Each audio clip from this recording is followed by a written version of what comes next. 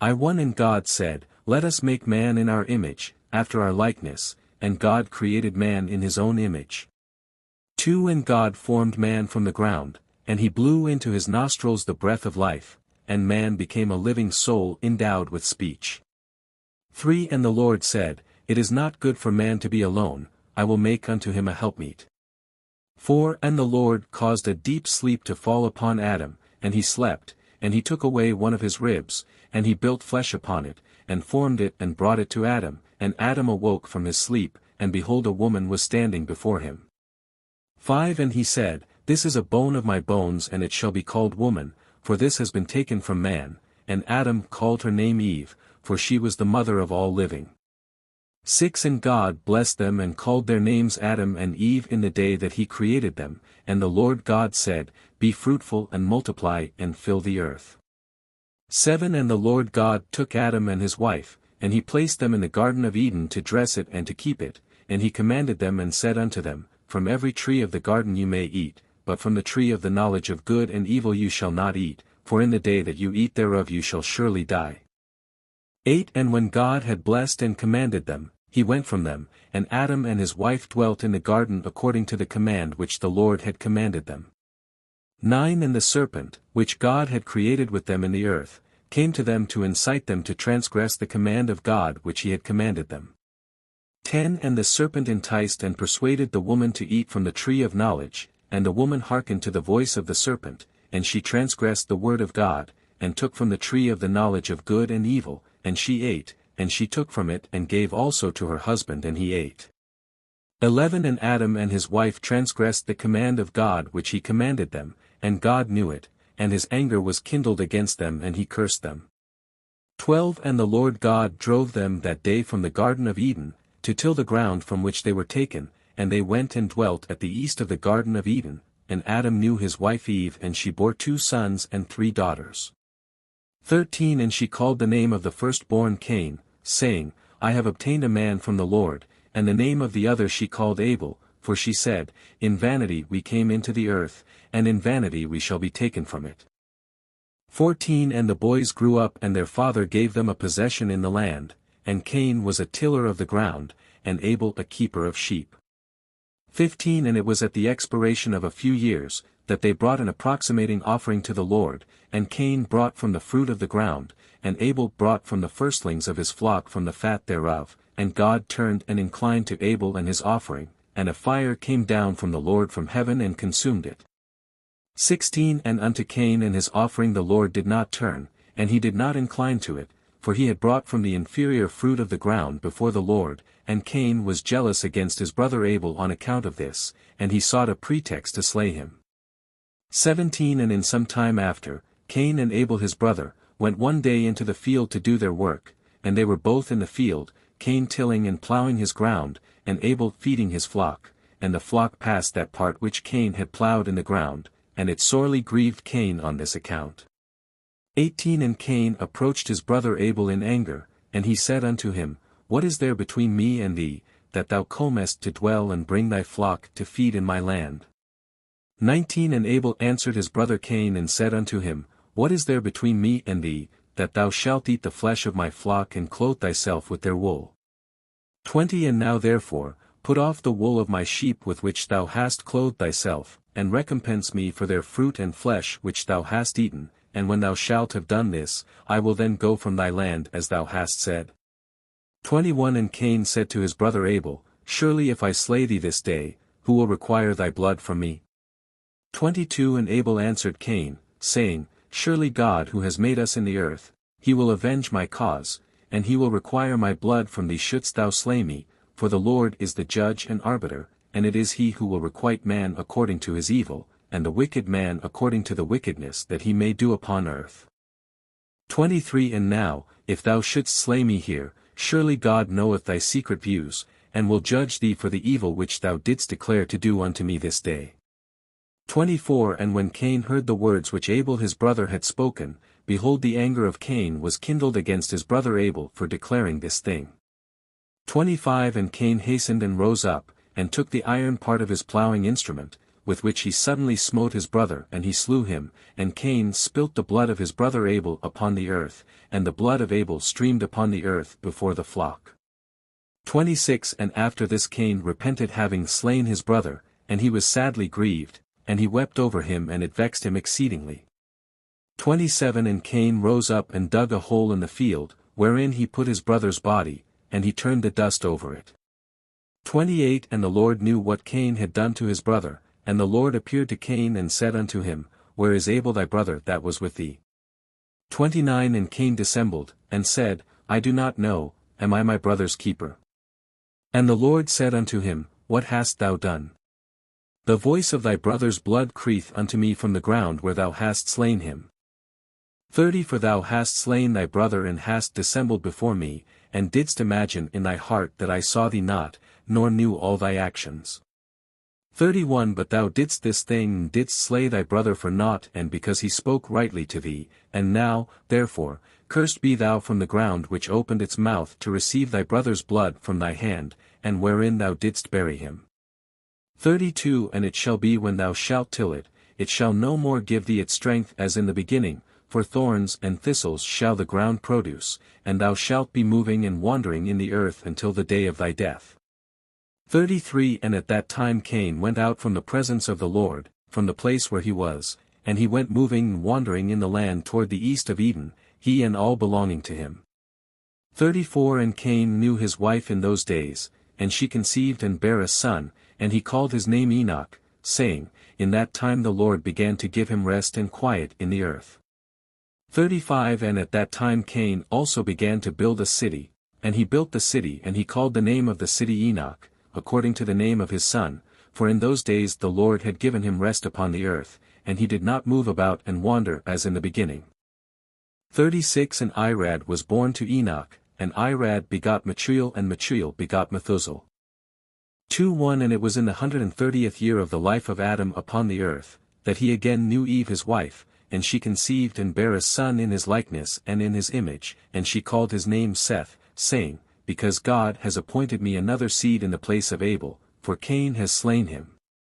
2 And Seth lived 105 years, and he begot a son, and Seth called the name of his son Enosh, saying, Because in that time the sons of men began to multiply, and to afflict their souls and hearts by transgressing and rebelling against God.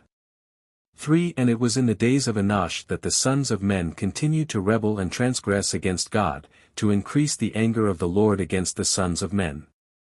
4 And the sons of men went and they served other gods, and they forgot the Lord who had created them in the earth, and in those days the sons of men made images of brass and iron, wood and stone, and they bowed down and served them.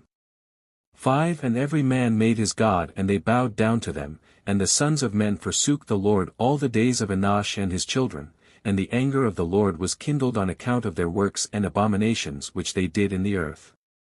6 And the Lord caused the waters of the river Gihon to overwhelm them, and he destroyed and consumed them, and he destroyed the third part of the earth, and notwithstanding this, the sons of men did not turn from their evil ways, and their hands were yet extended to do evil in the sight of the Lord. 7 And in those days there was neither sowing nor reaping in the earth, and there was no food for the sons of men and the famine was very great in those days.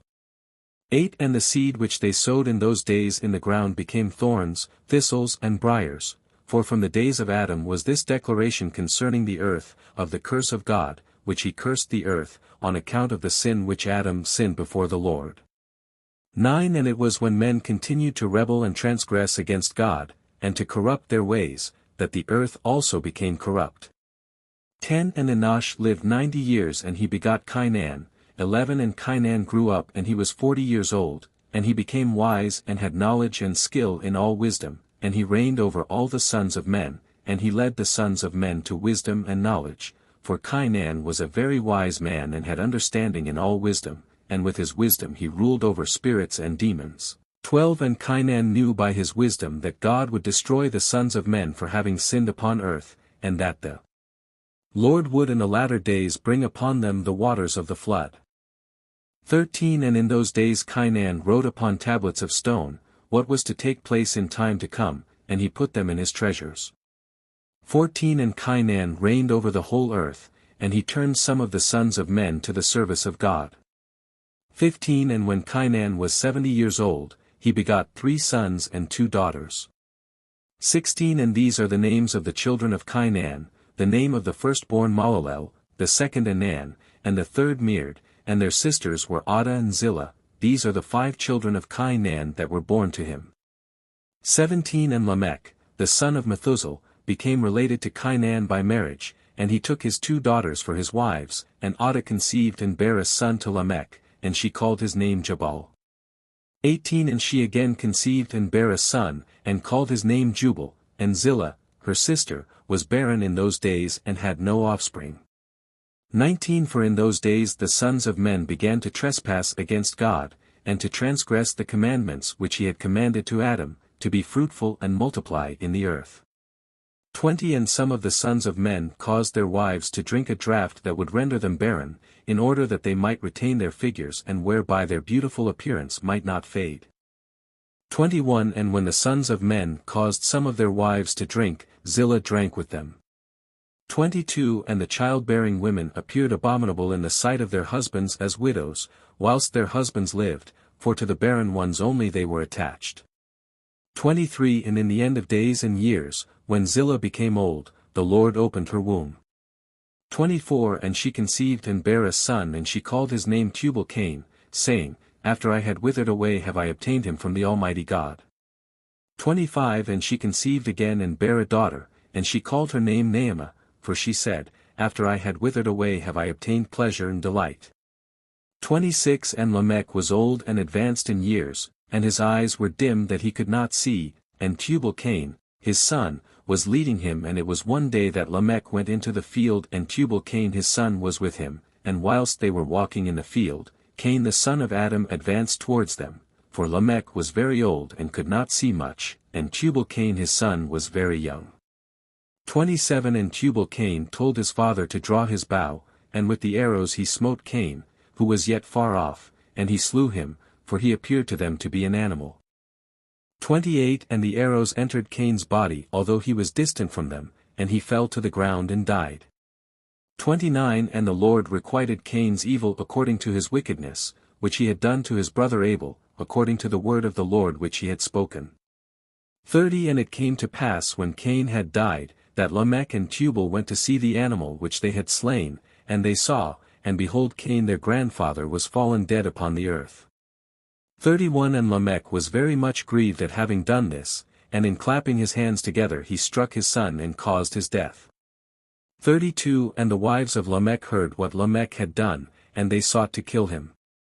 33 And the wives of Lamech hated him from that day, because he slew Cain and Tubal-Cain, and the wives of Lamech separated from him, and would not hearken to him in those days. 34 And Lamech came to his wives, and he pressed them to listen to him about this matter.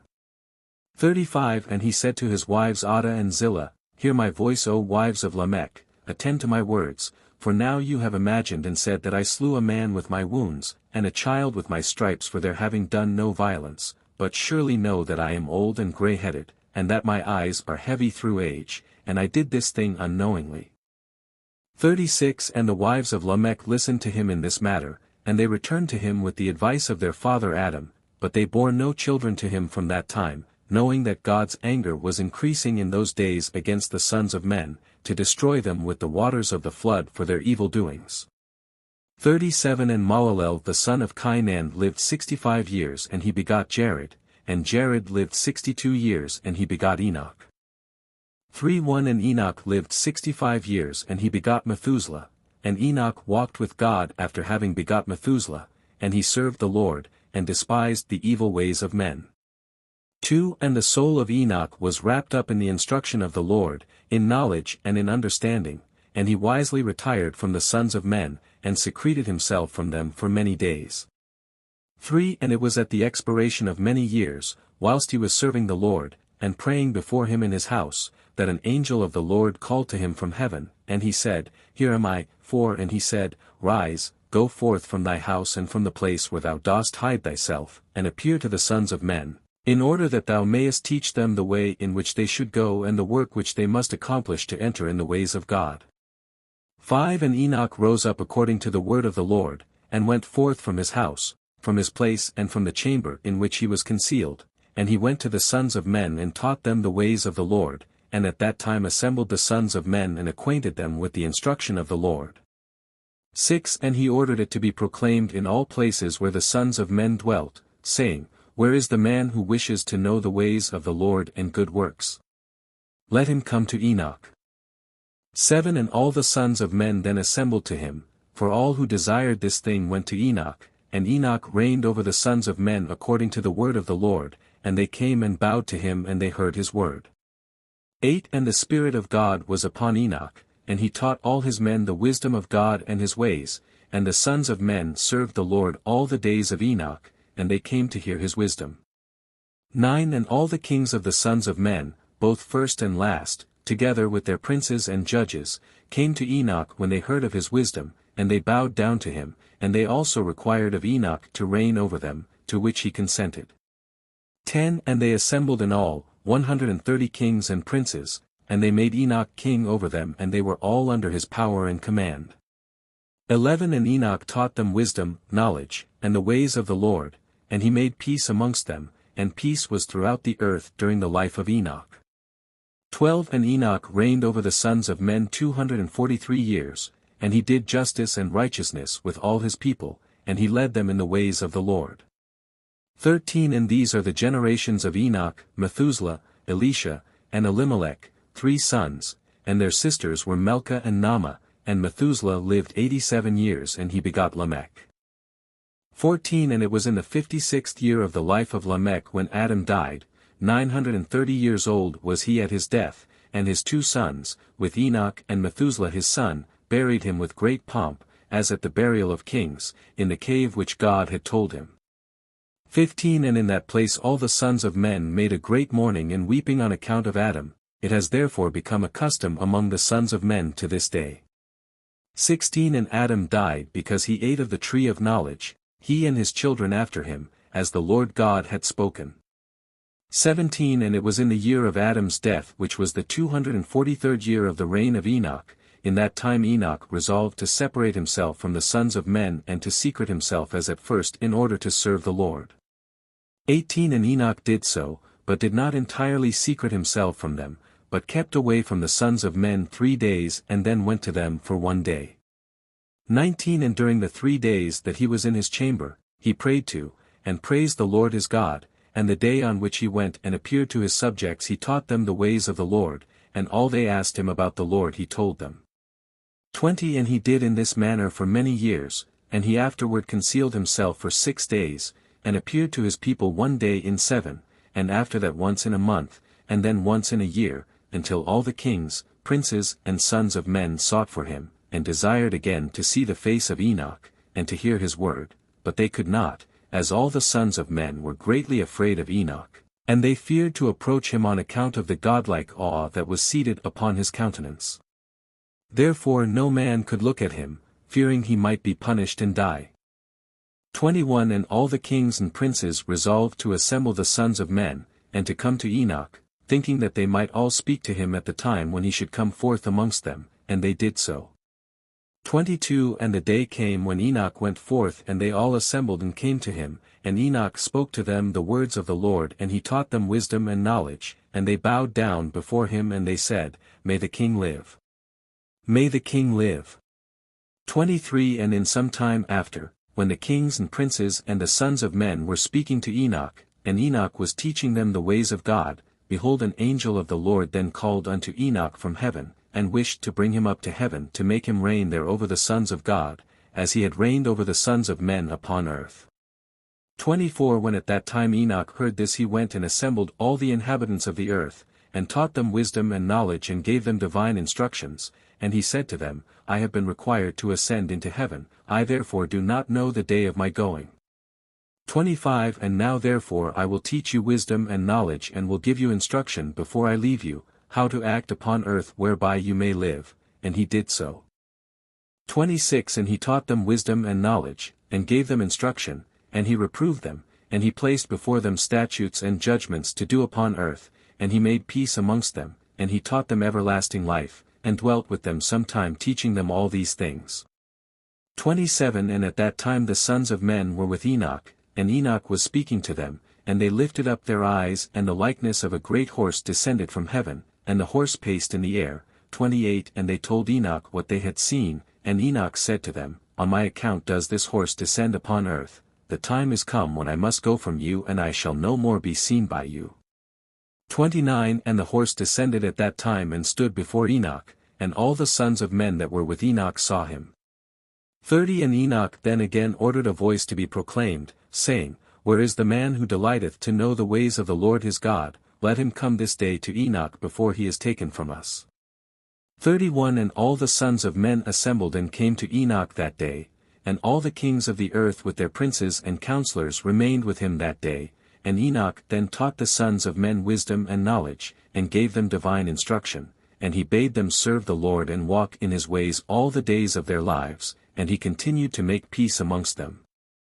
32 And it was after this that he rose up and rode upon the horse, and he went forth, and all the sons of men went after him, about 800,000 men, and they went with him 1 day's journey. 33 And the second day he said to them, Return home to your tents. Why will you go? Perhaps you may die. And some of them went from him, and those that remained went with him 6 days' journey. And Enoch said to them every day, Return to your tents, lest you may die. But they were not willing to return, and they went with him. 34 And on the 6th day some of the men remained and clung to him, and they said to him, We will go with thee to the place where thou goest, as the Lord liveth, death only shall separate us. 35 And they urged so much to go with him, that he ceased speaking to them, and they went after him and would not return. 36 And when the kings returned they caused a census to be taken, in order to know the number of remaining men that went with Enoch, and it was upon the 7th day that Enoch ascended into heaven in a whirlwind, with horses and chariots of fire. 37 And on the 8th day all the kings that had been with Enoch sent to bring back the number of men that were with Enoch, in that place from which he ascended into heaven. 38 And all those kings went to the place and they found the earth there filled with snow, and upon the snow were large stones of snow, and one said to the other, Come, let us break through the snow and see, perhaps the men that remained with Enoch are dead, and are now under the stones of snow, and they searched but could not find him, for he had ascended into heaven. For 1 And all the days that Enoch lived upon earth, were 365 years. 2 And when Enoch had ascended into heaven, all the kings of the earth rose and took Methuselah his son and anointed him, and they caused him to reign over them in the place of his father. 3 And Methuselah acted uprightly in the sight of God, as his father Enoch had taught him, and he likewise during the whole of his life taught the sons of men wisdom, knowledge and the fear of God, and he did not turn from the good way either to the right or to the left. 4 But in the latter days of Methuselah, the sons of men turned from the Lord, they corrupted the earth, they robbed and plundered each other, and they rebelled against God and they transgressed, and they corrupted their ways, and would not hearken to the voice of Methuselah, but rebelled against him. 5 And the Lord was exceedingly wroth against them, and the Lord continued to destroy the seed in those days, so that there was neither sowing nor reaping in the earth. 6 For when they sowed the ground in order that they might obtain food for their support, behold, thorns and thistles were produced which they did not sow. 7 And still the sons of men did not turn from their evil ways, and their hands were still extended to do evil in the sight of God, and they provoked the Lord with their evil ways, and the Lord was very wroth, and repented that he had made man. 8 And he thought to destroy and annihilate them, and he did so. 9 In those days when Lamech the son of Methuselah was 160 years old, Seth the son of Adam died. 10 And all the days that Seth lived, were 912 years, and he died. 11 And Lamech was 180 years old when he took Ashmua, the daughter of Elisha the son of Enoch his uncle, and she conceived. 12 And at that time the sons of men sowed the ground, and a little food was produced, yet the sons of men did not turn from their evil ways, and they trespassed and rebelled against God. 13 And the wife of Lamech conceived and bare him a son at that time, at the revolution of the year. 14 And Methuselah called his name Noah, saying, The earth was in his days at rest and free from corruption, and Lamech his father called his name Menachem, saying, This one shall comfort us in our works and miserable toil in the earth, which God had cursed. 15 And the child grew up and was weaned, and he went in the ways of his father Methuselah, perfect and upright with God. 16 And all the sons of men departed from the ways of the Lord in those days as they multiplied upon the face of the earth with sons and daughters, and they taught one another their evil practices and they continued sinning against the Lord. 17 And every man made unto himself a god, and they robbed and plundered every man his neighbor as well as his relative, and they corrupted the earth, and the earth was filled with violence. 18 And their judges and rulers went to the daughters of men and took their wives by force from their husbands according to their choice, and the sons of men in those days took from the cattle of the earth, the beasts of the field and the fowls of the air, and taught the mixture of animals of one species with the other, in order therewith to provoke the Lord. And God saw the whole earth and it was corrupt, for all flesh had corrupted its ways upon earth, all men and all animals. 19 And the Lord said, I will blot out man that I created from the face of the earth, yea from man to the birds of the air, together with cattle and beasts that are in the field, for I repent that I made them. 20 And all men who walked in the ways of the Lord, died in those days, before the Lord brought the evil upon man which he had declared, for this was from the Lord, that they should not see the evil which the Lord spoke of concerning the sons of men. 21 And Noah found grace in the sight of the Lord, and the Lord chose him and his children to raise up seed from them upon the face of the whole earth. V1 And it was in the 84th year of the life of Noah, that Enoch the son of Seth died, he was 905 years old at his death. 2 And in the 179th year of the life of Noah, Cainan the son of Enosh died, and all the days of Cainan were 910 years, and he died. 3 And in the 234th year of the life of Noah, Malalel the son of Cainan died, and the days of Malalel were 895 years, and he died. 4 And Jared the son of Malalel died in those days, in the 336th year of the life of Noah, and all the days of Jared were 962 years, and he died. 5 And all who followed the Lord died in those days, before they saw the evil which God declared to do upon earth.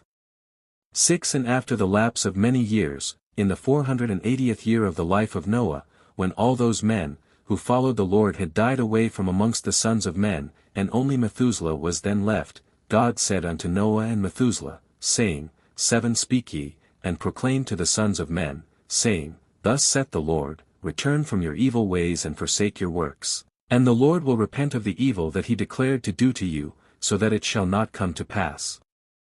8 For thus saith the Lord, Behold, I give you a period of 120 years, if you will turn to me and forsake your evil ways, then will I also turn away from the evil which I told you, and it shall not exist, saith the Lord.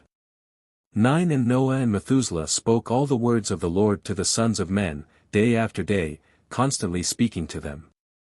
10 But the sons of men would not hearken to them, nor incline their ears to their words, and they were stiff-necked.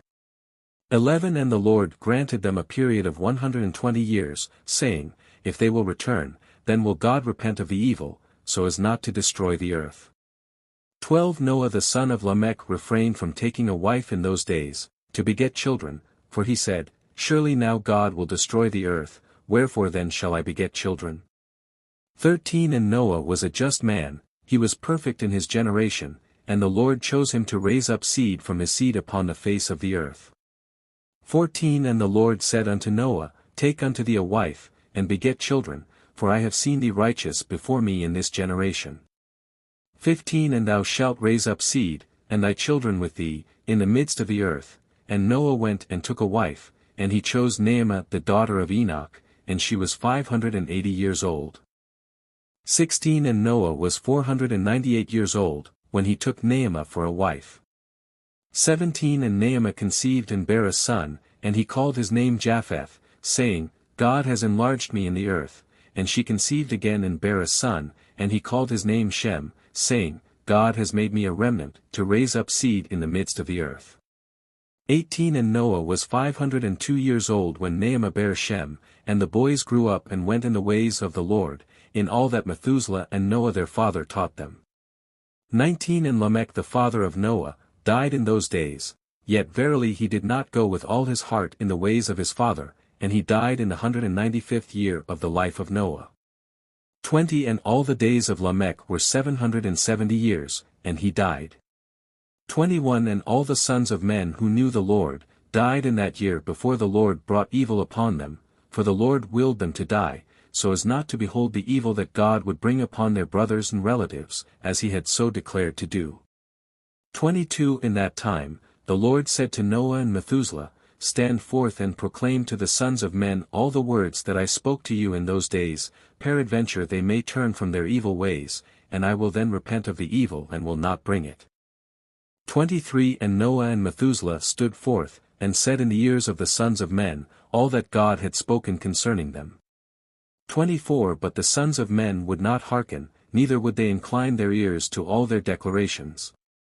25 And it was after this that the Lord said to Noah, The end of all flesh is come before me, on account of their evil deeds, and behold I will destroy the earth. 26 And do thou take unto thee gopher wood, and go to a certain place and make a large ark, and place it in that spot. 27 And thus shalt thou make it, 300 cubits its length, 50 cubits broad and 30 cubits high. 28 And thou shalt make unto thee a door, open at its side, and to a cubit thou shalt finish above, and cover it within and without with pitch. 29 And behold I will bring the flood of waters upon the earth, and all flesh be destroyed, from under the heavens all that is upon earth shall perish. 30 And thou and thy household shall go and gather 2 couple of all living things, male and female, and shall bring them to the ark, to raise up seed from them upon earth. 31 And gather unto thee all food that is eaten by all the animals, that there may be food for thee and for them.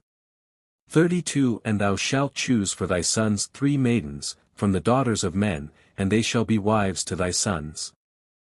33 And Noah rose up, and he made the ark, in the place where God had commanded him, and Noah did as God had ordered him.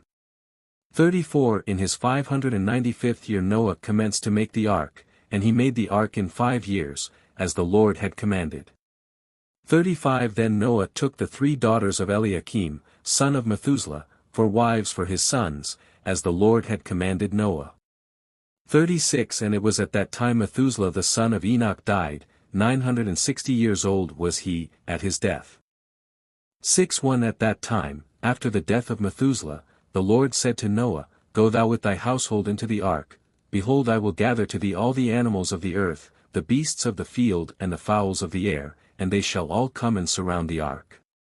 2 And thou shalt go and seat thyself by the doors of the ark, and all the beasts, the animals, and the fowls, shall assemble and place themselves before thee, and such of them as shall come and crouch before thee, shalt thou take and deliver into the hands of thy sons, who shall bring them to the ark, and all that will stand before thee thou shalt leave. 3 And the Lord brought this about on the next day, and animals, beasts, and fowls came in great multitudes and surrounded the ark. 4 And Noah went and seated himself by the door of the ark, and of all flesh that crouched before him, he brought into the ark, and all that stood before him he left upon earth. 5 And a lioness came, with her 2 whelps, male and female, and the 3 crouched before Noah, and the 2 whelps rose up against the lioness and smote her, and made her flee from her place, and she went away, and they returned to their places, and crouched upon the earth before Noah. 6 And the lioness ran away, and stood in the place of the lions. 7 And Noah saw this, and wondered greatly, and he rose and took the 2 whelps, and brought them into the ark. 8 And Noah brought into the ark from all living creatures that were upon earth, so that there was none left but which Noah brought into the ark. 9 2 And 2 came to Noah into the ark, but from the clean animals, and clean fowls, he brought 7 couples, as God had commanded him. 10 And all the animals, and beasts, and fowls, were still there, and they surrounded the ark at every place, and the rain had not descended till 7 days after. 11 And on that day, the Lord caused the whole earth to shake, and the sun darkened, and the foundations of the world raged, and the whole earth was moved violently, and the lightning flashed, and the thunder roared, and all the fountains in the earth were broken up, such as was not known to the inhabitants before, and God did this mighty act, in order to terrify the sons of men, that there might be no more evil upon earth. 12 And still the sons of men would not return from their evil ways, and they increased the anger of the Lord at that time, and did not even direct their hearts to all this. 13 And at the end of 7 days, in the 600th year of the life of Noah, the waters of the flood were upon the earth. 14 And all the fountains of the deep were broken up, and the windows of heaven were opened, and the rain was upon the earth 40 days and 40 nights. 15 And Noah and his household, and all the living creatures that were with him, came into the ark on account of the waters of the flood, and the Lord shut him in. 16 And all the sons of men that were left upon the earth, became exhausted through evil on account of the rain, for the waters were coming more violently upon the earth, and the animals and beasts were still surrounding the ark. 17 And the sons of men assembled together, about 700,000 men and women, and they came unto Noah to the ark. 18 And they called to Noah, saying, Open for us that we may come to thee in the ark, and wherefore shall we die? 19 And Noah, with a loud voice, answered them from the ark, saying, Have you not all rebelled against the Lord, and said that he does not exist? And therefore the Lord brought upon you this evil, to destroy and cut you off from the face of the earth. 20 Is not this the thing that I spoke to you of 120 years back, and you would not hearken to the voice of the Lord, and now do you desire to live upon earth? 21 And they said to Noah, We are ready to return to the Lord, only open for us that we may live and not die. 22 And Noah answered them, saying, Behold, now that you see the trouble of your souls, you wish to return to the Lord. Why did you not return during these 120 years, which the Lord granted you as the determined period? 23 But now you come and tell me this on account of the troubles of your souls. Now also the Lord will not listen to you, neither will he give ear to you on this day, so that you will not now succeed in your wishes. 24 And the sons of men approached in order to break into the ark, to come in on account of the rain, for they could not bear the rain upon them. 25 And the Lord sent all the beasts and animals that stood round the ark. And the beasts overpowered them and drove them from that place, and every man went his way, and they again scattered themselves upon the face of the earth. 26 And the rain was still descending upon the earth, and it descended 40 days and 40 nights, and the waters prevailed greatly upon the earth, and all flesh that was upon the earth or in the waters died, whether men, animals, beasts, creeping things or birds of the air, and there only remained Noah and those that were with him in the ark. 27 And the waters prevailed, and they greatly increased upon the earth, and they lifted up the ark, and it was raised from the earth. 28 And the ark floated upon the face of the waters, and it was tossed upon the waters, so that all the living creatures within were turned about like pottage in a cauldron. 29 And great anxiety seized all the living creatures that were in the ark, and the ark was like to be broken. 30 And all the living creatures that were in the ark were terrified, and the lions roared, and the oxen lowed, and the wolves howled, and every living creature in the ark spoke and lamented in its own language, so that their voices reached to a great distance, and Noah and his sons cried and wept in their troubles. They were greatly afraid that they had reached the gates of death. 31 And Noah prayed unto the Lord, and cried unto him on account of this, and he said, O Lord, help us, for we have no strength to bear this evil that has encompassed us, for the waves of the waters have surrounded us, mischievous torrents have terrified us, the snares of death have come before us. Answer us, O Lord, answer us, light up thy countenance toward us and be gracious to us, redeem us and deliver us. 32 And the Lord hearkened to the voice of Noah, and the Lord remembered him. 33 And a wind passed over the earth, and the waters were still, and the ark rested. 34 And the fountains of the deep and the windows of heaven were stopped, and the rain from heaven was restrained. 35 And the waters decreased in those days, and the ark rested upon the mountains of Ararat. 36 And Noah then opened the windows of the ark, and Noah still called out to the Lord at that time, and he said, O Lord, who didst form the earth and the heavens and all that are therein, bring forth our souls from this confinement, and from the prison wherein thou hast placed us, for I am much wearied with sighing. 37 And the Lord hearkened to the voice of Noah, and said to him, When thou shalt have completed a full year thou shalt then go forth. 38 And at the revolution of the year, when a full year was completed to Noah's dwelling in the ark, the waters were dried from off the earth, and Noah put off the covering of the ark. 39 At that time, on the 27th day of the second month, the earth was dry, but Noah and his sons, and those that were with him, did not go out from the ark until the Lord told them. 40 And the day came that the Lord told them to go out, and they all went out from the ark. 41 And they went and returned every one to his way and to his place, and Noah and his sons dwelt in the land that God had told them, and they served the Lord all their days, and the Lord blessed Noah and his sons on their going out from the ark.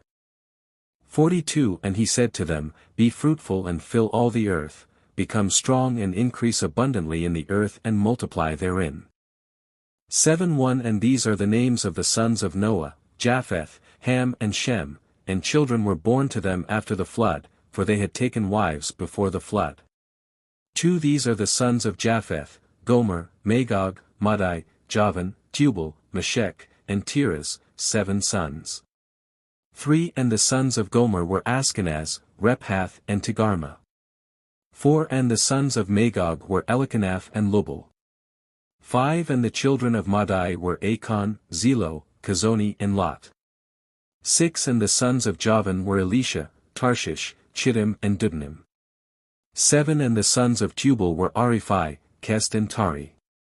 8 And the sons of Meshech were Dedan, Zaran and Shabashni. 9 And the sons of Tiras were Benib, Gera, Loperian and Gilek. These are the sons of Japheth according to their families, and their numbers in those days were about 460 men. 10 And these are the sons of Ham, Cush, Mitzrayim, Phut and Canaan, 4 sons, and the sons of Cush were Seba, Havilah, Sabta, Rama and Saticha, and the sons of Rama were Sheba and Dedan. 11 And the sons of Mitzrayim were Lud, Anam and Pathros, Chosloth and Chafter. 12 And the sons of Phut were Jebel, Hayden, Bina and Nadon. 13 And the sons of Canaan were Zidon, Hate, Amori, Jergashi, Hivi, Arki, Sani, Arodi, Zemodi and Kamothi. 14 These are the sons of Ham, according to their families, and their numbers in those days were about 730 men. 15 And these are the sons of Shem, Elam, Asher, Arpachshad, Lud and Aram, 5 sons, and the sons of Elam were Shushan, Meshul and Harmon. 16 And the sons of Ashar were Myras and Mokil, and the sons of Arpachshad were Shalach, Aner and Ashkal. 17 And the sons of Lud were Pether and Bezayan, and the sons of Aram were Uzi, Chul, Gather and Mash. 18 These are the sons of Shem, according to their families, and their numbers in those days were about 300 men. 15:19 These are the generations of Shem. Shem begot Arpachshad and Arpachshad begot Shalach, and Shalach begot Eber and to Eber were born 2 children, the name of one was Peleg, for in his days the sons of men were divided, and in the latter days, the earth was divided. 20 And the name of the second was Yoktan, meaning that in his day the lives of the sons of men were diminished and lessened. 21 These are the sons of Yoktan, Almadad, Shalaf, Shazarmoveth, Yerach, Hadram, Ozel, Dikla, Obal, Abimael, Sheba, Ophir, Havilah and Jobab, all these are the sons of Yoktan. 22 And Peleg his brother begot Yen, and Yen begot Serug, and Serug begot Nahor and Nahor begot Terah, and Terah was 38 years old, and he begot Haran and Nahor. 23 And Cush the son of Ham, the son of Noah, took a wife in those days in his old age, and she bare a son, and they called his name Nimrod, saying, At that time the sons of men again began to rebel and transgress against God, and the child grew up, and his father loved him exceedingly, for he was the son of his old age. 24 And the garments of skin which God made for Adam and his wife, when they went out of the garden, were given to Cush. 25 For after the death of Adam and his wife, the garments were given to Enoch, the son of Jared, and when Enoch was taken up to God, he gave them to Methuselah, his son. 26 And at the death of Methuselah, Noah took them and brought them to the ark, and they were with him until he went out of the ark. 27 And in their going out, Ham stole those garments from Noah his father, and he took them and hid them from his brothers. 28 And when Ham begot his firstborn Cush, he gave him the garments in secret, and they were with Cush many days. 29 And Cush also concealed them from his sons and brothers, and when Cush had begotten Nimrod, he gave him those garments through his love for him, and Nimrod grew up, and when he was 20 years old he put on those garments. 30 And Nimrod became strong when he put on the garments, and God gave him might and strength, and he was a mighty hunter in the earth, yea, he was a mighty hunter in the field, and he hunted the animals and he built altars, and he offered upon them the animals before the Lord. 31 And Nimrod strengthened himself, and he rose up from amongst his brethren, and he fought the battles of his brethren against all their enemies round about. 32 And the Lord delivered all the enemies of his brethren in his hands, and God prospered him from time to time in his battles, and he reigned upon earth.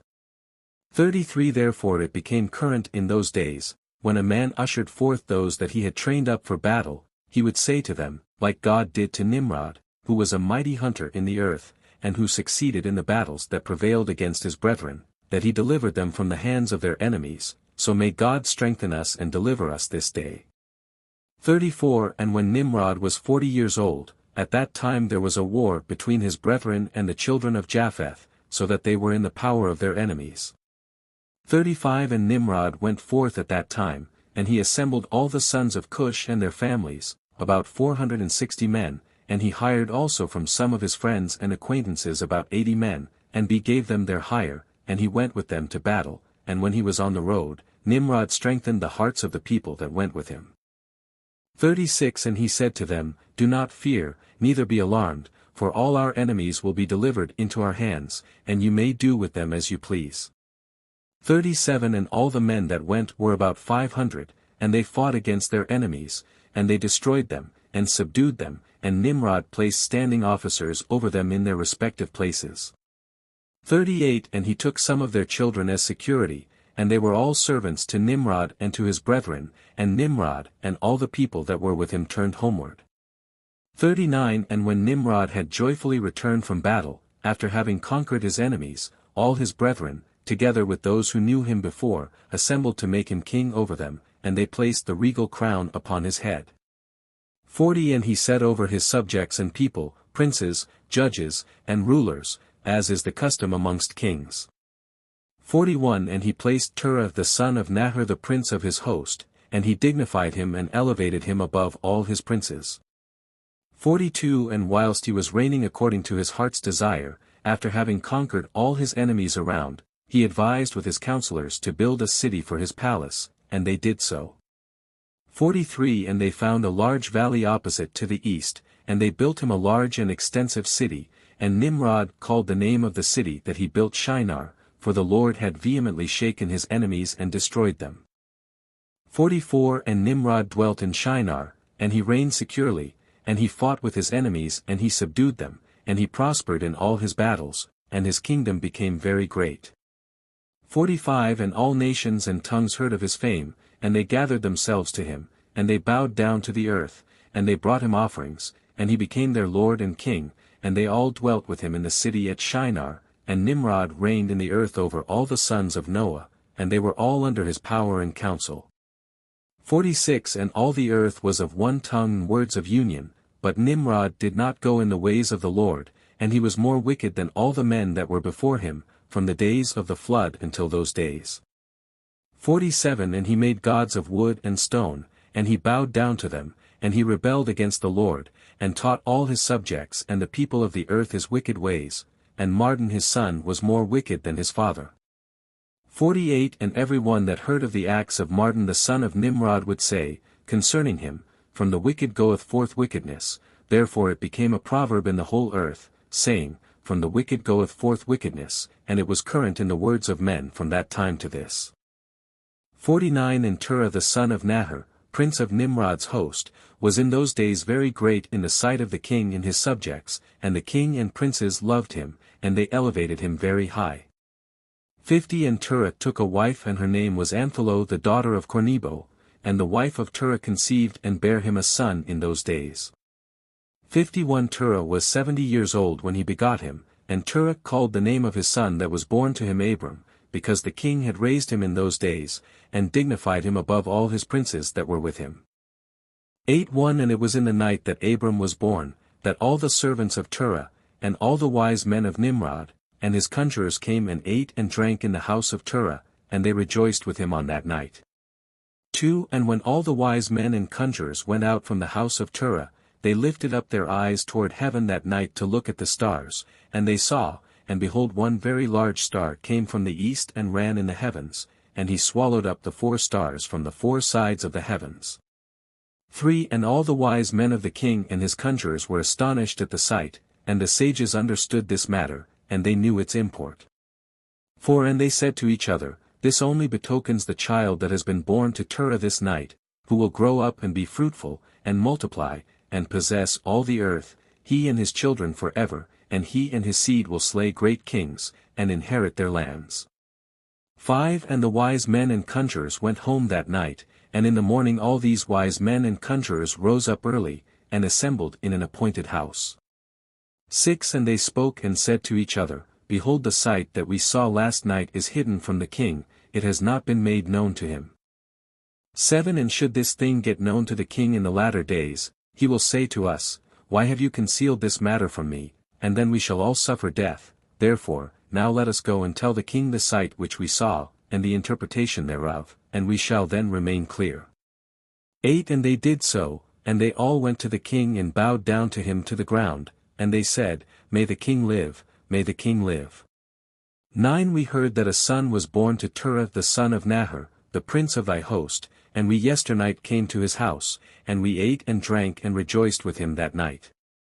10 And when thy servants went out from the house of Terah, to go to our respective homes to abide there for the night, we lifted up our eyes to heaven, and we saw a great star coming from the east, and the same star ran with great speed, and swallowed up 4 great stars, from the 4 sides of the heavens. 11 And thy servants were astonished at the sight which we saw, and were greatly terrified, and we made our judgment upon the sight, and knew by our wisdom the proper interpretation thereof, that this thing applies to the child that is born to Terah, who will grow up and multiply greatly, and become powerful, and kill all the kings of the earth, and inherit all their lands, he and his seed forever. 12 And now our Lord and King, behold, we have truly acquainted thee with what we have seen concerning this child. 13 If it seemeth good to the king to give his father value for this child, we will slay him before he shall grow up and increase in the land, and his evil increase against us, that we and our children perish through his evil. 14 And the king heard their words, and they seemed good in his sight, and he sent and called for Terah, and Terah came before the king. 15 And the king said to Terah, I have been told that a son was yesternight born to thee, and after this manner was observed in the heavens at his birth. 16 And now therefore give me the child, that we may slay him before his evil springs up against us, and I will give thee for his value, thy house full of silver and gold. 17 And Terah answered the king and said to him, My lord and king, I have heard thy words, and thy servant shall do all that his king desireth. 18 But my lord and king, I will tell thee what happened to me yesternight, that I may see what advice the king will give his servant, and then I will answer the king upon what he has just spoken. And the king said, Speak.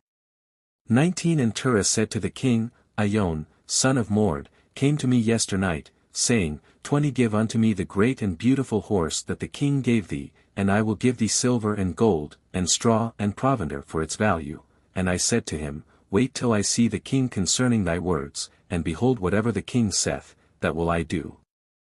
21 And now my lord and king, behold, I have made this thing known to thee, and the advice which my king will give unto his servant, that will I follow. 22 And the king heard the words of Terah, and his anger was kindled, and he considered him in the light of a fool.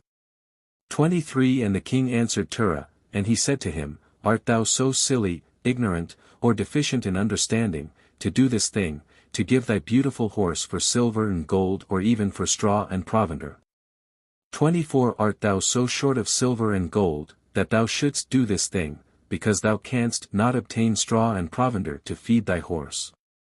And what is silver and gold to thee, or straw and provender, that thou shouldst give away that fine horse which I gave thee, like which there is none to be had on the whole earth? 25 And the king left off speaking, and Terah answered the king, saying, Like unto this has the king spoken to his servant. 26 I beseech thee, my lord and king, what is this which thou didst say unto me, saying, Give thy son that we may slay him, and I will give thee silver and gold for his value? What shall I do with silver and gold after the death of my son? Who shall inherit me? Surely then at my death, the silver and gold will return to my king who gave it. 27 And when the king heard the words of Terah, and the parable which he brought concerning the king, it grieved him greatly and he was vexed at this thing, and his anger burned within him. 28 And Terah saw that the anger of the king was kindled against him, and he answered the king, saying, All that I have is in the king's power, whatever the king desireth to do to his servant, that let him do, yea, even my son, he is in the king's power, without value in exchange, he and his 2 brothers that are older than he. 29 And the king said to Terah, No, but I will purchase thy younger son for a price. 30 And Terah answered the king, saying, I beseech thee my lord and king to let thy servant speak a word before thee, and let the king hear the word of his servant. And Terah said, Let my king give me 3 days' time till I consider this matter within myself, and consult with my family concerning the words of my king. And he pressed the king greatly to agree to this. 31 And the king hearkened to Terah, and he did so, and he gave him 3 days' time, and Terah went out from the king's presence, and he came home to his family and spoke to them all the words of the king, and the people were greatly afraid. 32 And it was in the 3rd day that the king sent to Terah, saying, Send me thy son for a price as I spoke to thee, and shouldst thou not do this, I will send and slay all thou hast in thy house, so that thou shalt not even have a dog remaining. 33 And Terah hastened, as the thing was urgent from the king, and he took a child from one of his servants, which his handmaid had borne to him that day, and Terah brought the child to the king and received value for him. 34 And the Lord was with Terah in this matter, that Nimrod might not cause Abram's death, and the king took the child from Terah and with all his might dashed his head to the ground, for he thought it had been Abram, and this was concealed from him from that day, and it was forgotten by the king, as it was the will of providence not to suffer Abram's death. 35 And Terah took Abram his son secretly, together with his mother and nurse, and he concealed them in a cave, and he brought them their provisions monthly. 36 And the Lord was with Abram in the cave, and he grew up, and Abram was in the cave 10 years, and the king and his princes, soothsayers and sages, thought that the king had killed Abram. 9 And Haran, the son of Terah, Abram's oldest brother, took a wife in those days. 2 Haran was 39 years old when he took her, and the wife of Haran conceived and bare a son, and he called his name Lot. 3 And she conceived again and bare a daughter, and she called her name Milcah, and she again conceived and bare a daughter, and she called her name Sarai. For Haran was 42 years old when he begot Sarai, which was in the 10th year of the life of Abram, and in those days Abram and his mother and nurse went out from the cave, as the king and his subjects had forgotten the affair of Abram. 5 And when Abram came out from the cave, he went to Noah and his son Shem, and he remained with them to learn the instruction of the Lord and his ways, and no man knew where Abram was, and Abram served Noah and Shem his son for a long time. 6 And Abram was in Noah's house 39 years, and Abram knew the Lord from 3 years old, and he went in the ways of the Lord until the day of his death, as Noah and his son Shem had taught him, and all the sons of the earth in those days greatly transgressed against the Lord, and they rebelled against him and they served other gods, and they forgot the Lord who had created them in the earth. And the inhabitants of the earth made unto themselves, at that time, every man his god, gods of wood and stone which could neither speak, hear, nor deliver, and the sons of men served them and they became their gods. 7 And the king and all his servants, and Terah with all his household were then the first of those that served gods of wood and stone. 28 And Terah had 12 gods of large size, made of wood and stone, after the 12 months of the year, and he served each one monthly, and every month Terah would bring his meat offering and drink offering to his gods. Thus did Terah all the days. 9 And all that generation were wicked in the sight of the Lord, and they thus made every man his god, but they forsook the Lord who had created them. 10 And there was not a man found in those days in the whole earth, who knew the Lord, for they served each man his own god, except Noah and his household, and all those who were under his counsel knew the Lord in those days. 11 And Abram the son of Terah was waxing great in those days in the house of Noah, and no man knew it, and the Lord was with him. 12 And the Lord gave Abram an understanding heart, and he knew all the works of that generation were vain, and that all their gods were vain and were of no avail. 13 And Abram saw the sun shining upon the earth, and Abram said unto himself, Surely now this sun that shines upon the earth is God, and him will I serve. 14 And Abram served the sun in that day and he prayed to him, and when evening came the sun set as usual, and Abram said within himself, Surely this cannot be God. 15 And Abram still continued to speak within himself, Who is he who made the heavens and the earth? Who created upon earth? Where is he? 16 And night darkened over him, and he lifted up his eyes toward the west, north, south, and east, and he saw that the sun had vanished from the earth, and the day became dark. 17 And Abram saw the stars and moon before him, and he said, Surely this is the God who created the whole earth as well as man, and behold these his servants are gods around him, and Abram served the moon and prayed to it all that night. 18 And in the morning when it was light and the sun shone upon the earth as usual, Abram saw all the things that the Lord God had made upon earth. 19 And Abram said unto himself, Surely these are not gods that made the earth and all mankind, but these are the servants of God. And Abram remained in the house of Noah, and there knew the Lord and his ways, and he served the Lord all the days of his life, and all that generation forgot the Lord, and served other gods of wood and stone, and rebelled all their days. 20 And King Nimrod reigned securely, and all the earth was under his control, and all the earth was of one tongue and words of union. 21 And all the princes of Nimrod and his great men took counsel together, Phut, Mitzrayim, Cush and Canaan with their families, and they said to each other, Come let us build ourselves a city and in it a strong tower, and its top reaching heaven, and we will make ourselves famed, so that we may reign upon the whole world, in order that the evil of our enemies may cease from us, that we may reign mightily over them, and that we may not become scattered over the earth on account of their wars. 22 And they all went before the king, and they told the king these words, and the king agreed with them in this affair, and he did so. 23 And all the families assembled consisting of about 600,000 men, and they went to seek an extensive piece of ground to build the city and the tower, and they sought in the whole earth and they found none like one valley at the east of the land of Shinar, about 2 days' walk, and they journeyed there and they dwelt there. 24 And they began to make bricks and burn fires to build the city and the tower that they had imagined to complete. 25 And the building of the tower was unto them a transgression and a sin, and they began to build it, and whilst they were building against the Lord God of heaven, they imagined in their hearts to war against him and to ascend into heaven. 26 And all these people and all the families divided themselves in 3 parts, the first said we will ascend into heaven and fight against him, the second said, we will ascend to heaven and place our own gods there and serve them, and the third part said, we will ascend to heaven and smite him with bows and spears, and God knew all their works and all their evil thoughts, and he saw the city and the tower which they were building. 27 And when they were building they built themselves a great city and a very high and strong tower, and on account of its height the mortar and bricks did not reach the builders in their ascent to it, until those who went up had completed a full year, and after that, they reached to the builders and gave them the mortar and the bricks, thus was it done daily. 28 And behold these ascended and others descended the whole day, and if a brick should fall from their hands and get broken, they would all weep over it, and if a man fell and died, none of them would look at him.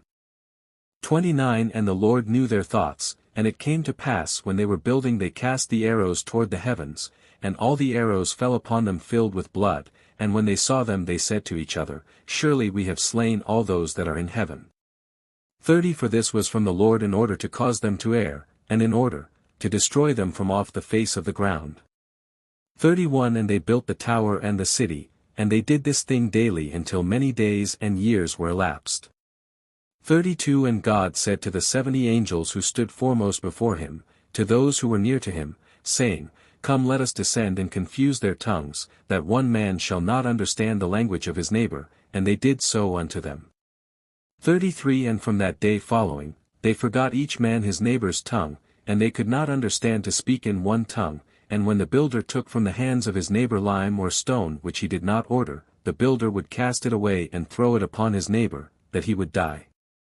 34 And they did so many days, and they killed many of them in this manner. 35 And the Lord smote the 3 divisions that were there, and he punished them according to their works and designs. Those who said, We will ascend to heaven and serve our gods, became like apes and elephants, and those who said, We will smite the heaven with arrows, the Lord killed them, one man through the hand of his neighbor, and the third division of those who said, We will ascend to heaven and fight against him, the Lord scattered them throughout the earth. 36 And those who were left amongst them, when they knew and understood the evil which was coming upon them, they forsook the building, and they also became scattered upon the face of the whole earth. 37 And they ceased building the city in the tower, therefore he called that place Babel, for there the Lord confounded the language of the whole earth, behold it was at the east of the land of Shinar. 38 And as to the tower which the sons of men built, the earth opened its mouth and swallowed up 1/3 part thereof, and a fire also descended from heaven and burned another third, and the other third is left to this day, and it is of that part which was aloft, and its circumference is 3 days' walk. 39 And many of the sons of men died in that tower, a people without number. X1 And Peleg the son of Eber died in those days, in the 48th year of the life of Abram son of Terah, and all the days of Peleg were 239 years. 2 And when the Lord had scattered the sons of men on account of their sin at the tower, behold they spread forth into many divisions, and all the sons of men were dispersed into the 4 corners of the earth. 3 And all the families became each according to its language, its land, or its city. 4 And the sons of men built many cities according to their families, in all the places where they went, and throughout the earth where the Lord had scattered them. 5 And some of them built cities in places from which they were afterward extirpated, and they called these cities after their own names, or the names of their children, or after their particular occurrences. 6 And the sons of Japheth the son of Noah went and built themselves cities in the places where they were scattered, and they called all their cities after their names, and the sons of Japheth were divided upon the face of the earth into many divisions and languages. 7 And these are the sons of Japheth according to their families, Gomer, Magog, Madai, Javan, Tubal, Meshech and Tiras, these are the children of Japheth according to their generations. 8 And the children of Gomer, according to their cities, were the Francum, who dwell in the land of Franza, by the river Franza, by the river Sina. 9 And the children of Rephath are the Bartanim, who dwell in the land of Bartonia by the river Leda, which empties its waters in the great sea Gin, that is, Oceanus. 10 And the children of Togarmah are 10 families, and these are their names, Buzur, Parzanak, Balgar, Elikanam, Ragbib, Tarki, Bid, Zebuk, Ongal and Tilmas, all these spread and rested in the north and built themselves cities. 11 And they called their cities after their own names, those are they who abide by the rivers Hithla and Italak unto this day. 12 But the families of Angali, Balgar and Parzanak, they dwell by the great river Dubne, and the names of their cities are also according to their own names. 13 And the children of Javan are the Javanim who dwell in the land of Macedonia, and the children of Medair are the Orlum that dwell in the land of Curson, and the children of Tubal are those that dwell in the land of Tuscana by the river Pashia. 14 And the children of Meshech are the Shabashni and the children of Tiras are Rushash, Cushni, and Ongalis, all these went and built themselves cities, those are the cities that are situate by the sea Jabus by the river Kura, which empties itself in the river Tragon. 15 And the children of Elisha are the Almanim, and they also went and built themselves cities, those are the cities situate between the mountains of Job and Shebathmo, and of them were the people of Lombardy who dwell opposite the mountains of Job and Shebathmo, and they conquered the land of Italia and remained there unto this day. 16 And the children of Chittim are the Romim who dwell in the valley of Conopia by the river Tibru.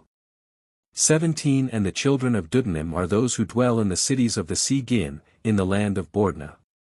18 These are the families of the children of Japheth according to their cities and languages, when they were scattered after the tower, and they called their cities after their names and occurrences, and these are the names of all their cities according to their families, which they built in those days after the tower. 19 And the children of Ham were Cush, Mitzrayim, Phut and Canaan according to their generation in cities. 20 All these went and built themselves cities as they found fit places for them, and they called their cities after the names of their fathers Cush, Mitzrayim, Phut and Canaan. 21 And the children of Mitzrayim are the Ludim, Anamim, Lehabim, Naphtuchim, Pathrusim, Casluchim and Kaphcherim, 7 families. 22 All these dwell by the river Sire, that is the brook of Egypt, and they built themselves cities and called them after their own names. 23 And the children of Pathros and Casloch intermarried together, and from them went forth the Pelishtim, the Azathim, and the Jerarim, the Githim and the Ekranim, in all 5 families. These also built themselves cities, and they called their cities after the names of their fathers unto this day. 24 And the children of Canaan also built themselves cities, and they called their cities after their names, 11 cities and others without number. 25 And 4 men from the family of Ham went to the land of the plain. These are the names of the 4 men, Sodom, Gomorrah, Admah and Zeboim. 26 And these men built themselves 4 cities in the land of the plain, and they called the names of their cities after their own names. 27 And they and their children and all belonging to them dwelt in those cities, and they were fruitful and multiplied greatly and dwelt peaceably. 28 And Seir the son of Hur, son of Hivi, son of Canaan, went and found a valley opposite to Mount Paran, and he built a city there, and he and his 7 sons and his household dwelt there, and he called the city which he built Seir, according to his name, that is the land of Seir unto this day. 29 These are the families of the children of Ham, according to their languages and cities, when they were scattered to their countries after the tower. 30 And some of the children of Shem son of Noah, father of all the children of Eber, also went and built themselves cities in the places wherein they were scattered, and they called their cities after their names. 31 And the sons of Shem were Elam, Asshur, Arpachshad, Lud and Aram, and they built themselves cities and called the names of all their cities after their names. 32 And Asshur son of Shem and his children and household went forth at that time, a very large body of them, and they went to a distant land that they found, and they met with a very extensive valley in the land that they went to, and they built themselves 4 cities, and they called them after their own names and occurrences. 33 And these are the names of the cities which the children of Asshur built, Nineveh, Rezin, Calach and Rehoboth, and the children of Asshur dwell there unto this day. 34 And the children of Aram also went and built themselves a city, and they called the name of the city Uz after their eldest brother, and they dwell therein, that is the land of Uz to this day. 35 And in the 2nd year after the tower a man from the house of Asshur, whose name was Bela, went from the land of Nineveh to sojourn with his household wherever he could find a place, and they came until opposite the cities of the plain against Sodom, and they dwelt there. 36 And the man rose up and built there a small city, and called its name Bela, after his name, that is the land of Zor unto this day. 37 And these are the families of the children of Shem according to their language and cities, after they were scattered upon the earth after the tower. 38 In every kingdom, city, and family of the families of the children of Noah built themselves many cities after this. 39 And they established governments in all their cities, in order to be regulated by their orders, so did all the families of the children of Noah forever. 11 And Nimrod son of Cush was still in the land of Shinar, and he reigned over it and dwelt there, and he built cities in the land of Shinar. 2 And these are the names of the 4 cities which he built, and he called their names after the occurrences that happened to them in the building of the tower. 3 And he called the first Babel, saying, because the Lord there confounded the language of the whole earth, and the name of the second he called Erech, because from there God dispersed them. 4 And the third he called Esht, saying there was a great battle at that place, and the 4th he called Calneh, because his princes and mighty men were consumed there, and they vexed the Lord, they rebelled and transgressed against him. 5 And when Nimrod had built these cities in the land of Shinar, he placed in them the remainder of his people, his princes and his mighty men that were left in his kingdom. 6 And Nimrod dwelt in Babel, and he there renewed his reign over the rest of his subjects, and he reigned securely, and the subjects and princes of Nimrod called his name Amraphel, saying that at the tower his princes and men fell through his means. 7 And notwithstanding this, Nimrod did not return to the Lord, and he continued in wickedness and teaching wickedness to the sons of men, and Mardon, his son, was worse than his father, and continued to add to the abominations of his father. 8 And he caused the sons of men to sin, therefore it is said, from the wicked goeth forth wickedness. 9 At that time there was war between the families of the children of Ham, as they were dwelling in the cities which they had built. 10 And Kedorlaomer, king of Elam, went away from the families of the children of Ham, and he fought with them and he subdued them, and he went to the 5 cities of the plain and he fought against them and he subdued them, and they were under his control. 11 And they served him 12 years, and they gave him a yearly tax. 12 At that time died Nahor, son of Serug, in the 49th year of the life of Abram son of Terah. 13 And in the 50th year of the life of Abram son of Terah, Abram came forth from the house of Noah, and went to his father's house. 14 And Abram knew the Lord, and he went in his ways and instructions, and the Lord his God was with him. 15 And Terah his father was in those days, still captain of the host of King Nimrod, and he still followed strange gods. 16 And Abram came to his father's house and saw 12 gods standing there in their temples, and the anger of Abram was kindled when he saw these images in his father's house. 17 And Abram said, As the Lord liveth, these images shall not remain in my father's house, so shall the Lord who created me do unto me if in 3 days' time I do not break them all. 18 And Abram went from them, and his anger burned within him. And Abram hastened and went from the chamber to his father's outer court, and he found his father sitting in the court, and all his servants with him, and Abram came and sat before him. 19 And Abram asked his father, saying, Father, tell me where is God who created heaven and earth, and all the sons of men upon earth, and who created thee and me? And Terah answered his son Abram and said, Behold, those who created us are all with us in the house. 20 And Abram said to his father, My lord, shew them to me I pray thee. And Terah brought Abram into the chamber of the inner court, and Abram saw, and behold, the whole room was full of gods of wood and stone, 12 great images and others less than they without number. 21 And Terah said to his son, Behold, these are they which made all thou sayest upon earth, and which created me and thee, and all mankind. 22 And Terah bowed down to his gods, and he then went away from them, and Abram, his son, went away with him. 23 And when Abram had gone from them, he went to his mother and sat before her, and he said to his mother, Behold, my father has shown me those who made heaven and earth, and all the sons of men. 24 Now, therefore, hasten and fetch a kid from the flock, and make of it savory meat, that I may bring it to my father's gods as an offering for them to eat, perhaps I may thereby become acceptable to them. 25 And his mother did so, and she fetched a kid, and made savory meat thereof, and brought it to Abram, and Abram took the savory meat from his mother and brought it before his father's gods, and he drew nigh to them that they might eat, and Terah his father did not know of it. 26 And Abram saw on the day when he was sitting amongst them, that they had no voice, no hearing, no motion, and not one of them could stretch forth his hand to eat. 27 And Abram mocked them, and said, Surely the savory meat that I prepared has not pleased them, or perhaps it was too little for them, and for that reason they would not eat, therefore tomorrow I will prepare fresh savory meat, better and more plentiful than this, in order that I may see the result. 28 And it was on the next day that Abram directed his mother concerning the savory meat, and his mother rose and fetched 3 fine kids from the flock, and she made of them some excellent savory meat, such as her son was fond of, and she gave it to her son Abram, and Terah his father did not know of it. 29 And Abram took the savory meat from his mother, and brought it before his father's gods into the chamber, and he came nigh unto them that they might eat, and he placed it before them, and Abram sat before them all day, thinking perhaps they might eat. 30 And Abram viewed them, and behold, they had neither voice nor hearing, nor did one of them stretch forth his hand to the meat to eat. 31 And in the evening of that day in that house Abram was clothed with the Spirit of God.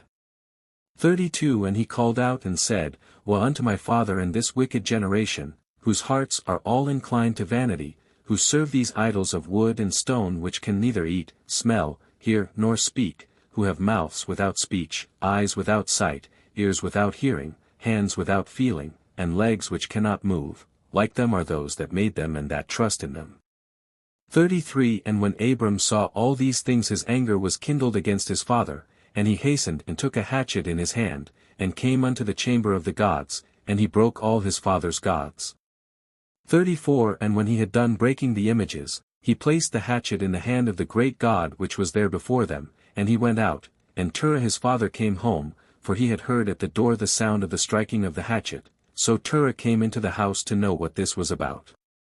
35 And Terah, having heard the noise of the hatchet in the room of images, ran to the room to the images, and he met Abram going out.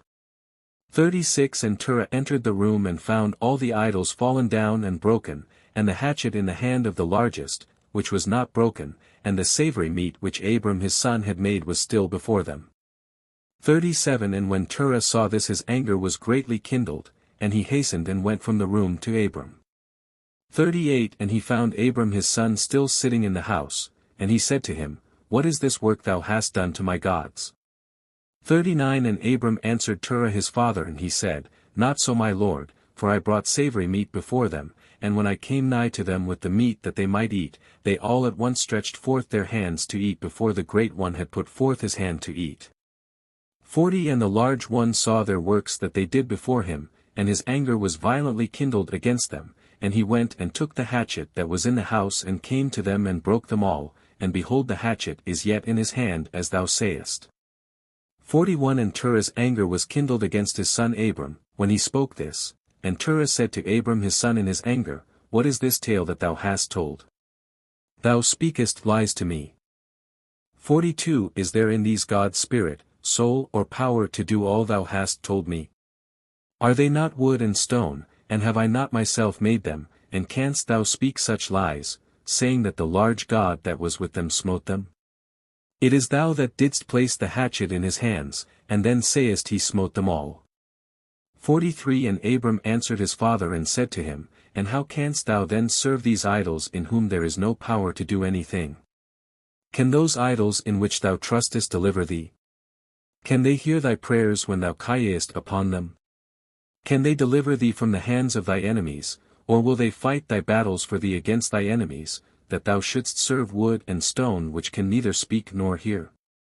44 And now surely it is not good for thee nor for the sons of men that are connected with thee, to do these things. Are you so silly, so foolish or so short of understanding that you will serve wood and stone, and do after this manner?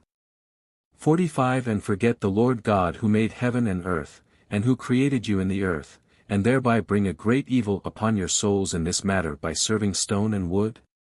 46 Did not our fathers in days of old sin in this matter, and the Lord God of the universe brought the waters of the flood upon them and destroyed the whole earth?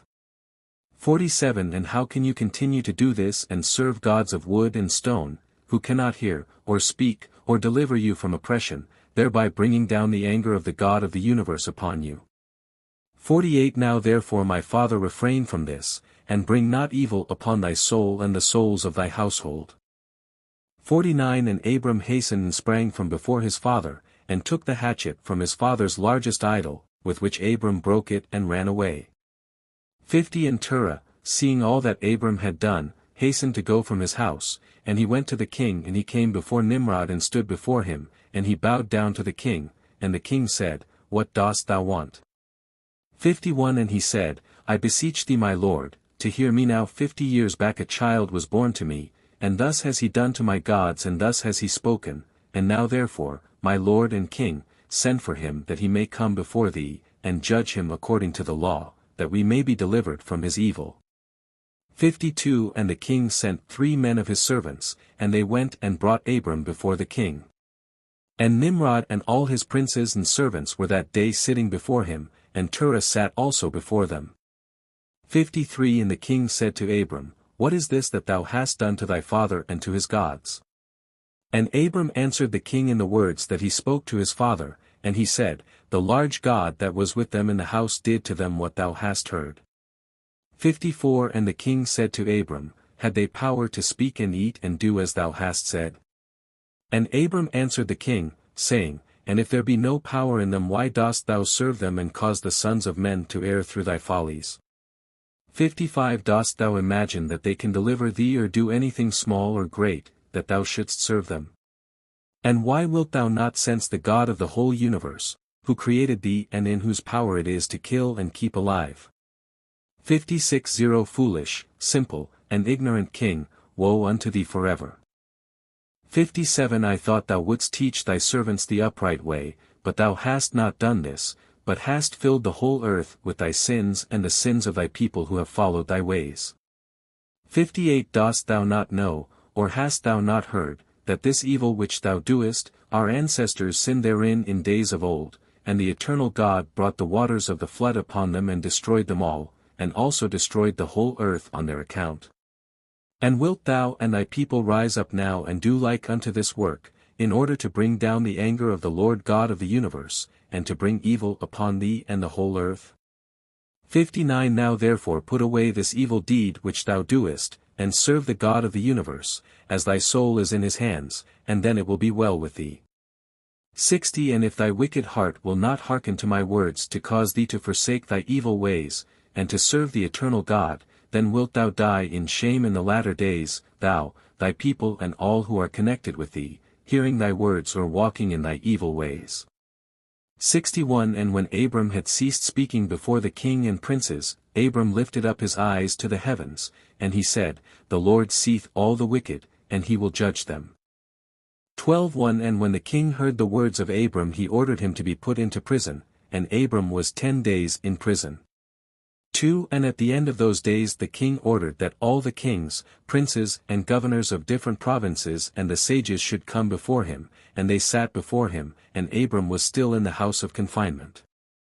3 And the king said to the princes and sages, Have you heard what Abram, the son of Terah, has done to his father?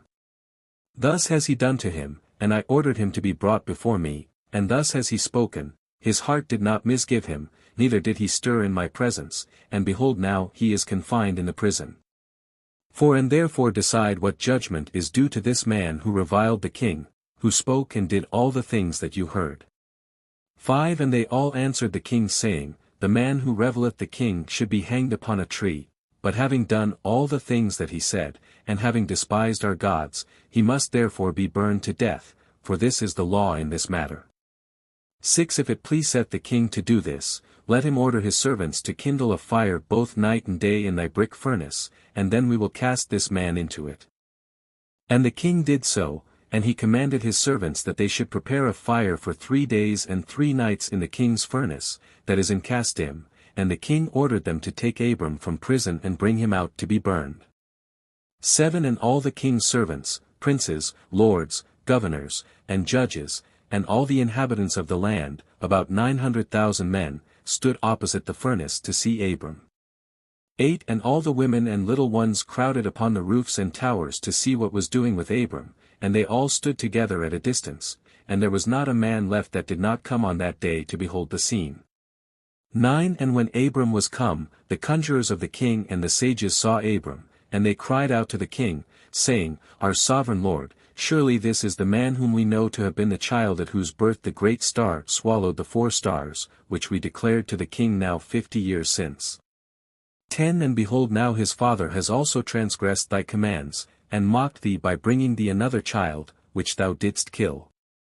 11 And when the king heard their words, he was exceedingly wroth, and he ordered Terah to be brought before him.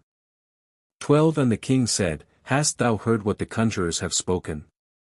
Now tell me truly, how didst thou, and if thou shalt speak truth thou shalt be acquitted. 13 And seeing that the king's anger was so much kindled, Terah said to the king, My lord and king, thou hast heard the truth, and what the sages have spoken is right. And the king said, How couldst thou do this thing, to transgress my orders and to give me a child that thou didst not beget, and to take value for him? 14 And Terah answered the king, Because my tender feelings were excited for my son, at that time, and I took a son of my handmaid, and I brought him to the king. 15 And the king said, Who advised thee to this? Tell me, do not hide aught from me, and then thou shalt not die. 16 And Terah was greatly terrified in the king's presence, and he said to the king, It was Haran my eldest son who advised me to this, and Haran was in those days that Abram was born, 32 years old. 17 But Haran did not advise his father to anything, for Terah said this to the king in order to deliver his soul from the king, for he feared greatly, and the king said to Terah, Haran thy son who advised thee to this shall die through fire with Abram, for the sentence of death is upon him for having rebelled against the king's desire in doing this thing. 18 And Haran at that time felt inclined to follow the ways of Abram, but he kept it within himself. 19 And Haran said in his heart, Behold now the king has seized Abram on account of these things which Abram did, and it shall come to pass, that if Abram prevail over the king I will follow him, but if the king prevail I will go after the king. 20 And when Terah had spoken this to the king concerning Haran his son, the king ordered Haran to be seized with Abram.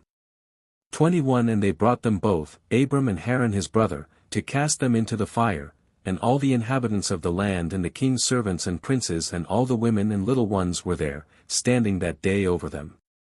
22 And the king's servants took Abram and his brother, and they stripped them of all their clothes excepting their lower garments which were upon them. 23 And they bound their hands and feet with linen cords, and the servants of the king lifted them up and cast them both into the furnace. 24 And the Lord loved Abram and he had compassion over him, and the Lord came down and delivered Abram from the fire and he was not burned. 25 But all the cords with which they bound him were burned, while Abram remained and walked about in the fire. 26 And Haran died when they had cast him into the fire, and he was burned to ashes, for his heart was not perfect with the Lord, and those men who cast him into the fire, the flame of the fire spread over them, and they were burned, and 12 men of them died. 27 And Abram walked in the midst of the fire 3 days and 3 nights, and all the servants of the king saw him walking in the fire, and they came and told the king, saying, Behold, we have seen Abram walking about in the midst of the fire, and even the lower garments which are upon him are not burned, but the cord with which he was bound is burned. 28 And when the king heard their words his heart fainted and he would not believe them, so he sent other faithful princes to see this matter, and they went and saw it and told it to the king, and the king rose to go and see it, and he saw Abram walking to and fro in the midst of the fire, and he saw Haran's body burned, and the king wondered greatly. 29 And the king ordered Abram to be taken out from the fire, and his servants approached to take him out and they could not, for the fire was round about and the flame ascending toward them from the furnace. 30 And the king's servants fled from it, and the king rebuked them, saying, Make haste and bring Abram out of the fire that you shall not die. 31 And the servants of the king again approached to bring Abram out, and the flames came upon them and burned their faces so that 8 of them died. 32 And when the king saw that his servants could not approach the fire lest they should be burned, the king called to Abram, O servant of the God who is in heaven, go forth from amidst the fire and come hither before me. And Abram hearkened to the voice of the king, and he went forth from the fire and came and stood before the king. 33 And when Abram came out the king and all his servants saw Abram coming before the king, with his lower garments upon him, for they were not burned, but the cord with which he was bound was burned. 34 And the king said to Abram, How is it that thou wast not burned in the fire? 35 And Abram said to the king, The God of heaven and earth in whom I trust and who has all in his power, he delivered me from the fire into which thou didst cast me. 36 And Haran the brother of Abram was burned to ashes, and they sought for his body, and they found it consumed. 37 And Haran was 82 years old when he died in the fire of Kasdim. And the king, princes, and inhabitants of the land, seeing that Abram was delivered from the fire, they came and bowed down to Abram. 38 And Abram said to them, Do not bow down to me, but bow down to the God of the world who made you, and serve him, and go in his ways, for it is he who delivered me from out of this fire, and it is he who created the souls and spirits of all men, and formed man in his mother's womb, and brought him forth into the world, and it is he who will deliver those who trust in him from all pain. 39 And this thing seemed very wonderful in the eyes of the king and princes, that Abram was saved from the fire and that Haran was burned, and the king gave Abram many presents, and he gave him his 2 head servants from the king's house, the name of one was Oni and the name of the other was Eleazar. 40 And all the kings, princes and servants gave Abram many gifts of silver and gold and pearl, and the king and his princes sent him away, and he went in peace. 41 And Abram went forth from the king in peace, and many of the king's servants followed him, and about 300 men joined him.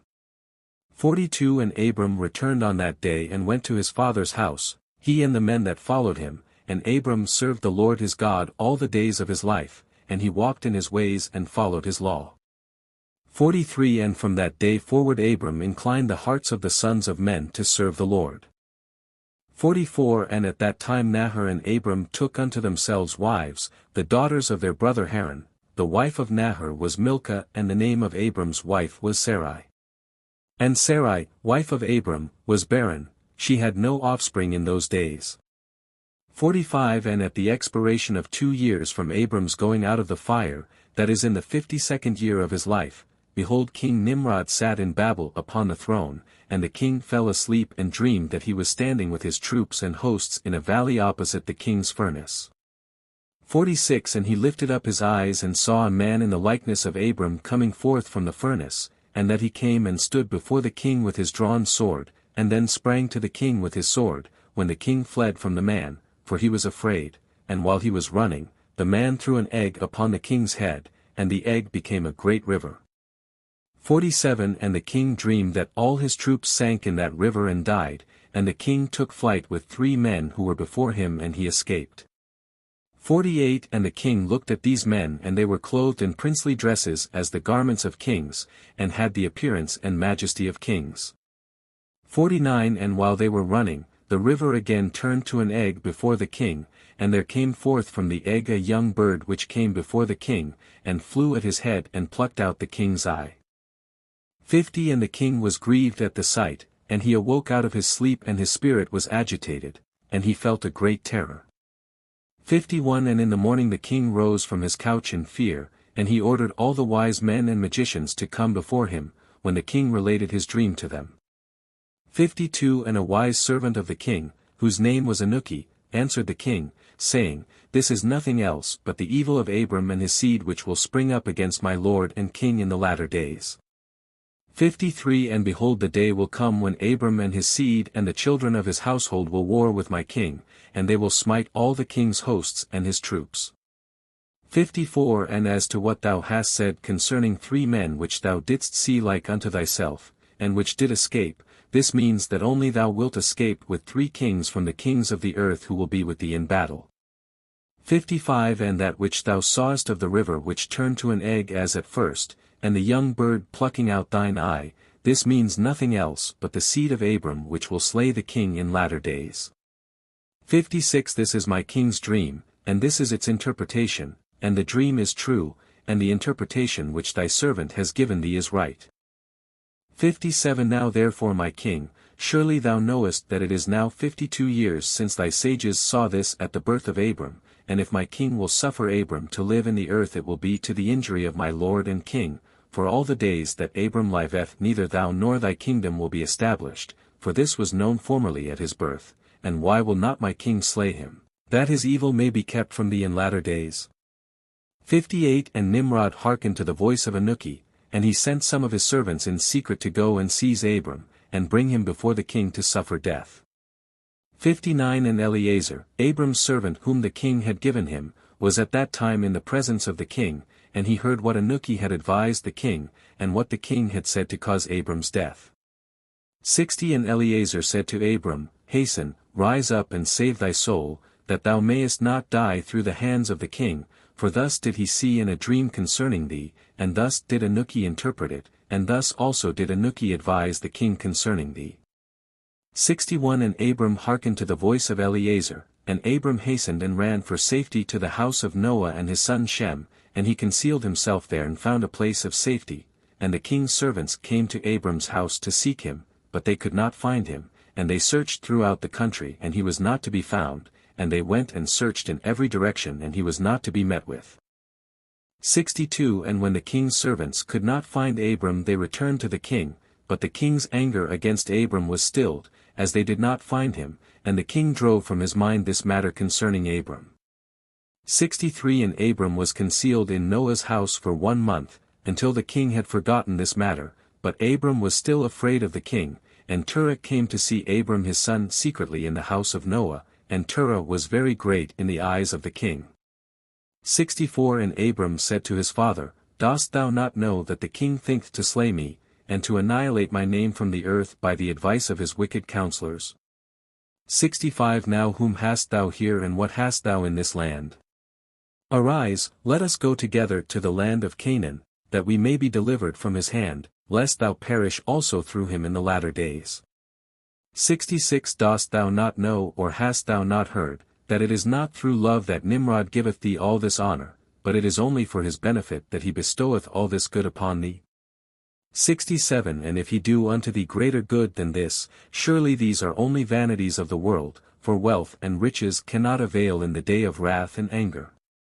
68 Now therefore hearken to my voice, and let us arise and go to the land of Canaan, out of the reach of injury from Nimrod, and serve thou the Lord who created thee in the earth, and it will be well with thee, and cast away all the vain things which thou pursuest. 69 And Abram ceased to speak, when Noah and his son Shem answered Terah, saying, True is the word which Abram hath said unto thee. 70 And Terah hearkened to the voice of his son Abram, and Terah did all that Abram said, for this was from the Lord, that the king should not cause Abram's death. 13:1 And Terah took his son Abram and his grandson Lot, the son of Haran, and Sarai his daughter-in-law, the wife of his son Abram, and all the souls of his household, and went with them from Ur-Kasdim to go to the land of Canaan. And when they came as far as the land of Haran they remained there, for it was exceedingly good land for pasture, and of sufficient extent for those who accompanied them. 2 And the people of the land of Haran saw that Abram was good and upright with God and men, and that the Lord his God was with him, and some of the people of the land of Haran came and joined Abram, and he taught them the instruction of the Lord and his ways, and these men remained with Abram in his house, and they adhered to him. 3 And Abram remained in the land 3 years, and at the expiration of 3 years the Lord appeared to Abram and said to him, I am the Lord who brought thee forth from Ur-Kasdim, and delivered thee from the hands of all thine enemies. 4 And now therefore if thou wilt hearken to my voice and keep my commandments, my statutes, and my laws, then will I cause thy enemies to fall before thee, and I will multiply thy seed like the stars of heaven, and I will send my blessing upon all the works of thy hands, and thou shalt lack nothing. 5 Arise now, take thy wife and all belonging to thee and go to the land of Canaan and remain there, and I will there be unto thee for a God, and I will bless thee.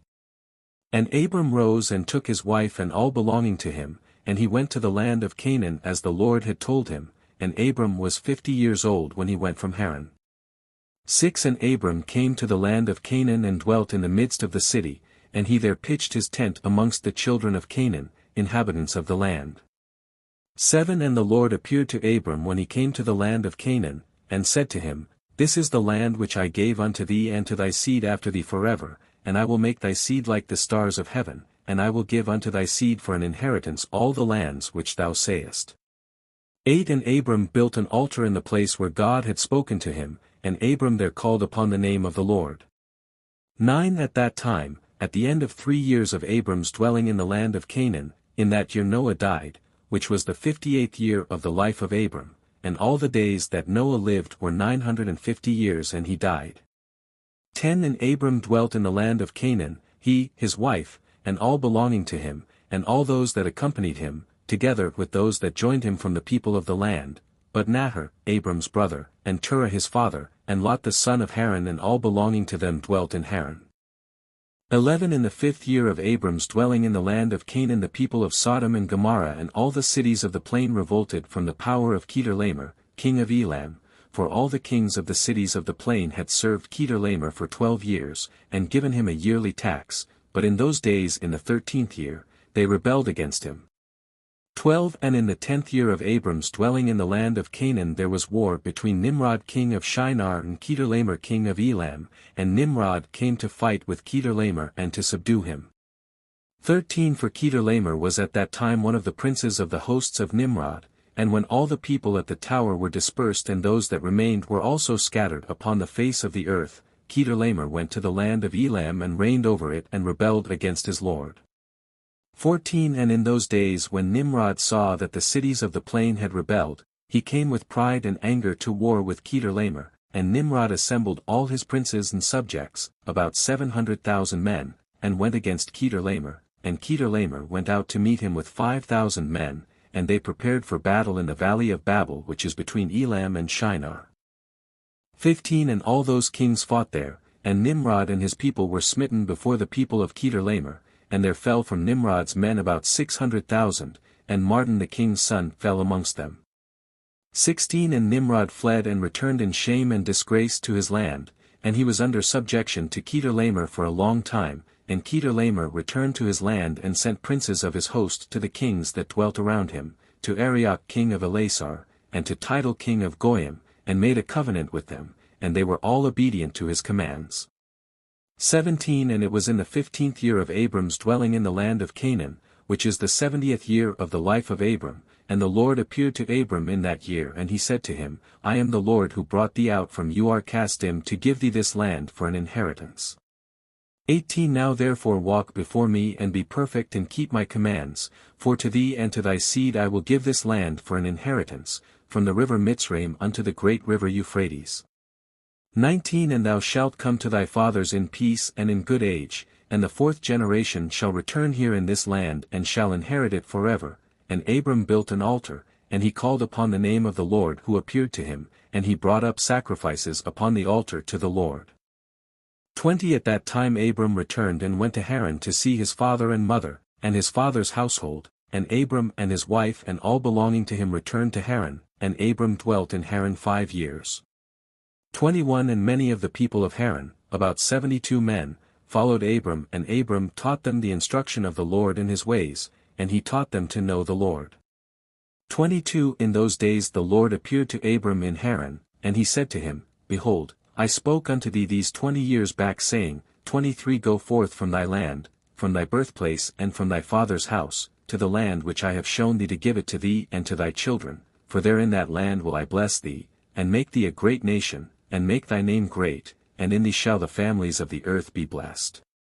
24 Now therefore arise, go forth from this place, thou, thy wife, and all belonging to thee, also every one born in thy house and all the souls thou hast made in Haran, and bring them out with thee from here, and rise to return to the land of Canaan.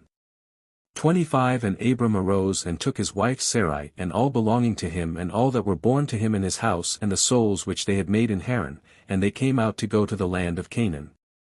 26 And Abram went and returned to the land of Canaan, according to the word of the Lord. And Lot the son of his brother Haran went with him, and Abram was 75 years old when he went forth from Haran to return to the land of Canaan. 27 And he came to the land of Canaan according to the word of the Lord to Abram, and he pitched his tent and he dwelt in the plain of Mamre, and with him was Lot his brother's son, and all belonging to him. 28 And the Lord again appeared to Abram and said, To thy seed will I give this land, and he there built an altar to the Lord who appeared to him, which is still to this day in the plains of Mamre. 14 In those days there was in the land of Shinar a wise man who had understanding in all wisdom, and of a beautiful appearance, but he was poor and indigent. His name was Rechaon and he was hard set to support himself. 2 And he resolved to go to Egypt, to Oswiris the son of Anom king of Egypt, to show the king his wisdom, for perhaps he might find grace in his sight, to raise him up and give him maintenance, and Rechaon did so. 3 And when Rechaon came to Egypt he asked the inhabitants of Egypt concerning the king, and the inhabitants of Egypt told him the custom of the king of Egypt, for it was then the custom of the king of Egypt that he went from his royal palace and was seen abroad only 1 day in the year, and after that the king would return to his palace to remain there. 4 And on the day when the king went forth he passed judgment in the land, and every one having a suit came before the king that day to obtain his request. 5 And when Rechaon heard of the custom in Egypt and that he could not come into the presence of the king, he grieved greatly and was very sorrowful. 6 And in the evening Rechaon went out and found a house in ruins, formerly a bakehouse in Egypt, and he abode there all night in bitterness of soul and pinched with hunger, and sleep was removed from his eyes. 7 And Rechaon considered within himself what he should do in the town until the king made his appearance, and how he might maintain himself there. 8 And he rose in the morning and walked about, and met in his way those who sold vegetables and various sorts of seed with which they supplied the inhabitants. 9 And Rechaon wished to do the same in order to get a maintenance in the city, but he was unacquainted with the custom of the people, and he was like a blind man among them. 10 And he went and obtained vegetables to sell them for his support, and the rabble assembled about him and ridiculed him, and took his vegetables from him and left him nothing. 11 And he rose up from there in bitterness of soul, and went sighing to the bakehouse in which he had remained all the night before, and he slept there the second night. 12 And on that night again he reasoned within himself how he could save himself from starvation, and he devised a scheme how to act. 13 And he rose up in the morning and acted ingeniously, and went and hired 30 strong men of the rabble, carrying their war instruments in their hands, and he led them to the top of the Egyptian sepulchre, and he placed them there. 14 And he commanded them, saying, Thus saith the king, Strengthen yourselves and be valiant men, and let no man be buried here until 200 pieces of silver be given, and then he may be buried. And those men did according to the order of Rachaon to the people of Egypt the whole of that year. 15 And in 8 months' time Rachaon and his men gathered great riches of silver and gold, and Rachaon took a great quantity of horses and other animals, and he hired more men, and he gave them horses and they remained with him. 16 And when the year came round, at the time the king went forth into the town, all the inhabitants of Egypt assembled together to speak to him concerning the work of Rachaon and his men. 17 And the king went forth on the appointed day, and all the Egyptians came before him and cried unto him, saying, May 18th the king live forever. What is this thing thou doest in the town to thy servants, not to suffer a dead body to be buried until so much silver and gold be given? Was there ever the like unto this done in the whole earth, from the days of former kings, yea even from the days of Adam, unto this day, that the dead should not be buried only for a set price? 19 We know it to be the custom of kings to take a yearly tax from the living, but thou dost not only do this, but from the dead also thou exactest a tax day by day. 20 Now, O king, we can no more bear this, for the whole city is ruined on this account, and dost thou not know it? 21 And when the king heard all that they had spoken he was very wroth, and his anger burned within him at this affair, for he had known nothing of it. 22 And the king said, Who and where is he that dares to do this wicked thing in my land without my command? Surely you will tell me. 23 And they told him all the works of Rachaon and his men, and the king's anger was aroused, and he ordered Rachaon and his men to be brought before him. 24 And Rachaon took about 1,000 children, sons and daughters, and clothed them in silk and embroidery, and he set them upon horses and sent them to the king by means of his men, and he also took a great quantity of silver and gold and precious stones, and a strong and beautiful horse, as a present for the king, with which he came before the king and bowed down to the earth before him, and the king, his servants and all the inhabitants of Egypt wondered at the work of Rachaon, and they saw his riches and the present that he had brought to the king. 25 And it greatly pleased the king and he wondered at it, and when Rachaon sat before him the king asked him concerning all his works, and Rachaon spoke all his words wisely before the king, his servants and all the inhabitants of Egypt. 26 And when the king heard the words of Rachaon and his wisdom, Rachaon found grace in his sight, and he met with grace and kindness from all the servants of the king and from all the inhabitants of Egypt, on account of his wisdom and excellent speeches, and from that time they loved him exceedingly. 27 And the king answered and said to Rachaon, Thy name shall no more be called Rachaon but Pharaoh shall be thy name, since thou didst exact a tax from the dead, and he called his name Pharaoh. 28 And the king and his subjects loved Rachaon for his wisdom, and they consulted with all the inhabitants of Egypt to make him prefect under the king. 29 And all the inhabitants of Egypt and its wise men did so, and it was made a law in Egypt. 30 And they made Rachaon Pharaoh prefect under Ahasuerus king of Egypt, and Rachaon Pharaoh governed over Egypt, daily administering justice to the whole city, but Ahasuerus the king would judge the people of the land one day in the year, when he went out to make his appearance. 31 And Rachaon Pharaoh cunningly usurped the government of Egypt, and he exacted a tax from all the inhabitants of Egypt. 32 And all the inhabitants of Egypt greatly loved Rachaon Pharaoh, and they made a decree to call every king that should reign over them and their seed in Egypt, Pharaoh. 33 Therefore all the kings that reigned in Egypt from that time forward were called Pharaoh unto this day. 15:1 And in that year there was a heavy famine throughout the land of Canaan, and the inhabitants of the land could not remain on account of the famine, for it was very grievous. 2 And Abram and all belonging to him rose and went down to Egypt on account of the famine, and when they were at the brook Mitzraim they remained there some time to rest from the fatigue of the road. 3 And Abram and Sarai were walking at the border of the brook Mitzraim, and Abram beheld his wife Sarai that she was very beautiful.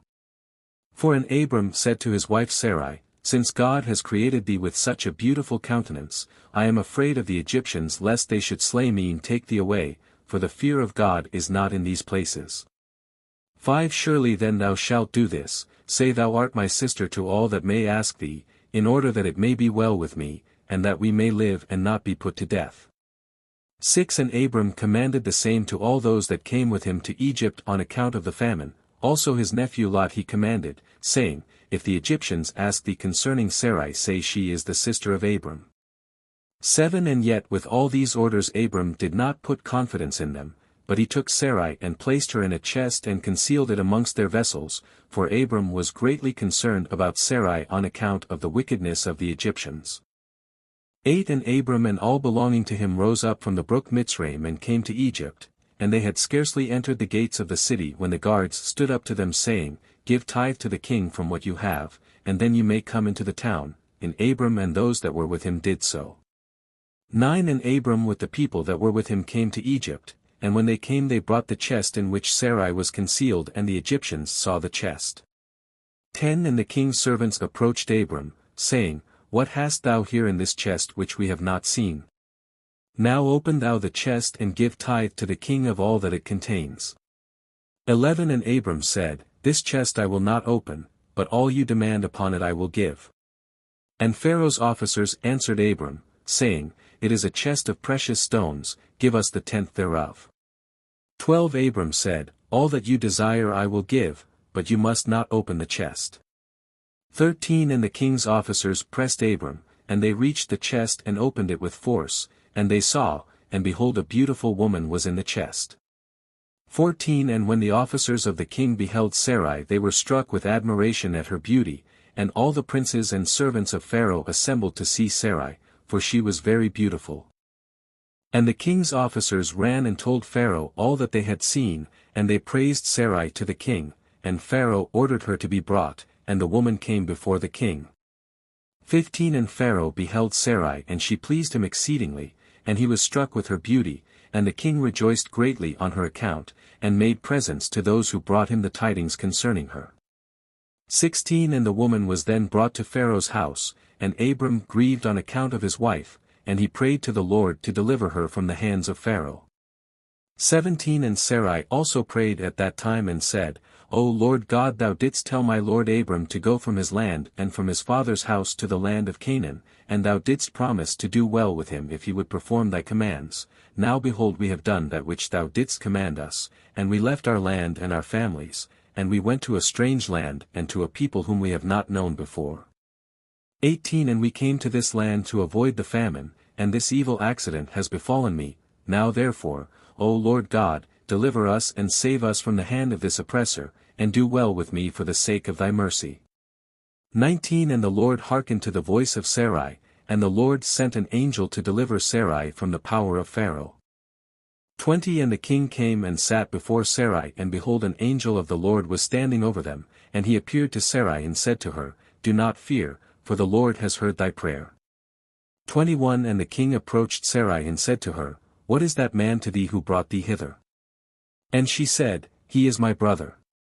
22 And the king said, It is incumbent upon us to make him great, to elevate him and to do unto him all the good which thou shalt command us. And at that time the king sent to Abram silver and gold and precious stones in abundance, together with cattle, men servants and maid servants. And the king ordered Abram to be brought, and he sat in the court of the king's house, and the king greatly exalted Abram on that night. 23 And the king approached to speak to Sarai, and he reached out his hand to touch her, when the angel smote him heavily, and he was terrified and he refrained from reaching to her. 24 And when the king came near to Sarai, the angel smote him to the ground, and acted thus to him the whole night, and the king was terrified. 25 And the angel on that night smote heavily all the servants of the king, and his whole household, on account of Sarai, and there was a great lamentation that night amongst the people of Pharaoh's house.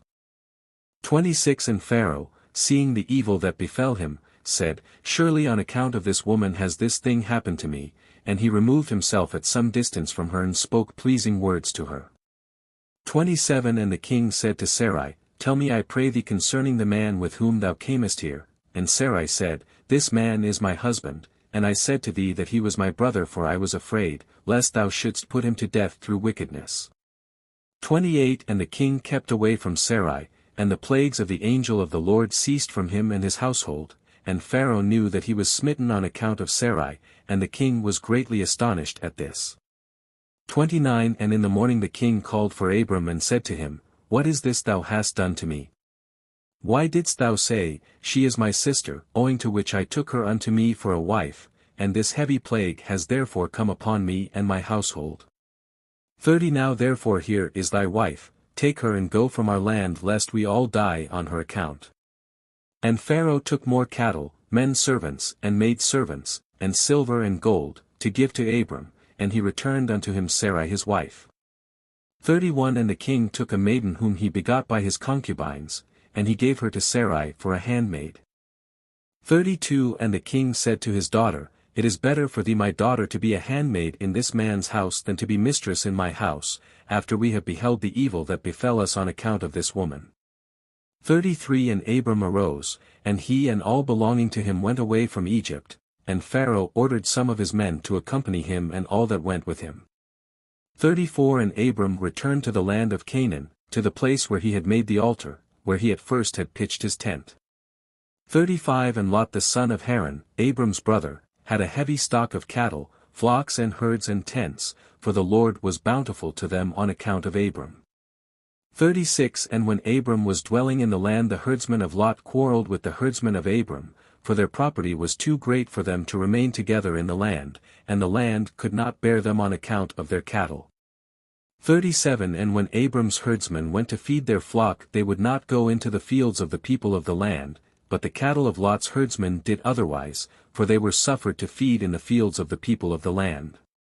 38 And the people of the land saw this occurrence daily, and they came to Abram and quarreled with him on account of Lot's herdsmen. 39 And Abram said to Lot, What is this thou art doing to me, to make me despicable to the inhabitants of the land, that thou orderest thy herdsmen to feed thy cattle in the fields of other people? Dost thou not know that I am a stranger in this land amongst the children of Canaan, and why wilt thou do this unto me?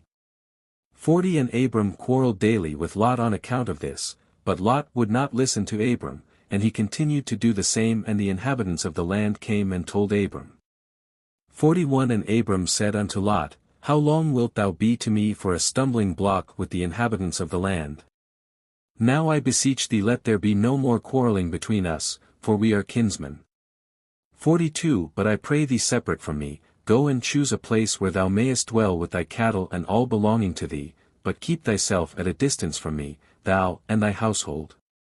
43 And be not afraid in going from me, for if any one do an injury to thee, let me know and I will avenge thy cause from him, only remove from me. 44 And when Abram had spoken all these words to Lot, then Lot arose and lifted up his eyes toward the plain of Jordan. 45 And he saw that the whole of this place was well watered, and good for man as well as affording pasture for the cattle. 46 And Lot went from Abram to that place, and he there pitched his tent and he dwelt in Sodom, and they were separated from each other. 47 And Abram dwelt in the plain of Mamre, which is in Hebron, and he pitched his tent there, and Abram remained in that place many years. 16:1 At that time Kedorlaomer king of Elam sent to all the neighboring kings, to Nimrod, king of Shinar who was then under his power, and to Tidal, king of Goyim, and to Arioch, king of Elasar, with whom he made a covenant, saying, Come up to me and assist me, that we may smite all the towns of Sodom and its inhabitants, for they have rebelled against me these 13 years. 2 And these 4 kings went up with all their camps, about 800,000 men, and they went as they were, and smote every man they found in their road. 3 And the 5 kings of Sodom and Gomorrah, Shernab king of Admah, Shemeber king of Zeboim, Bera king of Sodom, Bersha king of Gomorrah, and Bela king of Zor, went out to meet them, and they all joined together in the valley of Siddim. 4 And these 9 kings made war in the valley of Siddim, and the kings of Sodom and Gomorrah were smitten before the kings of Elam. 5 And the valley of Siddim was full of lime pits and the kings of Elam pursued the kings of Sodom, and the kings of Sodom with their camps fled and fell into the lime pits, and all that remained went to the mountain for safety, and the 5 kings of Elam came after them and pursued them to the gates of Sodom, and they took all that there was in Sodom.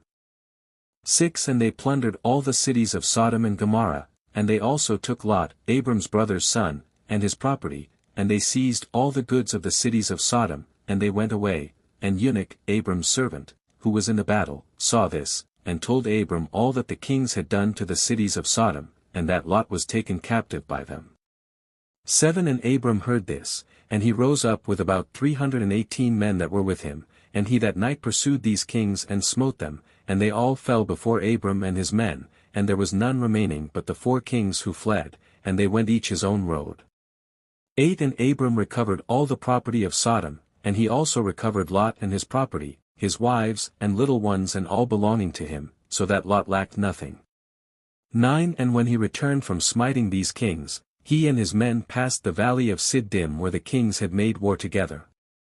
10 And Bera king of Sodom, and the rest of his men that were with him, went out from the lime pits into which they had fallen, to meet Abram and his men. 11 And Adonizedek king of Jerusalem, the same was Shem, went out with his men to meet Abram and his people, with bread and wine, and they remained together in the valley of Melech. 12 And Adonizedek blessed Abram, and Abram gave him 1/10 from all that he had brought from the spoil of his enemies, for Adonizedek was a priest before God. 13 And all the kings of Sodom and Gomorrah who were there, with their servants, approached Abram and begged of him to return them their servants whom he had made captive, and to take unto himself all the property. 14 And Abram answered the kings of Sodom, saying, As the Lord liveth who created heaven and earth, and who redeemed my soul from all affliction, and who delivered me this day from my enemies, and gave them into my hand, I will not take anything belonging to you, that you may not boast tomorrow, saying, Abram became rich from our property that he saved. 15 For the Lord my God in whom I trust said unto me, Thou shalt lack nothing, for I will bless thee in all the works of thy hands. 16 And now therefore behold, here is all belonging to you, take it and go, as the Lord liveth I will not take from you from a living soul down to a shoe tie or thread, excepting the expense of the food of those who went out with me to battle, as also the portions of the men who went with me, Aner, Ashcal, and Mamre, they and their men, as well as those also who had remained to watch the baggage, they shall take their portion of the spoil. 17 And the kings of Sodom gave Abram according to all that he had said, and they pressed him to take of whatever he chose, but he would not. 18 And he sent away the kings of Sodom and the remainder of their men, and he gave them orders about Lot, and they went to their respective places. 19 And Lot, his brother's son, he also sent away with his property, and he went with them, and Lot returned to his home, to Sodom, and Abram and his people returned to their home to the plains of Mamre, which is in Hebron. 20 At that time the Lord again appeared to Abram in Hebron, and he said to him, Do not fear, thy reward is very great before me, for I will not leave thee, until I shall have multiplied thee, and blessed thee and made thy seed like the stars in heaven, which cannot be measured nor numbered. 21 And I will give unto thy seed all these lands that thou sayest with thine eyes, to them will I give them for an inheritance forever, only be strong and do not fear, walk before me and be perfect. 22 And in the 78th year of the life of Abram, in that year died Ru, the son of Peleg, and all the days of Ru were 239 years, and he died. 23 And Sarai, the daughter of Haran, Abram's wife, was still barren in those days, she did not bear to Abram either son or daughter. 24 And when she saw that she bare no children she took her handmaid Hagar, whom Pharaoh had given her, and she gave her to Abram her husband for a wife. 25 For Hagar learned all the ways of Sarai as Sarai taught her, she was not in any way deficient in following her good ways. 26 And Sarai said to Abram, Behold, here is my handmaid Hagar, go to her that she may bring forth upon my knees, that I may also obtain children through her. 27 And at the end of 10 years of Abram's dwelling in the land of Canaan, which is the 85th year of Abram's life, Sarai gave Hagar unto him. 28 And Abram hearkened to the voice of his wife Sarai, and he took his handmaid Hagar, and Abram came to her, and she conceived.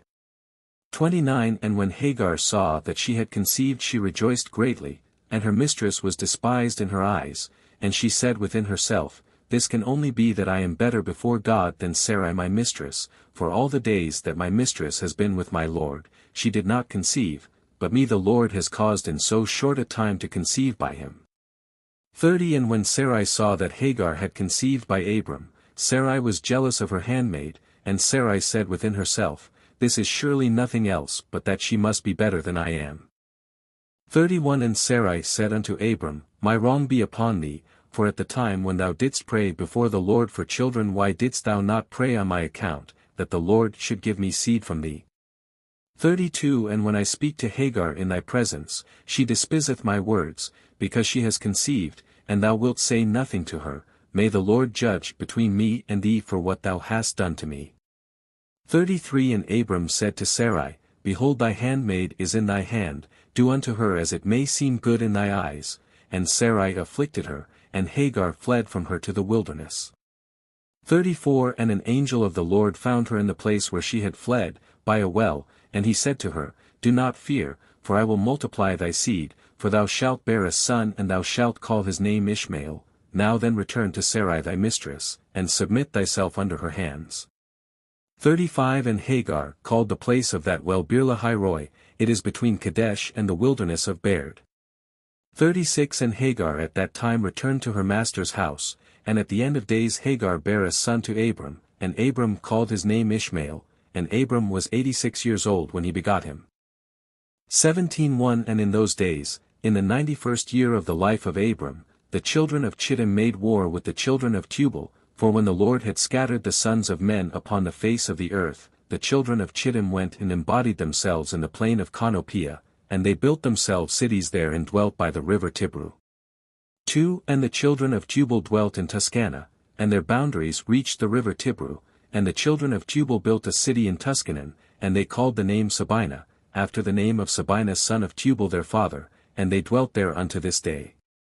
3 And it was at that time the children of Chittim made war with the children of Tubal, and the children of Tubal were smitten before the children of Chittim, and the children of Chittim caused 370 men to fall from the children of Tubal. 4 And at that time the children of Tubal swore to the children of Chittim, saying, Ye shall not intermarry amongst us, and no man shall give his daughter to any of the sons of Chittim. 5 For all the daughters of Tubal were in those days fair, for no women were then found in the whole earth so fair as the daughters of Tubal. 6 And all who delighted in the beauty of women went to the daughters of Tubal and took wives from them, and the sons of men, kings and princes, who greatly delighted in the beauty of women, took wives in those days from the daughters of Tubal. 7 And at the end of 3 years after the children of Tubal had sworn to the children of Chittim not to give them their daughters for wives, about 20 men of the children of Chittim went to take some of the daughters of Tubal, but they found none.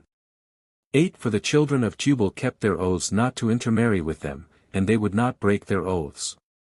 9 And in the days of harvest the children of Tubal went into their fields to get in their harvest, when the young men of Chittim assembled and went to the city of Sabina, and each man took a young woman from the daughters of Tubal, and they came to their cities. 10 And the children of Tubal heard of it, and they went to make war with them, and they could not prevail over them, for the mountain was exceedingly high from them, and when they saw they could not prevail over them they returned to their land. 11 And at the revolution of the year the children of Tubal went and hired about 10,000 men from those cities that were near them, and they went to war with the children of Chittim. 12 And the children of Tubal went to war with the children of Chittim, to destroy their land and to distress them, and in this engagement the children of Tubal prevailed over the children of Chittim, and the children of Chittim, seeing that they were greatly distressed, lifted up the children which they had had by the daughters of Tubal, upon the wall which had been built, to be before the eyes of the children of Tubal. 13 And the children of Chittim said to them, Have you come to make war with your own sons and daughters, and have we not been considered your flesh and bones from that time till now? 14 And when the children of Tubal heard this they ceased to make war with the children of Chittim, and they went away. 15 And they returned to their cities, and the children of Chittim at that time assembled and built 2 cities by the sea, and they called one Purporting and the other Ariza. 16 And Abram the son of Terah was then 99 years old. 17 At that time the Lord appeared to him and he said to him, I will make my covenant between me and thee, and I will greatly multiply thy seed, and this is the covenant which I make between me and thee, that every male child be circumcised, thou and thy seed after thee. 18 At 8 days old shall it be circumcised, and this covenant shall be in your flesh for an everlasting covenant. 19 And now therefore thy name shall no more be called Abram but Abraham, and thy wife shall no more be called Sarai but Sarah.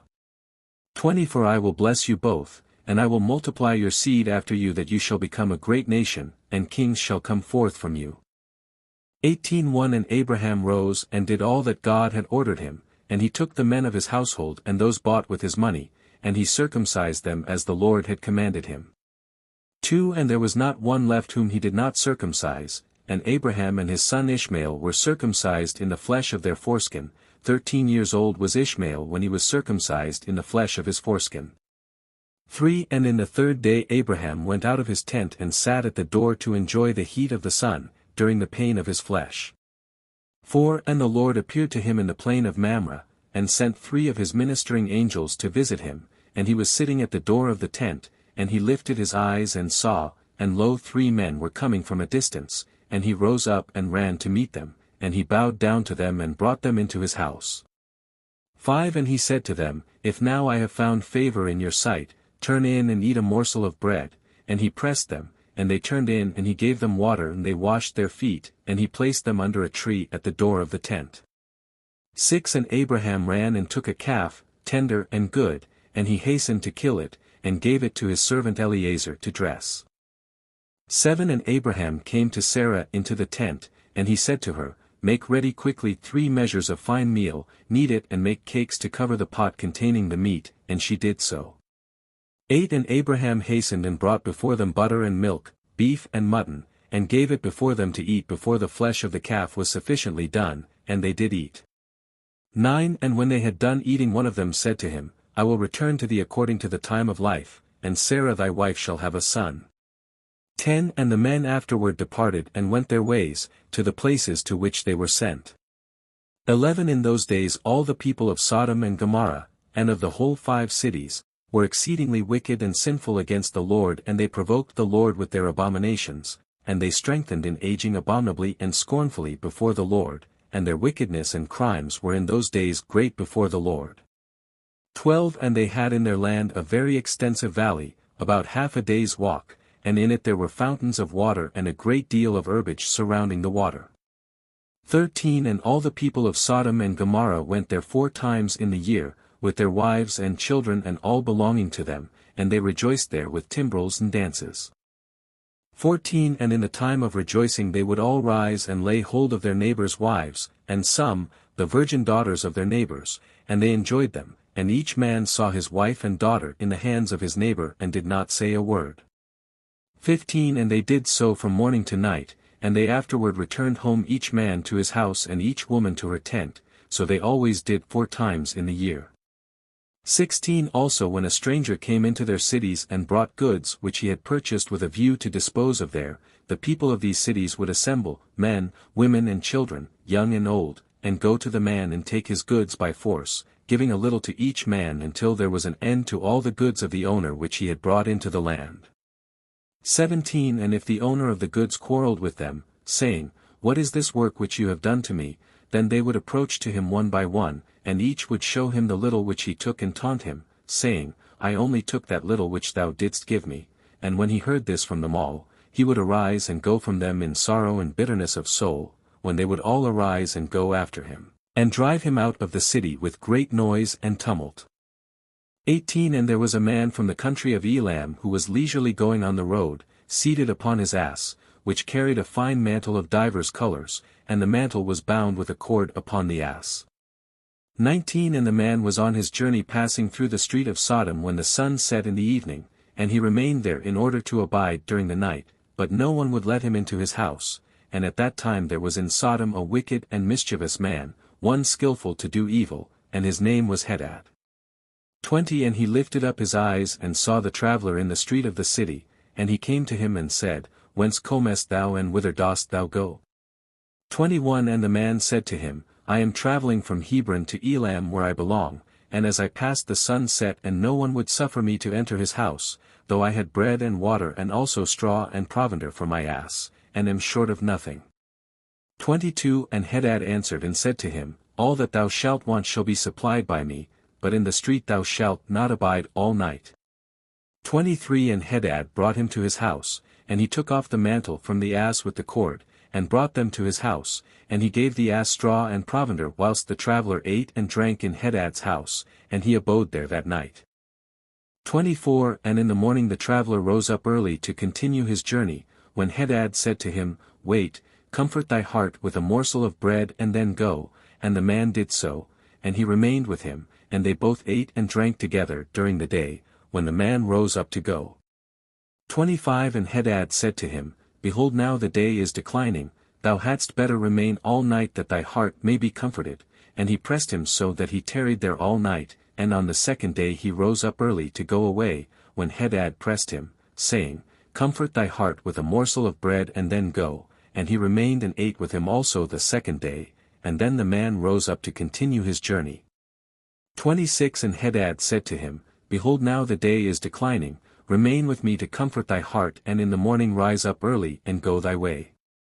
27 And the man would not remain, but rose and saddled his ass, and whilst he was saddling his ass the wife of Hadad said to her husband, Behold, this man has remained with us for 2 days eating and drinking, and he has given us nothing, and now shall he go away from us without giving anything. And Hadad said to her, Be silent. 28 And the man saddled his ass to go, and he asked Hadad to give him the cord and mantle to tie it upon the ass. 29 And Hadad said to him, What sayest thou? And he said to him, That thou my lord shalt give me the cord and the mantle made with divers colors which thou didst conceal with thee in thy house to take care of it. 30 And Hadad answered the man, saying, This is the interpretation of thy dream, the cord which thou didst see, means that thy life will be lengthened out like a cord, and having seen the mantle colored with all sorts of colors, means that thou shalt have a vineyard in which thou wilt plant trees of all fruits. 31 And the traveler answered, saying, Not so my lord, for I was awake when I gave thee the cord and also a mantle woven with different colors, which thou didst take off the ass to put them by for me. And Hadad answered and said, Surely I have told thee the interpretation of thy dream, and it is a good dream, and this is the interpretation thereof. 32 Now the sons of men give me 4 pieces of silver, which is my charge for interpreting dreams, and of thee only I require 3 pieces of silver. 33 And the man was provoked at the words of Hadad, and he cried bitterly, and he brought Hadad to Sirach judge of Sodom. 34 And the man laid his cause before Sirach the judge, when Hadad replied, saying, It is not so, but thus the matter stands. And the judge said to the traveler, This man Hadad telleth thee truth, for he is famed in the cities for the accurate interpretation of dreams. 35 And the man cried at the word of the judge, and he said, Not so my lord, for it was in the day that I gave him the cord and mantle which was upon the ass, in order to put them by in his house. And they both disputed before the judge, the one saying, Thus the matter was, and the other declaring otherwise. 36 And Hadad said to the man, Give me 4 pieces of silver that I charge for my interpretations of dreams, I will not make any allowance, and give me the expense of the 4 meals that thou didst eat in my house. 37 And the man said to Hadad, Truly I will pay thee for what I ate in thy house, only give me the cord and mantle which thou didst conceal in thy house. 38 And Hadad replied before the judge and said to the man, Did I not tell thee the interpretation of thy dream? The cord means that thy days shall be prolonged like a cord, and the mantle, that thou wilt have a vineyard in which thou wilt plant all kinds of fruit trees. 39 This is the proper interpretation of thy dream. Now give me the 4 pieces of silver that I require as a compensation, for I will make thee no allowance. 40 And the man cried at the words of Hadad, and they both quarreled before the judge, and the judge gave orders to his servants, who drove them rashly from the house. 41 And they went away quarreling from the judge, when the people of Sodom heard them, and they gathered about them and they exclaimed against the stranger, and they drove him rashly from the city. 42 And the man continued his journey upon his ass with bitterness of soul, lamenting and weeping. 43 And whilst he was going along he wept at what had happened to him in the corrupt city of Sodom. 19:1 And the cities of Sodom had 4 judges to 4 cities, and these were their names, Sirach in the city of Sodom, Sharkad in Gomorrah, Zabnak in Admah, and Menon in Zeboim. 2 And Eleazar Abraham's servant applied to them different names, and he converted Sirach to Shakra, Sharkad to Shakrura, Zabnak to Kezabim, and Menon to Matzladin. 3 And by desire of their 4 judges the people of Sodom and Gomorrah had beds erected in the streets of the cities, and if a man came to these places they laid hold of him and brought him to one of their beds, and by force made him to lie in them. For and as he lay down, 3 men would stand at his head and 3 at his feet, and measure him by the length of the bed, and if the man was less than the bed these 6 men would stretch him at each end, and when he cried out to them they would not answer him. 5 And if he was longer than the bed they would draw together the 2 sides of the bed at each end, until the man had reached the gates of death. 6 And if he continued to cry out to them, they would answer him, saying, Thus shall it be done to a man that cometh into our land. 7 And when men heard all these things that the people of the cities of Sodom did, they refrained from coming there. 8 And when a poor man came to their land they would give him silver and gold, and cause a proclamation in the whole city not to give him a morsel of bread to eat, and if the stranger should remain there some days, and die from hunger, not having been able to obtain a morsel of bread, then at his death all the people of the city would come and take their silver and gold which they had given to him. 9 And those that could recognize the silver or gold which they had given him took it back, and at his death they also stripped him of his garments, and they would fight about them, and he that prevailed over his neighbor took them. 10 They would after that carry him and bury him under some of the shrubs in the deserts, so they did all the days to any one that came to them and died in their land. 11 And in the course of time Sarah sent Eliezer to Sodom, to see Lot and inquire after his welfare. 12 And Eliezer went to Sodom, and he met a man of Sodom fighting with a stranger, and the man of Sodom stripped the poor man of all his clothes and went away. 13 And this poor man cried to Eliezer and supplicated his favor on account of what the man of Sodom had done to him.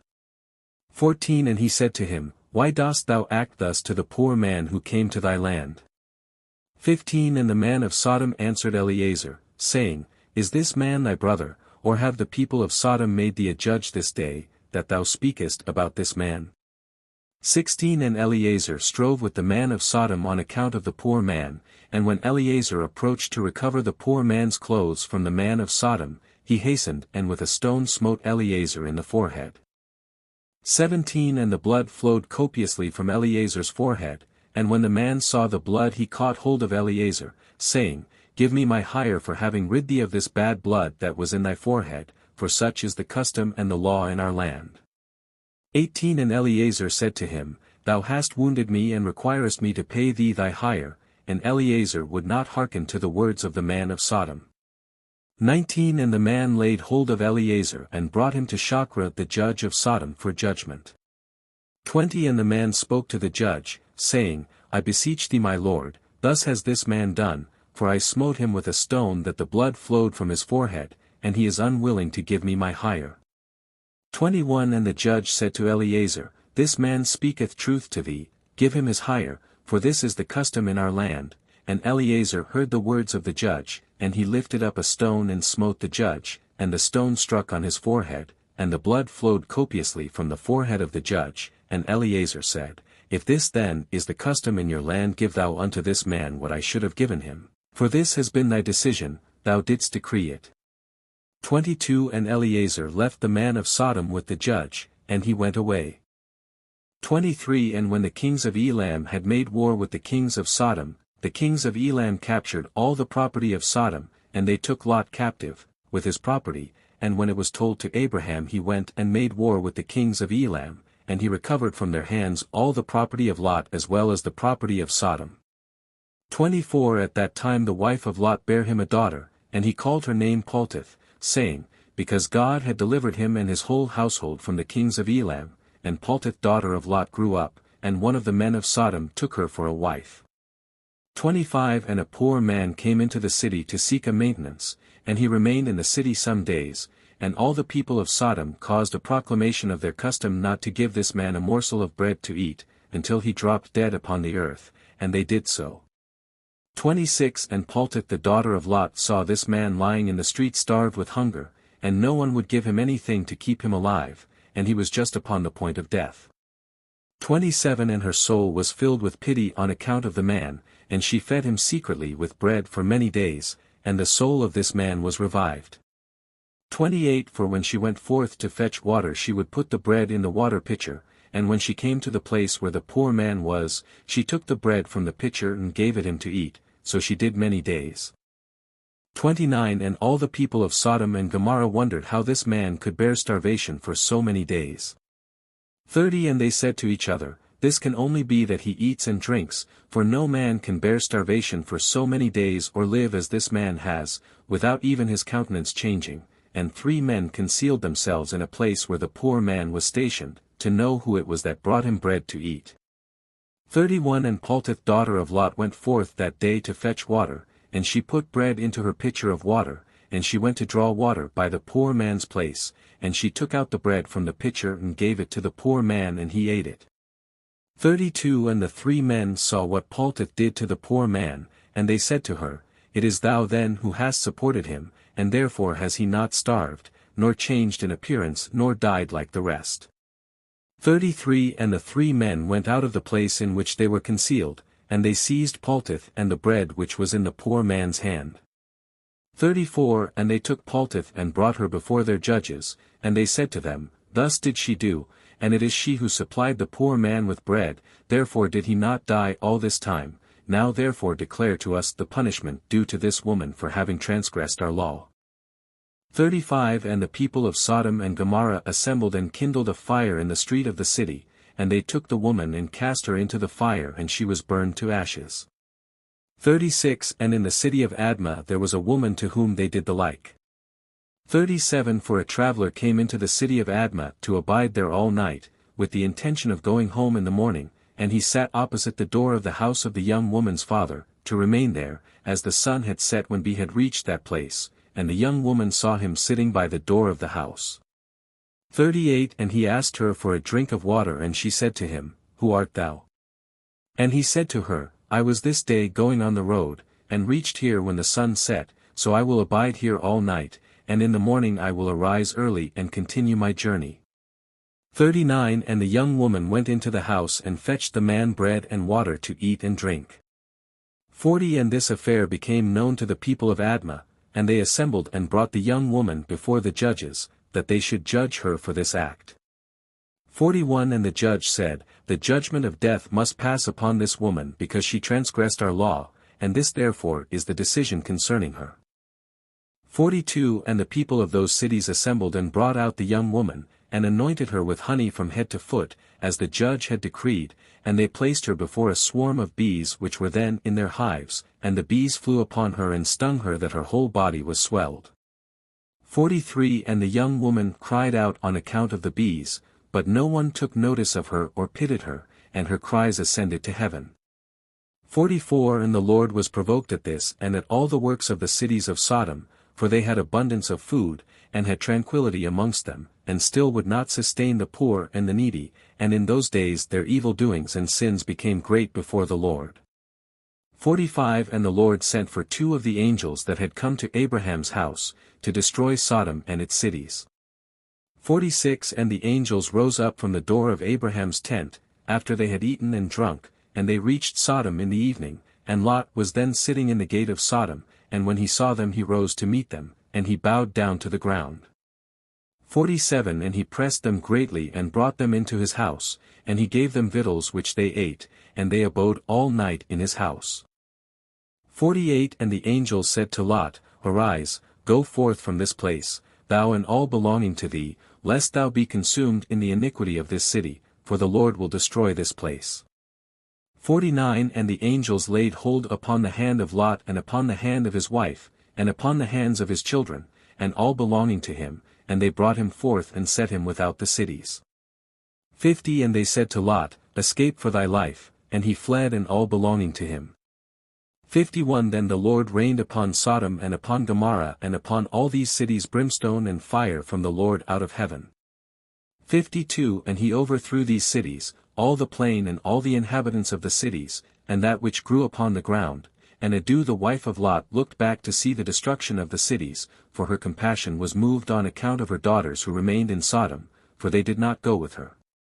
53 And when she looked back she became a pillar of salt, and it is yet in that place unto this day. 54 And the oxen which stood in that place daily licked up the salt to the extremities of their feet, and in the morning it would spring forth afresh, and they again licked it up unto this day. 55 And Lot and 2 of his daughters that remained with him fled and escaped to the cave of Adullam, and they remained there for some time. 56 And Abraham rose up early in the morning to see what had been done to the cities of Sodom, and he looked and beheld the smoke of the cities going up like the smoke of a furnace. 57 And Lot and his 2 daughters remained in the cave, and they made their father drink wine, and they lay with him, for they said there was no man upon earth that could raise up seed from them, for they thought that the whole earth was destroyed. 58 And they both lay with their father, and they conceived and bare sons, and the firstborn called the name of her son Moab, saying, From my father did I conceive him, he is the father of the Moabites unto this day. 59 And the younger also called her son Ben-Ami, he is the father of the children of Ammon unto this day. 60 And after this Lot and his 2 daughters went away from there, and he dwelt on the other side of the Jordan with his 2 daughters and their sons, and the sons of Lot grew up, and they went and took themselves wives from the land of Canaan, and they begot children and they were fruitful and multiplied. XX1 And at that time Abraham journeyed from the plain of Mamre, and he went to the land of the Philistines, and he dwelt in Gerar. It was in the 25th year of Abraham's being in the land of Canaan, and the 100th year of the life of Abraham, that he came to Gerar in the land of the Philistines. 2 And when they entered the land he said to Sarah his wife, Say thou art my sister, to any one that shall ask thee, in order that we may escape the evil of the inhabitants of the land. 3 And as Abraham was dwelling in the land of the Philistines, the servants of Abimelech, king of the Philistines, saw that Sarah was exceedingly beautiful, and they asked Abraham concerning her, and he said, She is my sister. 4 And the servants of Abimelech went to Abimelech, saying, A man from the land of Canaan is come to dwell in the land, and he has a sister that is exceeding fair. 5 And Abimelech heard the words of his servants who praised Sarah to him, and Abimelech sent his officers, and they brought Sarah to the king. 6 And Sarah came to the house of Abimelech, and the king saw that Sarah was beautiful, and she pleased him exceedingly. 7 And he approached her and said to her, What is that man to thee with whom thou didst come to our land? And Sarah answered and said, He is my brother, and we came from the land of Canaan to dwell wherever we could find a place. 8 And Abimelech said to Sarah, Behold, my land is before thee, place thy brother in any part of this land that pleases thee, and it will be our duty to exalt and elevate him above all the people of the land since he is thy brother. 9 And Abimelech sent for Abraham, and Abraham came to Abimelech. 10 And Abimelech said to Abraham, Behold, I have given orders that thou shalt be honored as thou desirest on account of thy sister Sarah. 11 And Abraham went forth from the king, and the king's present followed him. 12 As at evening time, before men lie down to rest, the king was sitting upon his throne, and a deep sleep fell upon him, and he lay upon the throne and slept till morning. 13 And he dreamed that an angel of the Lord came to him with a drawn sword in his hand, and the angel stood over Abimelech, and wished to slay him with the sword, and the king was terrified in his dream, and said to the angel, In what have I sinned against thee that thou comest to slay me with thy sword? 52:14 And the angel answered and said to Abimelech, Behold, thou didst on account of the woman which thou didst yesternight bring to thy house, for she is a married woman, the wife of Abraham who came to thy house. Now therefore return that man his wife, for she is his wife, and shouldst thou not return her, know that thou wilt surely die, thou and all belonging to thee. 15 And on that night there was a great outcry in the land of the Philistines, and the inhabitants of the land saw the figure of a man standing with a drawn sword in his hand, and he smote the inhabitants of the land with the sword, yea, he continued to smite them. 16 And the angel of the Lord smote the whole land of the Philistines on that night, and there was a great confusion on that night and on the following morning. 17 And every womb was closed, and all their issues, and the hand of the Lord was upon them on account of Sarah, wife of Abraham, whom Abimelech had taken. 18 And in the morning Abimelech rose with terror and confusion and with a great dread, and he sent and had his servants called in, and he related his dream to them, and the people were greatly afraid. 19 And one man standing amongst the servants of the king answered the king, saying, O sovereign king, restore this woman to her husband, for he is her husband, for the like happened to the king of Egypt when this man came to Egypt. 20 And he said concerning his wife, She is my sister, for such is his manner of doing when he cometh to dwell in the land in which he is a stranger. 21 And Pharaoh sent and took this woman for a wife, and the Lord brought upon him grievous plagues until he returned the woman to her husband. 22 Now therefore, O sovereign king, know what happened yesternight to the whole land, for there was a very great consternation and great pain and lamentation, and we know that it was on account of the woman which thou didst take. 23 Now, therefore, restore this woman to her husband, lest it should befall us as it did to Pharaoh king of Egypt and his subjects, and that we may not die. And Abimelech hastened and called and had Sarah called for, and she came before him, and he had Abraham called for, and he came before him. 24 And Abimelech said to them, What is this work you have been doing in saying you are brother and sister, and I took this woman for a wife? 25 And Abraham said, Because I thought I should suffer death on account of my wife. And Abimelech took flocks and herds, and men servants and maid servants, and 1,000 pieces of silver, and he gave them to Abraham, and he returned Sarah to him. 26 And Abimelech said to Abraham, Behold, the whole land is before thee, dwell in it wherever thou shalt choose. 27 And Abraham and Sarah, his wife, went forth from the king's presence with honor and respect, and they dwelt in the land, even in Gerar. 28 And all the inhabitants of the land of the Philistines and the king's servants were still in pain, through the plague which the angel had inflicted upon them the whole night on account of Sarah. 29 And Abimelech sent for Abraham, saying, Pray now for thy servants to the Lord thy God, that he may put away this mortality from amongst us. 30 And Abraham prayed on account of Abimelech and his subjects, and the Lord heard the prayer of Abraham, and he healed Abimelech and all his subjects. XXI And it was at that time at the end of 1 year and 4 months of Abraham's dwelling in the land of the Philistines in Gerar, that God visited Sarah, and the Lord remembered her, and she conceived and bare a son to Abraham. 2 And Abraham called the name of the son which was born to him, which Sarah bare to him, Isaac. 3 And Abraham circumcised his son Isaac at 8 days old, as God had commanded Abraham to do unto his seed after him, and Abraham was 100, and Sarah 90 years old, when Isaac was born to them. 4 And the child grew up and he was weaned, and Abraham made a great feast upon the day that Isaac was weaned. 5 And Shem and Eber and all the great people of the land, and Abimelech king of the Philistines, and his servants, and Phicol, the captain of his host, came to eat and drink and rejoice at the feast which Abraham made upon the day of his son Isaac's being weaned. 6 Also Terah, the father of Abraham, and Nahor his brother, came from Haran, they and all belonging to them, for they greatly rejoiced on hearing that a son had been born to Sarah. 7 And they came to Abraham, and they ate and drank at the feast which Abraham made upon the day of Isaac's being weaned. 8 And Terah and Nahor rejoiced with Abraham, and they remained with him many days in the land of the Philistines. 9 At that time Sarah the son of Ru died, in the 1st year of the birth of Isaac son of Abraham. 10 And all the days of Sarah were 239 years, and he died. 11 And Ishmael the son of Abraham was grown up in those days, he was 14 years old when Sarah bare Isaac to Abraham. 12 And God was with Ishmael the son of Abraham, and he grew up, and he learned to use the bow and became an archer. 13 And when Isaac was 5 years old he was sitting with Ishmael at the door of the tent.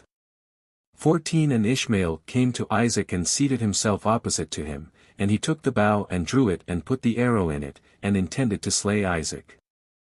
15 And Sarah saw the act which Ishmael desired to do to her son Isaac, and it grieved her exceedingly on account of her son, and she sent for Abraham, and said to him, Cast out this bondwoman and her son, for her son shall not be heir with my son, for thus did he seek to do unto him this day.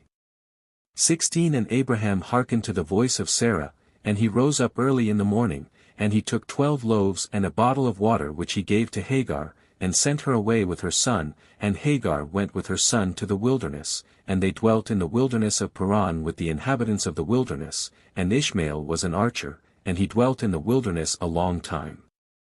17 And he and his mother afterward went to the land of Egypt, and they dwelt there, and Hagar took a wife for her son from Egypt, and her name was Meribah. 18 And the wife of Ishmael conceived and bare 4 sons and 2 daughters, and Ishmael and his mother and his wife and children afterward went and returned to the wilderness. 19 And they made themselves tents in the wilderness, in which they dwelt, and they continued to travel and then to rest monthly and yearly. 20 And God gave Ishmael flocks and herds and tents on account of Abraham his father, and the man increased in cattle. 21 And Ishmael dwelt in deserts and in tents, traveling and resting for a long time, and he did not see the face of his father. 22 And in some time after, Abraham said to Sarah his wife, I will go and see my son Ishmael, for I have a desire to see him, for I have not seen him for a long time. 23 And Abraham rode upon one of his camels to the wilderness to seek his son Ishmael, for he heard that he was dwelling in a tent in the wilderness with all belonging to him. 24 And Abraham went to the wilderness, and he reached the tent of Ishmael about noon, and he asked after Ishmael, and he found the wife of Ishmael sitting in the tent with her children, and Ishmael her husband and his mother were not with them. 25 And Abraham asked the wife of Ishmael, saying, Where has Ishmael gone? And she said, He has gone to the field to hunt, and Abraham was still mounted upon the camel, for he would not get off to the ground as he had sworn to his wife Sarah that he would not get off from the camel. 26 And Abraham said to Ishmael's wife, My daughter, give me a little water that I may drink, for I am fatigued from the journey. 27 And Ishmael's wife answered and said to Abraham, We have neither water nor bread, and she continued sitting in the tent and did not notice Abraham, neither did she ask him who he was. 28 But she was beating her children in the tent, and she was cursing them, and she also cursed her husband Ishmael and reproached him, and Abraham heard the words of Ishmael's wife to her children, and he was very angry and displeased. 29 And Abraham called to the woman to come out to him from the tent, and the woman came and stood opposite to Abraham, for Abraham was still mounted upon the camel. 30 And Abraham said to Ishmael's wife, When thy husband Ishmael returneth home say these words to him. 31 A very old man from the land of the Philistines came hither to seek thee, and thus was his appearance and figure. I did not ask him who he was, and seeing thou wast not here he spoke unto me and said, When Ishmael thy husband returneth tell him thus did this man say, When thou comest home put away this nail of the tent which thou hast placed here, and place another nail in its stead. 32 And Abraham finished his instructions to the woman, and he turned and went off on the camel homeward. 33 And after that Ishmael came from the chase he and his mother, and returned to the tent, and his wife spoke these words to him. 34 A very old man from the land of the Philistines came to seek thee, and thus was his appearance and figure. I did not ask him who he was, and seeing thou wast not at home he said to me, When thy husband cometh home tell him, Thus saith the old man, Put away the nail of the tent which thou hast placed here and place another nail in its stead. 35 And Ishmael heard the words of his wife, and he knew that it was his father, and that his wife did not honor him. 36 And Ishmael understood his father's words that he had spoken to his wife, and Ishmael hearkened to the voice of his father, and Ishmael cast off that woman and she went away. 37 And Ishmael afterward went to the land of Canaan, and he took another wife and he brought her to his tent to the place where he then dwelt. 38 And at the end of 3 years Abraham said, I will go again and see Ishmael my son, for I have not seen him for a long time. 39 And he rode upon his camel and went to the wilderness, and he reached the tent of Ishmael about noon. 40 And he asked after Ishmael, and his wife came out of the tent and she said, He is not here my lord, for he has gone to hunt in the fields, and to feed the camels. And the woman said to Abraham, Turn in my lord into the tent, and eat a morsel of bread, for thy soul must be wearied on account of the journey. 41 And Abraham said to her, I will not stop for I am in haste to continue my journey, but give me a little water to drink, for I have thirst. And the woman hastened and ran into the tent and she brought out water and bread to Abraham, which she placed before him and she urged him to eat, and he ate and drank and his heart was comforted and he blessed his son Ishmael. 42 And he finished his meal and he blessed the Lord, and he said to Ishmael's wife, When Ishmael cometh home say these words to him. 43 A very old man from the land of the Philistines came hither and asked after thee, and thou wast not here, and I brought him out bread and water and he ate and drank and his heart was comforted. 44 And he spoke these words to me, When Ishmael thy husband cometh home, say unto him, The nail of the tent which thou hast is very good, do not put it away from the tent. 45 And Abraham finished commanding the woman, and he rode off to his home to the land of the Philistines, and when Ishmael came to his tent his wife went forth to meet him with joy and a cheerful heart. 46 And she said to him, An old man came here from the land of the Philistines and thus was his appearance, and he asked after thee and thou wast not here, so I brought out bread and water, and he ate and drank and his heart was comforted. 47 And he spoke these words to me, When Ishmael thy husband cometh home say to him, The nail of the tent which thou hast is very good, do not put it away from the tent. 48 And Ishmael knew that it was his father, and that his wife had honored him, and the Lord blessed Ishmael. XXII And Ishmael then rose up and took his wife and his children and his cattle and all belonging to him, and he journeyed from there and he went to his father in the land of the Philistines. 2 And Abraham related to Ishmael his son the transaction with the first wife that Ishmael took, according to what she did. 3 And Ishmael and his children dwelt with Abraham many days in that land, and Abraham dwelt in the land of the Philistines a long time. 4 And the days increased and reached 26 years, and after that Abraham with his servants and all belonging to him went from the land of the Philistines and removed to a great distance, and they came near to Hebron, and they remained there, and the servants of Abraham dug wells of water, and Abraham and all belonging to him dwelt by the water. And the servants of Abimelech king of the Philistines heard the report that Abraham's servants had dug wells of water in the borders of the land. 5 And they came and quarrelled with the servants of Abraham, and they robbed them of the great well which they had dug. 6 And Abimelech king of the Philistines heard of this affair, and he with Phicol the captain of his host and 20 of his men came to Abraham, and Abimelech spoke to Abraham concerning his servants, and Abraham rebuked Abimelech concerning the well of which his servants had robbed him. 7 And Abimelech said to Abraham, As the Lord liveth who created the whole earth, I did not hear of the act which my servants did unto thy servants until this day. 8 And Abraham took 7 ewe lambs and gave them to Abimelech, saying, Take these, I pray thee, from my hands that it may be a testimony for me that I dug this well. 9 And Abimelech took the 7 ewe lambs which Abraham had given to him, for he had also given him cattle and herds in abundance, and Abimelech swore to Abraham concerning the well, therefore he called that well Beersheba, for there they both swore concerning it. 10 And they both made a covenant in Beersheba, and Abimelech rose up with Phicol the captain of his host and all his men, and they returned to the land of the Philistines, and Abraham and all belonging to him dwelt in Beersheba and he was in that land a long time. 11 And Abraham planted a large grove in Beersheba, and he made to it 4 gates facing the 4 sides of the earth, and he planted a vineyard in it, so that if a traveler came to Abraham he entered any gate which was in his road, and remained there and ate and drank and satisfied himself and then departed. 12 For the house of Abraham was always open to the sons of men that passed and repassed, who came daily to eat and drink in the house of Abraham. 13 And any man who had hunger and came to Abraham's house, Abraham would give him bread that he might eat and drink and be satisfied, and any one that came naked to his house he would clothe with garments as he might choose, and give him silver and gold and make known to him the Lord who had created him in the earth. This did Abraham all his life.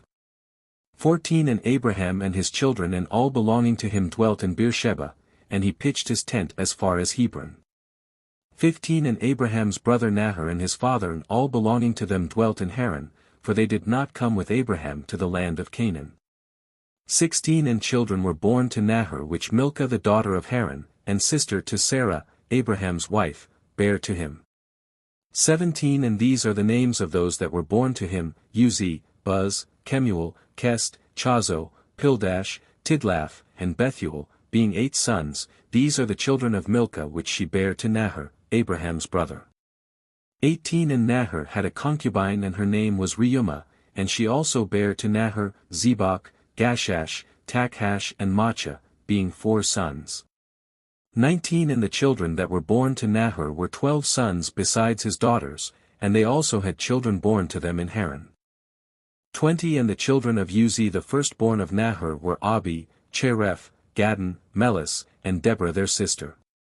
21 And the sons of Buz were Barachel, Namath, Shiva, and Medonu. 22 And the sons of Kemuel were Aram and Rechab.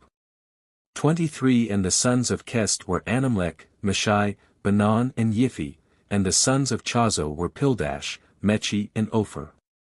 24 And the sons of Pildash were Arad, Chamum, Mered and Moloch. 25 And the sons of Tidlaph were Mushan, Cushan and Mutzi. 26 And the children of Bethuel were Sēfer, Laban and their sister Rebekah. 27 These are the families of the children of Nahor, that were born to them in Haran, and Aram the son of Kemuel and Rechab his brother went away from Haran, and they found a valley in the land by the river Euphrates. 28 And they built a city there, and they called the name of the city after the name of Pethor the son of Aram, that is Aram Naharaim unto this day. 29 And the children of Kest also went to dwell where they could find a place, and they went and they found a valley opposite to the land of Shinar, and they dwelt there. 30 And they there built themselves a city, and they called the name at the city Kest after the name of their father, that is the land Kasdim unto this day, and the Kasdim dwelt in that land and they were fruitful and multiplied exceedingly. 31 And Terah, father of Nahor and Abraham, went and took another wife in his old age, and her name was Pelilah, and she conceived and bare him a son and he called his name Zobah. 32 And Terah lived 25 years after he begot Zobah. 33 And Terah died in that year, that is in the 35th year of the birth of Isaac son of Abraham. 34 And the days of Terah were 205 years, and he was buried in Haran. 35 And Zobah the son of Terah lived 30 years and he begot Aram, Achlis and Merek. 36 And Aram son of Zobah son of Terah, had 3 wives and he begot 12 sons and 3 daughters, and the Lord gave to Aram the son of Zobah, riches and possessions, and abundance of cattle, and flocks and herds, and the man increased greatly. 37 And Aram the son of Zobah and his brother and all his household journeyed from Haran, and they went to dwell where they should find a place, for their property was too great to remain in Haran, for they could not stop in Haran together with their brethren the children of Nahor. 38 And Aram the son of Zobah went with his brethren, and they found a valley at a distance toward the eastern country and they dwelt there. 39 And they also built a city there, and they called the name thereof Aram, after the name of their eldest brother, that is Aram Zobah to this day. 40 And Isaac the son of Abraham was growing up in those days, and Abraham his father taught him the way of the Lord to know the Lord, and the Lord was with him. 41 And when Isaac was 37 years old, Ishmael his brother was going about with him in the tent. 42 And Ishmael boasted of himself to Isaac, saying, I was 13 years old when the Lord spoke to my father to circumcise us, and I did according to the word of the Lord which he spoke to my father, and I gave my soul unto the Lord, and I did not transgress his word which he commanded my father. 43 And Isaac answered Ishmael, saying, Why dost thou boast to me about this, about a little bit of thy flesh which thou didst take from thy body, concerning which the Lord commanded thee? 44 As the Lord liveth, the God of my father Abraham, if the Lord should say unto my father, Take now thy son Isaac and bring him up an offering before me, I would not refrain but I would joyfully accede to it. 45 And the Lord heard the word that Isaac spoke to Ishmael, and it seemed good in the sight of the Lord, and he thought to try Abraham in this matter. 46 And the day arrived when the sons of God came and placed themselves before the Lord, and Satan also came with the sons of God before the Lord. 47 And the Lord said unto Satan, Whence comest thou? And Satan answered the Lord and said, From going to and fro in the earth, and from walking up and down in it.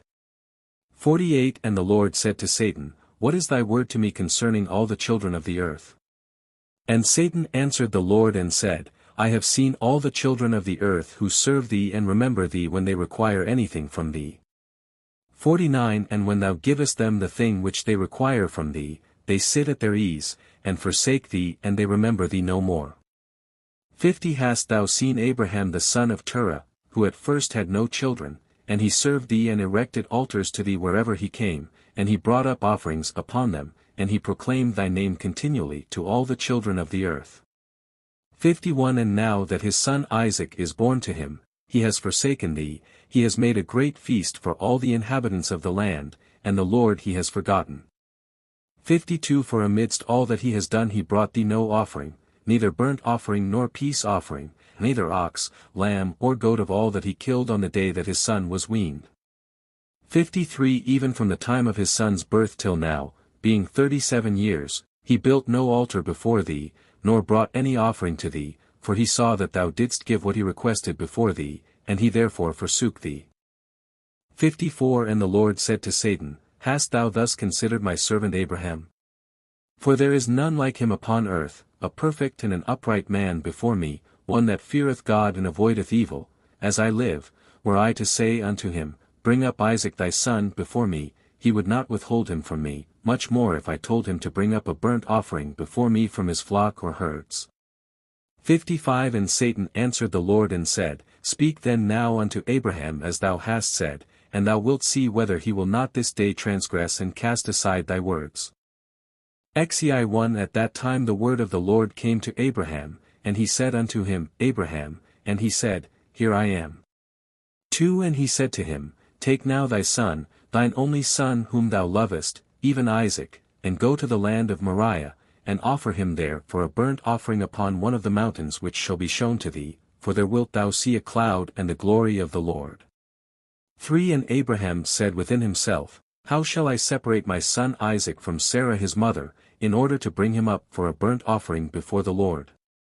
4 And Abraham came into the tent, and he sat before Sarah his wife, and he spoke these words to her, 5 My son Isaac is grown up and he has not for some time studied the service of his God, now tomorrow I will go and bring him to Shem, and Eber his son, and there he will learn the ways of the Lord, for they will teach him to know the Lord as well as to know that when he prayeth continually before the Lord, he will answer him. Therefore there he will know the way of serving the Lord his God. 6 And Sarah said, Thou hast spoken well, go my lord and do unto him as thou hast said, but remove him not at a great distance from me, neither let him remain there too long, for my soul is bound within his soul. 7 And Abraham said unto Sarah, My daughter, let us pray to the Lord our God that he may do good with us. 8 And Sarah took her son Isaac and he abode all that night with her, and she kissed and embraced him, and gave him instructions till morning. 9 And she said to him, O my son, how can my soul separate itself from thee? And she still kissed him and embraced him, and she gave Abraham instructions concerning him. 10 And Sarah said to Abraham, O my lord, I pray thee take heed of thy son, and place thine eyes over him, for I have no other son nor daughter but him. 11 O forsake him not. If he be hungry give him bread, and if he be thirsty give him water to drink, do not let him go on foot, neither let him sit in the sun. 12 Neither let him go by himself in the road, neither force him from whatever he may desire, but do unto him as he may say to thee. 13 And Sarah wept bitterly the whole night on account of Isaac, and she gave him instructions till morning. 14 And in the morning Sarah selected a very fine and beautiful garment from those garments which she had in the house, that Abimelech had given to her. 15 And she dressed Isaac her son therewith, and she put a turban upon his head, and she enclosed a precious stone in the top of the turban, and she gave them provision for the road, and they went forth, and Isaac went with his father Abraham, and some of their servants accompanied them to see them off the road. 16 And Sarah went out with them, and she accompanied them upon the road to see them off, and they said to her, Return to the tent. 17 And when Sarah heard the words of her son Isaac she wept bitterly, and Abraham her husband wept with her, and their son wept with them a great weeping, also those who went with them wept greatly. 18 And Sarah caught hold of her son Isaac, and she held him in her arms, and she embraced him and continued to weep with him, and Sarah said, Who knoweth if after this day I shall ever see thee again? 19 And they still wept together, Abraham, Sarah and Isaac, and all those that accompanied them on the road wept with them, and Sarah afterward turned away from her son, weeping bitterly, and all her men servants and maid servants returned with her to the tent. 20 And Abraham went with Isaac his son to bring him up as an offering before the Lord, as he had commanded him. 21 And Abraham took 2 of his young men with him, Ishmael the son of Hagar and Eliezer his servant, and they went together with them, and whilst they were walking in the road the young men spoke these words to themselves. 22 And Ishmael said to Eliezer, Now my father Abraham is going with Isaac to bring him up for a burnt offering to the Lord, as he commanded him. 23 Now when he returneth he will give unto me all that he possesses, to inherit after him, for I am his firstborn.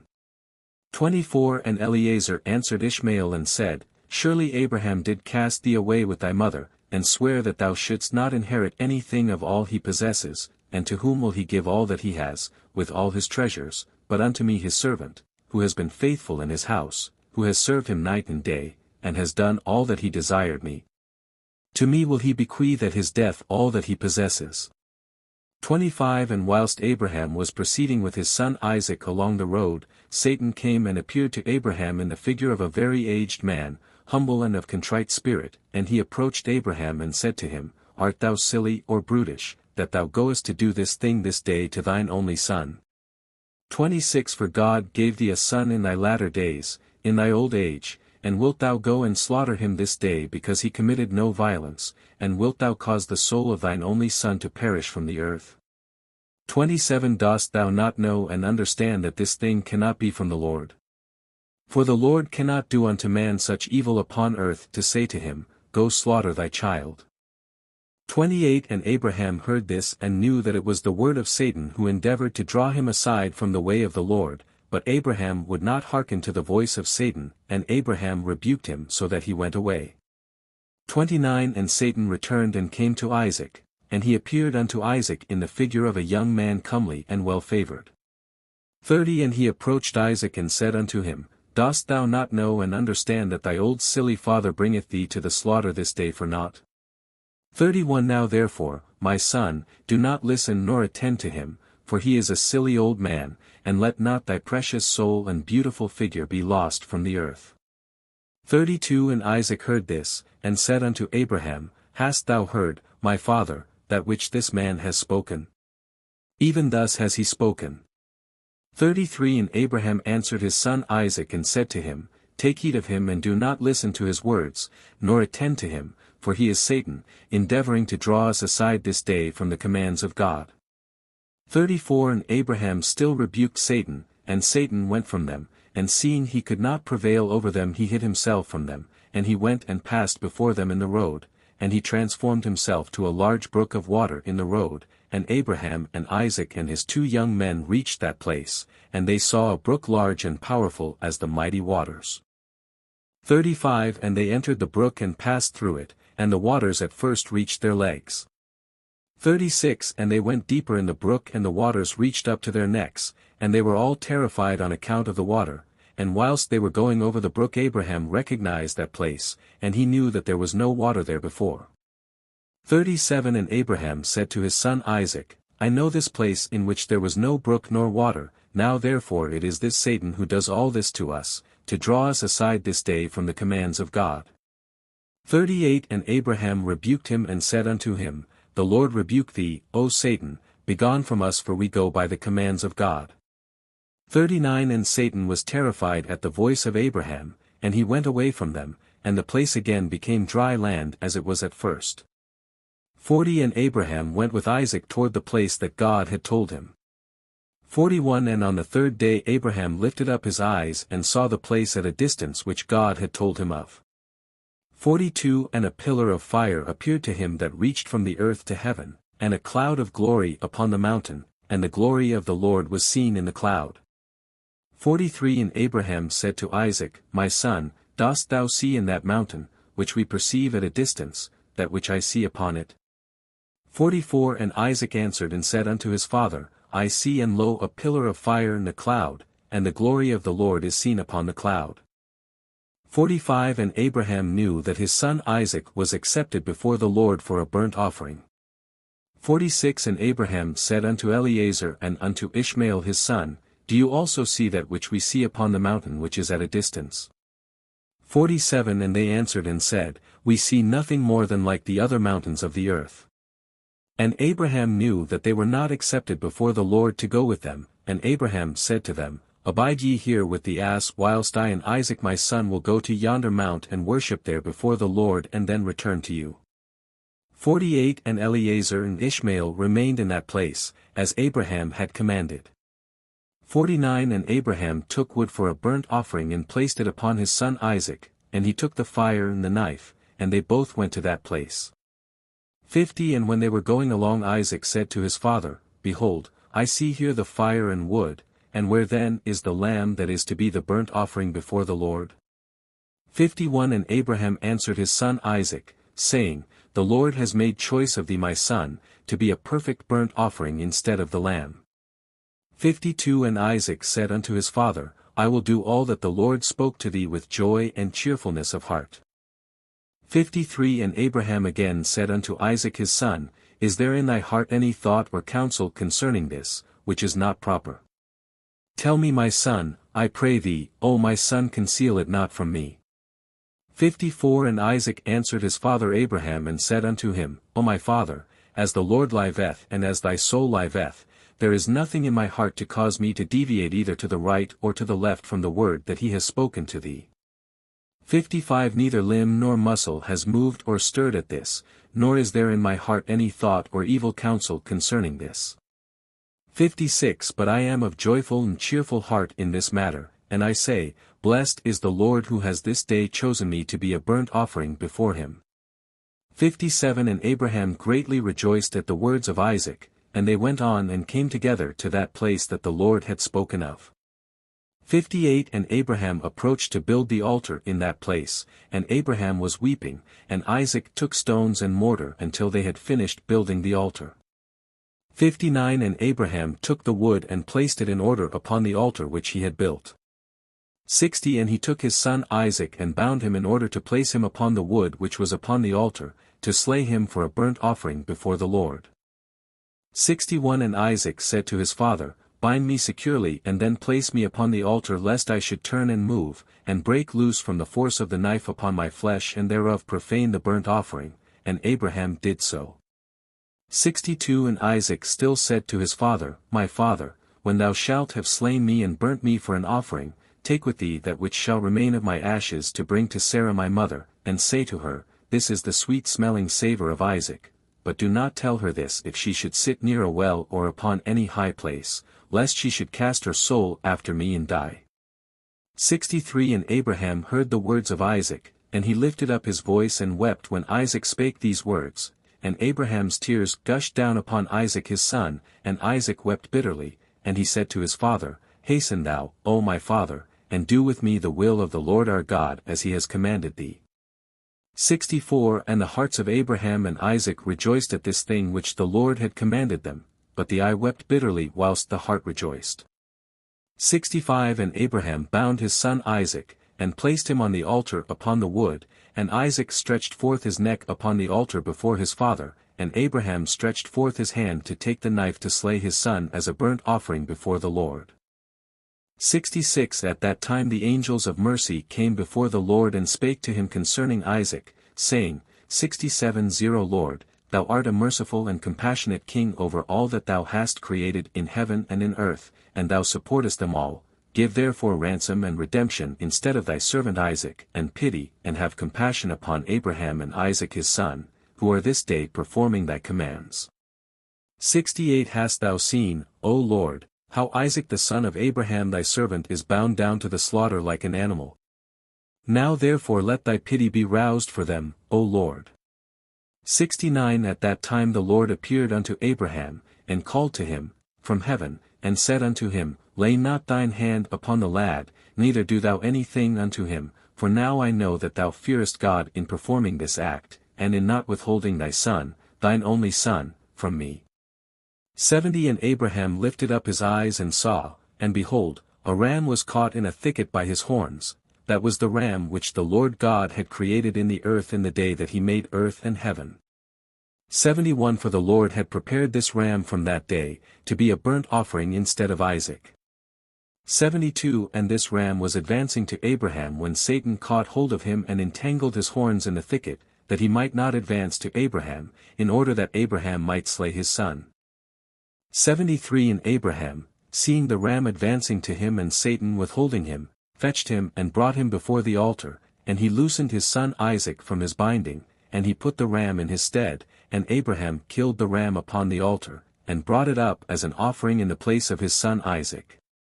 74 And Abraham sprinkled some of the blood of the ram upon the altar, and he exclaimed and said, This is in the place of my son, and may this be considered this day as the blood of my son before the Lord. 75 And all that Abraham did on this occasion by the altar, he would exclaim and say, This is in the room of my son, and may it this day be considered before the Lord in the place of my son. And Abraham finished the whole of the service by the altar, and the service was accepted before the Lord, and was accounted as if it had been Isaac, and the Lord blessed Abraham and his seed on that day. 76 And Satan went to Sarah, and he appeared to her in the figure of an old man very humble and meek, and Abraham was yet engaged in the burnt offering before the Lord. 77 And he said unto her, Dost thou not know all the work that Abraham has made with thine only son this day? For he took Isaac and built an altar, and killed him, and brought him up as a sacrifice upon the altar, and Isaac cried and wept before his father, but he looked not at him, neither did he have compassion over him. 78 And Satan repeated these words, and he went away from her, and Sarah heard all the words of Satan, and she imagined him to be an old man from amongst the sons of men who had been with her son, and had come and told her these things. 79 And Sarah lifted up her voice and wept and cried out bitterly on account of her son, and she threw herself upon the ground and she cast dust upon her head, and she said, O my son, Isaac my son, O that I had this day died instead of thee. And she continued to weep and said, It grieves me for thee, O my son Isaac, O that I had died this day in thy stead.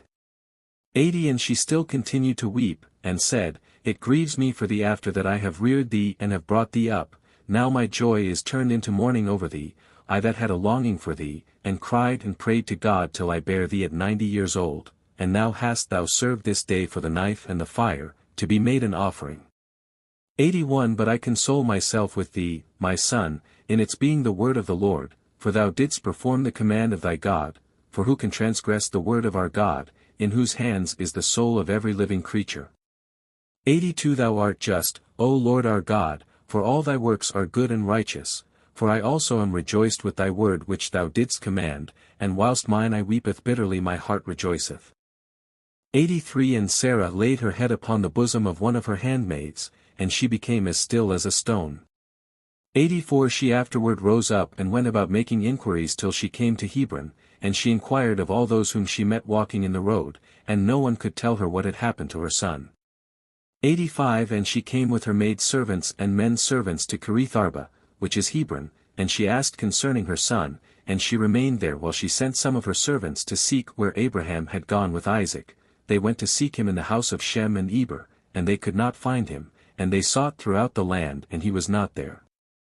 86 And behold, Satan came to Sarah in the shape of an old man, and he came and stood before her, and he said unto her, I spoke falsely unto thee, for Abraham did not kill his son and he is not dead. And when she heard the word her joy was so exceedingly violent on account of her son, that her soul went out through joy, she died and was gathered to her people. 87 And when Abraham had finished his service he returned with his son Isaac to his young men, and they rose up and went together to Beersheba, and they came home.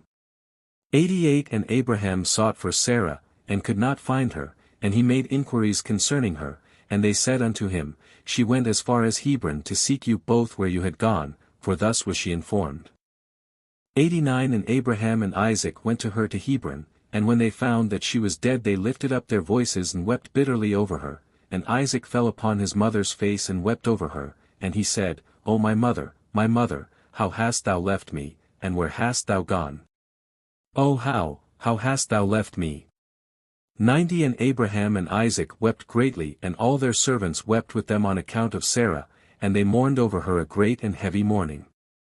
Ziv 1 And the life of Sarah was 127 years, and Sarah died, and Abraham rose up from before his dead to seek a burial place to bury his wife Sarah, and he went and spoke to the children of Het, the inhabitants of the land, saying, I am a stranger and a sojourner with you in your land, give me a possession of a burial place in your land, that I may bury my dead from before me. 3 And the children of Het said unto Abraham, Behold the land is before thee, in the choice of our sepulchres bury thy dead, for no man shall withhold thee from burying thy dead. 4 And Abraham said unto them, If you are agreeable to this go and entreat for me to Ephron, the son of Zochar, requesting that he may give me the cave of Machpelah, which is in the end of his field, and I will purchase it of him for whatever he desire for it. 5 And Ephron dwelt among the children of Het, and they went and called for him, and he came before Abraham, and Ephron said unto Abraham, Behold all thou requirest thy servant will do, and Abraham said, No, but I will buy the cave and the field which thou hast for value, in order that it may be for a possession of a burial place for ever. 6 And Ephron answered and said, behold the field and the cave are before thee, give whatever thou desirest. And Abraham said, Only at full value will I buy it from thy hand, and from the hands of those that go in at the gate of thy city, and from the hand of thy seed forever.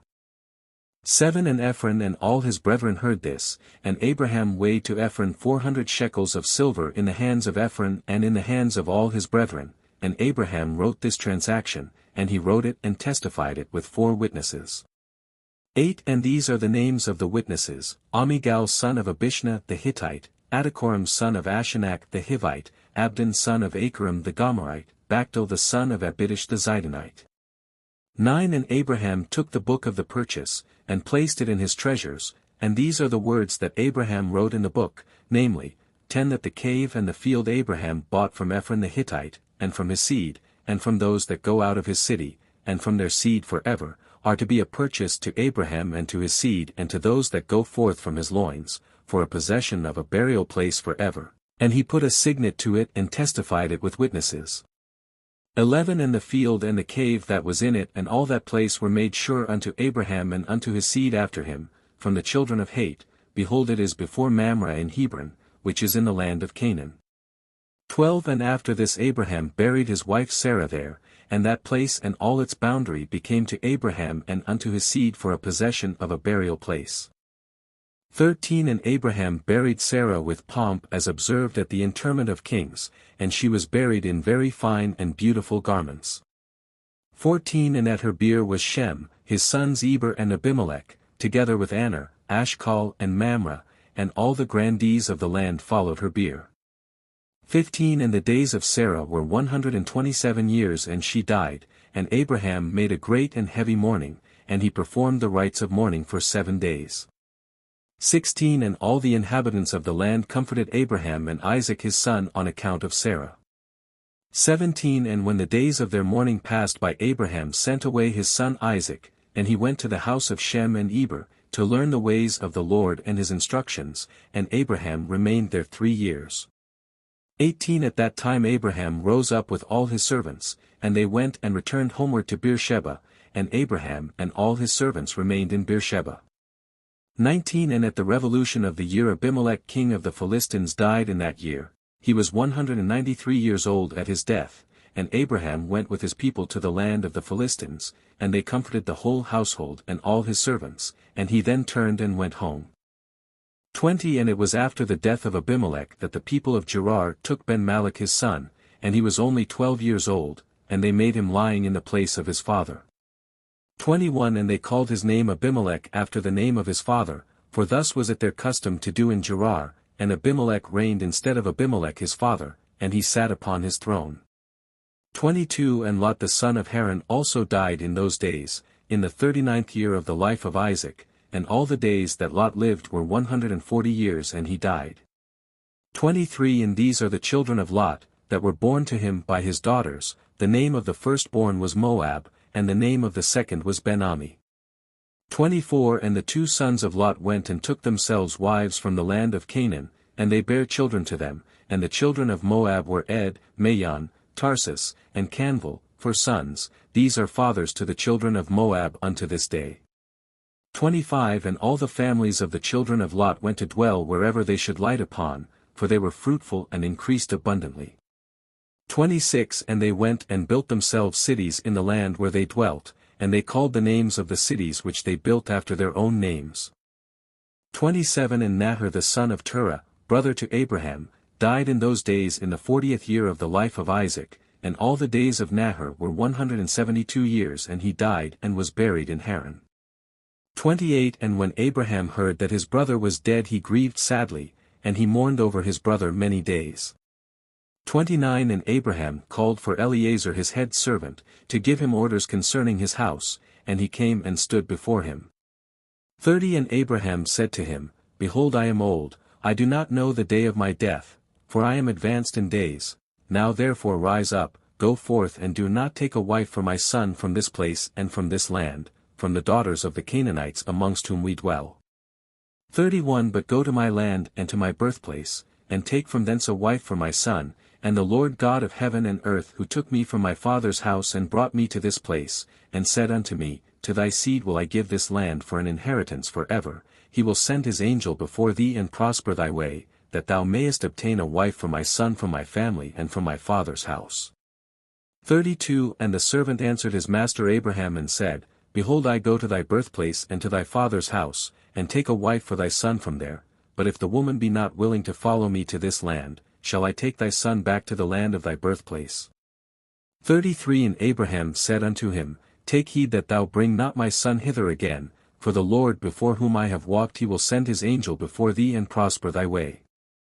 34 And Eliezer did as Abraham ordered him, and Eliezer swore unto Abraham his master upon this matter, and Eliezer rose up and took 10 camels of the camels of his master, and 10 men from his master's servants with him, and they rose up and went to Haran, the city of Abraham and Nahor, in order to fetch a wife for Isaac the son of Abraham. And whilst they were gone Abraham sent to the house of Shem and Eber, and they brought from thence his son Isaac. 35 And Isaac came home to his father's house to Beersheba, whilst Eliezer and his men came to Haran, and they stopped in the city by the watering place, and he made his camels to kneel down by the water and they remained there. 36 And Eliezer, Abraham's servant, prayed and said, O God of Abraham my master, send me I pray thee good speed this day and show kindness unto my master, that thou shalt appoint this day a wife for my master's son from his family. 37 And the Lord hearkened to the voice of Eliezer, for the sake of his servant Abraham, and he happened to meet with the daughter of Bethuel, the son of Milcah, the wife of Nahor, brother to Abraham, and Eliezer came to her house. 38 And Eliezer related to them all his concerns, and that he was Abraham's servant, and they greatly rejoiced at him. 39 And they all blessed the Lord who brought this thing about, and they gave him Rebekah, the daughter of Bethuel, for a wife for Isaac. 40 And the young woman was of very comely appearance, she was a virgin, and Rebekah was 10 years old in those days. 41 And Bethuel and Laban and his children made a feast on that night, and Eliezer and his men came and ate and drank and rejoiced there on that night. 42 And Eliezer rose up in the morning, he and the men that were with him, and he called to the whole household of Bethuel, saying, Send me away that I may go to my master. And they rose up and sent away Rebekah and her nurse Deborah, the daughter of Uz, and they gave her silver and gold, men servants and maid servants, and they blessed her. 43 And they sent Eliezer away with his men, and the servants took Rebekah, and he went and returned to his master to the land of Canaan. 44 And Isaac took Rebekah and she became his wife, and he brought her into the tent. 45 And Isaac was 40 years old when he took Rebekah, the daughter of his uncle Bethuel, for a wife. XXV1 And it was at that time that Abraham again took a wife in his old age, and her name was Keturah, from the land of Canaan. 2 And she bare unto him Zimran, Jokshan, Medan, Midian, Ishbak and Shwach, being 6 sons. And the children of Zimran were Abihan, Moloch and Narim. 3 And the sons of Jokshan were Sheba and Dedan, and the sons of Medan were Amminadab, Joab, Gochi, Elisha and Nothak, and the sons of Midian were Ephah, Epher, Chanach, Abida and Eldah. 4 And the sons of Ishbak were Machiro, Beodua and Tater. 5 And the sons of Shwach were Bildad, Mamdad, Munan and Meban. All these are the families of the children of Keturah the Canaanitish woman which she bare unto Abraham the Hebrew. 6 And Abraham sent all these away, and he gave them gifts, and they went away from his son Isaac to dwell wherever they should find a place. 7 And all these went to the mountain at the east, and they built themselves 6 cities in which they dwelt unto this day. 8 But the children of Sheba and Dedan, children of Jokshan, with their children, did not dwell with their brethren in their cities, and they journeyed and encamped in the countries and wildernesses unto this day.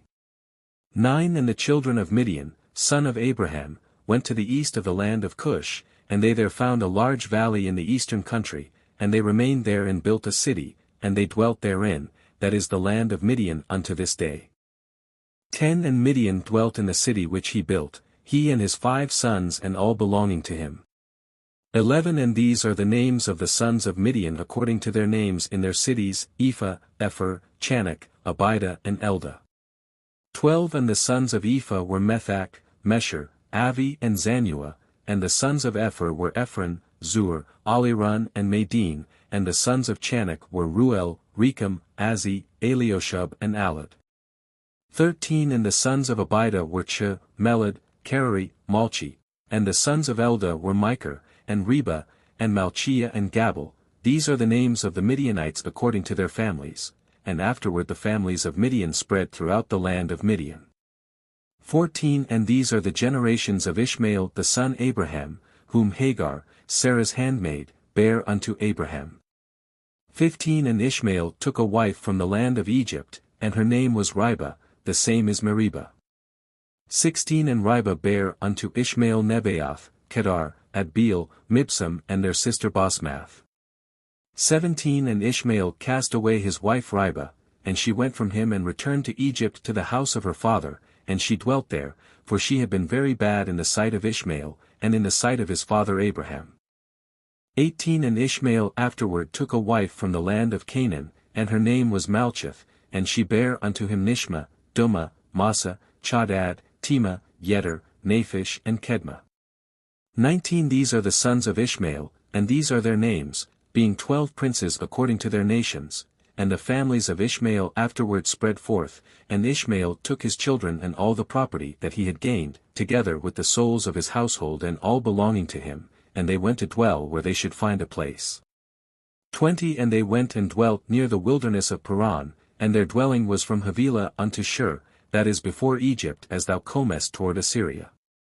21 And Ishmael and his sons dwelt in the land, and they had children born to them, and they were fruitful and increased abundantly.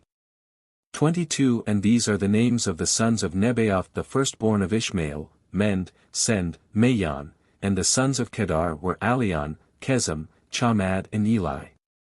23 And the sons of Adbeel were Chamad and Jabin, and the sons of Mibsam were Obadiah, Ebedmelech and Yush. These are the families of the children of Ribah the wife of Ishmael. 24 And the sons of Mishma the son of Ishmael were Shammua, Zecharion and Obed, and the sons of Dumah were Keezd, Eli, Machmad and Aimed.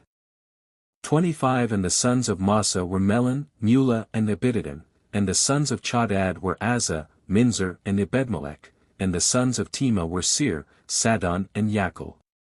26 And the sons of Yether were Merith, Yaish, Elio, and Pacheth, and the sons of Naphish were Ebed Tamed, Abiasaph and Mir, and the sons of Kedma were Caleb, Takti, and Omir. These were the children of Malchith the wife of Ishmael according to their families.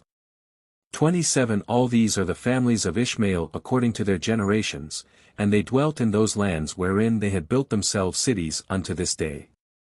28 And Rebekah the daughter of Bethuel, the wife of Abraham's son Isaac, was barren in those days, she had no offspring, and Isaac dwelt with his father in the land of Canaan, and the Lord was with Isaac, and Arpachshad the son of Shem the son of Noah died in those days, in the 48th year of the life of Isaac, and all the days that Arpachshad lived were 438 years, and he died. XXVA1 And in the 59th year of the life of Isaac the son of Abraham, Rebekah his wife was still barren in those days. 2 And Rebekah said unto Isaac, Truly I have heard, my lord, that thy mother Sarah was barren in her days until my lord Abraham, thy father, prayed for her and she conceived by him. 3 Now therefore stand up, pray thou also to God and he will hear thy prayer and remember us through his mercies. 4 And Isaac answered his wife Rebekah, saying, Abraham has already prayed for me to God to multiply his seed, now therefore this barrenness must proceed to us from thee. 5 And Rebekah said unto him, But arise now thou also and pray, that the Lord may hear thy prayer and grant me children. And Isaac hearkened to the words of his wife, and Isaac and his wife rose up and went to the land of Moriah to pray there and to seek the Lord, and when they had reached that place Isaac stood up and prayed to the Lord on account of his wife because she was barren. 6 And Isaac said, O Lord God of heaven and earth, whose goodness and mercies fill the earth, thou who didst take my father from his father's house and from his birthplace, and didst bring him unto this land, and didst say unto him, To thy seed will I give the land, and thou didst promise him and didst declare unto him, I will multiply thy seed as the stars of heaven and as the sand of the sea. Now may thy words be verified which thou didst speak unto my father. 7 For thou art the Lord our God, our eyes are toward thee to give us seed of men, as thou didst promise us, for thou art the Lord our God and our eyes are directed toward thee only. 8 And the Lord heard the prayer of Isaac the son of Abraham, and the Lord was entreated of him and Rebekah his wife conceived.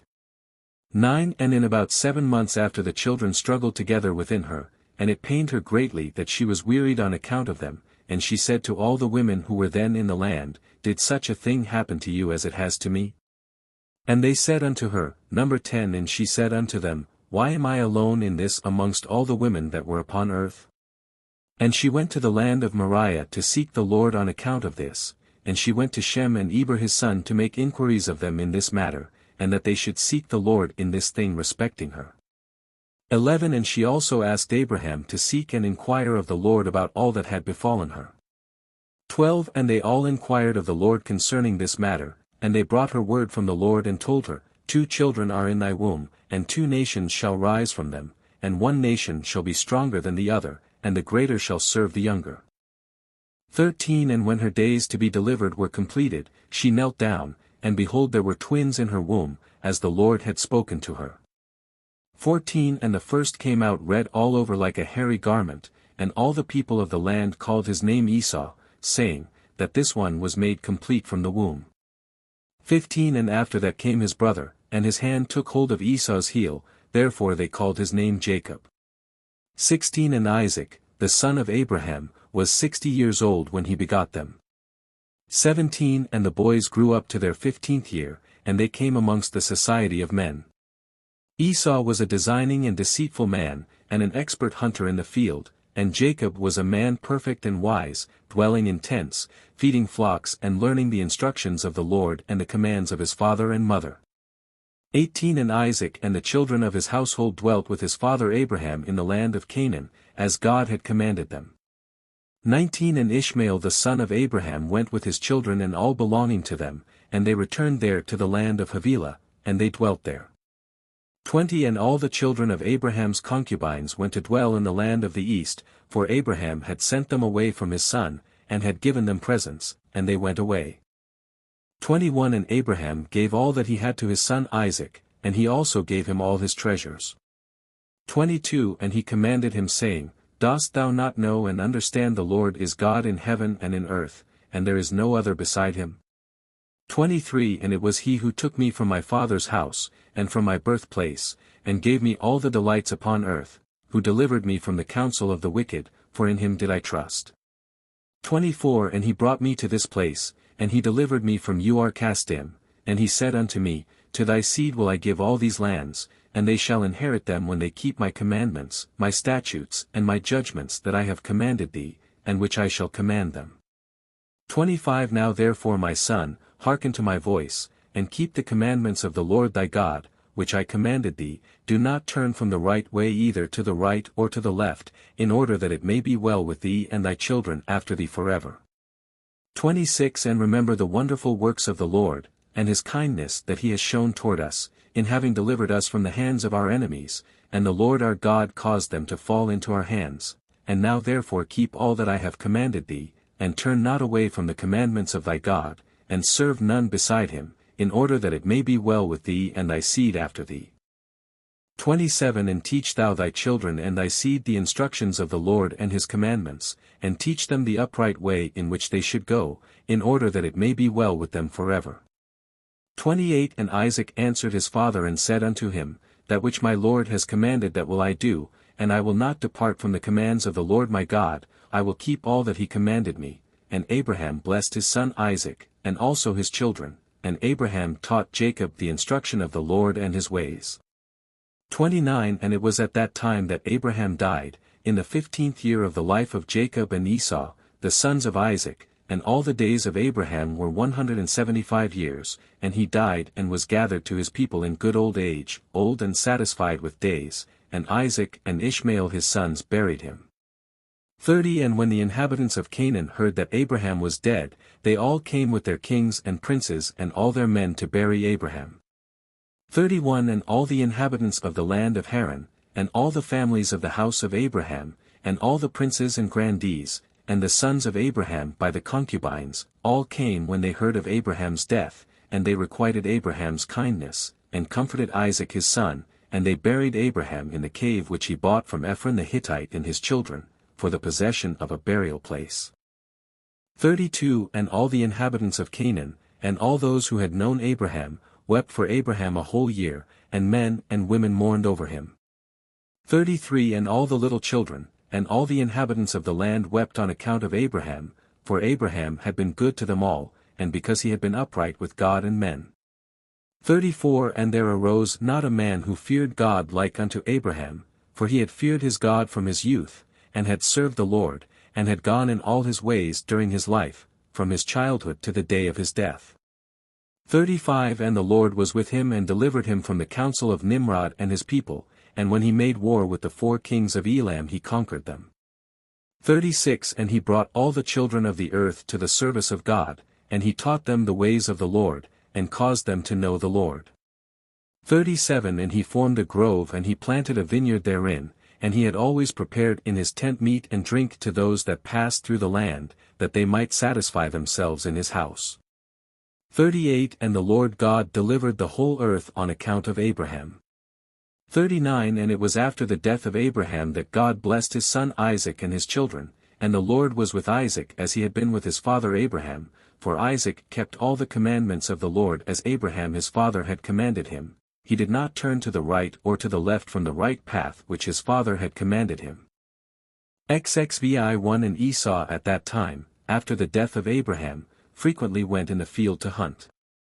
2 And Nimrod king of Babel, the same was Amraphel, also frequently went with his mighty men to hunt in the field, and to walk about with his men in the cool of the day. 3 And Nimrod was observing Esau all the days, for a jealousy was formed in the heart of Nimrod against Esau all the days. 4 And on a certain day Esau went in the field to hunt, and he found Nimrod walking in the wilderness with his 2 men. 5 And all his mighty men and his people were with him in the wilderness, but they removed at a distance from him, and they went from him in different directions to hunt, and Esau concealed himself for Nimrod, and he lurked for him in the wilderness. 6 And Nimrod and his men that were with him did not know him, and Nimrod and his men frequently walked about in the field at the cool of the day, and to know where his men were hunting in the field. 7 And Nimrod and 2 of his men that were with him came to the place where they were, when Esau started suddenly from his lurking place, and drew his sword, and hastened and ran to Nimrod and cut off his head. 8 And Esau fought a desperate fight with the 2 men that were with Nimrod, and when they called out to him, Esau turned to them and smote them to death with his sword. 9 And all the mighty men of Nimrod, who had left him to go to the wilderness, heard the cry at a distance, and they knew the voices of those 2 men, and they ran to know the cause of it, when they found their king and the 2 men that were with him lying dead in the wilderness. 10 And when Esau saw the mighty men of Nimrod coming at a distance, he fled, and thereby escaped, and Esau took the valuable garments of Nimrod, which Nimrod's father had bequeathed to Nimrod, and with which Nimrod prevailed over the whole land, and he ran and concealed them in his house. 11 And Esau took those garments and ran into the city on account of Nimrod's men, and he came unto his father's house wearied and exhausted from fight, and he was ready to die through grief when he approached his brother Jacob and sat before him. 12 And he said unto his brother Jacob, Behold, I shall die this day, and wherefore then do I want the birthright? And Jacob acted wisely with Esau in this matter, and Esau sold his birthright to Jacob, for it was so brought about by the Lord. 13 And Esau's portion in the cave of the field of Machpelah, which Abraham had bought from the children of Het for the possession of a burial ground, Esau also sold to Jacob, and Jacob bought all this from his brother Esau for value given. 14 And Jacob wrote the whole of this in a book, and he testified the same with witnesses, and he sealed it, and the book remained in the hands of Jacob. 15 And when Nimrod the son of Cush died, his men lifted him up and brought him in consternation, and buried him in his city, and all the days that Nimrod lived were 215 years and he died. 16 And the days that Nimrod reigned upon the people of the land were 185 years, and Nimrod died by the sword of Esau in shame and contempt, and the seed of Abraham caused his death as he had seen in his dream. 17 And at the death of Nimrod his kingdom became divided into many divisions, and all those parts that Nimrod reigned over were restored to the respective kings of the land, who recovered them after the death of Nimrod, and all the people of the house of Nimrod were for a long time enslaved to all the other kings of the land. 18:1 And in those days, after the death of Abraham, in that year the Lord brought a heavy famine in the land, and whilst the famine was raging in the land of Canaan, Isaac rose up to go down to Egypt on account of the famine, as his father Abraham had done. 2 And the Lord appeared that night to Isaac and he said to him, Do not go down to Egypt but rise and go to Gerar, to Abimelech king of the Philistines, and remain there till the famine shall cease. 3 And Isaac rose up and went to Gerar, as the Lord commanded him, and he remained there a full year. 4 And when Isaac came to Gerar, the people of the land saw that Rebekah his wife was of a beautiful appearance, and the people of Gerar asked Isaac concerning his wife, and he said, She is my sister, for he was afraid to say she was his wife lest the people of the land should slay him on account of her. 5 And the princes of Abimelech went and praised the woman to the king, but he answered them not, neither did he attend to their words. 6 But he heard them say that Isaac declared her to be his sister, so the king reserved this within himself. 7 And when Isaac had remained 3 months in the land, Abimelech looked out at the window, and he saw, and behold Isaac was sporting with Rebekah his wife, for Isaac dwelt in the outer house belonging to the king, so that the house of Isaac was opposite the house of the king. 8 And the king said unto Isaac, What is this thou hast done to us in saying of thy wife, She is my sister? How easily might one of the great men of the people have lain with her, and thou wouldst then have brought guilt upon us. 9 And Isaac said unto Abimelech, Because I was afraid lest I die on account of my wife, therefore I said, She is my sister. 10 At that time Abimelech gave orders to all his princes and great men, and they took Isaac and Rebekah his wife and brought them before the king. 11 And the king commanded that they should dress them in princely garments, and make them ride through the streets of the city, and proclaim before them throughout the land, saying, This is the man and this is his wife, whoever toucheth this man or his wife shall surely die. And Isaac returned with his wife to the king's house, and the Lord was with Isaac and he continued to wax great and lacked nothing. 12 And the Lord caused Isaac to find favor in the sight of Abimelech, and in the sight of all his subjects, and Abimelech acted well with Isaac, for Abimelech remembered the oath and the covenant that existed between his father and Abraham. 13 And Abimelech said unto Isaac, Behold the whole earth is before thee, dwell wherever it may seem good in thy sight until thou shalt return to thy land. And Abimelech gave Isaac fields and vineyards and the best part of the land of Gerar, to sow and reap and eat the fruits of the ground until the days of the famine should have passed by. 14 And Isaac sowed in that land, and received 100-fold in the same year, and the Lord blessed him. 15 And the man waxed great, and he had possession of flocks and possession of herds and great store of servants. 16 And when the days of the famine had passed away the Lord appeared to Isaac and said unto him, Rise up, go forth from this place and return to thy land, to the land of Canaan. And Isaac rose up and returned to Hebron which is in the land of Canaan, he and all belonging to him as the Lord commanded him. 17 And after this Shalach the son at Arpachshad died in that year, which is the 18th year of the lives of Jacob and Esau, and all the days that Shalach lived were 433 years and he died. 18 At that time Isaac sent his younger son Jacob to the house of Shem and Eber, and he learned the instructions of the Lord, and Jacob remained in the house of Shem and Eber for 32 years, and Esau his brother did not go, for he was not willing to go, and he remained in his father's house in the land of Canaan. 19 And Esau was continually hunting in the fields to bring home what he could get, so did Esau all the days. 20 And Esau was a designing and deceitful man, one who hunted after the hearts of men and inveigled them, and Esau was a valiant man in the field, and in the course of time went as usual to hunt, and he came as far as the field of Seir, the same as Edom. 21 And he remained in the land of Seir hunting in the field a year and 4 months. 22 And Esau there saw in the land of Seir the daughter of a man of Canaan, and her name was Jehudith, the daughter of Beri, son of Epher, from the families of Heth the son of Canaan. 23 And Esau took her for a wife, and he came unto her. 40 years old was Esau when he took her, and he brought her to Hebron, the land of his father's dwelling place, and he dwelt there.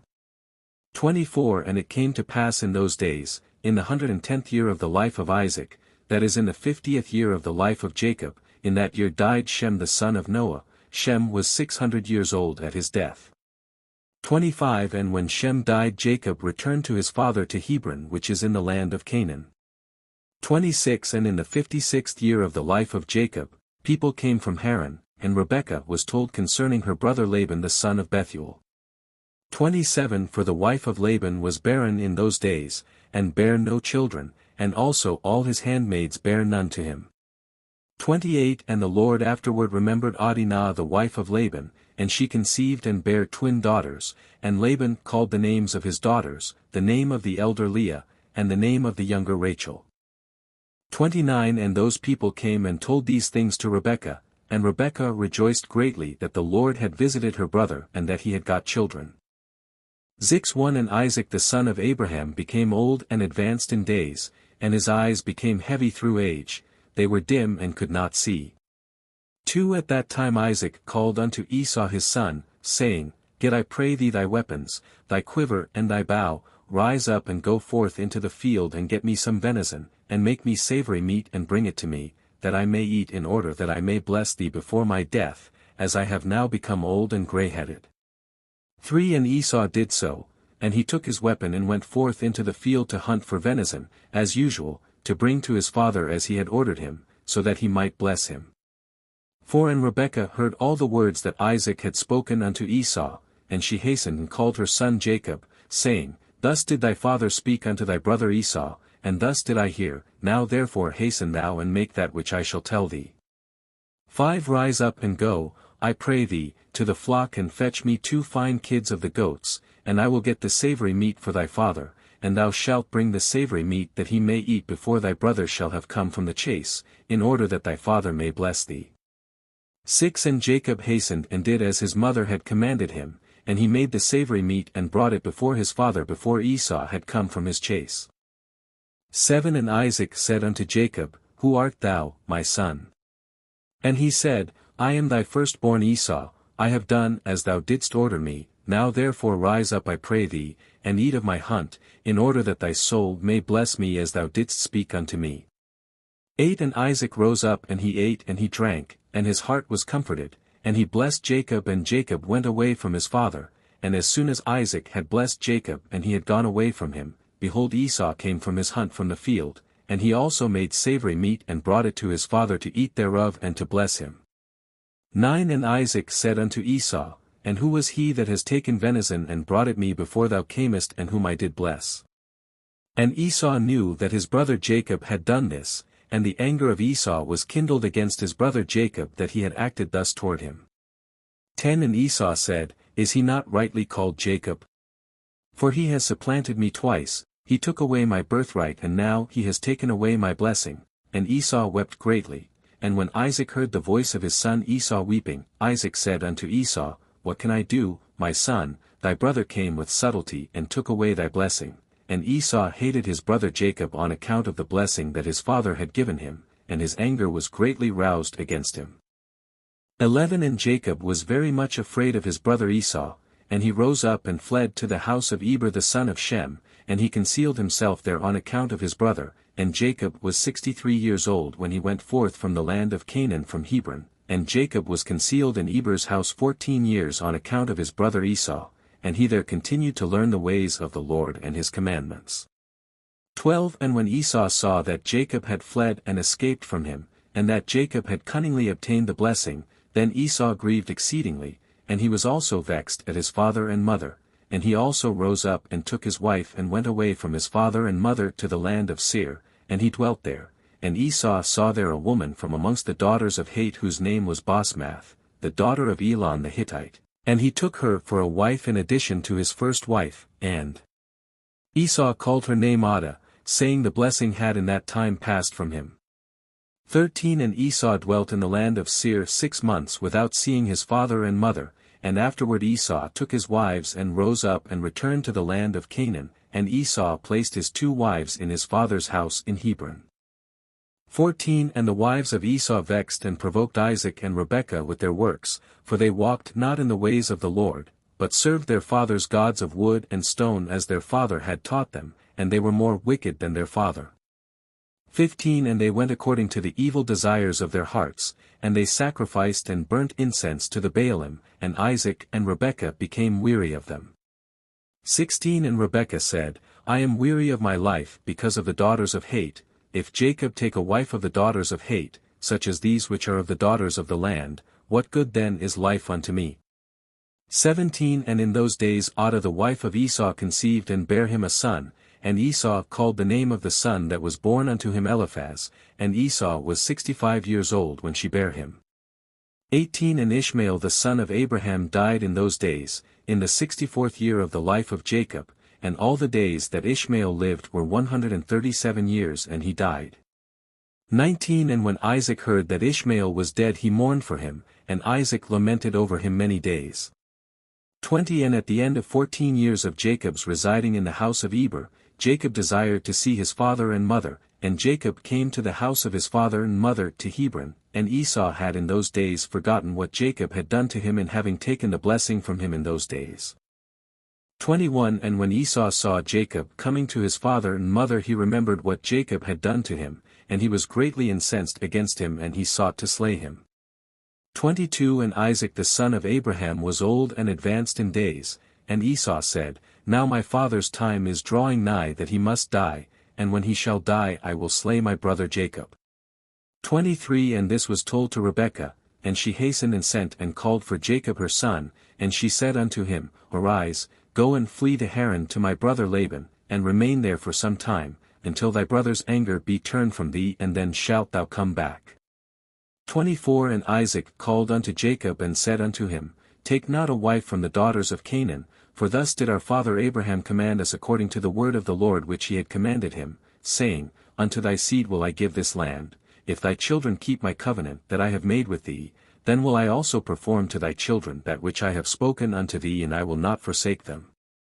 25 Now therefore my son hearken to my voice, to all that I shall command thee, and refrain from taking a wife from amongst the daughters of Canaan. Arise, go to Haran to the house of Bethuel thy mother's father, and take unto thee a wife from there from the daughters of Laban thy mother's brother. 26 Therefore take heed lest thou shouldst forget the Lord thy God and all his ways in the land to which thou goest, and shouldst get connected with the people of the land and pursue vanity and forsake the Lord thy God. 27 But when thou comest to the land serve there the Lord, do not turn to the right or to the left from the way which I commanded thee and which thou didst learn.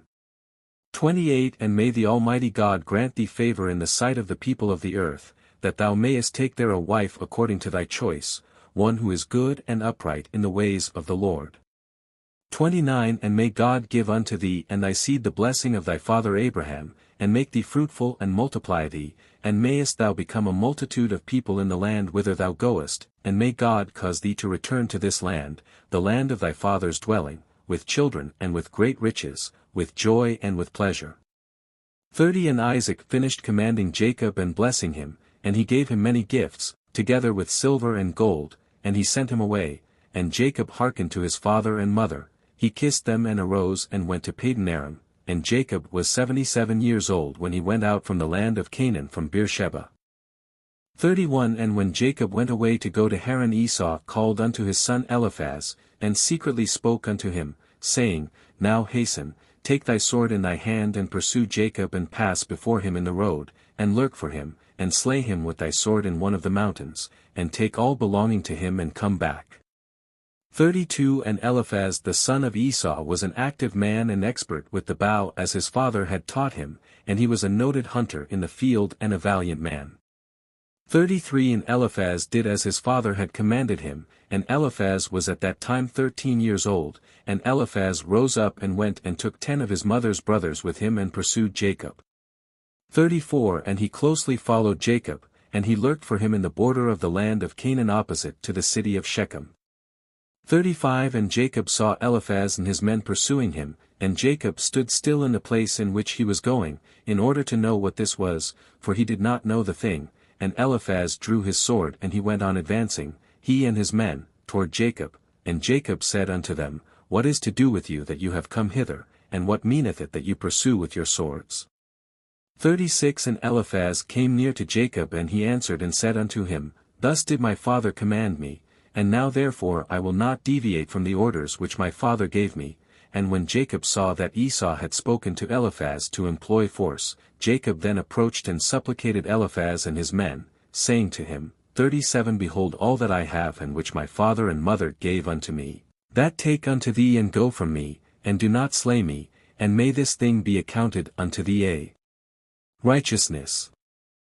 38 And the Lord caused Jacob to find favor in the sight of Eliphaz the son of Esau, and his men, and they hearkened to the voice of Jacob, and they did not put him to death, and Eliphaz and his men took all belonging to Jacob together with the silver and gold that he had brought with him from Beersheba, they left him nothing. 39 And Eliphaz and his men went away from him and they returned to Esau to Beersheba, and they told him all that had occurred to them with Jacob, and they gave him all that they had taken from Jacob. 40 And Esau was indignant at Eliphaz his son, and at his men that were with him, because they had not put Jacob to death. 41 And they answered and said unto Esau, Because Jacob supplicated us in this matter not to slay him, our pity was excited toward him, and we took all belonging to him and brought it unto thee. And Esau took all the silver and gold which Eliphaz had taken from Jacob and he put them by in his house. 42 At that time when Esau saw that Isaac had blessed Jacob, and had commanded him, saying, Thou shalt not take a wife from amongst the daughters of Canaan, and that the daughters of Canaan were bad in the sight of Isaac and Rebekah. 43 Then he went to the house of Ishmael his uncle, and in addition to his older wives he took Machlath the daughter of Ishmael, the sister of Nebaioth, for a wife. XXX1 And Jacob went forth continuing his road to Haran, and he came as far as Mount Moriah, and he tarried there all night near the city of Luz. And the Lord appeared there unto Jacob on that night, and he said unto him, I am the Lord God of Abraham and the God of Isaac thy father, the land upon which thou liest I will give unto thee and thy seed. 2 And behold I am with thee and will keep thee wherever thou goest, and I will multiply thy seed as the stars of heaven, and I will cause all thine enemies to fall before thee, and when they shall make war with thee they shall not prevail over thee, and I will bring thee again unto this land with joy, with children, and with great riches. 3 And Jacob awoke from his sleep and he rejoiced greatly at the vision which he had seen, and he called the name of that place Bethel. 4 And Jacob rose up from that place quite rejoiced, and when he walked his feet felt light to him for joy, and he went from there to the land of the children of the east, and he returned to Haran and he sat by the shepherd's well. 5 And he there found some men, going from Haran to feed their flocks, and Jacob made inquiries of them, and they said, We are from Haran. 6 And he said unto them, Do you know Laban, the son of Nahor? And they said, We know him, and behold his daughter Rachel is coming along to feed her father's flock. 7 Whilst he was yet speaking with them, Rachel the daughter of Laban came to feed her father's sheep, for she was a shepherdess. 8 And when Jacob saw Rachel, the daughter of Laban, his mother's brother, he ran and kissed her, and lifted up his voice and wept. 9 And Jacob told Rachel that he was the son of Rebekah, her father's sister, and Rachel ran and told her father, and Jacob continued to cry because he had nothing with him to bring to the house of Laban. 10 And when Laban heard that his sister's son Jacob had come, he ran and kissed him and embraced him and brought him into the house and gave him bread, and he ate. 11 And Jacob related to Laban what his brother Esau had done to him, and what his son Eliphaz had done to him in the road.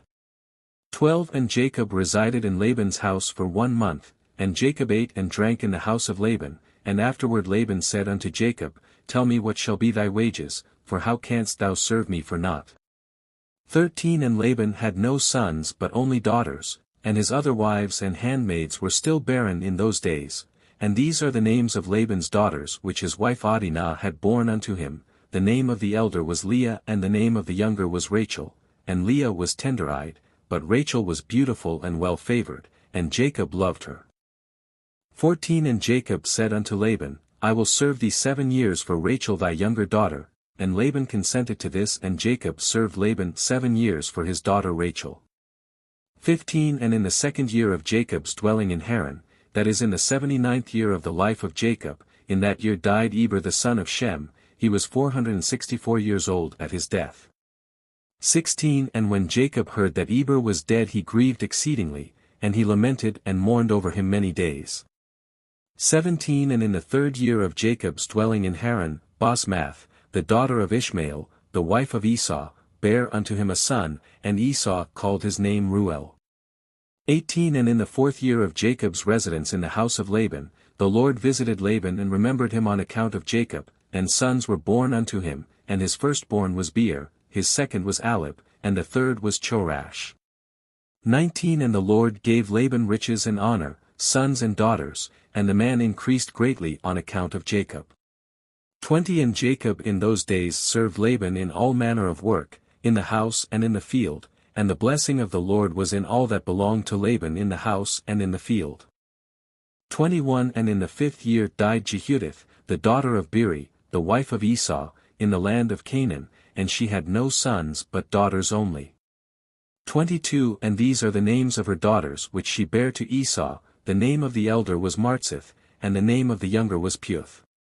23 And when Jehudith died, Esau rose up and went to Seir to hunt in the field, as usual, and Esau dwelt in the land of Seir for a long time.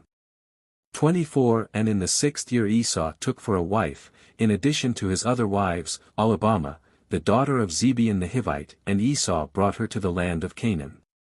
25 And Aholibamah conceived and bare unto Esau 3 sons, Yush, Yalon, and Korah.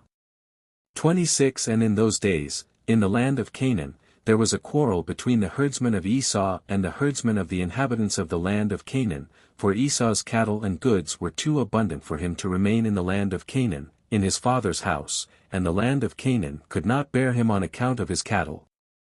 27 And when Esau saw that his quarreling increased with the inhabitants of the land of Canaan, he rose up and took his wives and his sons and his daughters, and all belonging to him, and the cattle which he possessed, and all his property that he had acquired in the land of Canaan, and he went away from the inhabitants of the land to the land of Seir, and Esau and all belonging to him dwelt in the land of Seir. 28 But from time to time Esau would go and see his father and mother in the land of Canaan, and Esau intermarried with the Horites, and he gave his daughters to the sons of Seir, the Horite. 29 And he gave his elder daughter Martzith to Anna, the son of Zibeon, his wife's brother, and Puth he gave to Azar, the son of Bilhan the Horite, and Esau dwelt in the mountain, he and his children, and they were fruitful and multiplied. XXXI And in the 7th year, Jacob's service which he served Laban was completed, and Jacob said unto Laban, Give me my wife, for the days of my service are fulfilled, and Laban did so, and Laban and Jacob assembled all the people of that place and they made a feast. 2 And in the evening Laban came to the house, and afterward Jacob came there with the people of the feast, and Laban extinguished all the lights that were there in the house. 3 And Jacob said unto Laban, Wherefore dost thou do this thing unto us? And Laban answered, Such is our custom to act in this land. 4 And afterward Laban took his daughter Leah, and he brought her to Jacob, and he came to her and Jacob did not know that she was Leah. 5 And Laban gave his daughter Leah his maid Zilpah for a handmaid. 6 And all the people at the feast knew what Laban had done to Jacob, but they did not tell the thing to Jacob. 7 And all the neighbors came that night to Jacob's house, and they ate and drank and rejoiced, and played before Leah upon timbrels, and with dances, and they responded before Jacob, Helia, Helia. 8 And Jacob heard their words but did not understand their meaning, but he thought such might be their custom in this land. 9 And the neighbors spoke these words before Jacob during the night, and all the lights that were in the house Laban had that night extinguished. 10 And in the morning, when daylight appeared, Jacob turned to his wife and he saw, and behold it was Leah that had been lying in his bosom, and Jacob said, Behold now I know what the neighbors said last night, Helia, they said, and I knew it not. 11 And Jacob called unto Laban, and said unto him, What is this that thou didst unto me? Surely I served thee for Rachel, and why didst thou deceive me and didst give me Leah? 12 And Laban answered Jacob, saying, Not so is it done in our place to give the younger before the elder. Now therefore if thou desirest to take her sister likewise, take her unto thee for the service which thou wilt serve me for another 7 years.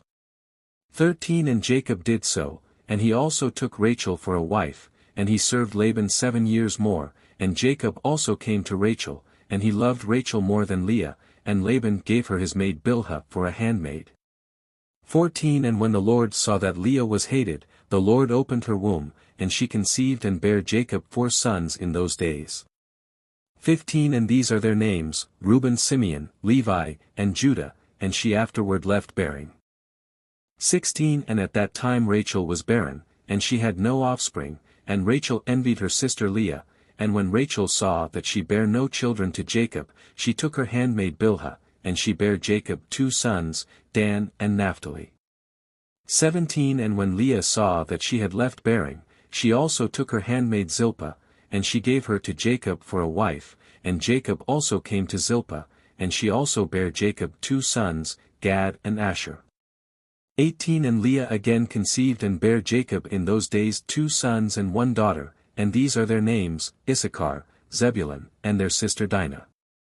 19 And Rachel was still barren in those days, and Rachel prayed unto the Lord at that time, and she said, O Lord God, remember me and visit me, I beseech thee, for now my husband will cast me off, for I have borne him no children.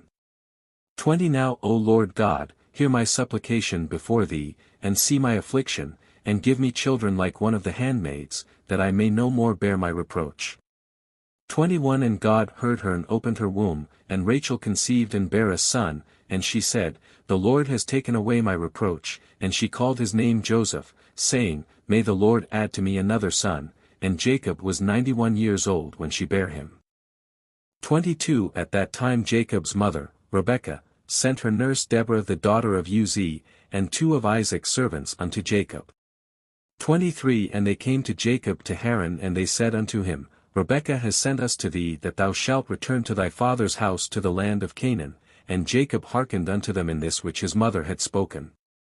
24 At that time, the other 7 years which Jacob served Laban for Rachel were completed, and it was at the end of 14 years that he had dwelt in Haran that Jacob said unto Laban, Give me my wives and send me away, that I may go to my land, for behold my mother did send unto me from the land at Canaan that I should return to my father's house. 25 And Laban said unto him, Not so I pray thee, if I have found favor in thy sight do not leave me, appoint me thy wages and I will give them, and remain with me. 26 And Jacob said unto him, This is what thou shalt give me for wages, that I shall this day pass through all thy flock and take away from them every lamb that is speckled and spotted and such as are brown amongst the sheep, and amongst the goats, and if thou wilt do this thing for me I will return and feed thy flock and keep them as at first. 27 And Laban did so, and Laban removed from his flock all that Jacob had said and gave them to him. 28 And Jacob placed all that he had removed from Laban's flock in the hands of his sons, and Jacob was feeding the remainder of Laban's flock. 29 And when the servants of Isaac which he had sent unto Jacob saw that Jacob would not then return with them to the land of Canaan to his father, they then went away from him, and they returned home to the land of Canaan. 30 And Deborah remained with Jacob in Haran, and she did not return with the servants of Isaac to the land of Canaan, and Deborah resided with Jacob's wives and children in Haran. 31 And Jacob served Laban 6 years longer, and when the sheep brought forth, Jacob removed from them such as were speckled and spotted, as he had determined with Laban, and Jacob did so at Laban's for 6 years, and the man increased abundantly and he had cattle and maid servants and men servants, camels, and asses. 32 And Jacob had 200 drove of cattle, and his cattle were of large size and of beautiful appearance and were very productive, and all the families of the sons of men desired to get some of the cattle of Jacob, for they were exceedingly prosperous. 33 And many of the sons of men came to procure some of Jacob's flock, and Jacob gave them a sheep for a man's servant or a maid servant or for an ass or a camel, or whatever Jacob desired from them they gave him. 34 And Jacob obtained riches and honor and possessions by means of these transactions with the sons of men, and the children of Laban envied him of this honor. 35 And in the course of time he heard the words of Laban's sons, saying, Jacob has taken away all that was our father's, and of that which was our father's has he acquired all this glory. 36 And Jacob beheld the countenance of Laban and of his children, and behold it was not toward him in those days as it had been before. 37 And the Lord appeared to Jacob at the expiration of the 6 years, and said unto him, Arise, go forth out of this land, and return to the land of thy birthplace and I will be with thee. 38 And Jacob rose up at that time and he mounted his children and wives and all belonging to him upon camels, and he went forth to go to the land of Canaan to his father Isaac. 39 And Laban did not know that Jacob had gone from him, for Laban had been that day sheep shearing. 40 And Rachel stole her father's images, and she took them and she concealed them upon the camel upon which she sat, and she went on. 41 And this is the manner of the images, in taking a man who is the firstborn and slaying him and taking the hair off his head, and taking salt and salting the head and anointing it in oil, then taking a small tablet of copper or a tablet of gold and writing the name upon it, and placing the tablet under his tongue, and taking the head with the tablet under the tongue and putting it in the house, and lighting up lights before it and bowing down to it. 42 And at the time when they bow down to it, it speaketh to them in all matters that they ask of it, through the power of the name which is written in it. 43 And some make them in the figures of men, of gold and silver, and go to them in times known to them, and the figures receive the influence of the stars, and tell them future things, and in this manner were the images which Rachel stole from her father. 44 And Rachel stole these images which were her father's, in order that Laban might not know through them where Jacob had gone. 45 And Laban came home and he asked concerning Jacob and his household, and he was not to be found, and Laban sought his images to know where Jacob had gone, and could not find them, and he went to some other images, and he inquired of them and they told him that Jacob had fled from him to his fathers, to the land of Canaan. 46 And Laban then rose up and he took his brothers and all his servants, and he went forth and pursued Jacob, and he overtook him in Mount Gilead. 47 And Laban said unto Jacob, What is this thou hast done to me to flee and deceive me, and leave my daughters and their children as captives taken by the sword? 48 And thou didst not suffer me to kiss them and send them away with joy, and thou didst steal my gods and didst go away.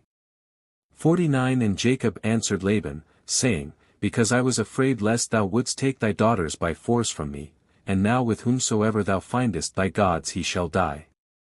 50 And Laban searched for the images and he examined in all Jacob's tents and furniture, but could not find them.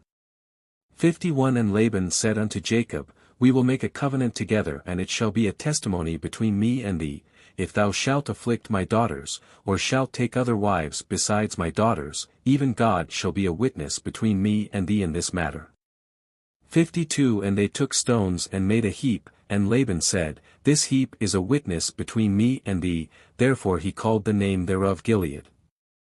53 And Jacob and Laban offered sacrifice upon the mount, and they ate there by the heap, and they tarried in the mount all night, and Laban rose up early in the morning, and he wept with his daughters and he kissed them, and he returned unto his place. 54 And he hastened and sent off his son Beer, who was 17 years old, with Abikaroth the son of Uzi, the son of Nahor, and with them were 10 men. 55 And they hastened and went and passed on the road before Jacob, and they came by another road to the land of Seir. 56 And they came unto Esau and said unto him, Thus saith thy brother and relative, thy mother's brother Laban, the son of Bethuel, saying, 57 Hast thou heard what Jacob thy brother has done unto me, who first came to me naked and bare, and I went to meet him, and brought him to my house with honor, and I made him great, and I gave him my 2 daughters for wives and also 2 of my maids. 58 And God blessed him on my account, and he increased abundantly, and had sons, daughters, and maidservants. 59 He has also an immense stock of flocks and herds, camels and asses, also silver and gold in abundance, and when he saw that his wealth increased, he left me whilst I went to shear my sheep, and he rose up and fled in secrecy. 60 And he lifted his wives and children upon camels, and he led away all his cattle and property which he acquired in my land, and he lifted up his countenance to go to his father Isaac, to the land of Canaan. 61 And he did not suffer me to kiss my daughters and their children, and he led my daughters as captives taken by the sword, and he also stole my gods and he fled. 62 And now I have left him in the mountain of the brook of Jabbok, him and all belonging to him, he lacketh nothing. 63 If it be thy wish to go to him, go then and there wilt thou find him, and thou canst do unto him as thy soul desireth. And Laban's messengers came and told Esau all these things. 64 And Esau heard all the words of Laban's messengers, and his anger was greatly kindled against Jacob, and he remembered his hatred, and his anger burned within him. 65 And Esau hastened and took his children and servants and the souls of his household, being 60 men, and he went and assembled all the children of Sēfer the Horite and their people, being 340 men, and took all this number of 400 men with drawn swords, and he went unto Jacob to smite him. 66 And Esau divided this number into several parts, and he took the 60 men of his children and servants and the souls of his household as one head, and gave them in care of Eliphaz his eldest son. 67 And the remaining heads he gave to the care of the 6 sons of Sēfer the Horite, and he placed every man over his generations and children. 68 And the whole of this camp went as it was, and Esau went amongst them toward Jacob, and he conducted them with speed. 69 And Laban's messengers departed from Esau and went to the land of Canaan, and they came to the house of Rebekah the mother of Jacob and Esau.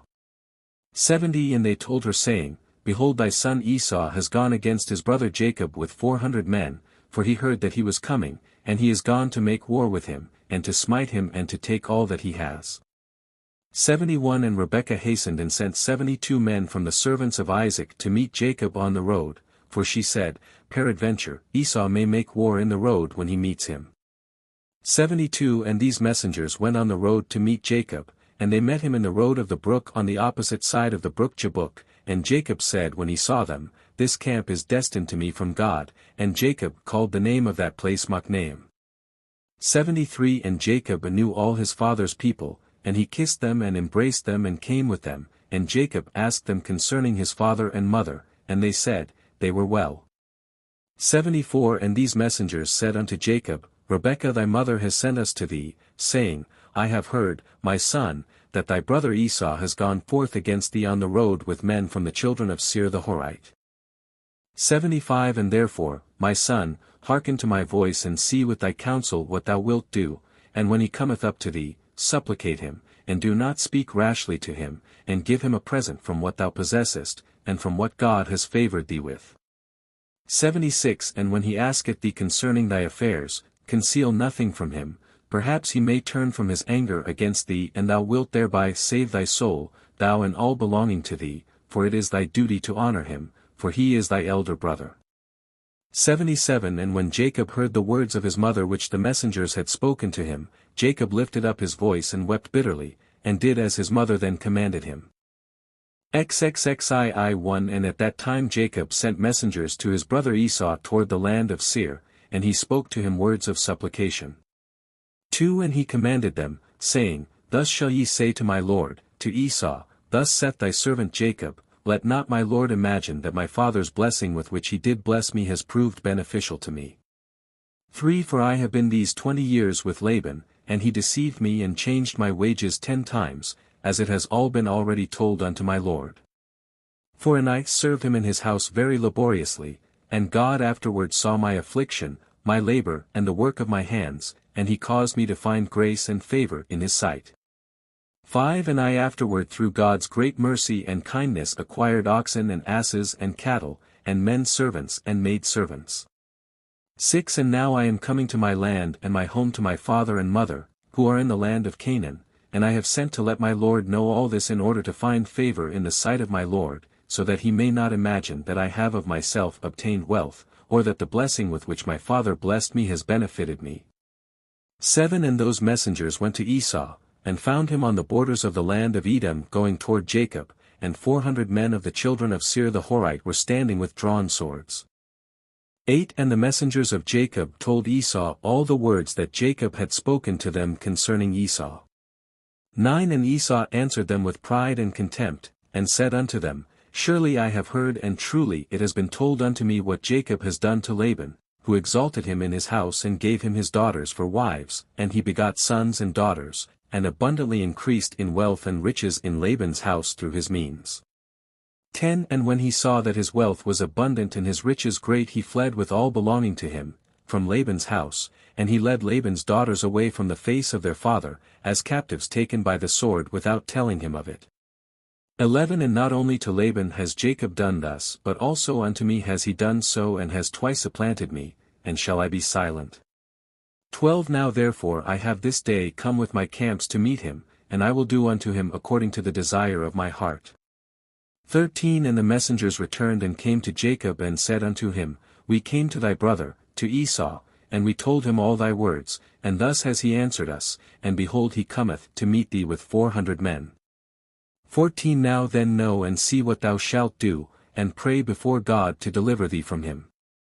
15 And when he heard the words of his brother which he had spoken to the messengers of Jacob, Jacob was greatly afraid and he was distressed.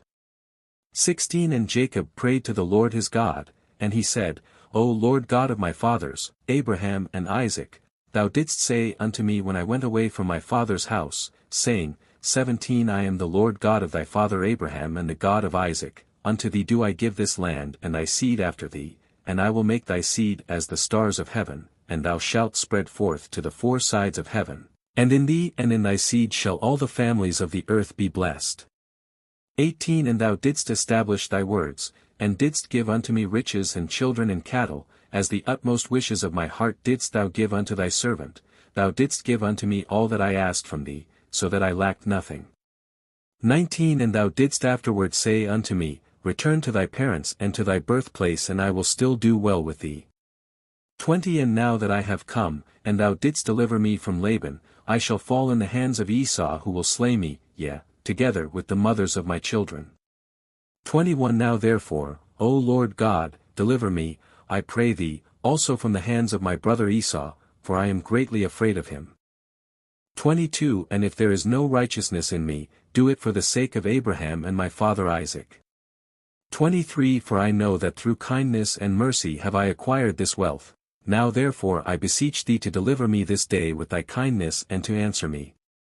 24 And Jacob ceased praying to the Lord, and he divided the people that were with him with the flocks and cattle into 2 camps, and he gave the half to the care of Damesek, the son of Eleazar, Abraham's servant, for a camp, with his children, and the other half he gave to the care of his brother Elianas the son of Eleazar, to be for a camp with his children. 25 And he commanded them, saying, Keep yourselves at a distance with your camps, and do not come too near each other, and if Esau come to one camp and slay it, the other camp at a distance from it will escape him. 26 And Jacob tarried there that night, and during the whole night he gave his servants instructions concerning the forces and his children. 27 And the Lord heard the prayer of Jacob on that day, and the Lord then delivered Jacob from the hands of his brother Esau. 28 And the Lord sent 3 angels of the angels of heaven, and they went before Esau and came to him. 29 And these angels appeared unto Esau and his people as 2,000 men, riding upon horses furnished with all sorts of war instruments, and they appeared in the sight of Esau and all his men to be divided into 4 camps, with 4 chiefs to them. 30 And one camp went on and they found Esau coming with 400 men toward his brother Jacob, and this camp ran toward Esau and his people and terrified them, and Esau fell off the horse in alarm, and all his men separated from him in that place, for they were greatly afraid. 31 And the whole of the camp shouted after them when they fled from Esau, and all the warlike men answered, saying, 32 Surely we are the servants of Jacob, who is the servant of God, and who then can stand against us? And Esau said unto them, O then, my lord and brother Jacob is your lord, whom I have not seen for these 20 years, and now that I have this day come to see him, do you treat me in this manner? 33 And the angels answered him saying, As the Lord liveth, were not Jacob of whom thou speakest thy brother, we had not let one remaining from thee and thy people, but only on account of Jacob we will do nothing to them. 34 And this camp passed from Esau and his men and it went away, and Esau and his men had gone from them about a league when the second camp came toward him with all sorts of weapons, and they also did unto Esau and his men as the first camp had done to them. 35 And when they had left it to go on, behold the third camp came toward him and they were all terrified, and Esau fell off the horse, and the whole camp cried out, and said, Surely we are the servants of Jacob, who is the servant of God, and who can stand against us? 36 And Esau again answered them saying, O then, Jacob my lord and your lord is my brother, and for 20 years I have not seen his countenance, and hearing this day that he was coming, I went this day to meet him, and do you treat me in this manner? 37 And they answered him, and said unto him, As the Lord liveth, were not Jacob thy brother as thou didst say, we had not left a remnant from thee and thy men, but on account of Jacob of whom thou speakest being thy brother, we will not meddle with thee or thy men. 38 And the third camp also passed from them, and he still continued his road with his men toward Jacob, when the fourth camp came toward him, and they also did unto him and his men as the others had done. 39 And when Esau beheld the evil which the four angels had done to him and to his men, he became greatly afraid of his brother Jacob, and he went to meet him in peace. 40 And Esau concealed his hatred against Jacob, because he was afraid of his life on account of his brother Jacob, and because he imagined that the four camps that he had lighted upon were Jacob's servants. 41 And Jacob tarried that night with his servants in their camps, and he resolved with his servants to give unto Esau a present from all that he had with him, and from all his property. And Jacob rose up in the morning, he and his men, and they chose from amongst the cattle a present for Esau. 42 And this is the amount of the present which Jacob chose from his flock to give unto his brother Esau, and he selected 240 head from the flocks, and he selected from the camels and asses 30 each, and of the herds he chose 50 kine. 43 And he put them all in 10 droves, and he placed each sort by itself, and he delivered them into the hands of 10 of his servants, each drove by itself. 44 And he commanded them, and said unto them, Keep yourselves at a distance from each other, and put a space between the droves, and when Esau and those who are with him shall meet you and ask you, saying, Whose are you, and whither do you go, and to whom belongeth all this before you, ye shall say unto them, We are the servants of Jacob, and we come to meet Esau in peace, and behold Jacob cometh behind us. 45 And that which is before us is a present sent from Jacob to his brother Esau. 46 And if they shall say unto you, Why doth he delay behind you, from coming to meet his brother and to see his face, then ye shall say unto them, Surely he cometh joyfully behind us to meet his brother, for he said, I will appease him with the present that goeth to him, and after this I will see his face, peradventure he will accept of me. 47 So the whole present passed on in the hands of his servants, and went before him on that day, and he lodged that night with his camps by the border of the brook of Jabbok, and he rose up in the midst of the night, and he took his wives and his maid servants, and all belonging to him, and he that night passed them over the ford Jabbok. 48 And when he passed all belonging to him over the brook, Jacob was left by himself, and a man met him, and he wrestled with him that night until the breaking of the day, and the hollow of Jacob's thigh was out of joint through wrestling with him. 49 And at the break of day the man left Jacob there, and he blessed him and went away, and Jacob passed the brook at the break of day, and he halted upon his thigh. 50 And the sun rose upon him when he had passed the brook, and he came up to the place of his cattle and children. 51 And they went on till midday, and whilst they were going the present was passing on before them. 52 And Jacob lifted up his eyes and looked, and behold Esau was at a distance, coming along with many men, about 400, and Jacob was greatly afraid of his brother. 53 And Jacob hastened and divided his children unto his wives and his handmaids, and his daughter Dinah he put in a chest, and delivered her into the hands of his servants. 54 And he passed before his children and wives to meet his brother, and he bowed down to the ground, yea he bowed down 7 times until he approached his brother, and God caused Jacob to find grace and favor in the sight of Esau and his men, for God had heard the prayer of Jacob. 55 And the fear of Jacob and his terror fell upon his brother Esau, for Esau was greatly afraid of Jacob for what the angels of God had done to Esau, and Esau's anger against Jacob was turned into kindness. 56 And when Esau saw Jacob running toward him, he also ran toward him and he embraced him, and he fell upon his neck, and they kissed and they wept. 57 And God put fear and kindness toward Jacob in the hearts of the men that came with Esau, and they also kissed Jacob and embraced him. 58 And also Eliphaz, the son of Esau, with his 4 brothers, sons of Esau, wept with Jacob, and they kissed him and embraced him, for the fear of Jacob had fallen upon them all. 59 And Esau lifted up his eyes and saw the women with their offspring, the children of Jacob, walking behind Jacob and bowing along the road to Esau. 60 And Esau said unto Jacob, Who are these with thee, my brother? Are they thy children or thy servants? And Jacob answered Esau and said, They are my children which God hath graciously given to thy servant.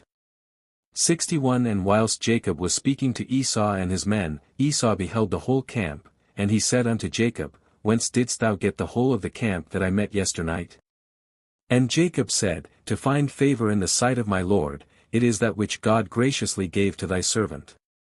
62 And the present came before Esau, and Jacob pressed Esau, saying, Take I pray thee the present that I have brought to my Lord, and Esau said, Wherefore is this my purpose? Keep that which thou hast unto thyself. 63 And Jacob said, It is incumbent upon me to give all this, since I have seen thy face, that thou still livest in peace. 64 And Esau refused to take the present, and Jacob said unto him, I beseech thee my lord, if now I have found favor in thy sight, then receive my present at my hand, for I have therefore seen thy face, as though I had seen a godlike face, because thou wast pleased with me. 65 And Esau took the present, and Jacob also gave unto Esau silver and gold and bdellium, for he pressed him so much that he took them. 66 And Esau divided the cattle that were in the camp, and he gave the half to the men who had come with him, for they had come on hire, and the other half he delivered unto the hands of his children. 67 And the silver and gold and bdellium he gave in the hands of Eliphaz his eldest son, and Esau said unto Jacob, Let us remain with thee, and we will go slowly along with thee until thou comest to my place with me, that we may dwell there together. 68 And Jacob answered his brother and said, Would do as my Lord speaketh unto me, but my Lord knoweth that the children are tender, and the flocks and herds with their young who are with me, go but slowly, for if they went swiftly they would all die, for thou knowest their burdens and their fatigue. 69 Therefore let my Lord pass on before his servant, and I will go on slowly for the sake of the children and the flock, until I come to my Lord's place to Seir. 70 And Esau said unto Jacob, I will place with thee some of the people that are with me to take care of thee in the road, and to bear thy fatigue and burden, and he said, What needeth it my Lord, if I may find grace in thy sight?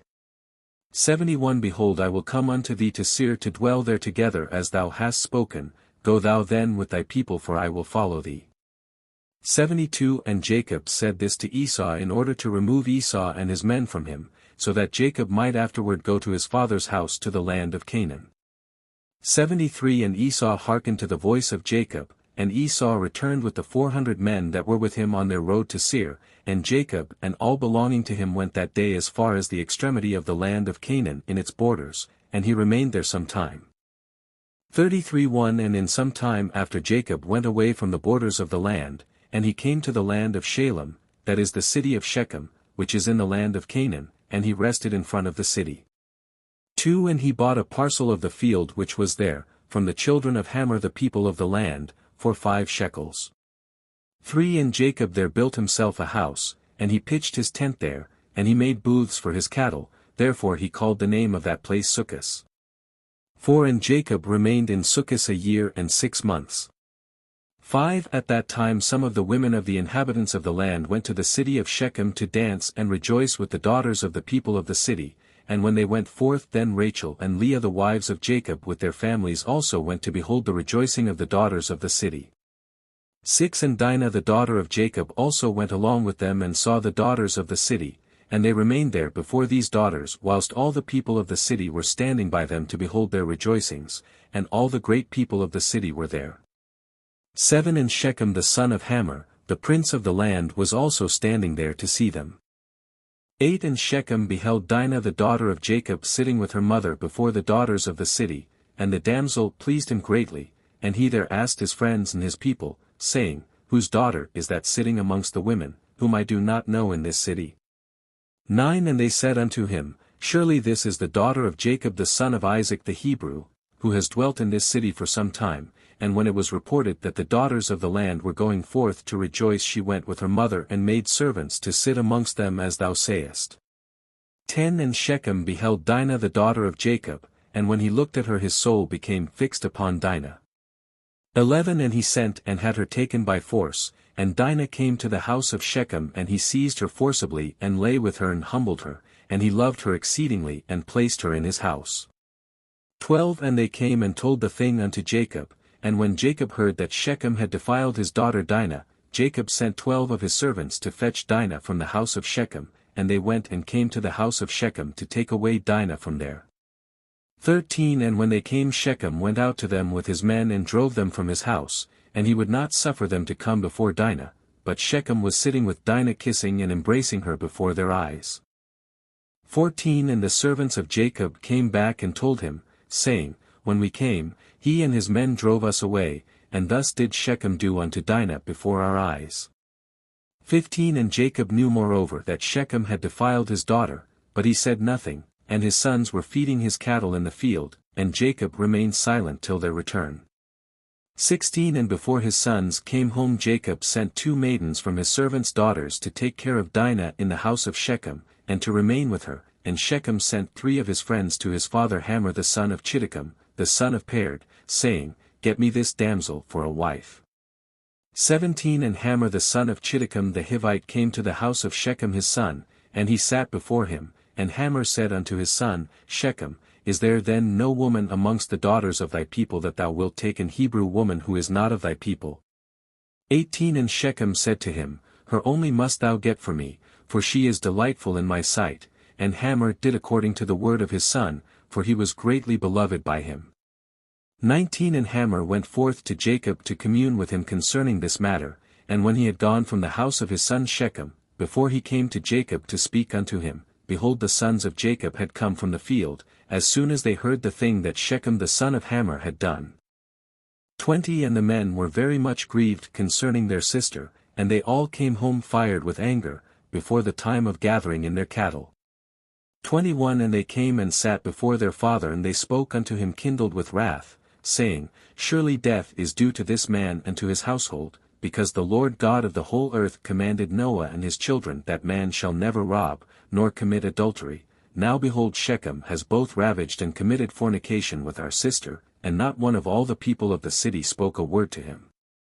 22 Surely thou knowest and understandest that the judgment of death is due to Shechem, and to his father, and to the whole city on account of the thing which he has done.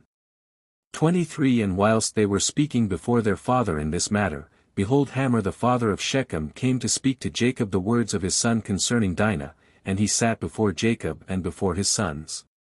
24 And Hamor spoke unto them, saying, The soul of my son Shechem longeth for your daughter. I pray you give her unto him for a wife and intermarry with us. Give us your daughters, and we will give you our daughters, and you shall dwell with us in our land, and we will be as one people in the land. 25 For our land is very extensive, so dwell ye and trade therein and get possessions in it, and do therein as you desire, and no one shall prevent you by saying a word to you. 26 And Hamor ceased speaking unto Jacob and his sons, and behold, Shechem his son had come after him, and he sat before them. 27 And Shechem spoke before Jacob and his sons, saying, May I find favor in your sight that you will give me your daughter, and whatever you say unto me that will I do for her. 28 Ask me for abundance of dowry and gift, and I will give it, and whatever you shall say unto me that will I do, and whoever he be that will rebel against your orders, he shall die, only give me the damsel for a wife. 29 And Simeon and Levi answered Hamor and Shechem his son deceitfully, saying, All you have spoken unto us we will do for you. 30 And behold, our sister is in your house, but keep away from her until we send to our father Isaac concerning this matter, for we can do nothing without his consent. 31 For he knoweth the ways of our father Abraham, and whatever he saith unto us we will tell you, we will conceal nothing from you. 32 And Simeon and Levi spoke this unto Shechem and his father in order to find a pretext, and to seek counsel what was to be done to Shechem and to his city in this matter.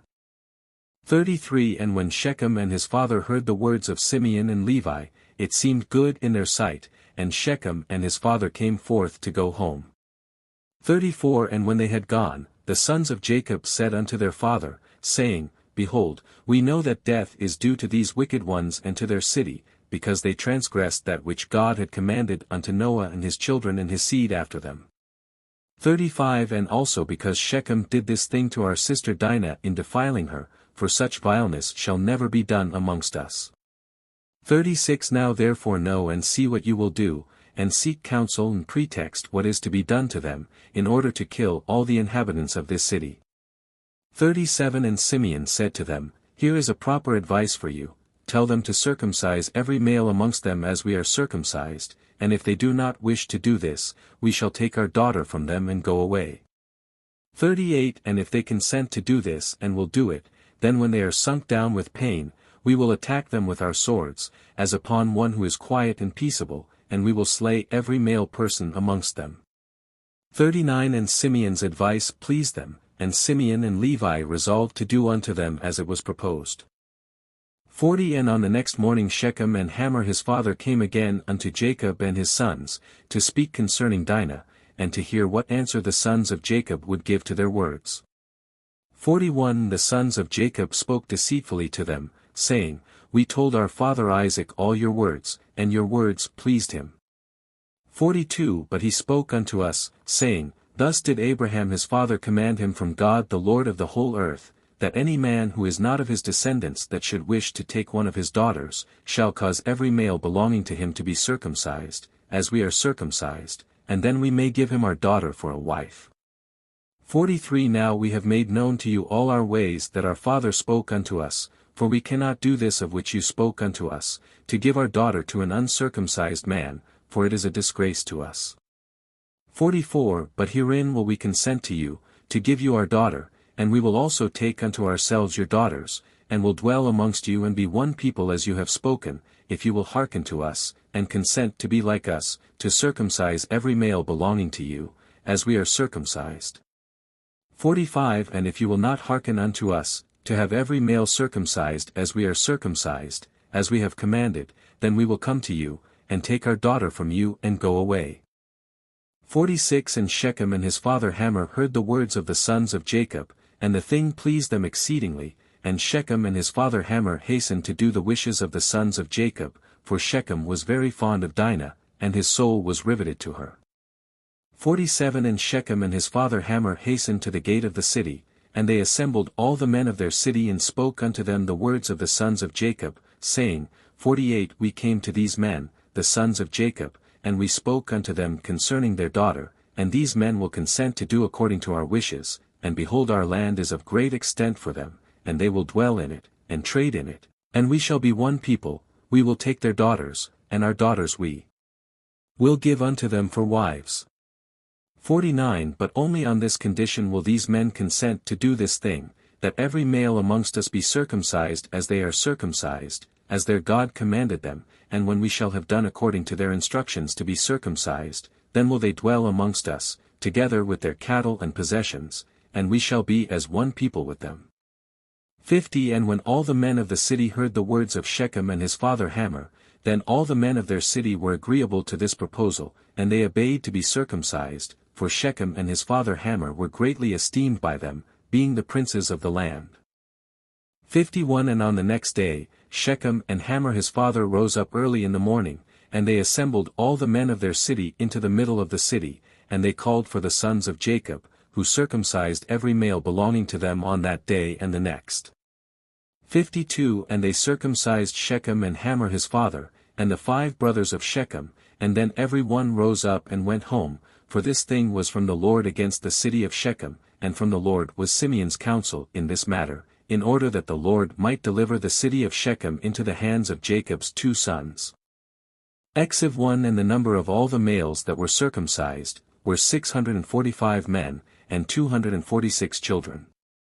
2 But Chiddicum, son of Perd, the father of Hamor, and his 6 brothers, would not listen unto Shechem and his father Hamor, and they would not be circumcised, for the proposal of the sons of Jacob was loathsome in their sight, and their anger was greatly roused at this, that the people of the city had not hearkened to them.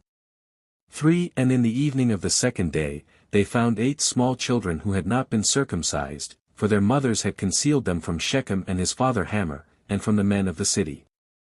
For and Shechem and his father Hamor sent to have them brought before them to be circumcised, when Chiddicum and his 6 brothers sprang at them with their swords, and sought to slay them. 5 And they sought to slay also Shechem and his father Hamor, and they sought to slay Dinah with them on account of this matter. 6 And they said unto them, What is this thing that you have done? Are there no women amongst the daughters of your brethren the Canaanites, that you wish to take unto yourselves daughters of the Hebrews, whom ye knew not before, and will do this act which your fathers never commanded you? 7. Do you imagine that you will succeed through this act which you have done? And what will you answer in this affair to your brethren the Canaanites, who will come tomorrow and ask you concerning this thing? 8. And if your act shall not appear just and good in their sight, what will you do for your lives, and me for our lives, in your not having hearkened to our voices? 9. And if the inhabitants of the land and all your brethren the children of Ham, shall hear of your act, saying, 10 On account of a Hebrew woman did Shechem and Hamor his father, and all the inhabitants of their city, do that with which they had been unacquainted and which their ancestors never commanded them, where then will you fly or where conceal your shame, all your days before your brethren, the inhabitants of the land of Canaan? 11 Now therefore we cannot bear up against this thing which you have done, neither can we be burdened with this yoke upon us, which our ancestors did not command us. 12 Behold, tomorrow we will go and assemble all our brethren, the Canaanitish brethren who dwell in the land, and we will all come and smite you and all those who trust in you, that there shall not be a remnant left from you or them. 13 And when Hamor and his son Shechem and all the people of the city heard the words of Chiddekem and his brothers, they were terribly afraid of their lives at their words, and they repented of what they had done. 14 And Shechem and his father Hamor answered their father Chiddekem and his brethren, and they said unto them, All the words which you spoke unto us are true. 15 Now do not say, nor imagine in your hearts that on account of the love of the Hebrews we did this thing that our ancestors did not command us. 16 But because we saw that it was not their intention and desire to accede to our wishes concerning their daughter as to our taking her, except on this condition, so we hearkened to their voices and did this act which you saw, in order to obtain our desire from them. 17 And when we shall have obtained our request from them, we will then return to them and do unto them that which you say unto us. 18 We beseech you then to wait and tarry until our flesh shall be healed and we again become strong, and we will then go together against them, and do unto them that which is in your hearts and in ours. 19 And Dinah the daughter of Jacob heard all these words which Chiddekem and his brothers had spoken, and what Hamor and his son Shechem and the people of their city had answered them. 20 And she hastened and sent one of her maidens, that her father had sent to take care of her in the house of Shechem, to Jacob her father and to her brethren, saying, 21 Thus did Chiddekem and his brothers advise concerning you, and thus did Hamor and Shechem and the people of the city answer them. 22 And when Jacob heard these words he was filled with wrath, and he was indignant at them, and his anger was kindled against them. 23 And Simeon and Levi swore and said, As the Lord liveth, the God of the whole earth, by this time tomorrow, there shall not be a remnant left in the whole city. 24 And 20 young men had concealed themselves who were not circumcised, and these young men fought against Simeon and Levi, and Simeon and Levi killed 18 of them, and 2 fled from them and escaped to some lime pits that were in the city, and Simeon and Levi sought for them, but could not find them. 25 And Simeon and Levi continued to go about in the city, and they killed all the people of the city at the edge of the sword, and they left none remaining. 26 And there was a great consternation in the midst of the city, and the cry of the people of the city ascended to heaven, and all the women and children cried aloud. 27 And Simeon and Levi slew all the city, they left not a male remaining in the whole city.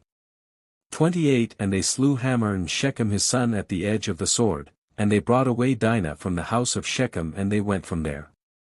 29 And the sons of Jacob went and returned, and came upon the slain, and spoiled all their property which was in the city and the field. 30 And whilst they were taking the spoil, 300 men stood up and threw dust at them and struck them with stones, when Simeon turned to them and he slew them all with the edge of the sword, and Simeon turned before Levi, and came into the city. 31 And they took away their sheep and their oxen and their cattle, and also the remainder of the women and little ones, and they led all these away, and they opened a gate and went out and came unto their father Jacob with vigor. 32 And when Jacob saw all that they had done to the city, and saw the spoil that they took from them, Jacob was very angry at them, and Jacob said unto them, What is this that you have done to me? Behold, I obtained rest amongst the Canaanitish inhabitants of the land, and none of them meddled with me. 33 And now you have done to make me obnoxious to the inhabitants of the land, amongst the Canaanites and the Perizzites, and I am but of a small number, and they will all assemble against me and slay me when they hear of your work with their brethren, and I and my household will be destroyed. 34 And Simeon and Levi and all their brothers with them answered their father Jacob and said unto him, Behold, we live in the land, and shall Shechem do this to our sister? Why art thou silent at all that Shechem has done? And shall he deal with our sister as with a harlot in the streets? 35 And the number of women whom Simeon and Levi took captives from the city of Shechem, whom they did not slay, was 85 who had not known man. 36 And amongst them was a young damsel of beautiful appearance and well-favored, whose name was Bunah, and Simeon took her for a wife, and the number of the males which they took captives and did not slay, was 47 men, and the rest they slew. 37 And all the young men and women that Simeon and Levi had taken captives from the city of Shechem, were servants to the sons of Jacob and to their children after them, until the day of the sons of Jacob going forth from the land of Egypt. 38 And when Simeon and Levi had gone forth from the city, the 2 young men that were left, who had concealed themselves in the city, and did not die amongst the people of the city, rose up, and these young men went into the city and walked about in it, and found the city desolate without man, and only women weeping, and these young men cried out and said, Behold, this is the evil which the sons of Jacob the Hebrew did to this city in their having this day destroyed one of the Canaanitish cities, and were not afraid of their lives of all the land of Canaan. 39 And these men left the city and went to the city of Tapnach, and they came there and told the inhabitants of Tapnach all that had befallen them, and all that the sons of Jacob had done to the city of Shechem. 40 And the information reached Jashar king of Tapnach, and he sent men to the city of Shechem to see those young men, for the king did not believe them in this account, saying, How could 2 men lay waste such a large town as Shechem? 41 And the messengers of Jashar came back and told him, saying, We came unto the city, and it is destroyed, there is not a man there, only weeping women, neither is any flock or cattle there, for all that was in the city the sons of Jacob took away. 42 And Jashar wondered at this, saying, How could 2 men do this thing, to destroy so large a city, and not one man able to stand against them? 43 For the like has not been from the days of Nimrod, and not even from the remotest time, has the like taken place, and Jashar, king of Tapnach, said to his people, Be courageous and we will go and fight against these Hebrews, and do unto them as they did unto the city, and we will avenge the cause of the people of the city. 44 And Jashar, king of Tapnach, consulted with his counselors about this matter, and his advisers said unto him, Alone thou wilt not prevail over the Hebrews, for they must be powerful to do this work to the whole city. 45 If 2 of them laid waste the whole city, and no one stood against them, surely if thou wilt go against them, they will all rise against us and destroy us likewise. 46 But if thou wilt send to all the kings that surround us, and let them come together, then we will go with them and fight against the sons of Jacob, then wilt thou prevail against them. 47 And Jashar heard the words of his counselors, and their words pleased him and his people, and he did so. And Jashar king of Tapnach sent to all the kings of the Amorites that surrounded Shechem and Tapnach, saying, 48 Go up with me and assist me, and we will smite Jacob the Hebrew and all his sons, and destroy them from the earth, for thus did he do to the city of Shechem, and do you not know of it? 49 And all the kings of the Amorites heard the evil that the sons of Jacob had done to the city of Shechem, and they were greatly astonished at them. 50 And the 7 kings of the Amorites assembled with all their armies, about 10,000 men with drawn swords, and they came to fight against the sons of Jacob, and Jacob heard that the kings of the Amorites had assembled to fight against his sons, and Jacob was greatly afraid, and it distressed him.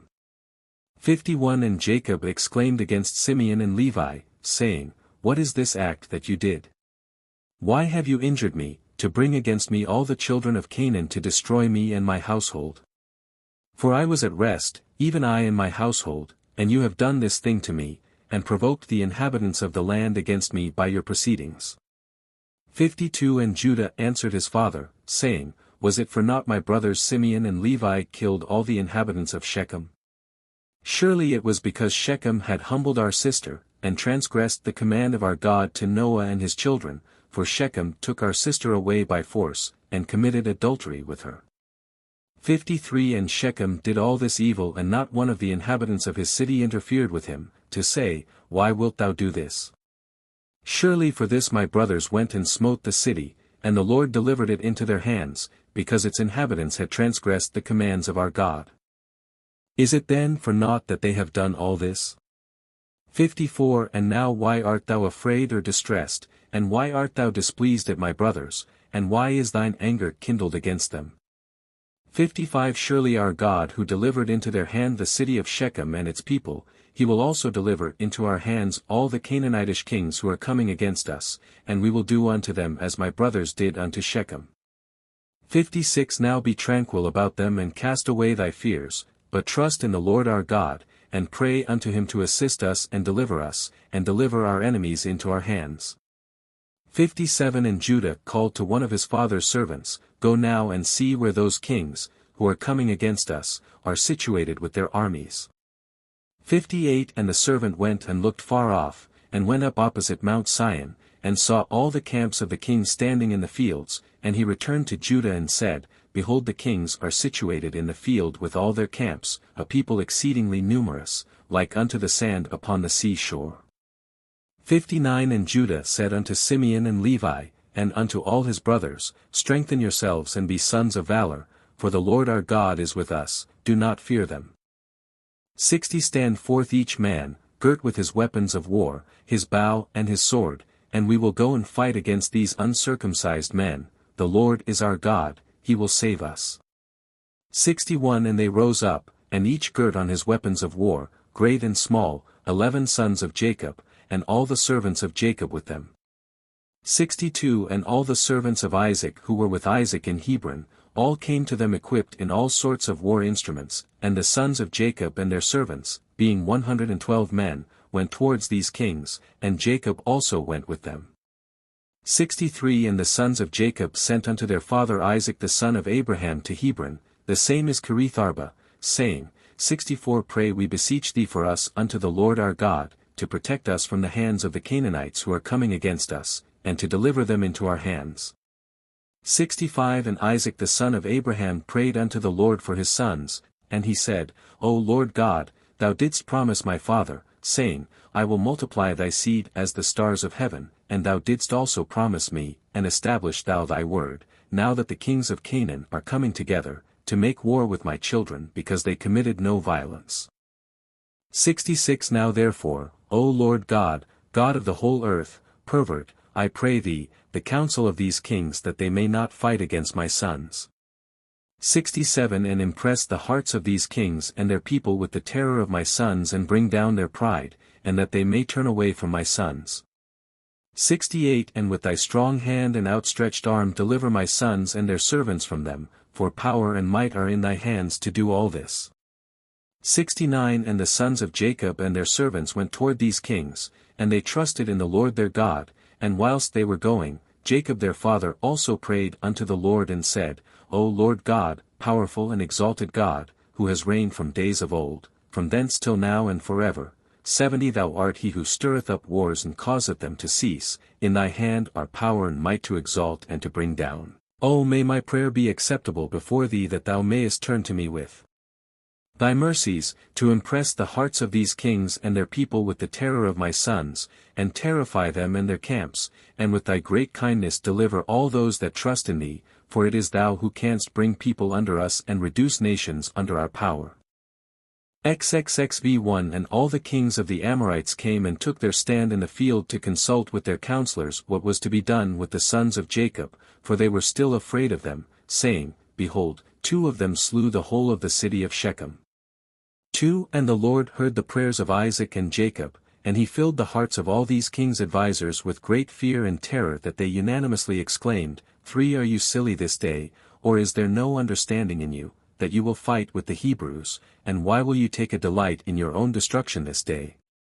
For behold 2 of them came to the city of Shechem without fear or terror, and they killed all the inhabitants of the city, that no man stood up against them, and how will you be able to fight with them all? 5 Surely you know that their God is exceedingly fond of them, and has done mighty things for them, such as have not been done from days of old, and amongst all the gods of nations, there is none can do like unto his mighty deeds.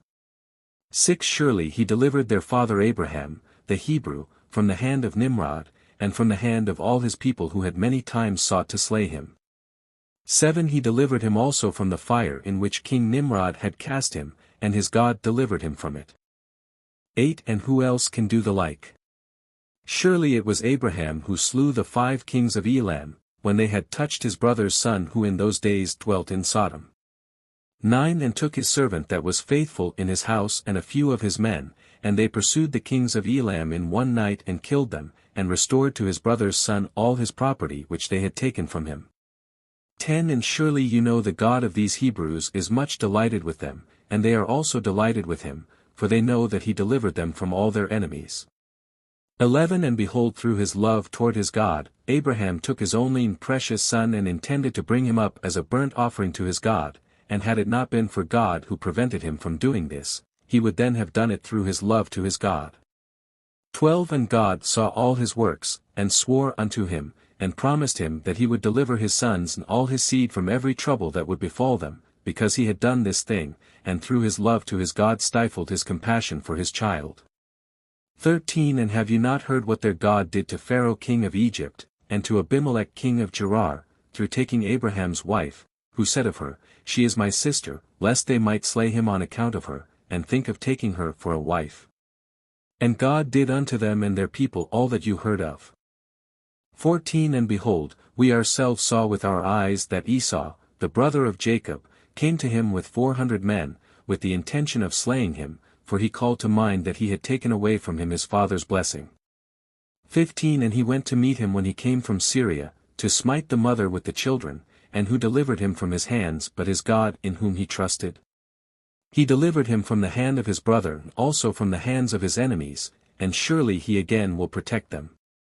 16 Who does not know that it was their God who inspired them with strength to do to the town of Shechem the evil which you heard of?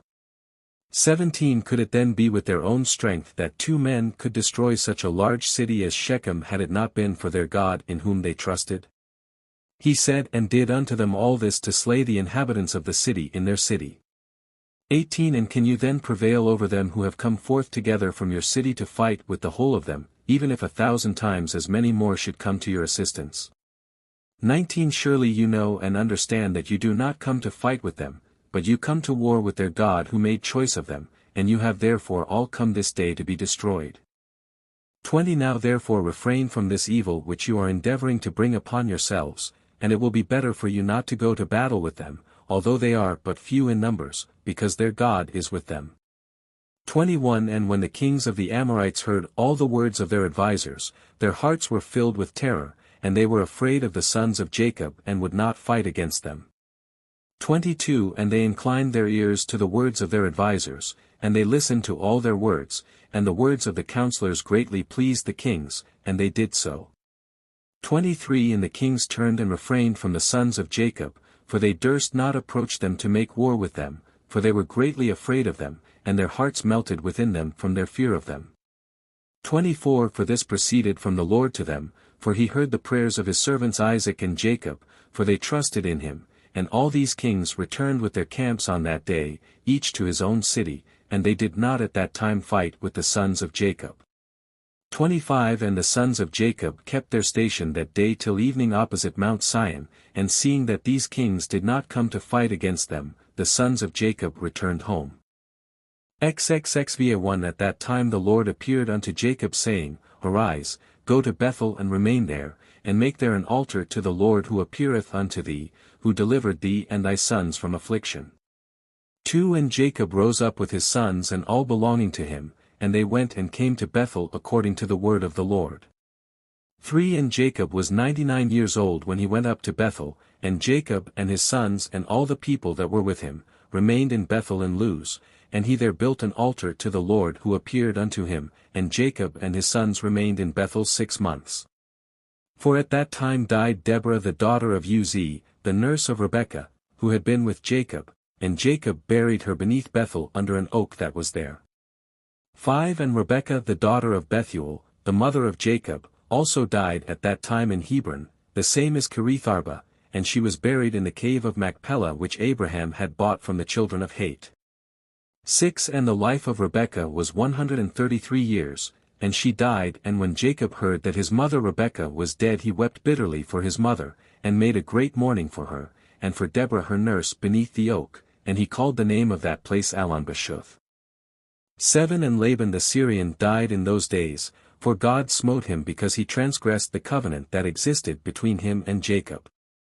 8 And Jacob was 100 years old when the Lord appeared unto him, and blessed him and called his name Israel, and Rachel the wife of Jacob conceived in those days. 9 And at that time Jacob and all belonging to him journeyed from Bethel to go to his father's house, to Hebron. 10 And whilst they were going on the road, and there was yet but a little way to come to Ephrath, Rachel bare a son and she had hard labor and she died. 11 And Jacob buried her in the way to Ephrath, which is Bethlehem, and he set a pillar upon her grave, which is there unto this day, and the days of Rachel were 45 years and she died.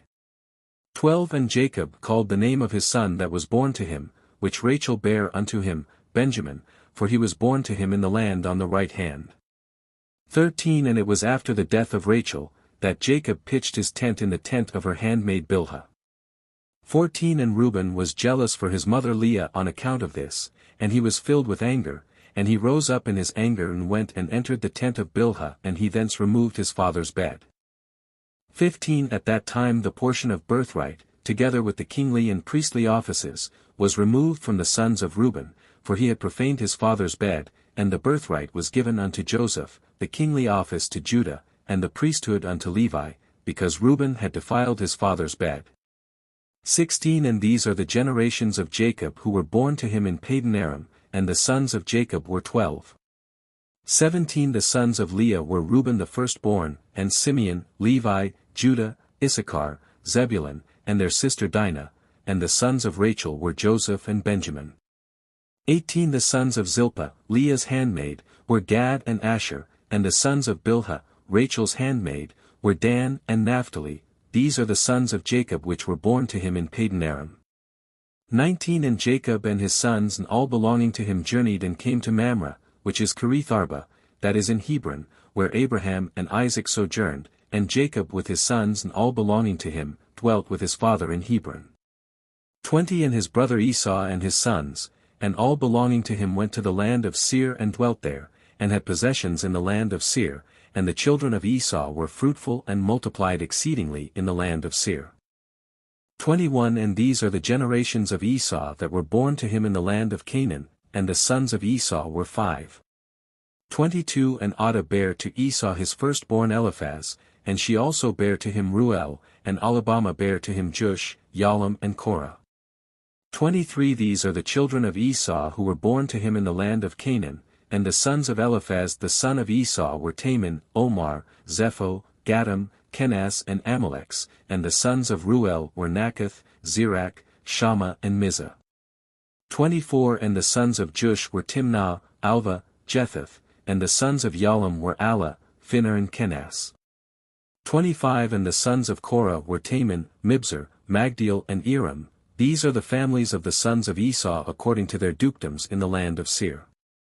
26 And these are the names of the sons of Seir the Horite, inhabitants of the land of Seir, Lotan, Shobal, Zibeon, Anna, Dishon, Ezer, and Dishon, being 7 sons.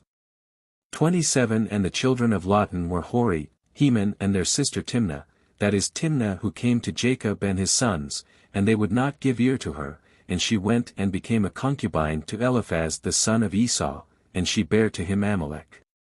28 And the sons of Shobal were Alvan, Manahath, Ebal, Shepho, and Onam, and the sons of Zibeon were Ajah, and Anna. This was that Anna who found the Yemim in the wilderness when he fed the asses of Zibeon his father. 29 And whilst he was feeding his father's asses he led them to the wilderness at different times to feed them. 30 And there was a day that he brought them to one of the deserts on the sea shore, opposite the wilderness of the people, and whilst he was feeding them, behold a very heavy storm came from the other side of the sea and rested upon the asses that were feeding there, and they all stood still. 31 And afterward about 120 great and terrible animals came out from the wilderness at the other side of the sea, and they all came to the place where the asses were, and they placed themselves there. 32 And those animals, from their middle downward, were in the shape of the children of men, and from their middle upward, some had the likeness of bears, and some the likeness of the kepas, with tails behind them from between their shoulders reaching down to the earth, like the tails of the Dukiphath, and these animals came and mounted and rode upon these asses, and led them away, and they went away unto this day. 33 And one of these animals approached Anna and smote him with his tail, and then fled from that place. 34 And when he saw this work he was exceedingly afraid of his life, and he fled and escaped to the city. 35 And he related to his sons and brothers all that had happened to him, and many men went to seek the asses but could not find them, and Anna and his brothers went no more to that place from that day following, for they were greatly afraid of their lives. 36 And the children of Anna the son of Seir, were Dishon and his sister Alabama, and the children of Dishon were Hemdan, Eshban, Ithran and Cheran, and the children of Ezer were Bilhan, Zavan and Akan, and the children of Dishon were Uzi and Aaron. 37 These are the families of the children of Seir the Horite, according to their dukedoms in the land of Seir. 38 And Esau and his children dwelt in the land of Seir the Horite, the inhabitant of the land, and they had possessions in it and were fruitful and multiplied exceedingly, and Jacob and his children and all belonging to them, dwelt with their father Isaac in the land of Canaan, as the Lord had commanded Abraham their father. XVI 1 And in the 105th year of the life of Jacob, that is the 9th year of Jacob's dwelling with his children in the land of Canaan, he came from Padan-aram. 2 And in those days Jacob journeyed with his children from Hebron, and they went and returned to the city of Shechem, they and all belonging to them, and they dwelt there, for the children of Jacob obtained good and fat pasture land for their cattle in the city of Shechem, the city of Shechem having then been rebuilt, and there were in it about 300 men and women. 3 And Jacob and his children and all belonging to him dwelt in the part of the field which Jacob had bought from Hamor the father of Shechem, when he came from Padan-aram before Simeon and Levi had smitten the city. 4 And all those kings of the Canaanites and Amorites that surrounded the city of Shechem, heard that the sons of Jacob had again come to Shechem and dwelt there. 5 And they said, Shall the sons of Jacob the Hebrew again come to the city and dwell therein, after that they have smitten its inhabitants and driven them out? Shall they now return and also drive out those who are dwelling in the city or slay them? 6 And all the kings of Canaan again assembled, and they came together to make war with Jacob and his sons.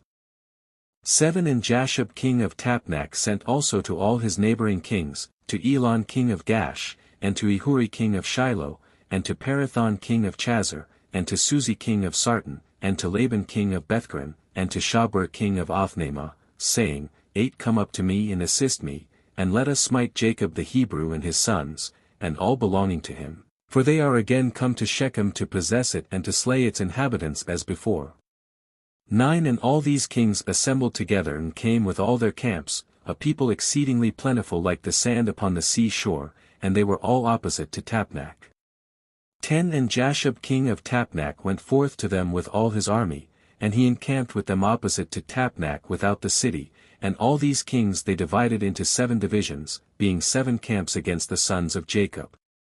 11 And they sent a declaration to Jacob and his son, saying, Come you all forth to us that we may have an interview together in the plain, and revenge the cause of the men of Shechem whom you slew in their city, and you will now again return to the city of Shechem and dwell therein, and slay its inhabitants as before. 12 And the sons of Jacob heard this and their anger was kindled exceedingly at the words of the kings of Canaan, and 10 of the sons of Jacob hastened and rose up, and each of them girt on his weapons of war, and there were 102 of their servants with them equipped in battle array. 13 And all these men, the sons of Jacob with their servants, went toward these kings, and Jacob their father was with them, and they all stood upon the heap of Shechem. 14 And Jacob prayed to the Lord for his sons, and he spread forth his hands to the Lord, and he said, O God, thou art an almighty God, thou art our Father, thou didst form us and we are the works of thine hands, I pray thee deliver my sons through thy mercy from the hand of their enemies, who are this day coming to fight with them and save them from their hand, for in thy hand is power and might, to save the few from the many. 15 And give unto my sons, thy servants, strength of heart and might to fight with their enemies, to subdue them, and make their enemies fall before them, and let not my sons and their servants die through the hands of the children of Canaan. 16 But if it seemeth good in thine eyes to take away the lives of my sons and their servants, take them in thy great mercy through the hands of thy ministers, that they may not perish this day by the hands of the kings of the Amorites. 17 And when Jacob ceased praying to the Lord, the earth shook from its place, and the sun darkened, and all these kings were terrified, and a great consternation seized them. 18 And the Lord hearkened to the prayer of Jacob, and the Lord impressed the hearts of all the kings and their hosts with the terror and awe of the sons of Jacob. 19 For the Lord caused them to hear the voice of chariots, and the voice of mighty horses from the sons of Jacob, and the voice of a great army accompanying them. 20 And these kings were seized with great terror at the sons of Jacob, and whilst they were standing in their quarters, behold, the sons of Jacob advanced upon them, with 112 men, with a great and tremendous shouting. 21 And when the kings saw the sons of Jacob advancing toward them, they were still more panic-struck, and they were inclined to retreat from before the sons of Jacob as at first, and not to fight with them. 22 But they did not retreat, saying, It would be a disgrace to us thus twice to retreat from before the Hebrews. 23 And the sons of Jacob came near and advanced against all these kings and their armies, and they saw, and behold, it was a very mighty people, numerous as the sand of the sea. 24 And the sons of Jacob called unto the Lord and said, Help us, O Lord, help us and answer us, for we trust in thee, and let us not die by the hands of these uncircumcised men, who this day have come against us. 25 And the sons of Jacob girt on their weapons of war, and they took in their hands each man his shield and his javelin, and they approached to battle. 26 And Judah, the son of Jacob, ran first before his brethren, and 10 of his servants with him, and he went toward these kings. 27 And Jashar, king of Tapnach, also came forth first with his army before Judah, and Judah saw Jashar and his army coming toward him, and Judah's wrath was kindled, and his anger burned within him, and he approached to battle, in which Judah ventured his life. 28 And Jashar and all his army were advancing toward Judah, and he was riding upon a very strong and powerful horse, and Jashar was a very valiant man, and covered with iron and brass from head to foot. 29 And whilst he was upon the horse, he shot arrows with both hands from before and behind, as was his manner in all his battles, and he never missed the place to which he aimed his arrows. 30 And when Jashar came to fight with Judah, and was darting many arrows against Judah, the Lord bound the hand of Jashar, and all the arrows that he shot rebounded upon his own men. 31 And notwithstanding this, Jashar kept advancing toward Judah, to challenge him with the arrows, but the distance between them was about 30 cubits, and when Judah saw Jashar darting forth his arrows against him, he ran to him with his wrath-excited might. 32 And Judah took up a large stone from the ground, and its weight was 60 shekels, and Judah ran toward Jashar, and with the stone struck him on his shield, that Jashar was stunned with the blow, and fell off from his horse to the ground. 33 And the shield burst asunder out of the hand of Jashar, and through the force of the blow sprang to the distance of about 15 cubits, and the shield fell before the second camp. 34 And the kings that came with Jashar saw at a distance the strength of Judah, the son of Jacob, and what he had done to Jashar, and they were terribly afraid of Judah. 35 And they assembled near Jashar's camp, seeing his confusion, and Judah drew his sword and smote 42 men of the camp of Jashar, and the whole of Jashar's camp fled before Judah, and no man stood against him, and they left Jashar and fled from him, and Jashar was still prostrate upon the ground. 36 And Jashar, seeing that all the men of his camp had fled from him, hastened and rose up with terror against Judah, and stood upon his legs opposite Judah. 37 And Jashar had a single combat with Judah, placing shield toward shield, and Jashar's men all fled, for they were greatly afraid of Judah. 38 And Jashar took his spear in his hand to strike Judah upon his head, but Judah had quickly placed his shield to his head against Jashar's spear, so that the shield of Judah received the blow from Jashar's spear, and the shield was split in two. 39 And when Judah saw that his shield was split, he hastily drew his sword and smote Jashar at his ankles, and cut off his feet, that Jashar fell upon the ground, and the spear fell from his hand. 40 And Judah hastily picked up Jashar's spear, with which he severed his head and cast it next to his feet. 41 And when the sons of Jacob saw what Judah had done to Jashar, they all ran into the ranks of the other kings, and the sons of Jacob fought with the army of Jashar, and the armies of all the kings that were there. 42 And the sons of Jacob caused 15,000 of their men to fall, and they smote them as if smiting at gourds, and the rest fled for their lives. 43 And Judah was still standing by the body of Jashar, and stripped Jashar of his coat of mail. 44 And Judah also took off the iron and brass that was about Jashar, and behold 9 men of the captains of Jashar came along to fight against Judah. 45 And Judah hastened and took up a stone from the ground, and with it smote one of them upon the head, and his skull was fractured, and the body also fell from the horse to the ground. 46 And the 8 captains that remained, seeing the strength of Judah, were greatly afraid and they fled, and Judah with his 10 men pursued them, and they overtook them and slew them.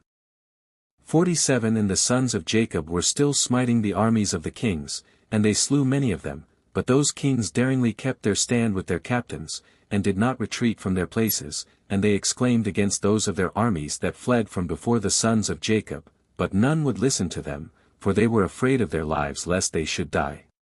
48 And all the sons of Jacob, after having smitten the armies of the kings, returned and came before Judah, and Judah was still slaying the 8 captains of Jashar, and stripping off their garments. 49 And Levi saw Elon, king of Gash, advancing toward him, with his 14 captains to smite him, but Levi did not know it for certain. 50 And Elon with his captains approached nearer, and Levi looked back and saw that battle was given him in the rear, and Levi ran with 12 of his servants, and they went and slew Elon and his captains with the edge of the sword. XXXVI1 And Ehuri king of Shiloh came up to assist Elon, and he approached Jacob, when Jacob drew his bow that was in his hand and with an arrow struck Ehuri which caused his death. 2 And when Ehuri king of Shiloh was dead, the 4 remaining kings fled from their station with the rest of the captains, and they endeavored to retreat, saying, We have no more strength with the Hebrews after their having killed the 3 kings and their captains who were more powerful than we are. 3 And when the sons of Jacob saw that the remaining kings had removed from their station, they pursued them, and Jacob also came from the heap of Shechem from the place where he was standing, and they went after the kings and they approached them with their servants. 4 And the kings and the captains with the rest of their armies, seeing that the sons of Jacob approached them, were afraid of their lives and fled till they reached the city of Chazar. 5 And the sons of Jacob pursued them to the gate of the city of Chazar, and they smote a great smiting amongst the kings and their armies, about 4,000 men, and whilst they were smiting the army of the kings, Jacob was occupied with his bow confining himself to smiting the kings, and he slew them all. 6 And he slew Parathon king of Chazar at the gate of the city of Chazar, and he afterward smote Suzi king of Sarton, and Laban king of Bethgarin, and Shabur king of Machnema, and he slew them all with arrows, an arrow to each of them, and they died. 7 And the sons of Jacob seeing that all the kings were dead and that they were broken up and retreating, continued to carry on the battle with the armies of the kings opposite the gate of Chazar, and they still smote about 400 of their men. 8 And 3 men of the servants of Jacob fell in that battle, and when Judah saw that 3 of his servants had died, it grieved him greatly, and his anger burned within him against the Amorites. 9 And all the men that remained of the armies of the kings were greatly afraid of their lives, and they ran and broke the gate of the walls of the city of Chazar, and they all entered the city for safety. 10 And they concealed themselves in the midst of the city of Chazar, for the city of Chazar was very large and extensive, and when all these armies had entered the city, the sons of Jacob ran after them to the city. 11 And 4 mighty men, experienced in battle, went forth from the city and stood against the entrance of the city, with drawn swords and spears in their hands, and they placed themselves opposite the sons of Jacob, and would not suffer them to enter the city. 12 And Naphtali ran and came between them and with his sword smote 2 of them, and cut off their heads at one stroke. 13 And he turned to the other 2, and behold they had fled, and he pursued them, overtook them, smote them and slew them. 14 And the sons of Jacob came to the city and saw, and behold there was another wall to the city, and they sought for the gate of the wall and could not find it, and Judah sprang upon the top of the wall, and Simeon and Levi followed him, and they all 3 descended from the wall into the city. 15 And Simeon and Levi slew all the men who ran for safety into the city, and also the inhabitants of the city with their wives and little ones, they slew with the edge of the sword, and the cries of the city ascended up to heaven. 16 And Dan and Naphtali sprang upon the wall to see what caused the noise of lamentation, for the sons of Jacob felt anxious about their brothers, and they heard the inhabitants of the city speaking with weeping and supplications, saying, Take all that we possess in the city and go away, only do not put us to death. 17 And when Judah, Simeon, and Levi had ceased smiting the inhabitants of the city, they ascended the wall and called to Dan and Naphtali, who were upon the wall, and to the rest of their brothers, and Simeon and Levi informed them of the entrance into the city, and all the sons of Jacob came to fetch the spoil. 18 And the sons of Jacob took the spoil of the city of Jashar, the flocks and herds, and the property, and they took all that could be captured, and went away that day from the city. 19 And on the next day the sons of Jacob went to Sarton, for they heard that the men of Sarton who had remained in the city were assembling to fight with them for having slain their king, and Sarton was a very high and fortified city, and it had a deep rampart surrounding the city. 20 And the pillar of the rampart was about 50 cubits and its breadth 40 cubits, and there was no place for a man to enter the city on account of the rampart, and the sons of Jacob saw the rampart of the city, and they sought an entrance in it but could not find it. 21 For the entrance to the city was at the rear, and every man that wished to come into the city came by that road and went around the whole city, and he afterwards entered the city.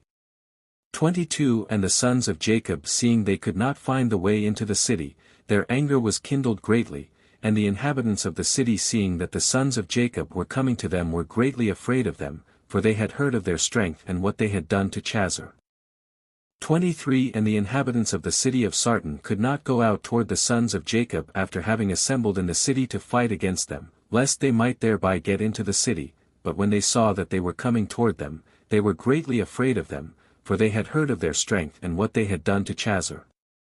24 So the inhabitants of Sarton speedily took away the bridge of the road of the city, from its place, before the sons of Jacob came, and they brought it into the city.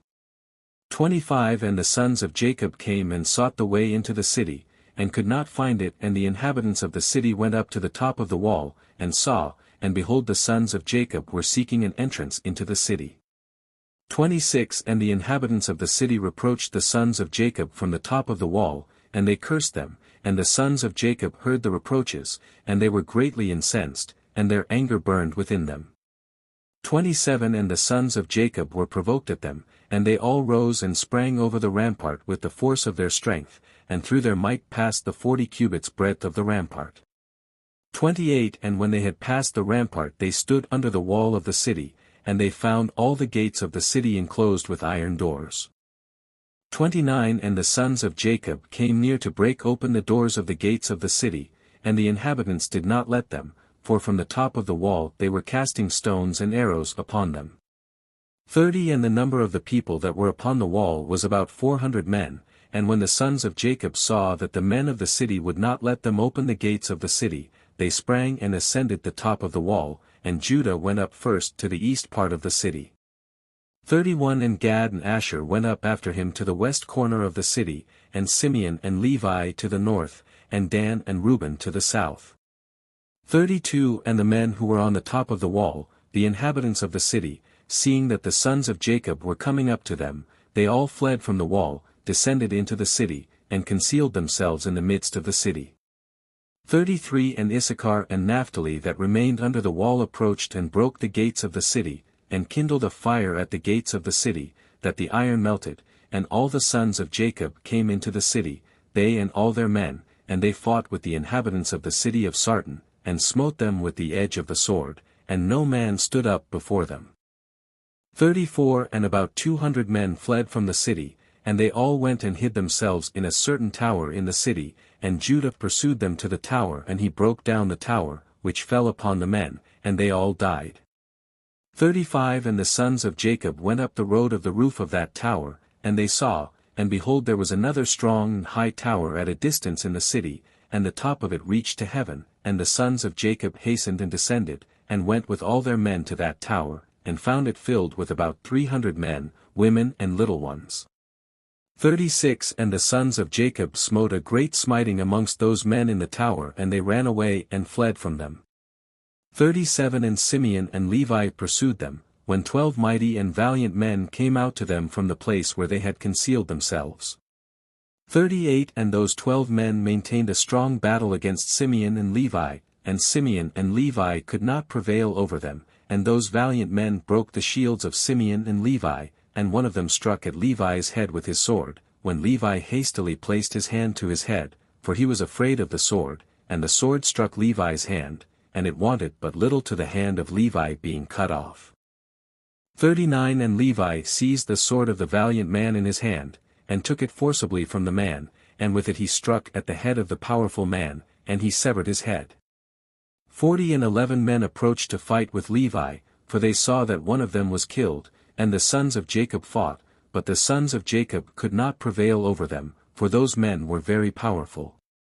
41 And the sons of Jacob seeing that they could not prevail over them, Simeon gave a loud and tremendous shriek, and the 11 powerful men were stunned at the voice of Simeon's shrieking. 42 And Judah at a distance knew the voice of Simeon's shouting, and Naphtali and Judah ran with their shields to Simeon and Levi, and found them fighting with those powerful men, unable to prevail over them as their shields were broken. 43 And Naphtali saw that the shields of Simeon and Levi were broken, and he took 2 shields from his servants and brought them to Simeon and Levi. 44 And Simeon, Levi, and Judah on that day fought all 3 against the 11 mighty men until the time of sunset, but they could not prevail over them. 45 And this was told unto Jacob, and he was sorely grieved, and he prayed unto the Lord, and he and Naphtali his son went against these mighty men. 46 And Jacob approached and drew his bow, and came nigh unto the mighty men, and slew 3 of their men with the bow, and the remaining 8 turned back, and behold, the war waged against them in the front and rear, and they were greatly afraid of their lives, and could not stand before the sons of Jacob, and they fled from before them. 47 And in their flight they met Dan and Asher coming toward them, and they suddenly fell upon them, and fought with them, and slew 2 of them, and Judah and his brothers pursued them, and smote the remainder of them, and slew them. 48 And all the sons of Jacob returned and walked about the city, searching if they could find any men, and they found about 20 young men in a cave in the city, and Gad and Asher smote them all, and Dan and Naphtali lighted upon the rest of the men who had fled and escaped from the second tower, and they smote them all. 49 And the sons of Jacob smote all the inhabitants of the city of Sarton, but the women and little ones they left in the city and did not slay them. 50 And all the inhabitants of the city of Sarton were powerful men, one of them would pursue 1,000, and 2 of them would not flee from 10,000 of the rest of men. 51 And the sons of Jacob slew all the inhabitants of the city of Sarton with the edge of the sword, that no man stood up against them, and they left the women in the city. 52 And the sons of Jacob took all the spoil of the city, and captured what they desired, and they took flocks and herds and property from the city, and the sons of Jacob did unto Sarton and its inhabitants as they had done to Jashar and its inhabitants, and they turned and went away. X61 And when the sons of Jacob went from the city of Sarton, they had gone about 200 cubits when they met the inhabitants of Tapnach coming toward them, for they went out to fight with them, because they had smitten the king of Tapnach and all his men. 2 So all that remained in the city of Tapnach came out to fight with the sons of Jacob, and they thought to retake from them the booty and the spoil which they had captured from Jashar and Sarton. 3 And the rest of the men of Tapnach fought with the sons of Jacob in that place, and the sons of Jacob smote them, and they fled before them, and they pursued them to the city of Arbelan, and they all fell before the sons of Jacob. 4 And the sons of Jacob returned and came to Tapnach, to take away the spoil of Tapnach, and when they came to Tapnach they heard that the people of Arbelan had gone out to meet them to save the spoil of their brethren, and the sons of Jacob left 10 of their men in Tapnach to plunder the city, and they went out toward the people of Arbelan. 5 And the men of Arbelan went out with their wives to fight with the sons of Jacob, for their wives were experienced in battle, and they went out, about 400 men and women. 6 And all the sons of Jacob shouted with a loud voice, and they all ran toward the inhabitants of Arbelan, and with a great and tremendous voice. 7 And the inhabitants of Arbelan heard the noise of the shouting of the sons of Jacob, and their roaring like the noise of lions and like the roaring of the sea and its waves. 8 And fear and terror possessed their hearts on account of the sons of Jacob, and they were terribly afraid of them, and they retreated and fled before them into the city, and the sons of Jacob pursued them to the gate of the city, and they came upon them in the city. 9 And the sons of Jacob fought with them in the city, and all their women were engaged in slinging against the sons of Jacob, and the combat was very severe amongst them the whole of that day till evening. 10 And the sons of Jacob could not prevail over them, and the sons of Jacob had almost perished in that battle, and the sons of Jacob cried unto the Lord and greatly gained strength toward evening, and the sons of Jacob smote all the inhabitants of Arbelon by the edge of the sword, men, women and little ones. 11 And also the remainder of the people who had fled from Sarton, the sons of Jacob smote them in Arbelon, and the sons of Jacob did unto Arbelon and Tapnach as they had done to Chazar and Sarton, and when the women saw that all the men were dead, they went upon the roofs of the city and smote the sons of Jacob by showering down stones like rain. 12 And the sons of Jacob hastened and came into the city and seized all the women and smote them with the edge of the sword, and the sons of Jacob captured all the spoil and booty, flocks and herds and cattle. 13 And the sons of Jacob did unto Machnema as they had done to Tapnach, to Chazar and to Shiloh, and they turned from there and went away. 14 And on the 5th day the sons of Jacob heard that the people of Gash had gathered against them to battle, because they had slain their king and their captains, for there had been 14 captains in the city of Gash, and the sons of Jacob had slain them all in the first battle.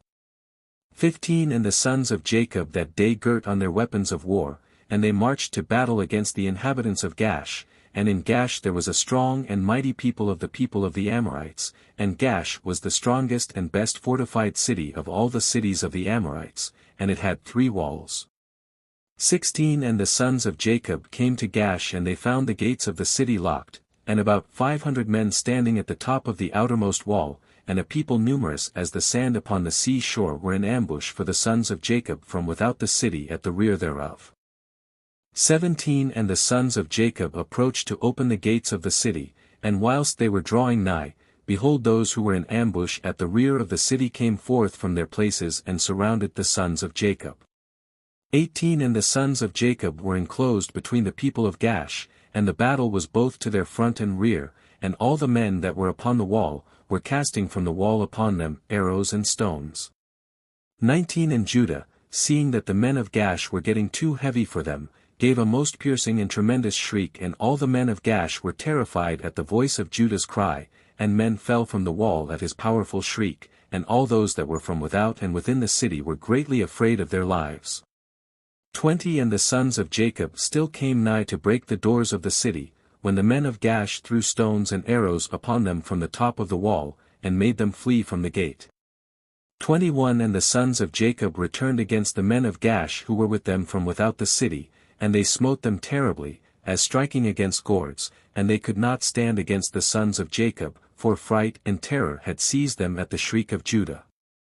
22 And the sons of Jacob slew all those men who were without the city, and the sons of Jacob still drew nigh to effect an entrance into the city, and to fight under the city walls, but they could not, for all the inhabitants of Gash who remained in the city had surrounded the walls of Gash in every direction, so that the sons of Jacob were unable to approach the city to fight with them. 23 And the sons of Jacob came nigh to one corner to fight under the wall, the inhabitants of Gash threw arrows and stones upon them like showers of rain, and they fled from under the wall. 24 And the people of Gash who were upon the wall, seeing that the sons of Jacob could not prevail over them from under the wall, reproached the sons of Jacob in these words, saying, 25 What is the matter with you in the battle that you cannot prevail? Can you then do unto the mighty city of Gash and its inhabitants as you did to the cities of the Amorites that were not so powerful? Surely to those weak ones amongst us you did those things, and slew them in the entrance of the city, for they had no strength when they were terrified at the sound of your shouting. 26 And will you now then be able to fight in this place? Surely here you will all die, and we will avenge the cause of those cities that you have laid waste.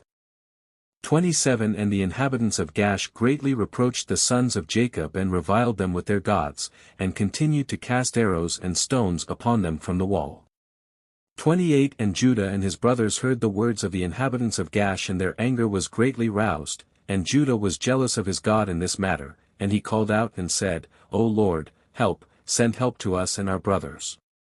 29 And he ran at a distance with all his might, with his drawn sword in his hand, and he sprang from the earth and by dint of his strength, mounted the wall, and his sword fell from his hand. 30 And Judah shouted upon the wall, and all the men that were upon the wall were terrified, and some of them fell from the wall into the city and died, and those who were yet upon the wall, when they saw Judah's strength, they were greatly afraid and fled for their lives into the city for safety. 31 And some were emboldened to fight with Judah upon the wall, and they came nigh to slay him when they saw there was no sword in Judah's hand, and they thought of casting him from the wall to his brothers, and 20 men of the city came up to assist them, and they surrounded Judah and they all shouted over him, and approached him with drawn swords, and they terrified Judah, and Judah cried out to his brothers from the wall. 32 And Jacob and his sons drew the bow from under the wall, and smote 3 of the men that were upon the top of the wall, and Judah continued to cry and he exclaimed, O Lord help us, O Lord deliver us, and he cried out with a loud voice upon the wall, and the cry was heard at a great distance. 33 And after this cry he again repeated to shout, and all the men who surrounded Judah on the top of the wall were terrified, and they each threw his sword from his hand at the sound of Judah's shouting and his tremor, and fled. 34 And Judah took the swords which had fallen from their hands, and Judah fought with them and slew 20 of their men upon the wall. 35 And about 80 men and women still ascended the wall from the city and they all surrounded Judah, and the Lord impressed the fear of Judah in their hearts, that they were unable to approach him. 36 And Jacob and all who were with him drew the bow from under the wall, and they slew 10 men upon the wall, and they fell below the wall, before Jacob and his sons. 37 And the people upon the wall seeing that 20 of their men had fallen, they still ran toward Judah with drawn swords, but they could not approach him for they were greatly terrified at Judah's strength. 38 And one of their mighty men whose name was Arid approached to strike Judah upon the head with his sword, when Judah hastily put his shield to his head, and the sword hit the shield, and it was split in two. 39 And this mighty man after he had struck Judah ran for his life, at the fear of Judah, and his feet slipped upon the wall and he fell amongst the sons of Jacob who were below the wall, and the sons of Jacob smote him and slew him. 40 And Judah's head pained him from the blow of the powerful man, and Judah had nearly died from it. 41 And Judah cried out upon the wall owing to the pain produced by the blow, when Dan heard him, and his anger burned within him, and he also rose up and went at a distance and ran and sprang from the earth and mounted the wall with his wrath-excited strength. 42 And when Dan came upon the wall near unto Judah all the men upon the wall fled, who had stood against Judah, and they went up to the second wall, and they threw arrows and stones upon Dan and Judah from the second wall, and endeavored to drive them from the wall. 43 And the arrows and stones struck Dan and Judah, and they had nearly been killed upon the wall, and wherever Dan and Judah fled from the wall, they were attacked with arrows and stones from the second wall. 44 And Jacob and his sons were still at the entrance of the city below the first wall, and they were not able to draw their bow against the inhabitants of the city, as they could not be seen by them, being upon the second wall. 45 And Dan and Judah when they could no longer bear the stones and arrows that fell upon them from the second wall, they both sprang upon the second wall near the people of the city, and when the people of the city who were upon the second wall saw that Dan and Judah had come to them upon the second wall, they all cried out and descended below between the walls. 46 And Jacob and his sons heard the noise of the shouting from the people of the city, and they were still at the entrance of the city, and they were anxious about Dan and Judah who were not seen by them, they being upon the second wall. 47 And Naphtali went up with his wrath-excited might and sprang upon the first wall to see what caused the noise of shouting which they had heard in the city, and Issachar and Zebulun drew nigh to break the doors of the city, and they opened the gates of the city and came into the city. 48 And Naphtali leaped from the first wall to the second, and came to assist his brothers, and the inhabitants of Gash who were upon the wall, seeing that Naphtali was the third who had come up to assist his brothers, they all fled and descended into the city, and Jacob and all his sons and all their young men came into the city to them. 49 And Judah and Dan and Naphtali descended from the wall into the city and pursued the inhabitants of the city, and Simeon and Levi were from without the city and knew not that the gate was opened, and they went up from there to the wall and came down to their brothers into the city. 50 And the inhabitants of the city had all descended into the city, and the sons of Jacob came to them in different directions, and the battle waged against them from the front and the rear, and the sons of Jacob smote them terribly, and slew about 20,000 of them men and women, not one of them could stand up against the sons of Jacob. 51 And the blood flowed plentifully in the city, and it was like a brook of water, and the blood flowed like a brook to the outer part of the city, and reached the desert of Bethkaren.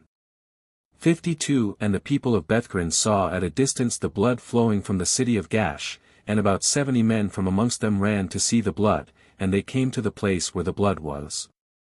53 And they followed the track of the blood and came to the wall of the city of Gash, and they saw the blood issue from the city, and they heard the voice of crying from the inhabitants of Gash, for it ascended unto heaven, and the blood was continuing to flow abundantly like a brook of water. 54 And all the sons of Jacob were still smiting the inhabitants of Gash, and were engaged in slaying them till evening, about 20,000 men and women, and the people of Corinth said, Surely this is the work of the Hebrews, for they are still carrying on war in all the cities of the Amorites.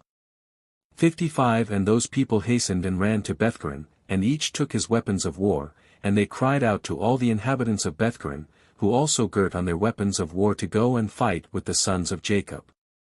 56 And when the sons of Jacob had done smiting the inhabitants of Gash, they walked about the city to strip all the slain, and coming in the innermost part of the city and farther on they met 3 very powerful men, and there was no sword in their hand. 57 And the sons of Jacob came up to the place where they were, and the powerful men ran away, and one of them had taken Zebulun, who he saw was a young lad and of short stature, and with his might dashed him to the ground. 58 And Jacob ran to him with his sword, and Jacob smote him below his loins with the sword, and cut him in two, and the body fell upon Zebulun. 59 And the second one approached and seized Jacob to fell him to the ground, and Jacob turned to him and shouted to him, whilst Simeon and Levi ran and smote him on the hips with the sword and felled him to the ground. 60 And the powerful man rose up from the ground with wrath-excited might, and Judah came to him before he had gained his footing, and struck him upon the head with the sword, and his head was split and he died.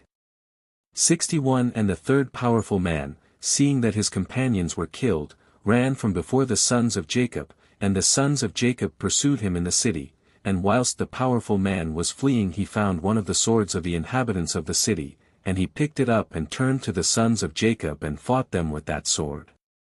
62 And the powerful man ran to Judah to strike him upon the head with the sword, and there was no shield in the hand of Judah, and whilst he was aiming to strike him, Naphtali hastily took his shield and put it to Judah's head, and the sword of the powerful man hit the shield of Naphtali and Judah escaped the sword. 63 And Simeon and Levi ran upon the powerful man with their swords and struck at him forcibly with their swords, and the 2 swords entered the body of the powerful man and divided it in 2, lengthwise. 64 And the sons of Jacob smote the 3 mighty men at that time, together with all the inhabitants of Gash, and the day was about to decline. 65 And the sons of Jacob walked about Gash and took all the spoil of the city, even the little ones and women they did not suffer to live, and the sons of Jacob did unto Gash as they had done to Sarton and Shiloh. XL1 And the sons of Jacob led away all the spoil of Gash, and went out of the city by night.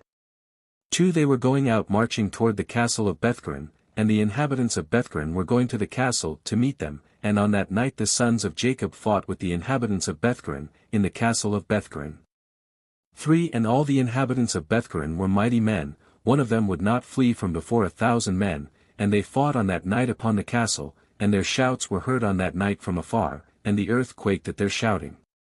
4 And all the sons of Jacob were afraid of those men, as they were not accustomed to fight in the dark, and they were greatly confounded, and the sons of Jacob cried unto the Lord, saying, Give help to us, O Lord, deliver us that we may not die by the hands of these uncircumcised men. 5 And the Lord hearkened to the voice of the sons of Jacob, and the Lord caused great terror and confusion to seize the people of Bethkaren, and they fought amongst themselves the one with the other in the darkness of night, and smote each other in great numbers. 6 And the sons of Jacob, knowing that the Lord had brought a spirit of perverseness amongst those men, and that they fought each man with his neighbor, went forth from among the bands of the people of Bethkaren and went as far as the descent of the castle of Bethkaren, and farther, and they tarried there securely with their young men on that night. 7 And the people of Bethhoron fought the whole night, one man with his brother, and the other with his neighbor, and they cried out in every direction upon the castle, and their cry was heard at a distance, and the whole earth shook at their voice, for they were powerful above all the people of the earth. 8 And all the inhabitants of the cities of the Canaanites, the Hittites, the Amorites, the Hivites, and all the kings of Canaan, and also those who were on the other side of the Jordan, heard the noise of the shouting on that night. 9 And they said, Surely these are the battles of the Hebrews who are fighting against the 7 cities, who came nigh unto them, and who can stand against those Hebrews? 10 And all the inhabitants of the cities of the Canaanites, and all those who were on the other side of the Jordan, were greatly afraid of the sons of Jacob, for they said, Behold, the same will be done to us as was done to those cities, for who can stand against their mighty strength? 11 And the cries of the Koranites were very great on that night, and continued to increase, and they smote each other till morning, and numbers of them were killed. 12 And the morning appeared, and all the sons of Jacob rose up at daybreak and went up to the castle, and they smote those who remained of the Koranites in a terrible manner, and they were all killed in the castle. 13 And the 6th day appeared, and all the inhabitants of Canaan saw at a distance all the people of Bethhoron lying dead in the castle of Bethhoron, and strewed about as the carcasses of lambs and goats. 14 And the sons of Jacob led all the spoil which they had captured from Gash and went to Bethhoron, and they found the city full of people like the sand of the sea, and they fought with them, and the sons of Jacob smote them there till evening time. 15 And the sons of Jacob did unto Bethhoron as they had done to Gash and Tapnach, and as they had done to Chazar, to Sarton and to Shiloh. 16 And the sons of Jacob took with them the spoil of Bethhoron and all the spoil of the cities, and on that day they went home to Shechem. 17 And the sons of Jacob came home to the city of Shechem, and they remained without the city, and they then rested there from the war, and tarried there all night. 18 And all their servants together with all the spoil that they had taken from the cities, they left without the city, and they did not enter the city, for they said, Peradventure there may be yet more fighting against us, and they may come to besiege us in Shechem. 19 And Jacob and his sons and their servants remained on that night and the next day in the portion of the field which Jacob had purchased from Hamor for 5 shekels, and all that they had captured was with them. 20 And all the booty which the sons of Jacob had captured, was in the portion of the field, immense as the sand upon the sea shore. 21 And the inhabitants of the land observed them from afar, and all the inhabitants of the land were afraid of the sons of Jacob who had done this thing, for no king from the days of old had ever done the like. 22 And the 7 kings of the Canaanites resolved to make peace with the sons of Jacob, for they were greatly afraid of their lives, on account of the sons of Jacob. 23 And on that day, being the 7th day, Japhia king of Hebron sent secretly to the king of Ai, and to the king of Gibeon, and to the king of Shalem, and to the king of Adullam, and to the king of Lachish, and to the king of Chazar, and to all the Canaanitish kings who were under their subjection, saying, 24 Go up with me, and come to me that we may go to the sons of Jacob, and I will make peace with them, and form a treaty with them, lest all your lands be destroyed by the swords of the sons of Jacob, as they did to Shechem and the cities around it, as you have heard and seen. 25 And when you come to me, do not come with many men, but let every king bring his 3 head captains, and every captain bring 3 of his officers. 26 And come all of you to Hebron, and we will go together to the sons of Jacob, and supplicate them that they shall form a treaty of peace with us. 27 And all those kings did as the king of Hebron had sent to them, for they were all under his counsel and command, and all the kings of Canaan assembled to go to the sons of Jacob, to make peace with them, and the sons of Jacob returned and went to the portion of the field that was in Shechem, for they did not put confidence in the kings of the land. 28 And the sons of Jacob returned and remained in the portion of the field 10 days, and no one came to make war with them. 29 And when the sons of Jacob saw that there was no appearance of war, they all assembled and went to the city of Shechem, and the sons of Jacob remained in Shechem. 30 And at the expiration of 40 days, all the kings of the Amorites assembled from all their places and came to Hebron, to Japhia, king of Hebron. 31 And the number of kings that came to Hebron, to make peace with the sons of Jacob, was 21 kings, and the number of captains that came with them was 69, and their men were 189, and all these kings and their men rested by Mount Hebron. 32 And the king of Hebron went out with his 3 captains and 9 men, and these kings resolved to go to the sons of Jacob to make peace. 33 And they said unto the king of Hebron, Go thou before us with thy men, and speak for us unto the sons of Jacob, and we will come after thee and confirm thy words, and the king of Hebron did so. 34 And the sons of Jacob heard that all the kings of Canaan had gathered together and rested in Hebron, and the sons of Jacob sent 4 of their servants as spies, saying, Go and spy these kings, and search and examine their men whether they are few or many, and if they are but few in number, number them all and come back. 35 And the servants of Jacob went secretly to these kings, and did as the sons of Jacob had commanded them, and on that day they came back to the sons of Jacob, and said unto them, We came unto those kings, and they are but few in number, and we numbered them all, and behold, they were 288, kings and men. 36 And the sons of Jacob said, They are but few in number, therefore we will not all go out to them. And in the morning the sons of Jacob rose up and chose 62 of their men, and 10 of the sons of Jacob went with them, and they girt on their weapons of war, for they said, They are coming to make war with us, for they knew not that they were coming to make peace with them. 37 And the sons of Jacob went with their servants to the gate of Shechem, toward those kings, and their father Jacob was with them. 38 And when they had come forth, behold, the king of Hebron and his 3 captains and 9 men with him were coming along the road against the sons of Jacob, and the sons of Jacob lifted up their eyes, and saw at a distance Japhia, king of Hebron, with his captains, coming toward them, and the sons of Jacob took their stand at the place of the gate of Shechem, and did not proceed. 39 And the king of Hebron continued to advance, he and his captains, until he came nigh to the sons of Jacob, and he and his captains bowed down to them to the ground, and the king of Hebron sat with his captains before Jacob and his sons. 40 And the sons of Jacob said unto him, What has befallen thee, O king of Hebron? Why hast thou come to us this day? What dost thou require from us? And the king of Hebron said unto Jacob, I beseech thee my lord, all the kings of the Canaanites have this day come to make peace with you. 41 And the sons of Jacob heard the words of the king of Hebron, and they would not consent to his proposals, for the sons of Jacob had no faith in him, for they imagined that the king of Hebron had spoken deceitfully to them. 42 And the king of Hebron knew from the words of the sons of Jacob, that they did not believe his words, and the king of Hebron approached nearer to Jacob, and said unto him, I beseech thee, my lord, to be assured that all these kings have come to you on peaceable terms, for they have not come with all their men, neither did they bring their weapons of war with them, for they have come to seek peace from my lord and his sons. 43 And the sons of Jacob answered the king of Hebron, saying, Send thou to all these kings, and if thou speakest truth unto us, let them each come singly before us, and if they come unto us unarmed, we shall then know that they seek peace from us. 44 And Japhia, king of Hebron, sent one of his men to the kings, and they all came before the sons of Jacob, and bowed down to them to the ground, and these kings sat before Jacob and his sons, and they spoke unto them, saying, 45 We have heard all that you did unto the kings of the Amorites with your sword and exceedingly mighty arm, so that no man could stand up before you, and we were afraid of you for the sake of our lives, lest it should befall us as it did to them.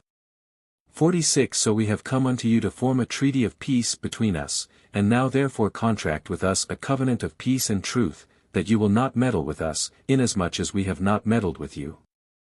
47 And the sons of Jacob knew that they had really come to seek peace from them, and the sons of Jacob listened to them, and formed a covenant with them. 48 And the sons of Jacob swore unto them that they would not meddle with them, and all the kings of the Canaanites swore also to them, and the sons of Jacob made them tributary from that day forward. 49 And after this all the captains of these kings came with their men before Jacob, with presents in their hands for Jacob and his sons, and they bowed down to him to the ground. 50 And these kings then urged the sons of Jacob and begged of them to return all the spoil they had captured from the 7 cities of the Amorites, and the sons of Jacob did so, and they returned all that they had captured, the women, the little ones, the cattle and all the spoil which they had taken, and they sent them off, and they went away each to his city. 51 And all these kings again bowed down to the sons of Jacob, and they sent or brought them many gifts in those days, and the sons of Jacob sent off these kings and their men, and they went peaceably away from them to their cities, and the sons of Jacob also returned to their home, to Shechem. 52 And there was peace from that day forward between the sons of Jacob and the kings of the Canaanites, until the children of Israel came to inherit the land of Canaan. XLI 1 And at the revolution of the year the sons of Jacob journeyed from Shechem, and they came to Hebron, to their father Isaac, and they dwelt there, but their flocks and herds they fed daily in Shechem, for there was there in those days good and fat pasture, and Jacob and his sons and all their household dwelt in the valley of Hebron. 2 And it was in those days, in that year, being the 106th year of the life of Jacob, in the 10th year of Jacob's coming from Padan Aram, that Leah the wife of Jacob died. She was 51 years old when she died in Hebron. 3 And Jacob and his sons buried her in the cave of the field of Machpelah, which is in Hebron, which Abraham had bought from the children of Het, for the possession of a burial place. 4 And the sons of Jacob dwelt with their father in the valley of Hebron, and all the inhabitants of the land knew their strength and their fame went throughout the land. 5 And Joseph the son of Jacob, and his brother Benjamin, the sons of Rachel, the wife of Jacob, were yet young in those days, and did not go out with their brethren during their battles in all the cities of the Amorites. 6 And when Joseph saw the strength of his brethren, and their greatness, he praised them and extolled them, but he ranked himself greater than them, and extolled himself above them, and Jacob, his father, also loved him more than any of his sons, for he was a son of his old age, and through his love toward him, he made him a coat of many colors. 7 And when Joseph saw that his father loved him more than his brethren, he continued to exalt himself above his brethren, and he brought unto his father evil reports concerning them. 8 And the sons of Jacob seeing the whole of Joseph's conduct toward them, and that their father loved him more than any of them, they hated him and could not speak peaceably to him all the days. 9 And Joseph was 17 years old, and he was still magnifying himself above his brethren, and thought of raising himself above them. 10 At that time he dreamed a dream, and he came unto his brothers and told them his dream, and he said unto them, I dreamed a dream, and behold we were all binding sheaves in the field, and my sheaf rose and placed itself upon the ground and your sheaves surrounded it and bowed down to it. 11 And his brethren answered him and said unto him, What meaneth this dream that thou didst dream? Dost thou imagine in thy heart to reign or rule over us? 12 And he still came, and told the thing to his father Jacob, and Jacob kissed Joseph when he heard these words from his mouth, and Jacob blessed Joseph. 13 And when the sons of Jacob saw that their father had blessed Joseph and had kissed him, and that he loved him exceedingly, they became jealous of him and hated him the more. 14 And after this Joseph dreamed another dream and related the dream to his father in the presence of his brethren, and Joseph said unto his father and brethren, Behold I have again dreamed a dream, and behold the sun and the moon and the 11 stars bowed down to me. 15 And his father heard the words of Joseph and his dream, and seeing that his brethren hated Joseph on account of this matter, Jacob therefore rebuked Joseph before his brethren on account of this thing, saying, What meaneth this dream which thou hast dreamed, and this magnifying thyself before thy brethren who are older than thou art? 16 Dost thou imagine in thy heart that I and thy mother and thy 11 brethren will come and bow down to thee, that thou speakest these things? 17 And his brethren were jealous of him on account of his words and dreams, and they continued to hate him, and Jacob reserved the dreams in his heart. 18 And the sons of Jacob went one day to feed their father's flock in Shechem, for they were still herdsmen in those days, and whilst the sons of Jacob were that day feeding in Shechem they delayed, and the time of gathering in the cattle was past, and they had not arrived. 19 And Jacob saw that his sons were delayed in Shechem, and Jacob said within himself, Peradventure the people of Shechem have risen up to fight against them, therefore they have delayed coming this day. 20 And Jacob called Joseph his son and commanded him, saying, Behold thy brethren are feeding in Shechem this day, and behold they have not yet come back. Go now therefore and see where they are, and bring me word back concerning the welfare of thy brethren and the welfare of the flock. 21 And Jacob sent his son Joseph to the valley of Hebron, and Joseph came for his brothers to Shechem, and could not find them, and Joseph went about the field which was near Shechem, to see where his brothers had turned, and he missed his road in the wilderness, and knew not which way he should go. 22 And an angel of the Lord found him wandering in the road toward the field, and Joseph said unto the angel of the Lord, I seek my brethren, hast thou not heard where they are feeding? And the angel of the Lord said unto Joseph, I saw thy brethren feeding here, and I heard them say they would go to feed in Dothan. 23 And Joseph hearkened to the voice of the angel of the Lord, and he went to his brethren in Dothan, and he found them in Dothan feeding the flock. 24 And Joseph advanced to his brethren, and before he had come nigh unto them, they had resolved to slay him.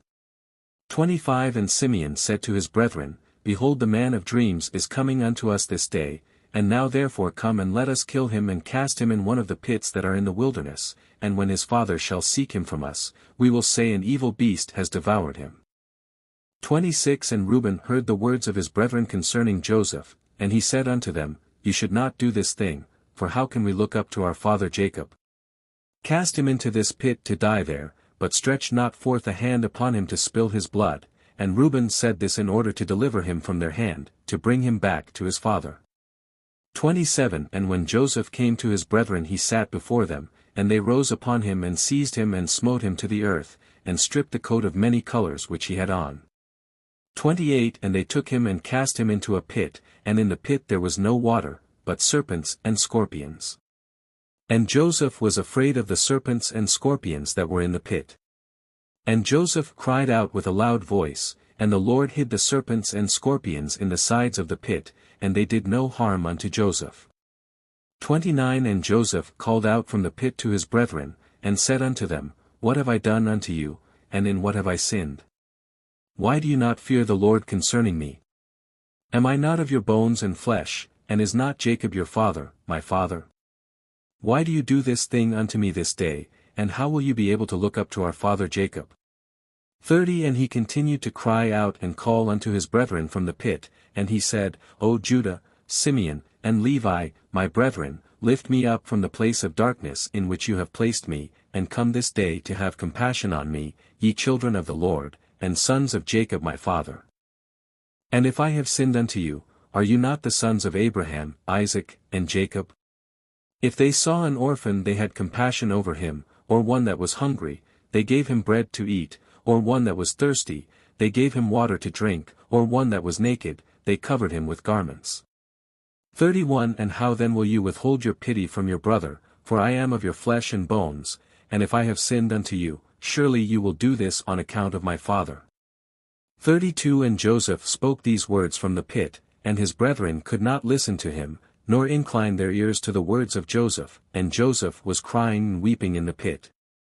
33 And Joseph said, O that my father knew, this day, the act which my brothers have done unto me, and the words which they have this day spoken unto me. 34 And all his brethren heard his cries and weeping in the pit, and his brethren went and removed themselves from the pit, so that they might not hear the cries of Joseph and his weeping in the pit. XLI1 And they went and sat on the opposite side, about the distance of a bow shot, and they sat there to eat bread, and whilst they were eating, they held counsel together what was to be done with him, whether to slay him or to bring him back to his father. 2 They were holding the counsel, when they lifted up their eyes, and saw, and behold there was a company of Ishmaelites coming at a distance by the road of Gilead, going down to Egypt. 3 And Judah said unto them, What gain will it be to us if we slay our brother? Peradventure God will require him from us. This then is the counsel proposed concerning him, which you shall do unto him. Behold this company of Ishmaelites going down to Egypt, for now therefore, come let us dispose of him to them, and let not our hand be upon him, and they will lead him along with them, and he will be lost amongst the people of the land, and we will not put him to death with our own hands.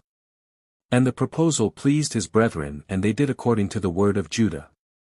5 And whilst they were discoursing about this matter, and before the company of Ishmaelites had come up to them, 7 trading men of Midian passed by them, and as they passed they were thirsty, and they lifted up their eyes and saw the pit in which Joseph was immured, and they looked, and behold every species of bird was upon him.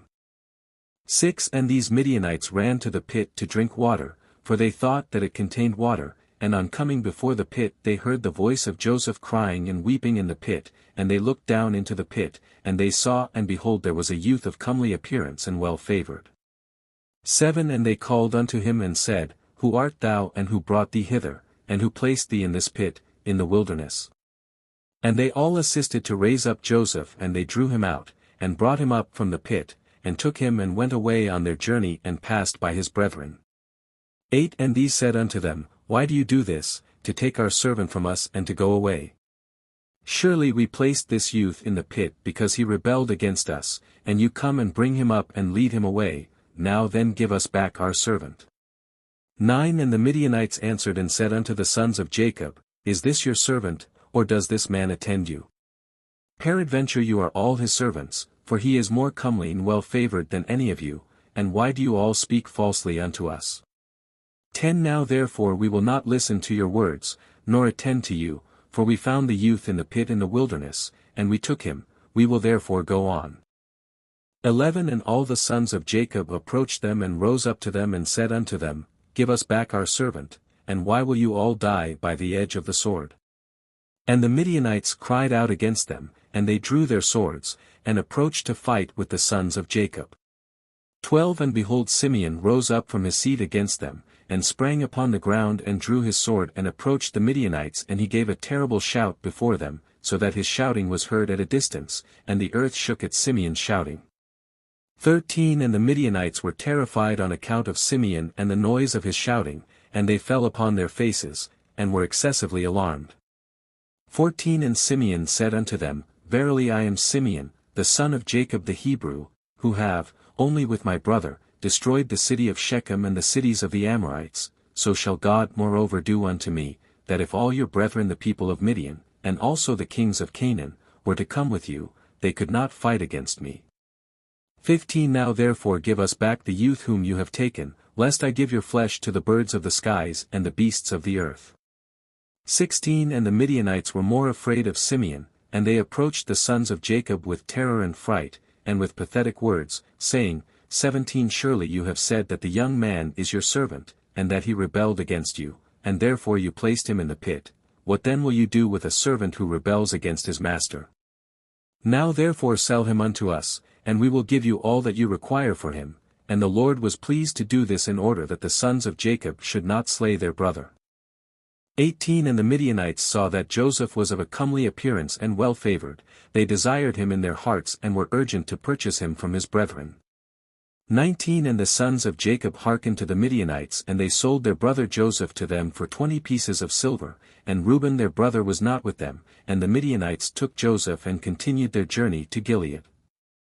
20 They were going along the road, and the Midianites repented of what they had done, in having purchased the young man, and one said to the other, What is this thing that we have done, in taking this youth from the Hebrews, who is of comely appearance and well-favored? 21 Perhaps this youth is stolen from the land of the Hebrews, and why then have we done this thing? And if he should be sought for and found in our hands, we shall die through him. 22 Now surely hardy and powerful men have sold him to us, the strength of one of whom you saw this day. Perhaps they stole him from his land with their might and with their powerful arm, and have therefore sold him to us for the small value which we gave unto them. 23 And whilst they were thus discoursing together, they looked, and behold the company of Ishmaelites which was coming at first, and which the sons of Jacob saw, was advancing toward the Midianites, and the Midianites said to each other, Come let us sell this youth to the company of Ishmaelites who are coming toward us, and we will take for him the little that we gave for him, and we will be delivered from his evil. 24 And they did so, and they reached the Ishmaelites, and the Midianites sold Joseph to the Ishmaelites for 20 pieces of silver which they had given for him to his brethren. 25 And the Midianites went on their road to Gilead, and the Ishmaelites took Joseph and they let him ride upon one of the camels, and they were leading him to Egypt. 26 And Joseph heard that the Ishmaelites were proceeding to Egypt, and Joseph lamented and wept at this thing that he was to be so far removed from the land of Canaan, from his father, and he wept bitterly whilst he was riding upon the camel, and one of their men observed him, and made him go down from the camel and walk on foot, and notwithstanding this Joseph continued to cry and weep, and he said, O my father, my father! 27 And one of the Ishmaelites rose up and smote Joseph upon the cheek, and still he continued to weep, and Joseph was fatigued in the road, and was unable to proceed on account of the bitterness of his soul, and they all smote him and afflicted him in the road, and they terrified him in order that he might cease from weeping. 28 And the Lord saw the ambition of Joseph and his trouble, and the Lord brought down upon those men darkness and confusion, and the hand of every one that smote him became withered. 29 And they said to each other, What is this thing that God has done to us in the road? And they knew not that this befell them on account of Joseph. And the men proceeded on the road, and they passed along the road of Ephrath where Rachel was buried. 30 And Joseph reached his mother's grave, and Joseph hastened and ran to his mother's grave, and fell upon the grave and wept. 31 And Joseph cried aloud upon his mother's grave, and he said, O my mother, O thou who didst give me birth, awake now, and rise and see thy son, how he has been sold for a slave, and no one to pity him. 32 O rise and see thy son, weep with me on account of my troubles, and see the heart of my brethren. 33 Arouse my mother, arouse, awake from thy sleep for me, and direct thy battles against my brethren. Oh how have they stripped me of my coat, and sold me already twice for a slave, and separated me from my father, and there is no one to pity me. 34 Arouse and lay thy cause against them before God, and see whom God will justify in the judgment, and whom he will condemn. 35 Rise, O my mother, rise, awake from thy sleep and see my father how his soul is with me this day, and comfort him and ease his heart. 36 And Joseph continued to speak these words, and Joseph cried aloud and wept bitterly upon his mother's grave, and he ceased speaking, and from bitterness of heart he became still as a stone upon the grave. 37 And Joseph heard a voice speaking to him from beneath the ground, which answered him with bitterness of heart, and with a voice of weeping and praying in these words, 38 My son Joseph, I have heard the voice of thy weeping and the voice of thy lamentation, I have seen thy tears, I know thy troubles, my son, and it grieves me for thy sake, and abundant grief is added to my grief. 39 Now therefore my son, Joseph my son, hope to the Lord, and wait for him and do not fear, for the Lord is with thee, he will deliver thee from all trouble. 40 Rise my son, go down unto Egypt with thy masters, and do not fear, for the Lord is with thee, my son. And she continued to speak like unto these words unto Joseph, and she was still. 41 And Joseph heard this, and he wondered greatly at this, and he continued to weep, and after this one of the Ishmaelites observed him crying and weeping upon the grave, and his anger was kindled against him, and he drove him from there, and he smote him and cursed him. 42 And Joseph said unto the men, May I find grace in your sight to take me back to my father's house, and he will give you abundance of riches. 43 And they answered him, saying, Art thou not a slave, and where is thy father? And if thou hadst a father thou wouldst not already twice have been sold for a slave for so little value. And their anger was still roused against him, and they continued to smite him and to chastise him, and Joseph wept bitterly. 44 And the Lord saw Joseph's affliction, and Lord again smote these men, and chastised them, and the Lord caused darkness to envelope them upon the earth, and the lightning flashed and the thunder roared, and the earth shook at the voice of the thunder and of the mighty wind, and the men were terrified and knew not where they should go. 45 And the beasts and camels stood still, and they led them, but they would not go, they smote them, and they crouched upon the ground, and the men said to each other, What is this that God has done to us? What are our transgressions, and what are our sins that this thing has thus befallen us? 46 And one of them answered and said unto them, Perhaps on account of the sin of afflicting this slave has this thing happened this day to us. Now therefore implore him strongly to forgive us, and then we shall know on whose account this evil befalleth us, and if God shall have compassion over us, then we shall know that all this cometh to us on account of the sin of afflicting this slave. 47 And the men did so, and they supplicated Joseph and pressed him to forgive them, and they said, We have sinned to the Lord and to thee, now therefore vouchsafe to request of thy God that he shall put away this death from amongst us, for we have sinned to him.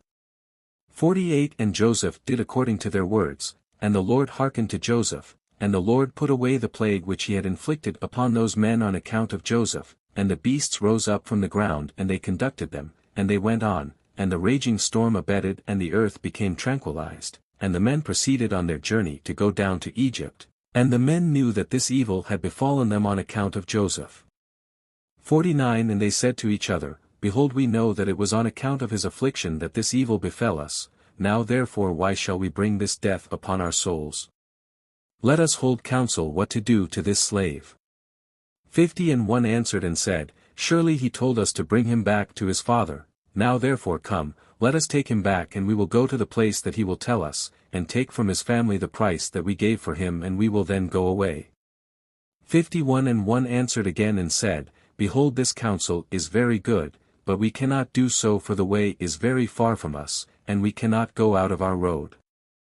52 and one more answered and said unto them, This is the counsel to be adopted, we will not swerve from it. Behold, we are this day going to Egypt, and when we shall have come to Egypt, we will sell him there at a high price, and we will be delivered from his evil. 53 And this thing pleased the men, and they did so, and they continued their journey to Egypt with Joseph.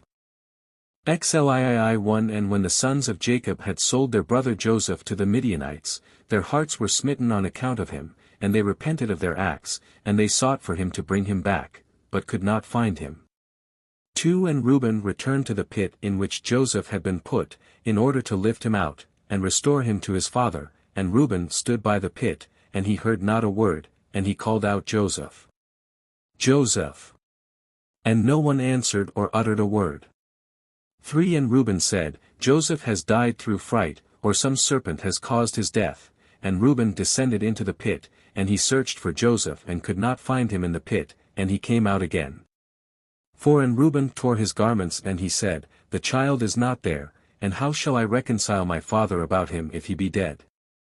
And he went to his brethren and found them grieving on account of Joseph, and counseling together how to reconcile their father about him. And Reuben said unto his brethren, I came to the pit and behold Joseph was not there, what then shall we say unto our father, for my father will only seek the lad from me? 5 And his brethren answered him saying, Thus and thus we did, and our hearts afterward smote us on account of this act, and we now sit to seek a pretext how we shall reconcile our father to it. 6 And Reuben said unto them, What is this you have done to bring down the gray hairs of our father in sorrow to the grave? The thing is not good, that you have done. 7 And Reuben sat with them, and they all rose up and swore to each other not to tell this thing unto Jacob, and they all said, The man who will tell this to our father or his household, or who will report this to any of the children of the land, we will all rise up against him and slay him with the sword. 8 And the sons of Jacob feared each other in this matter, from the youngest to the oldest, and no one spoke a word, and they concealed the thing in their hearts. 9 And they afterward sat down to determine and invent something to say unto their father Jacob concerning all these things. 10 And Issachar said unto them, Here is an advice for you if it seem good in your eyes to do this thing, take the coat which belongeth to Joseph and tear it, and kill a kid of the goats and dip it in its blood. 11 And send it to our father, and when he seeth it he will say an evil beast has devoured him, therefore tear ye his coat, and behold his blood will be upon his coat, and by your doing this we shall be free of our father's murmurings. 12 And Issachar's advice pleased them, and they hearkened unto him, and they did according to the word of Issachar which he had counselled them. 13 And they hastened and took Joseph's coat and tore it, and they killed a kid of the goats and dipped the coat in the blood of the kid, and then trampled it in the dust, and they sent the coat to their father Jacob by the hand of Naphtali, and they commanded him to say these words. 14 We had gathered in the cattle and had come as far as the road to Shechem and farther, when we found this coat upon the road in the wilderness dipped in blood and in dust. Now therefore know whether it be thy son's coat or not. 15 And Naphtali went and he came unto his father, and he gave him the coat, and he spoke unto him all the words which his brethren had commanded him. 16 And Jacob saw Joseph's coat, and he knew it, and he fell upon his face to the ground, and became as still as a stone, and he afterward rose up and cried out with a loud and weeping voice, and he said, It is the coat of my son Joseph. 17 And Jacob hastened and sent one of his servants to his sons, who went to them and found them coming along the road with the flock. 18 And the sons of Jacob came to their father about evening, and behold their garments were torn and dust was upon their heads, and they found their father crying out and weeping with a loud voice. 19 And Jacob said unto his sons, Tell me truly, what evil have you this day suddenly brought upon me? And they answered their father Jacob, saying, We were coming along this day after the flock had been gathered in, and we came as far as the city of Shechem by the road in the wilderness, and we found this coat filled with blood upon the ground, and we knew it and we sent unto thee if thou couldst know it. 20 And Jacob heard the words of his sons and he cried out with a loud voice, and he said, It is the coat of my son, an evil beast has devoured him, Joseph is rent in pieces, for I sent him this day to see whether it was well with you and well with the flocks and to bring me word again from you, and he went as I commanded him, and this has happened to him this day whilst I thought my son was with you. 21 And the sons of Jacob answered and said, He did not come to us, neither have we seen him from the time of our going out from thee until now. 22 And when Jacob heard their words he again cried out aloud, and he rose up and tore his garments, and he put sackcloth upon his loins, and he wept bitterly and he mourned and lifted up his voice in weeping and exclaimed and said these words, 23 Joseph my son, O my son Joseph, I sent thee this day after the welfare of thy brethren, and behold thou hast been torn in pieces, through my hand has this happened to my son. 24 It grieves me for thee Joseph my son, it grieves me for thee, how sweet wast thou to me during life, and now how exceedingly bitter is thy death to me. 25 0 That I had died in thy stead Joseph my son, for it grieves me sadly for thee my son, O my son, my son. Joseph my son, where art thou, and where hast thou been drawn? Arouse, arouse from thy place, and come and see my grief for thee, O my son Joseph. 26 Come now and number the tears gushing from my eyes down my cheeks, and bring them up before the Lord, that his anger may turn from me. 27 0 Joseph my son, how didst thou fall, by the hand of one by whom no one had fallen from the beginning of the world unto this day, for thou hast been put to death by the smiting of an enemy, inflicted with cruelty, but surely I know that this has happened to thee, on account of the multitude of my sins.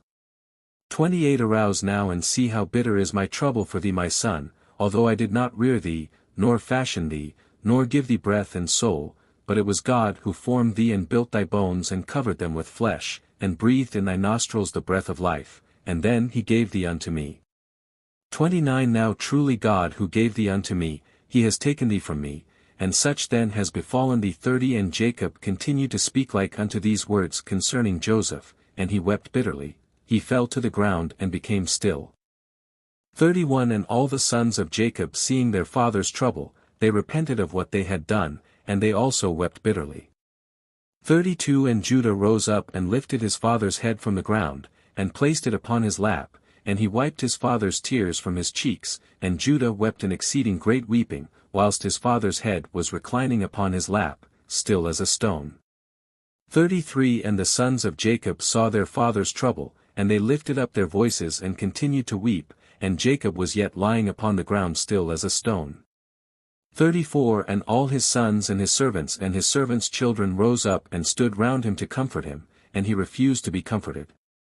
35 And the whole household of Jacob rose up and mourned a great mourning on account of Joseph and their father's trouble, and the intelligence reached Isaac, the son of Abraham, the father of Jacob, and he wept bitterly on account of Joseph, he and all his household, and he went from the place where he dwelt in Hebron, and his men with him, and he comforted Jacob his son, and he refused to be comforted. 36 And after this, Jacob rose up from the ground, and his tears were running down his cheeks, and he said unto his sons, Rise up and take your swords and your bows, and go forth into the field, and seek whether you can find my son's body and bring it unto me that I may bury it. 37 Seek also, I pray you, among the beasts and hunt them, and that which shall come the first before you seize and bring it unto me. Perhaps the Lord will this day pity my affliction, and prepare before you that which did tear my son in pieces, and bring it unto me, and I will avenge the cause of my son. 38 And his sons did as their father had commanded them, and they rose up early in the morning, and each took his sword and his bow in his hand, and they went forth into the field to hunt the beasts. 39 And Jacob was still crying aloud and weeping and walking to and fro in the house, and smiting his hands together, saying, Joseph my son, Joseph my son. 40 And the sons of Jacob went into the wilderness to seize the beasts, and behold a wolf came toward them, and they seized him, and brought him unto their father, and they said unto him, This is the first we have found, and we have brought him unto thee as thou didst command us, and thy son's body we could not find. 41 And Jacob took the beast from the hands of his sons, and he cried out with a loud and weeping voice, holding the beast in his hand, and he spoke with a bitter heart unto the beast, Why didst thou devour my son Joseph, and how didst thou have no fear of the God of the earth, or of my trouble for my son Joseph? 42 And thou didst devour my son for naught, because he committed no violence, and didst thereby render me culpable on his account, therefore God will require him that is persecuted.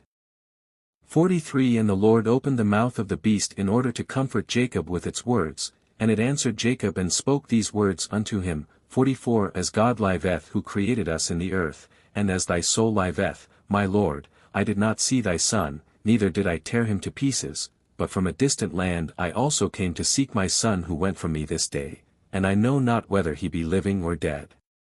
45 And I came this day into the field to seek my son, and your sons found me, and seized me and increased my grief, and have this day brought me before thee, and I have now spoken all my words to thee. 46 And now therefore, O Son of man, I am in thy hands, and do unto me this day as it may seem good in thy sight, but by the life of God who created me, I did not see thy son, nor did I tear him to pieces, neither has the flesh of man entered my mouth all the days of my life. 47 And when Jacob heard the words of the beast he was greatly astonished, and sent forth the beast from his hand, and she went her way. 48 And Jacob was still crying aloud and weeping for Joseph day after day, and he mourned for his son many days. XLIV 1 And the sons of Ishmael who had bought Joseph from the Midianites, who had bought him from his brethren, went to Egypt with Joseph, and they came upon the borders of Egypt, and when they came near unto Egypt, they met 4 men of the sons of Medan the son of Abraham, who had gone forth from the land of Egypt on their journey. 2 And the Ishmaelites said unto them, Do you desire to purchase this slave from us? And they said, Deliver him over to us, and they delivered Joseph over to them, and they beheld him, that he was a very comely youth, and they purchased him for 20 shekels. 3 And the Ishmaelites continued their journey to Egypt, and the Medanim also returned that day to Egypt, and the Medanim said to each other, Behold, we have heard that Potiphar, an officer of Pharaoh, captain of the guard, seeketh a good servant who shall stand before him to attend him, and to make him overseer over his house and all belonging to him. For now therefore come, let us sell him to him for what we may desire, if he be able to give unto us that which we shall require for him. 5 And these Medanim went and came to the house of Potiphar, and said unto him, We have heard that thou seekest a good servant to attend thee, behold, we have a servant that will please thee, if thou canst give unto us that which we may desire, and we will sell him unto thee. 6 And Potiphar said, Bring him before me, and I will see him, and if he please me I will give unto you that which you may require for him. 7 And the Medanim went and brought Joseph and placed him before Potiphar, and he saw him, and he pleased him exceedingly, and Potiphar said unto them, Tell me what you require for this youth.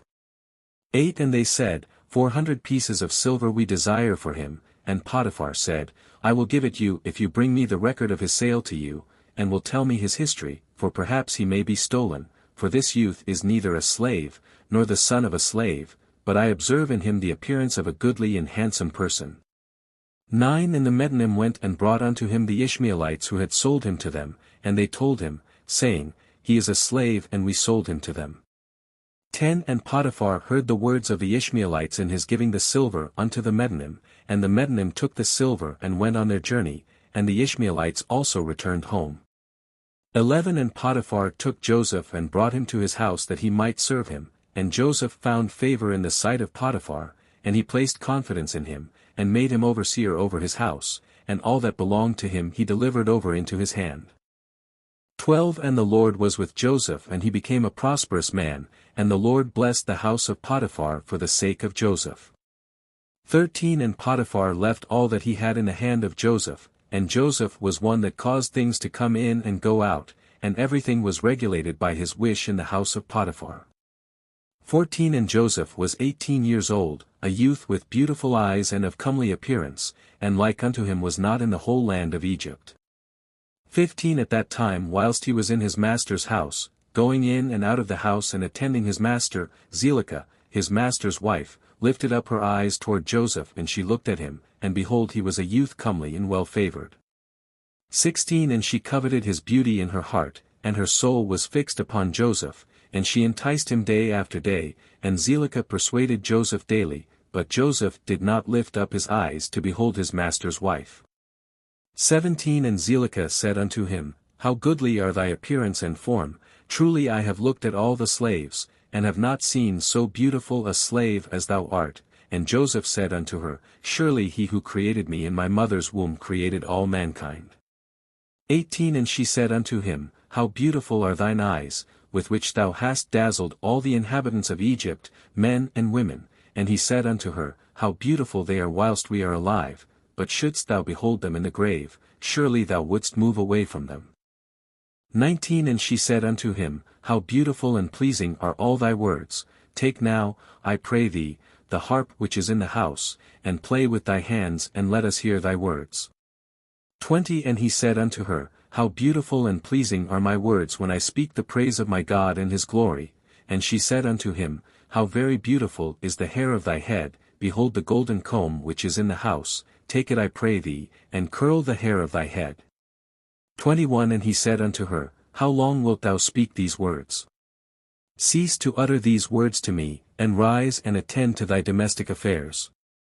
22 And she said unto him, There is no one in my house, and there is nothing to attend to but to thy words and to thy wish. Yet notwithstanding all this, she could not bring Joseph unto her, neither did he place his eye upon her, but directed his eyes below to the ground. 23 And Zelicah desired Joseph in her heart, that he should lie with her, and at the time that Joseph was sitting in the house doing his work, Zelicah came and sat before him, and she enticed him daily with her discourse to lie with her, or ever to look at her, but Joseph would not hearken to her. 24 And she said unto him, If thou wilt not do according to my words, I will chastise thee with the punishment of death, and put an iron yoke upon thee. 25 And Joseph said unto her, Surely God who created man looseth the fetters of prisoners, and it is he who will deliver me from thy prison and from thy judgment.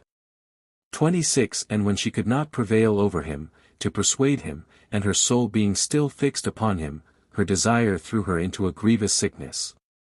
27 And all the women of Egypt came to visit her, and they said unto her, Why art thou in this declining state? Thou that lackest nothing, surely thy husband is a great and esteemed prince in the sight of the king, shouldst thou lack anything of what thy heart desireth? 28 And Zelicah answered them, saying, This day it shall be made known to you, whence this disorder springs in which you see me. And she commanded her maidservants to prepare food for all the women, and she made a banquet for them, and all the women ate in the house of Zelicah.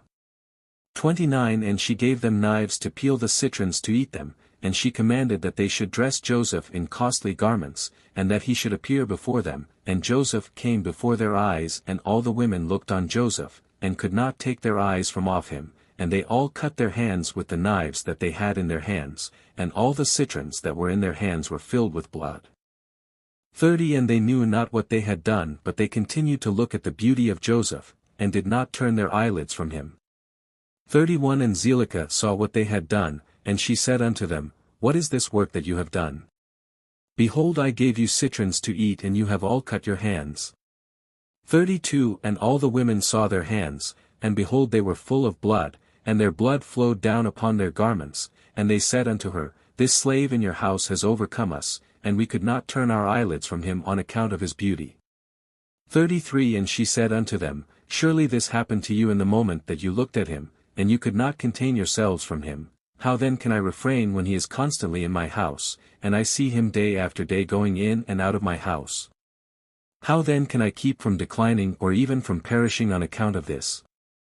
34 And they said unto her, The words are true, for who can see this beautiful form in the house and refrain from him, and is he not thy slave and attendant in thy house, and why dost thou not tell him that which is in thy heart, and sufferest thy soul to perish through this matter? 35 And she said unto them, I am daily endeavoring to persuade him, and he will not consent to my wishes, and I promised him everything that is good, and yet I could meet with no return from him. I am therefore in a declining state as you see. 36 And Zelicah became very ill on account of her desire toward Joseph, and she was desperately lovesick on account of him, and all the people of the house of Zelicah and her husband knew nothing of this matter, that Zelicah was ill on account of her love to Joseph. 37 And all the people of her house asked her, saying, Why art thou ill and declining, and lackest nothing?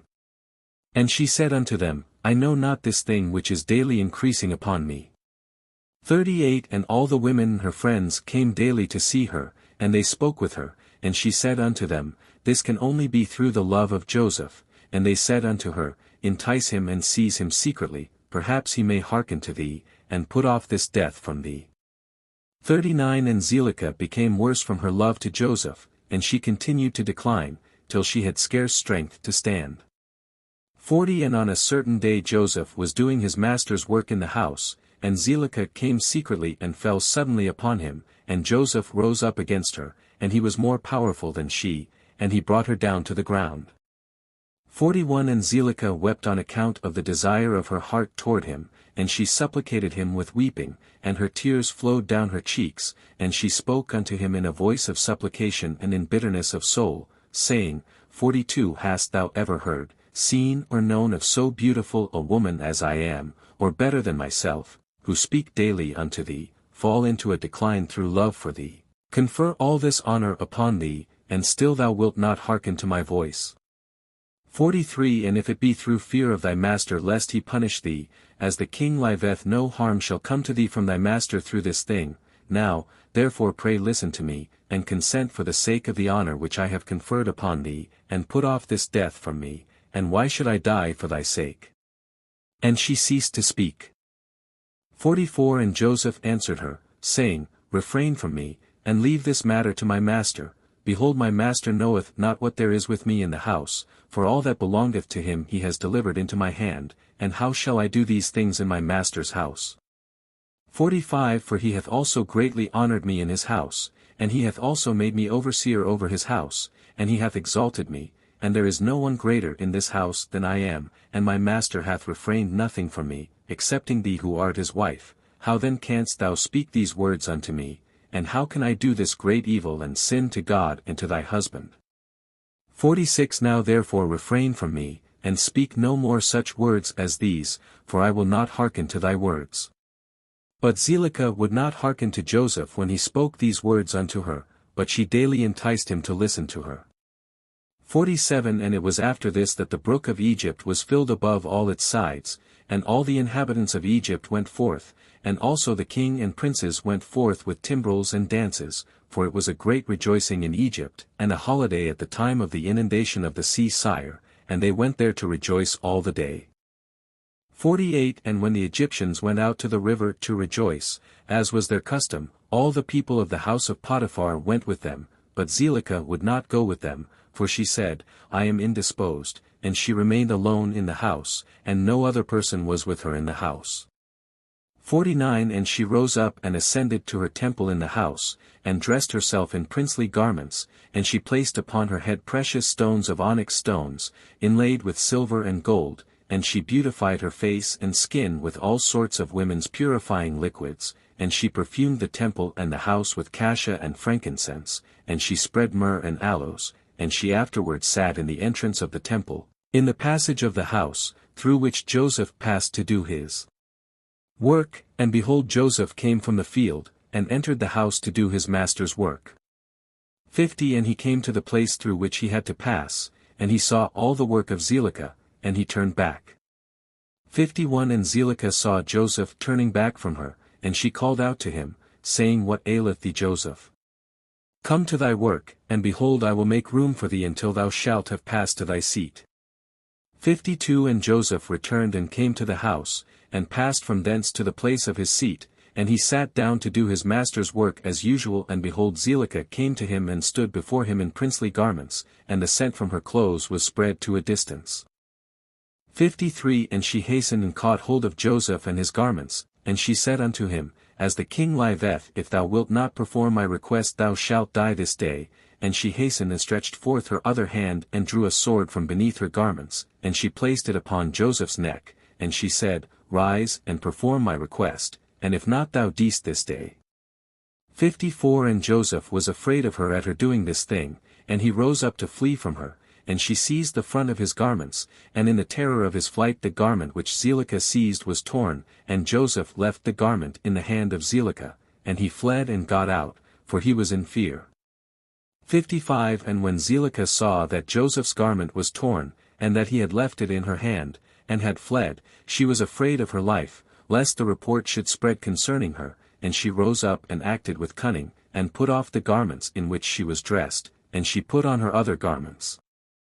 56 And she took Joseph's garment, and she laid it beside her, and she went and seated herself in the place where she had sat in her illness, before the people of her house had gone out to the river, and she called a young lad who was then in the house, and she ordered him to call the people of the house to her.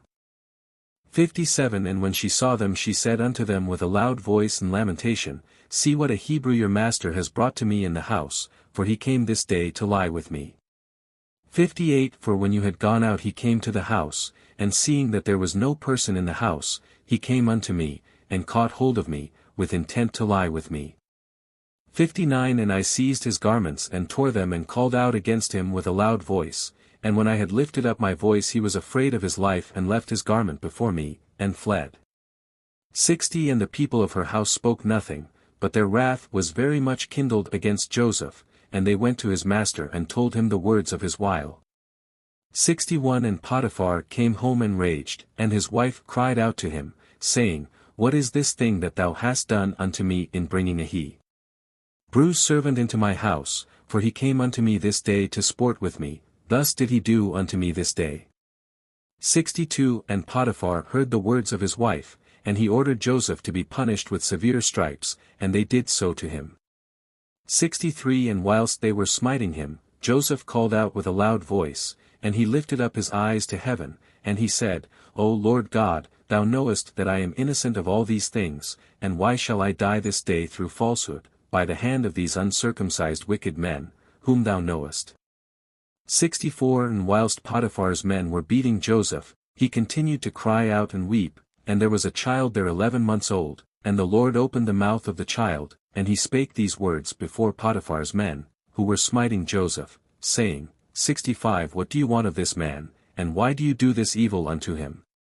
My mother speaketh falsely and uttereth lies, thus was the transaction.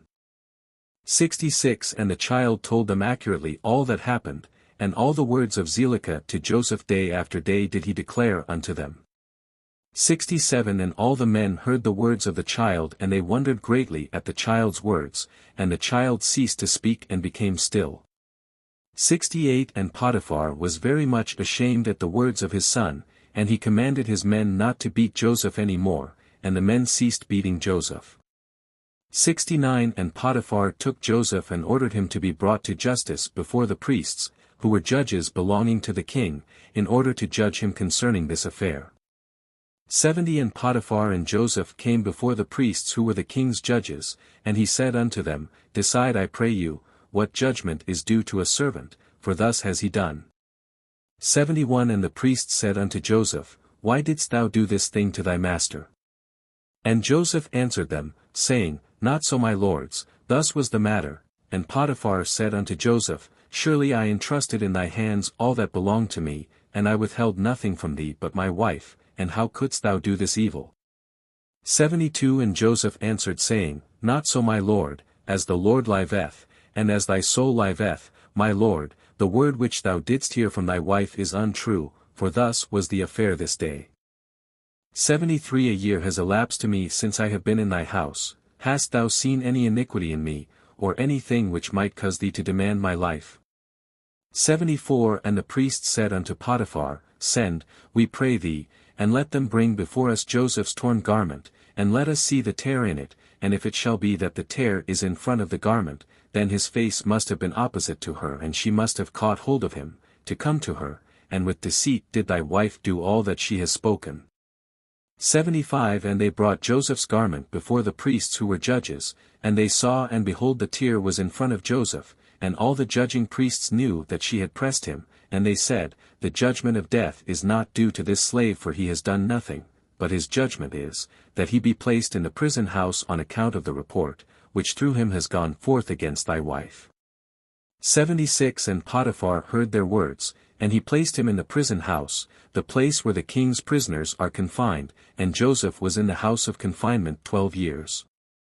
77 And notwithstanding this, his master's wife did not turn from him, and she did not cease from speaking to him day after day to hearken to her, and at the end of 3 months Zilekah continued going to Joseph to the house of confinement day by day, and she enticed him to hearken to her, and Zilekah said unto Joseph, How long wilt thou remain in this house? But hearken now to my voice, and I will bring thee out of this house. 78 And Joseph answered her, saying, It is better for me to remain in this house than to hearken to thy words, to sin against God. And she said unto him, If thou wilt not perform my wish, I will pluck out thine eyes, add fetters to thy feet, and will deliver thee into the hands of them whom thou didst not know before. 79 And Joseph answered her and said, Behold, the God of the whole earth is able to deliver me from all that thou canst do unto me, for he openeth the eyes of the blind, and looseth those that are bound, and preserveth all strangers who are unacquainted with the land. 80 And when Zilekah was unable to persuade Joseph to hearken to her, she left off going to entice him, and Joseph was still confined in the house of confinement. And Jacob the father of Joseph, and all his brethren who were in the land of Canaan still mourned and wept in those days on account of Joseph, for Jacob refused to be comforted for his son Joseph, and Jacob cried aloud, and wept and mourned all those days. XLV1 And it was at that time in that year, which is the year of Joseph's going down to Egypt after his brothers had sold him, that Reuben the son of Jacob went to Timnah and took unto him for a wife Eliram, the daughter of Avi the Canaanite, and he came to her. 2 And Eliram the wife of Reuben conceived and bare him Hanok, Palu, Chetzron and Carmi, 4 sons, and Simeon his brother took his sister Dinah for a wife, and she bare unto him Memuel, Yamin, Ohad, Jachin and Zochar, 5 sons. 3 And he afterward came to Bunah the Canaanitish woman, the same is Bunah whom Simeon took captive from the city of Shechem, and Bunah was before Dinah and attended upon her, and Simeon came to her, and she bare unto him Saul. 4 And Judah went at that time to Adullam, and he came to a man of Adullam, and his name was Hira, and Judah saw there the daughter of a man from Canaan, and her name was Eliath, the daughter of Shua, and he took her, and came to her, and Eliath bare unto Judah, Onan and Shiloh, 3 sons. 5 And Levi and Issachar went to the land of the east, and they took unto themselves for wives the daughters of Jobab the son of Joktan, the son of Eber, and Jobab the son of Joktan had 2 daughters, the name of the elder was Adinah, and the name of the younger was Aridah. 6 And Levi took Adinah, and Issachar took Aridah, and they came to the land of Canaan, to their father's house, and Adinah bare unto Levi, Gershon, Kehath and Merari, 3 sons. 7 And Aridah bare unto Issachar Tola, Puvah, Job and Shamron, 4 sons, and Dan went to the land of Moab and took for a wife Aphloleth, the daughter of Kemudan the Moabite, and he brought her to the land of Canaan.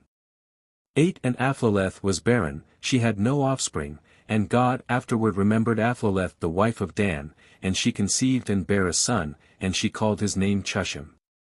9 And Gad and Naphtali went to Haran and took from thence the daughters of Amram the son of Uzi, the son of Nahor, for wives. 10 And these are the names of the daughters of Amram, the name of the elder was Merimah, and the name of the younger Uzith, and Naphtali took Merimah, and Gad took Uzith, and brought them to the land of Canaan, to their father's house. 11 And Merimah bare unto Naphtali Yoxeel, Guni, Jazer and Shalem, 4 sons, and Uzith bare unto Gad Zephion, Chagi, Shuni, Esban, Eri, Merodi and Narali, 7 sons.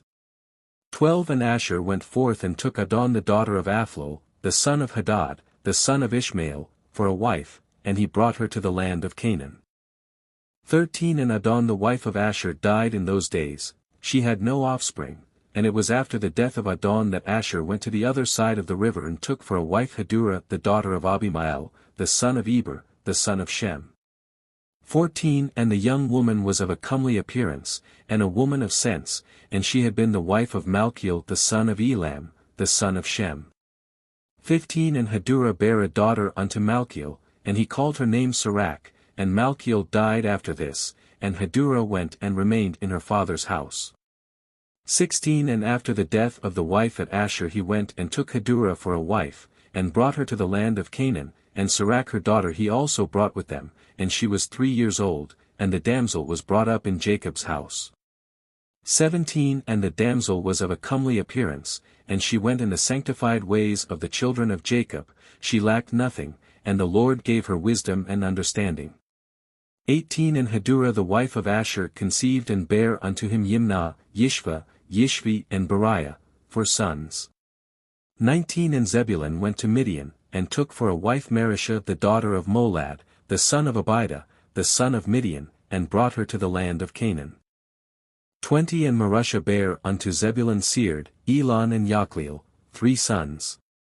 21 And Jacob sent to Aram, the son of Zobah, the son of Terah, and he took for his son Benjamin Michaliah the daughter of Aram, and she came to the land of Canaan to the house of Jacob, and Benjamin was 10 years old when he took Michaliah the daughter of Aram for a wife. 22 And Michaliah conceived and bare unto Benjamin Bela, Becher, Ashbel, Gera and Naaman, 5 sons, and Benjamin went afterward and took for a wife Aribath, the daughter of Shamron, the son of Abraham, in addition to his first wife, and he was 18 years old, and Aribath bare unto Benjamin Achi, Vash, Mupim, Chupim, and Ord, 5 sons. 23 And in those days Judah went to the house of Shem and took Tamar the daughter of Elam, the son of Shem, for a wife for his firstborn heir. 24 And Er came to his wife Tamar, and she became his wife, and when he came to her he outwardly destroyed his seed, and his work was evil in the sight of the Lord, and the Lord slew him. 25 And it was after the death of Er, Judah's firstborn, that Judah said unto Onan, Go to thy brother's wife and marry her as the next of kin, and raise up seed to thy brother. 26 And Onan took Tamar for a wife and he came to her, and Onan also did like unto the work of his brother, and his work was evil in the sight of the Lord, and he slew him also. 27 And when Onan died, Judah said unto Tamar, Remain in thy father's house until my son Shiloh shall have grown up, and Judah did no more delight in Tamar, to give her unto Shiloh, for he said, Peradventure he will also die like his brothers. 28 And Tamar rose up and went and remained in her father's house, and Tamar was in her father's house for some time. 29 And at the revolution of the year, Eliath the wife of Judah died, and Judah was comforted for his wife, and after the death of Eliath, Judah went up with his friend Hira to Timnah to shear their sheep. 30 And Tamar heard that Judah had gone up to Timnah to shear the sheep, and that Shiloh was grown up, and Judah did not delight in her. 31 And Tamar rose up and put off the garments of her widowhood, and she put a veil upon her, and she entirely covered herself, and she went and sat in the public thoroughfare, which is upon the road to Timnah. 32 And Judah passed and saw her and took her, and he came to her, and she conceived by him, and at the time of being delivered, behold, there were twins in her womb, and he called the name of the first Perez, and the name of the second Zara. pt.1 In those days Joseph was still confined in the prison house in the land of Egypt. 2 At that time the attendants of Pharaoh were standing before him, the chief of the butlers and the chief of the bakers which belonged to the king of Egypt. 3 And the butler took wine and placed it before the king to drink, and the baker placed bread before the king to eat, and the king drank of the wine and ate of the bread, he and his servants and ministers that ate at the king's table. 4 And whilst they were eating and drinking, the butler and the baker remained there, and Pharaoh's ministers found many flies in the wine, which the butler had brought, and stones of nitre were found in the baker's bread. 5 And the captain of the guard placed Joseph as an attendant on Pharaoh's officers, and Pharaoh's officers were in confinement 1 year. 6 And at the end of the year, they both dreamed dreams in one night, in the place of confinement where they were, and in the morning Joseph came to them to attend upon them as usual, and he saw them, and behold their countenances were dejected and sad. 7 And Joseph asked them, Why are your countenances sad and dejected this day? And they said unto him, We dreamed a dream, and there is no one to interpret it. And Joseph said unto them, Relate, I pray you, your dream unto me, and God shall give you an answer of peace as you desire. 8 And the butler related his dream unto Joseph, and he said, I saw in my dream, and behold a large vine was before me, and upon that vine I saw 3 branches, and the vine speedily blossomed and reached a great height, and its clusters were ripened and became grapes. 9 And I took the grapes and pressed them in a cup, and placed it in Pharaoh's hand and he drank, and Joseph said unto him, The 3 branches that were upon the vine are 3 days. 10 Yet within 3 days, the king will order thee to be brought out and he will restore thee to thy office, and thou shalt give the king his wine to drink as at first when thou wast his butler, but let me find favor in thy sight, that thou shalt remember me to Pharaoh when it will be well with thee, and do kindness unto me, and get me brought forth from this prison. For I was stolen away from the land of Canaan and was sold for a slave in this place. 11 And also that which was told thee concerning my master's wife is false, for they placed me in this dungeon for naught. And the butler answered Joseph, saying, If the king deal well with me as at first, as thou last interpreted to me, I will do all that thou desirest, and get thee brought out of this dungeon. 12 And the baker, seeing that Joseph had accurately interpreted the butler's dream, also approached, and related the whole of his dream to Joseph. 13 And he said unto him, In my dream I saw and behold 3 white baskets upon my head, and I looked, and behold there were in the uppermost basket all manner of baked meats for Pharaoh, and behold the birds were eating them from off my head. 14 And Joseph said unto him, The 3 baskets which thou didst see are 3 days, yet within 3 days Pharaoh will take off thy head, and hang thee upon a tree, and the birds will eat thy flesh from off thee, as thou sawest in thy dream.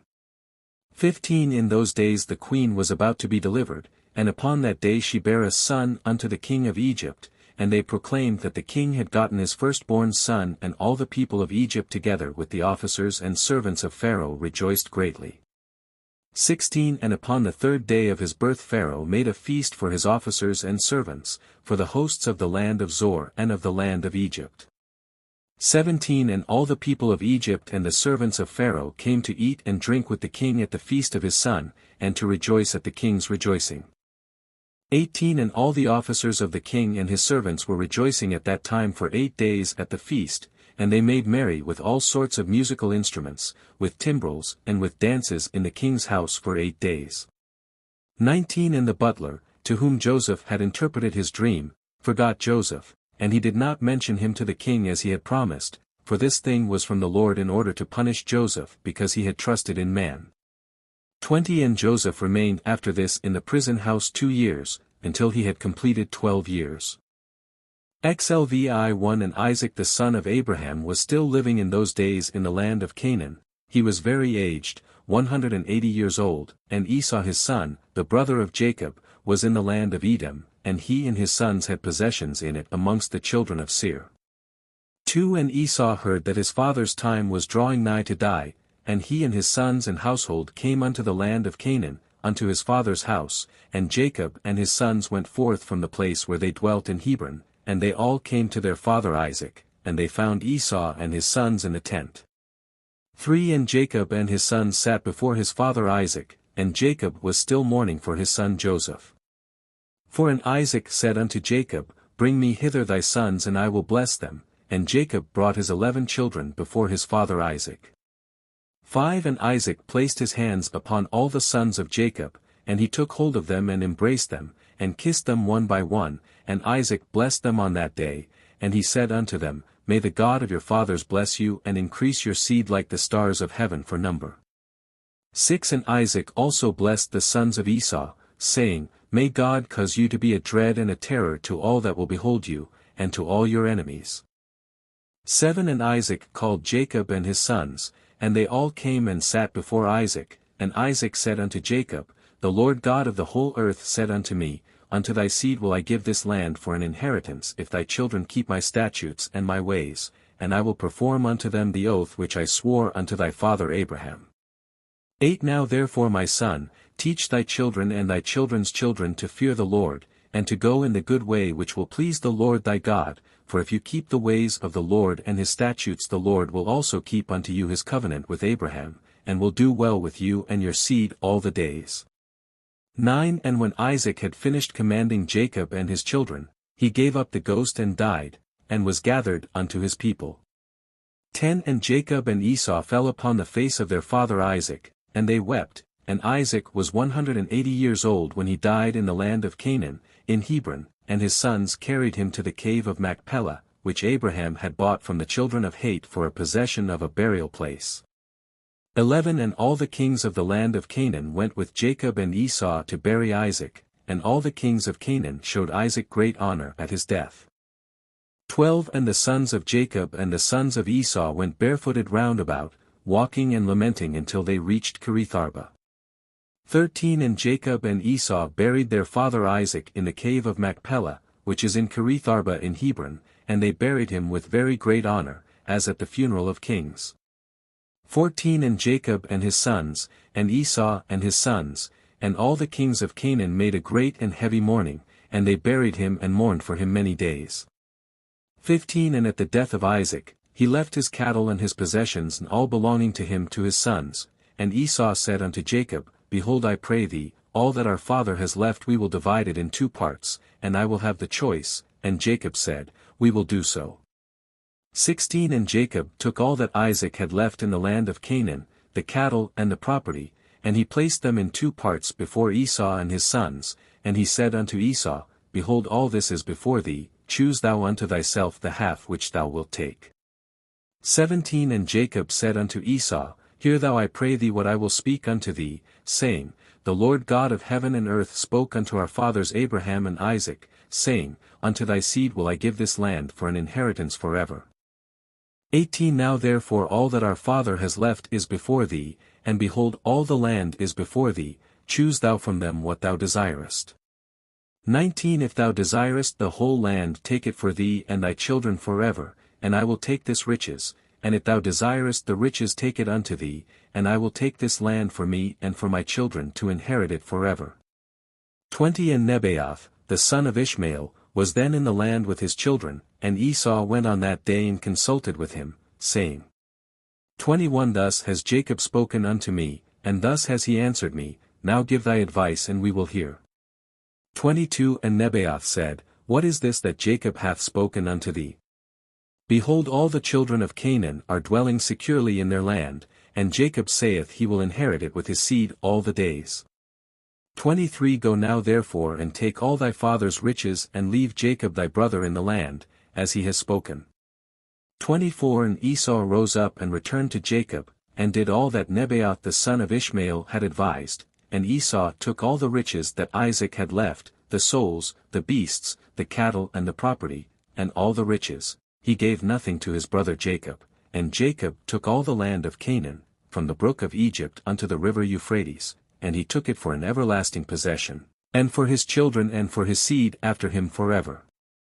25 Jacob also took from his brother Esau the cave of Machpelah, which is in Hebron, which Abraham had bought from Ephron for a possession of a burial place for him and his seed forever.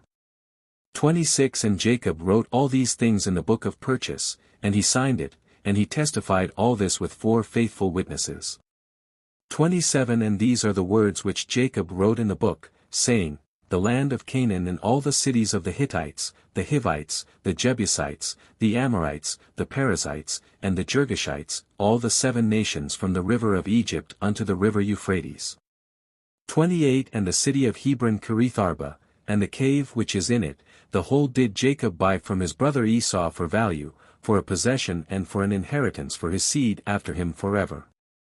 29 And Jacob took the book of purchase and the signature, the command and the statutes and the revealed book, and he placed them in an earthen vessel in order that they should remain for a long time, and he delivered them into the hands of his children. 30 Esau took all that his father had left him after his death from his brother Jacob, and he took all the property, from man and beast, camel and ass, ox and lamb, silver and gold, stones and bdellium, and all the riches which had belonged to Isaac the son of Abraham. There was nothing left which Esau did not take unto himself, from all that Isaac had left after his death. 31 And Esau took all this, and he and his children went home to the land of Seir the Horite, away from his brother Jacob and his children. 32 And Esau had possessions amongst the children of Seir, and Esau returned not to the land of Canaan from that day forward. 33 And the whole land of Canaan became an inheritance to the children of Israel for an everlasting inheritance, and Esau with all his children inherited the mountain of Seir. XLVI 1 In those days, after the death of Isaac, the Lord commanded and caused a famine upon the whole earth. 2 At that time Pharaoh king of Egypt was sitting upon his throne in the land of Egypt, and lay in his bed and dreamed dreams, and Pharaoh saw in his dream that he was standing by the side of the river of Egypt. 3 And whilst he was standing he saw and behold 7 fat-fleshed and well-favored kine came up out of the river. For and 7 other kine, lean-fleshed and ill-favored, came up after them, and the 7 ill-favored ones swallowed up the well-favored ones, and still their appearance was ill as at first. 5 And he awoke, and he slept again, and he dreamed a second time, and he saw, and behold 7 ears of corn came up upon one stalk, rank and good, and 7 thin ears blasted with the east wind sprang up after them, and the thin ears swallowed up the full ones, and Pharaoh awoke out of his dream. 6 And in the morning the king remembered his dreams, and his spirit was sadly troubled on account of his dreams, and the king hastened and sent and called for all the magicians of Egypt, and the wise men, and they came and stood before Pharaoh. 7 And the king said unto them, I have dreamed dreams, and there is none to interpret them. And they said unto the king, Relate thy dreams to thy servants and let us hear them. 8 And the king related his dreams to them, and they all answered and said with one voice to the king, May the king live forever, and this is the interpretation of thy dreams. 9 The 7 good kine which thou didst see denote 7 daughters that will be born unto thee in the latter days, and the 7 kine which thou sawest come up after them, and swallowed them up, are for a sign that the daughters which will be born unto thee will all die in the lifetime of the king. 10 And that which thou didst see in the second dream of 7 full good ears of corn coming up upon one stalk, this is their interpretation, that thou wilt build unto thyself in the latter days 7 cities throughout the land of Egypt, and that which thou sawest of the 7 blasted ears of corn springing up after them and swallowing them up whilst thou didst behold them with thine eyes, is for a sign that the cities which thou wilt build will all be destroyed in the latter days, in the life time of the king. 11 And when they spoke these words the king did not incline his ear to their words, neither did he fix his heart upon them, for the king knew in his wisdom that they did not give a proper interpretation of the dreams, and when they had finished speaking before the king answered them, saying, What is this thing that you have spoken unto me? Surely you have uttered falsehood and spoken lies, therefore now give the proper interpretation of my dreams, that you may not die. 12 And the king commanded after this, and he sent and called again for other wise men, and they came and stood before the king, and the king related his dreams to them, and they all answered him according to the first interpretation, and the king's anger was kindled and he was very wroth, and the king said unto them, Surely you speak lies and utter falsehood in what you have said. 13 And the king commanded that a proclamation should be issued throughout the land of Egypt, saying, It is resolved by the king and his great men, that any wise man who knoweth and understandeth the interpretation of dreams, and will not come this day before the king, shall die. 14 And the man that will declare unto the king the proper interpretation of his dreams, there shall be given unto him all that he will require from the king. And all the wise men of the land of Egypt came before the king, together with all the magicians and sorcerers that were in Egypt and in Goshen, in Ramesses, in Tachpanches, in Zor, and in all the places on the borders of Egypt, and they all stood before the king. 15 And all the nobles and the princes, and the attendants belonging to the king, came together from all the cities of Egypt, and they all sat before the king, and the king related his dreams before the wise men, and the princes, and all that sat before the king were astonished at the vision. 16 And all the wise men who were before the king were greatly divided in their interpretation of his dreams, some of them interpreted them to the king, saying, The 7 good kine are 7 kings, who from the king's issue will be raised over Egypt.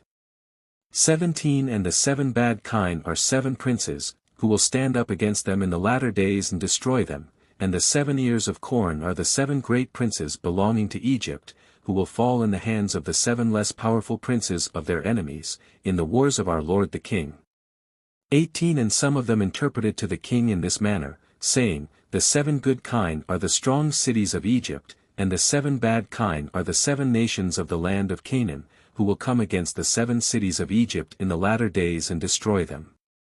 19 And that which thou sawest in the second dream, of 7 good and bad ears of corn, is a sign that the government of Egypt will again return to thy seed as at first. 20 And in his reign the people of the cities of Egypt will turn against the 7 cities of Canaan who are stronger than they are, and will destroy them, and the government of Egypt will return to thy seed. 21 And some of them said unto the king, This is the interpretation of thy dreams, the 7 good kine are 7 queens, whom thou wilt take for wives in the latter days, and the 7 bad kind denote that those women will all die in the lifetime of the king. 22 And the 7 good and bad ears of corn which thou didst see in the second dream are 14 children, and it will be in the latter days that they will stand up and fight amongst themselves, and 7 of them will smite the 7 that are more powerful. 23 And some of them said these words unto the king, saying, The 7 good kind denote that 7 children will be born to thee, and they will slay 7 of thy children's children in the latter days, and the 7 good ears of corn which thou didst see in the second dream, are those princes against whom 7 other less powerful princes will fight and destroy them in the latter days, and avenge thy children's cause, and the government will again return to thy seed. 24 And the king heard all the words of the wise men of Egypt and their interpretation of his dreams, and none of them pleased the king. 25 And the king knew in his wisdom that they did not altogether speak correctly in all these words, for this was from the Lord to frustrate the words of the wise men of Egypt, in order that Joseph might go forth from the house of confinement, and in order that he should become great in Egypt. 26 And the king saw that none amongst all the wise men and magicians of Egypt spoke correctly to him, and the king's wrath was kindled, and his anger burned within him. 27 And the king commanded that all the wise men and magicians should go out from before him, and they all went out from before the king with shame and disgrace. 28 And the king commanded that a proclamation be sent throughout Egypt to slay all the magicians that were in Egypt, and not one of them should be suffered to live.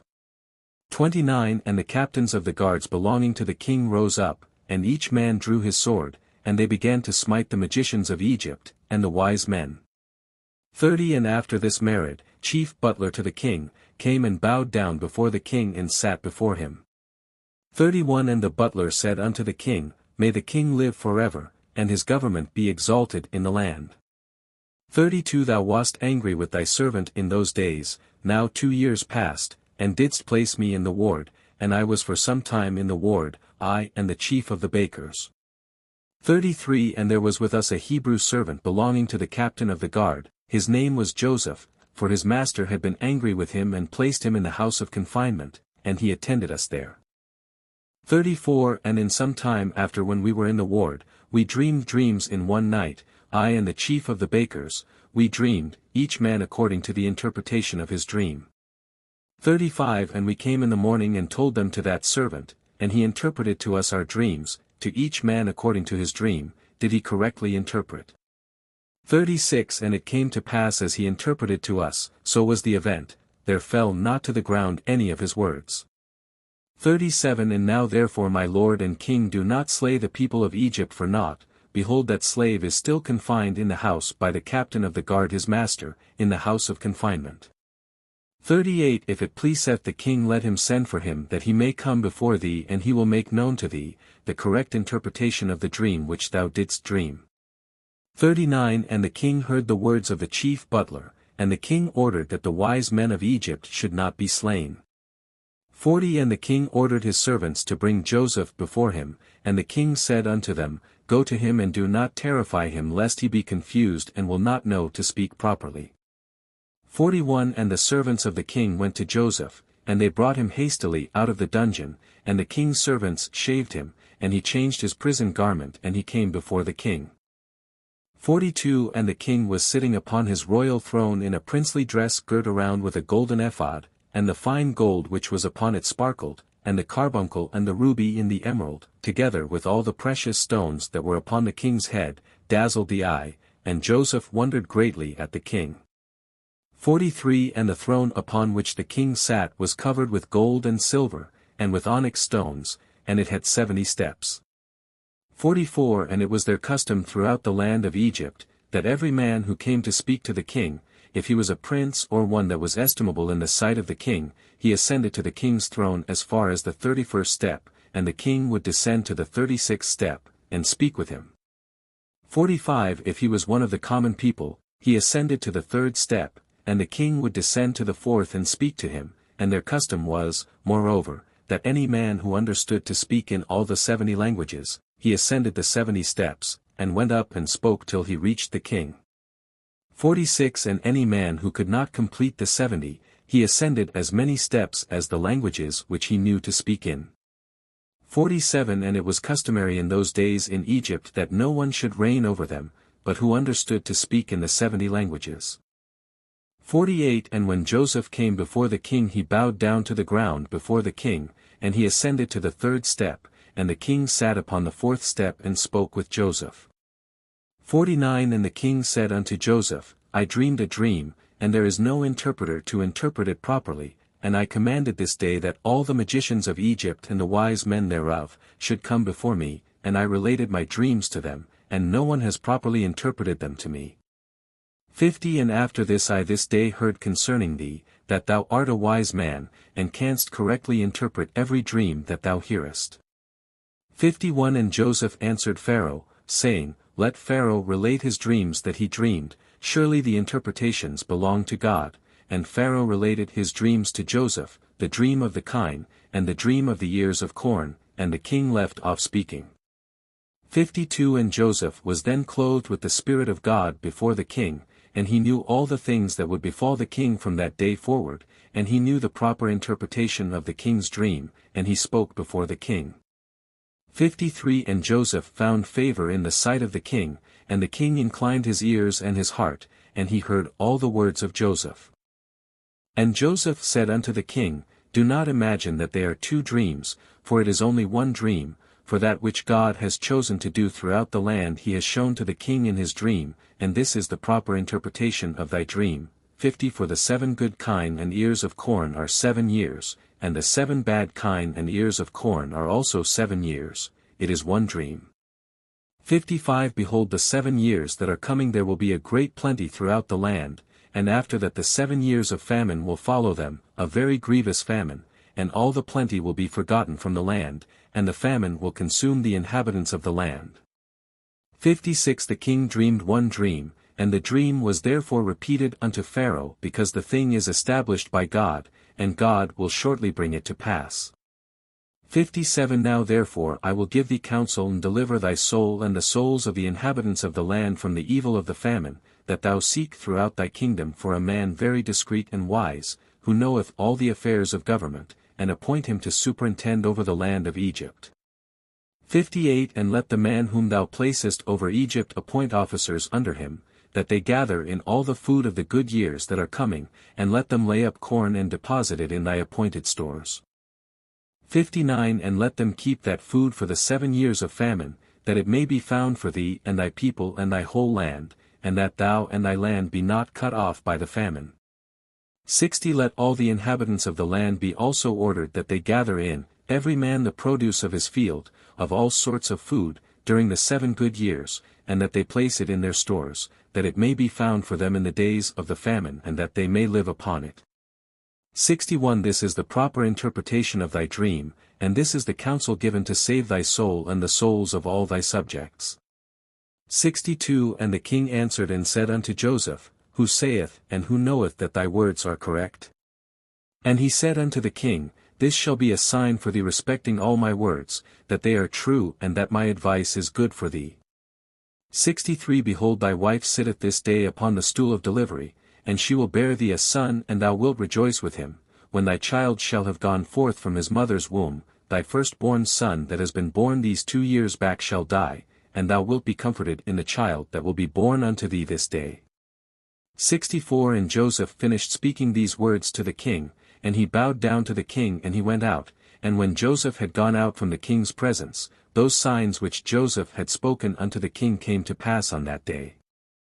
65 And the queen bare a son on that day, and the king heard the glad tidings about his son, and he rejoiced, and when the reporter had gone forth from the king's presence, the king's servants found the firstborn son of the king fallen dead upon the ground. 66 And there was great lamentation and noise in the king's house, and the king heard it, and he said, What is the noise and lamentation that I have heard in the house? And they told the king that his firstborn son had died. Then the king knew that all Joseph's words that he had spoken were correct, and the king was consoled for his son by the child that was born to him on that day as Joseph had spoken. 49 1 After these things the king sent and assembled all his officers and servants, and all the princes and nobles belonging to the king, and they all came before the king. 2 And the king said unto them, Behold, you have seen and heard all the words of this Hebrew man, and all the signs which he declared would come to pass, and not any of his words have fallen to the ground. 3. You know that he has given a proper interpretation of the dream, and it will surely come to pass. Now therefore take counsel, and know what you will do and how the land will be delivered from the famine. For seek now and see whether the like can be found, in whose heart there is wisdom and knowledge, and I will appoint him over the land. 5. For you have heard what the Hebrew man has advised concerning this to save the land therewith from the famine, and I know that the land will not be delivered from the famine but with the advice of the Hebrew man, him that advised me. 6. And they all answered the king and said, The counsel which the Hebrew has given concerning this is good. Now therefore, our Lord and King, behold the whole land is in thy hand, do that which seemeth good in thy sight. 7. Him whom thou chooses, and whom thou in thy wisdom knowest to be wise and capable of delivering the land with his wisdom, him shall the king appoint to be under him over the land. 8. And the king said to all the officers, I have thought that since God has made known to the Hebrew man all that he has spoken, there is none so discreet and wise in the whole land as he is. If it seem good in your sight I will place him over the land, for he will save the land with his wisdom. 9. And all the officers answered the king and said, But surely it is written in the laws of Egypt, and it should not be violated, that no man shall reign over Egypt, nor be the second to the king, but one who has knowledge in all the languages of the sons of men. 10. Now therefore our Lord and King, behold this Hebrew man can only speak the Hebrew language, and how then can he be over us the second under government, a man who not even knoweth our language? 11. Now we pray thee send for him, and let him come before thee, and prove him in all things, and do as thou see fit. 12. And the king said, It shall be done tomorrow, and the thing that you have spoken is good. And all the officers came on that day before the king. 13. And on that night the Lord sent one of his ministering angels, and he came into the land of Egypt unto Joseph, and the angel of the Lord stood over Joseph, and behold Joseph was lying in the bed at night in his master's house in the dungeon, for his master had put him back into the dungeon on account of his wife. 14. And the angel roused him from his sleep, and Joseph rose up and stood upon his legs, and behold the angel of the Lord was standing opposite to him, and the angel of the Lord spoke with Joseph, and he taught him all the languages of man in that night, and he called his name Jehoshaphat. 15. And the angel of the Lord went from him, and Joseph returned and lay upon his bed, and Joseph was astonished at the vision which he saw. 16. And it came to pass in the morning that the king sent for all his officers and servants, and they all came and sat before the king, and the king ordered Joseph to be brought, and the king's servants went and brought Joseph before Pharaoh. 17. And the king came forth and ascended the steps of the throne, and Joseph spoke unto the king in all languages, and Joseph went up to him and spoke unto the king until he arrived before the king in the 70th step, and he sat before the king. 18. And the king greatly rejoiced on account of Joseph, and all the king's officers rejoiced greatly with the king when they heard all the words of Joseph. 19. And the thing seemed good in the sight of the king and the officers, to appoint Joseph to be second to the king over the whole land of Egypt, and the king spoke to Joseph, saying, 20. Now thou didst give me counsel to appoint a wise man over the land of Egypt, in order with his wisdom to save the land from the famine. Now therefore, since God has made all this known to thee, and all the words which thou hast spoken, there is not throughout the land a discreet and wise man like unto thee. 21. And thy name no more shall be called Joseph, but Zaphnath-Paneah shall be thy name. Thou shalt be second to me, and according to thy word shall be all the affairs of my government, and at thy word shall my people go out and come in. 22. Also from under thy hand shall my servants and officers receive their salary which is given to them monthly, and to thee shall all the people of the land bow down, only in my throne will I be greater than thou. 23. And the king took off his ring from his hand and put it upon the hand of Joseph, and the king dressed Joseph in a princely garment, and he put a golden crown upon his head, and he put a golden chain upon his neck. 24. And the king commanded his servants, and they made him ride in the second chariot belonging to the king, that went opposite to the king's chariot, and he caused him to ride upon a great and strong horse from the king's horses, and to be conducted through the streets of the land of Egypt. 25. And the king commanded that all those that played upon timbrels, harps and other musical instruments should go forth with Joseph, 1,000 timbrels, 1,000 mekaloth, and 1,000 nebelim went after him. 26 and 5,000 men, with drawn swords glittering in their hands, and they went marching and playing before Joseph, and 20,000 of the great men of the king girt with girdles of skin covered with gold, marched at the right hand of Joseph, and 20,000 at his left, and all the women and damsels went upon the roofs or stood in the streets playing and rejoicing at Joseph, and gazed at the appearance of Joseph and at his beauty. 27 And the king's people went before him and behind him, perfuming the road with frankincense and with cassia, and with all sorts of fine perfume, and scattered myrrh and aloes along the road, and 20 men proclaimed these words before him throughout the land in a loud voice. 28 Do you see this man whom the king has chosen to be his second? All the affairs of government shall be regulated by him, and he that transgresses his orders, or that does not bow down before him to the ground, shall die, for he rebels against the king in his second. 29 And when the heralds had ceased proclaiming, all the people of Egypt bowed down to the ground before Joseph and said, May the king live, also may his second live, and all the inhabitants of Egypt bowed down along the road, and when the heralds approached them, they bowed down, and they rejoiced with all sorts of timbrels, mekal and nebel before Joseph. 30 And Joseph upon his horse lifted up his eyes to heaven, and called out and said, He riseth the poor man from the dust, he lifteth up the needy from the dunghill. O Lord of hosts, happy is the man who trusteth in thee. 31 And Joseph passed throughout the land of Egypt with Pharaoh's servants and officers, and they showed him the whole land of Egypt and all the king's treasures. 32 And Joseph returned and came on that day before Pharaoh, and the king gave unto Joseph a possession in the land of Egypt, a possession of fields and vineyards, and the king gave unto Joseph 3,000 talents of silver and 1,000 talents of gold, and onyx stones and bdellium and many gifts. 33 And on the next day the king commanded all the people of Egypt to bring unto Joseph offerings and gifts, and that he that violated the command of the king should die, and they made a high place in the street of the city, and they spread out garments there, and whoever brought anything to Joseph put it into the high place. 34 And all the people of Egypt cast something into the high place, one man a golden earring, and the other rings and earrings, and different vessels of gold and silver work, and onyx stones and bdellium did he cast upon the high place, every one gave something of what he possessed.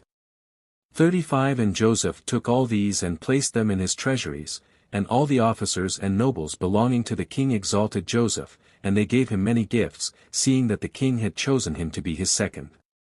36 And the king sent to Potiphar, the son of Ahiram priest of On, and he took his young daughter Osnath and gave her unto Joseph for a wife.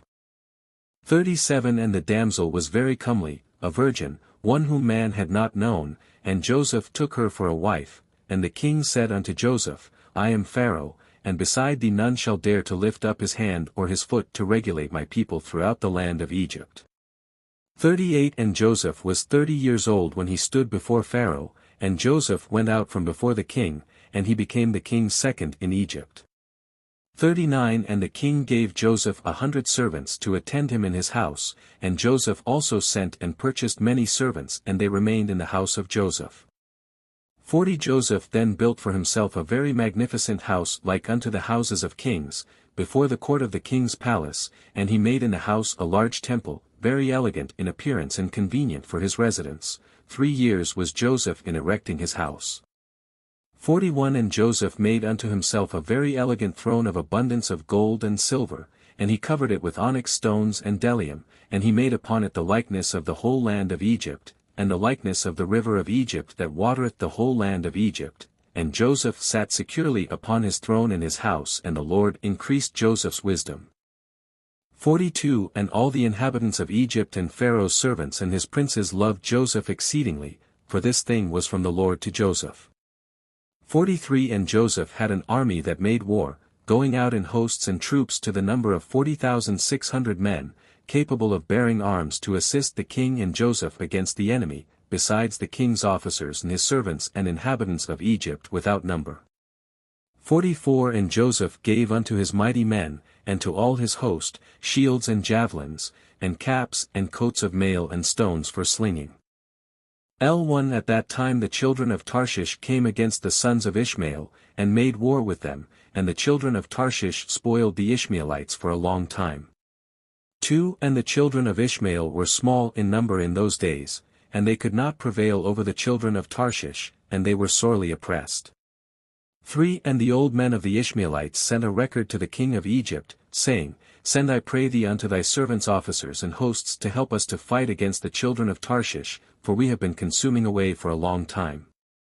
4. And Pharaoh sent Joseph with the mighty men and host which were with him, and also his mighty men from the king's house. 5. And they went to the land of Havilah to the children of Ishmael, to assist them against the children of Tarshish, and the children of Ishmael fought with the children of Tarshish, and Joseph smote the Tarshishites and he subdued all their land, and the children of Ishmael dwell therein unto this day.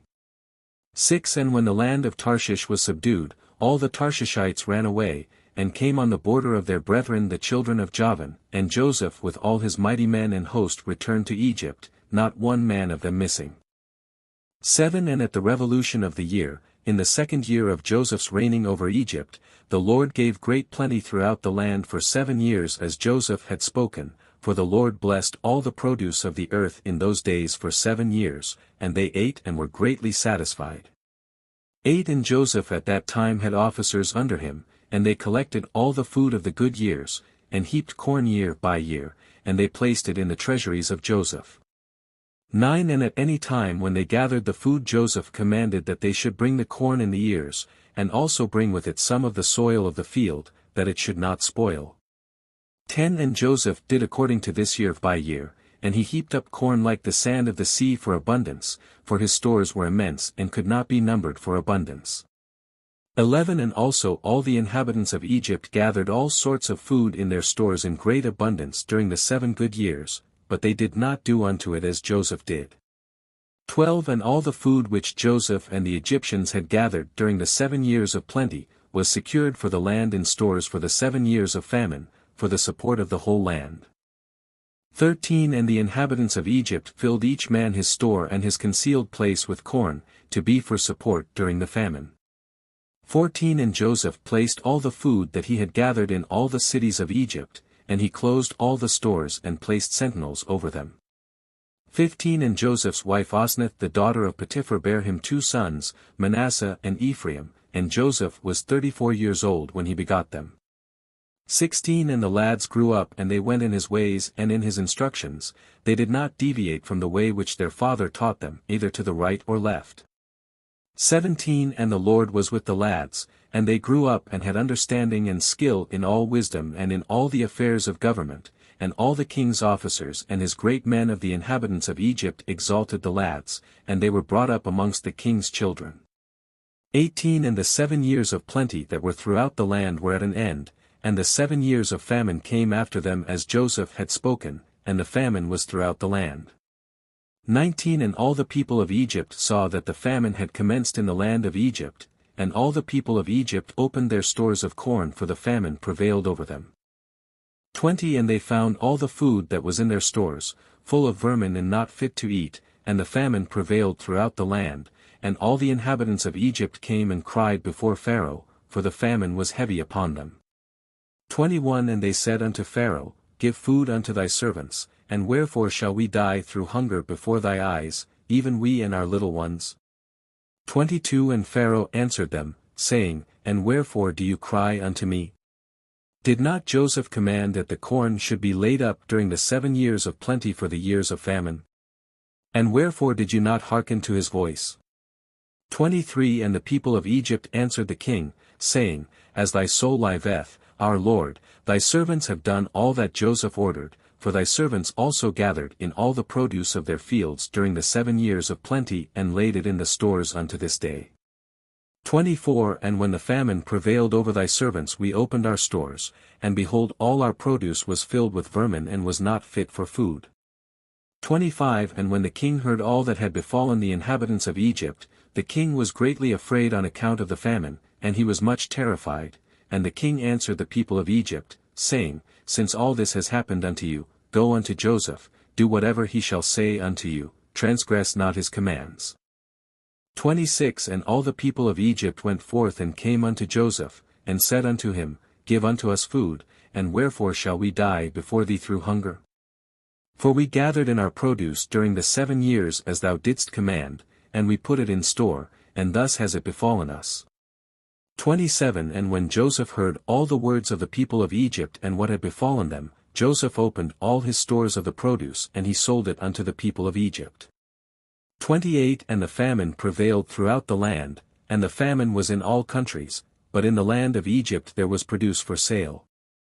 29 And all the inhabitants of Egypt came unto Joseph to buy corn, for the famine prevailed over them, and all their corn was spoiled, and Joseph daily sold it to all the people of Egypt.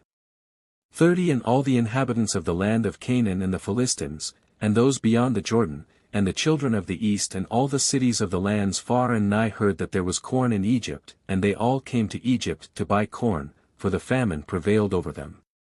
31 And Joseph opened the stores of corn and placed officers over them, and they daily stood and sold to all that came. 32 And Joseph knew that his brethren also would come to Egypt to buy corn, for the famine prevailed throughout the earth.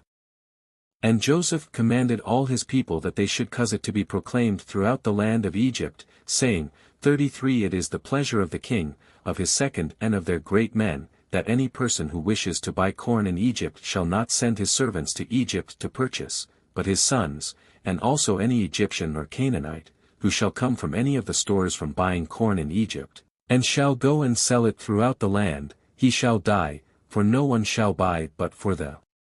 support of his household.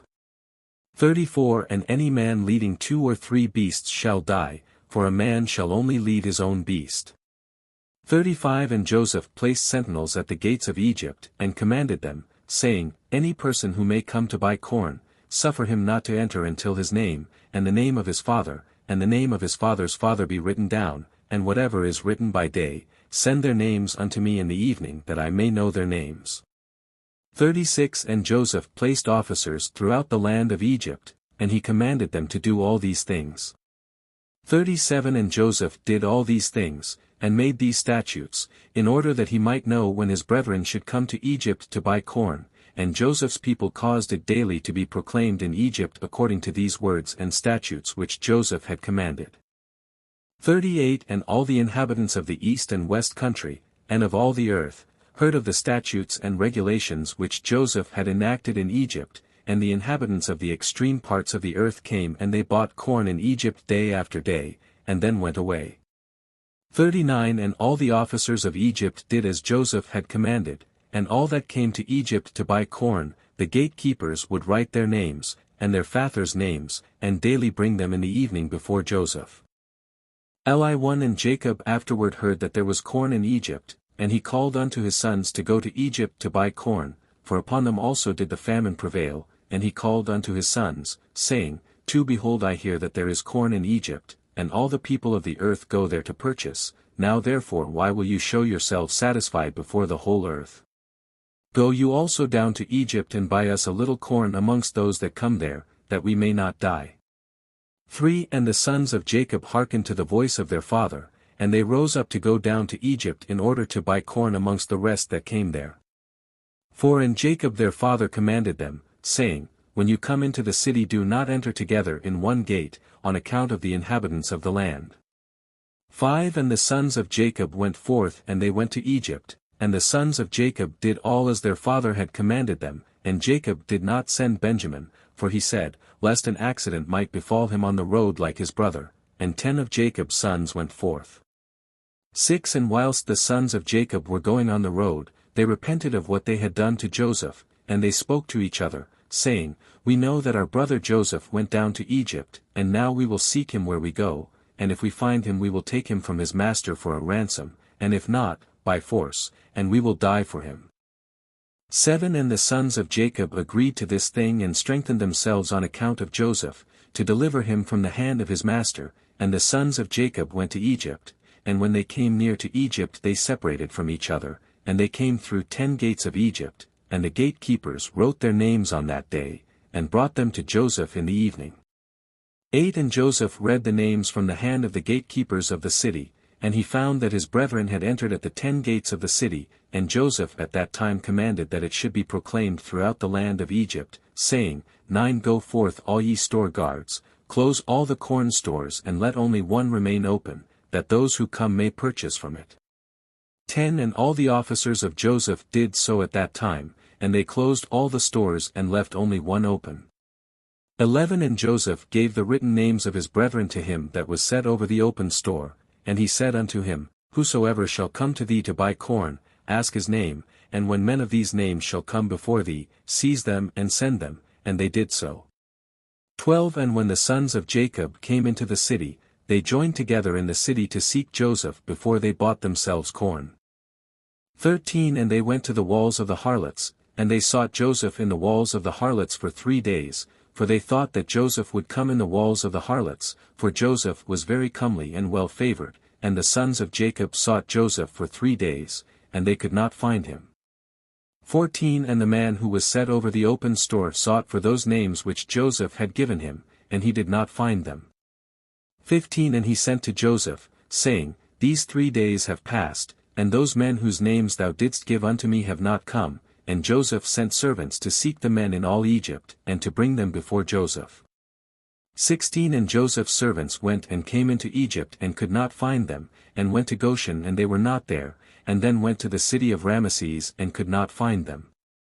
17 And Joseph continued to send 16 servants to seek his brothers, and they went and spread themselves in the 4 corners of the city, and 4 of the servants went into the house of the harlots, and they found the 10 men there seeking their brother. 18 And those 4 men took them and brought them before him, and they bowed down to him to the ground, and Joseph was sitting upon his throne in his temple, clothed with princely garments, and upon his head was a large crown of gold, and all the mighty men were sitting around him. 19 And the sons of Jacob saw Joseph, and his figure and comeliness and dignity of countenance seemed wonderful in their eyes, and they again bowed down to him to the ground. 20 And Joseph saw his brethren, and he knew them, but they knew him not, for Joseph was very great in their eyes, therefore they knew him not. 21 And Joseph spoke to them, saying, From whence come ye? And they all answered and said, Thy servants have come from the land of Canaan to buy corn, for the famine prevails throughout the earth, and thy servants heard that there was corn in Egypt, so they have come amongst the other comers to buy corn for their support. 22 And Joseph answered them, saying, If you have come to purchase as you say, why do you come through 10 gates of the city? It can only be that you have come to spy through the land. 23 And they all together answered Joseph, and said, Not so my lord, we are right, thy servants are not spies, but we have come to buy corn, for thy servants are all brothers, the sons of one man in the land of Canaan, and our father commanded us, saying, When you come to the city do not enter together at one gate on account of the inhabitants of the land. 24 And Joseph again answered them and said, That is the thing which I spoke unto you, you have come to spy through the land, therefore you all came through 10 gates of the city, you have come to see the nakedness of the land. 25 Surely every one that cometh to buy corn goeth his way, and you are already 3 days in the land, and what do you do in the walls of harlots in which you have been for these 3 days? Surely spies do like unto these things. 26 And they said unto Joseph, Far be it from our Lord to speak thus, for we are 12 brothers, the sons of our father Jacob, in the land of Canaan, the son of Isaac, the son of Abraham, the Hebrew, and behold the youngest is with our father this day in the land of Canaan, and one is not, for he was lost from us, and we thought perhaps he might be in this land, so we are seeking him throughout the land, and have come even to the houses of harlots to seek him there. 27 And Joseph said unto them, And have you then sought him throughout the earth, that there only remained Egypt for you to seek him in? And what also should your brother do in the houses of harlots, although he were in Egypt? Have you not said, that you are from the sons of Isaac, the son of Abraham, and what shall the sons of Jacob do then in the houses of harlots? 28 And they said unto him, Because we heard that Ishmaelites stole him from us, and it was told unto us that they sold him in Egypt, and thy servant, our brother, is very comely and well favored, so we thought he would surely be in the houses of harlots, therefore thy servants went there to seek him and give ransom for him. 29 And Joseph still answered them, saying, Surely you speak falsely and utter lies, to say of yourselves that you are the sons of Abraham, as Pharaoh liveth you are spies, therefore have you come to the houses of harlots that you should not be known. 30 And Joseph said unto them, and now if you find him, and his master requireth of you a great price, will you give it for him? And they said, It shall be given. 31 And he said unto them, And if his master will not consent to part with him for a great price, what will you do unto him on his account? And they answered him, saying, If he will not give him unto us we will slay him, and take our brother and go away. 32 And Joseph said unto them, That is the thing which I have spoken to you, you are spies, for you are come to slay the inhabitants of the land, for we heard that 2 of your brethren smote all the inhabitants of Shechem, in the land of Canaan, on account of your sister, and you now come to do the like in Egypt on account of your brother. 33 Only hereby shall I know that you are true men, if you will send home one from amongst you to fetch your youngest brother from your father, and to bring him here unto me, and by doing this thing I will know that you are right. 34 And Joseph called to 70 of his mighty men, and he said unto them, Take these men and bring them into the ward. 35 And the mighty men took the 10 men, they laid hold of them and put them into the ward, and they were in the ward 3 days. 36 And on the 3rd day Joseph had them brought out of the ward, and he said unto them, Do this for yourselves if you be true men, so that you may live. One of your brethren shall be confined in the ward whilst you go and take home the corn for your household to the land of Canaan, and fetch your youngest brother, and bring him here unto me, that I may know that you are true men when you do this thing. 37 And Joseph went out from them and came into the chamber, and wept a great weeping, for his pity was excited for them, and he washed his face, and returned to them again, and he took Simeon from them and ordered him to be bound, but Simeon was not willing to be done so, for he was a very powerful man and they could not bind him. 38 And Joseph called unto his mighty men, and 70 valiant men came before him with drawn swords in their hands, and the sons of Jacob were terrified at them. 39 And Joseph said unto them, Seize this man and confine him in prison until his brethren come to him, and Joseph's valiant men hastened, and they all laid hold of Simeon to bind him, and Simeon gave a loud and terrible shriek, and the cry was heard at a distance. 40 And all the valiant men of Joseph were terrified at the sound of the shriek, that they fell upon their faces, and they were greatly afraid and fled. 41 And all the men that were with Joseph fled, for they were greatly afraid of their lives, and only Joseph and Manasseh his son remained there, and Manasseh the son of Joseph saw the strength of Simeon, and he was exceedingly wroth. 42 And Manasseh the son of Joseph rose up to Simeon, and Manasseh smote Simeon a heavy blow with his fist against the back of his neck, and Simeon was stilled of his rage. 43 And Manasseh laid hold of Simeon, and he seized him violently, and he bound him and brought him into the house of confinement, and all the sons of Jacob were astonished at the act of the youth.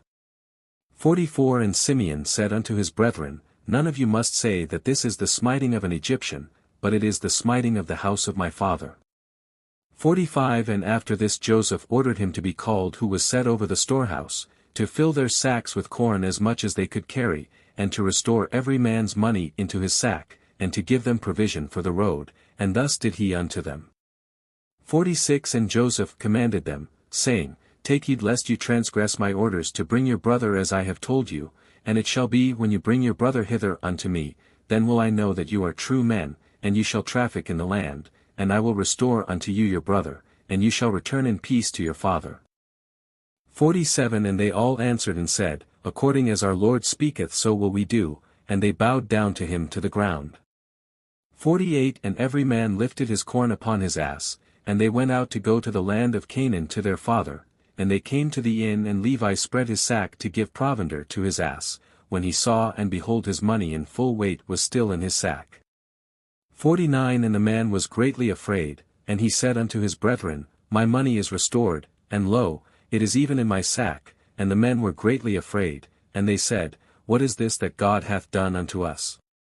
50 And they all said, And where is the Lord's kindness with our fathers, with Abraham, Isaac, and Jacob, that the Lord has this day delivered us into the hands of the king of Egypt to contrive against us?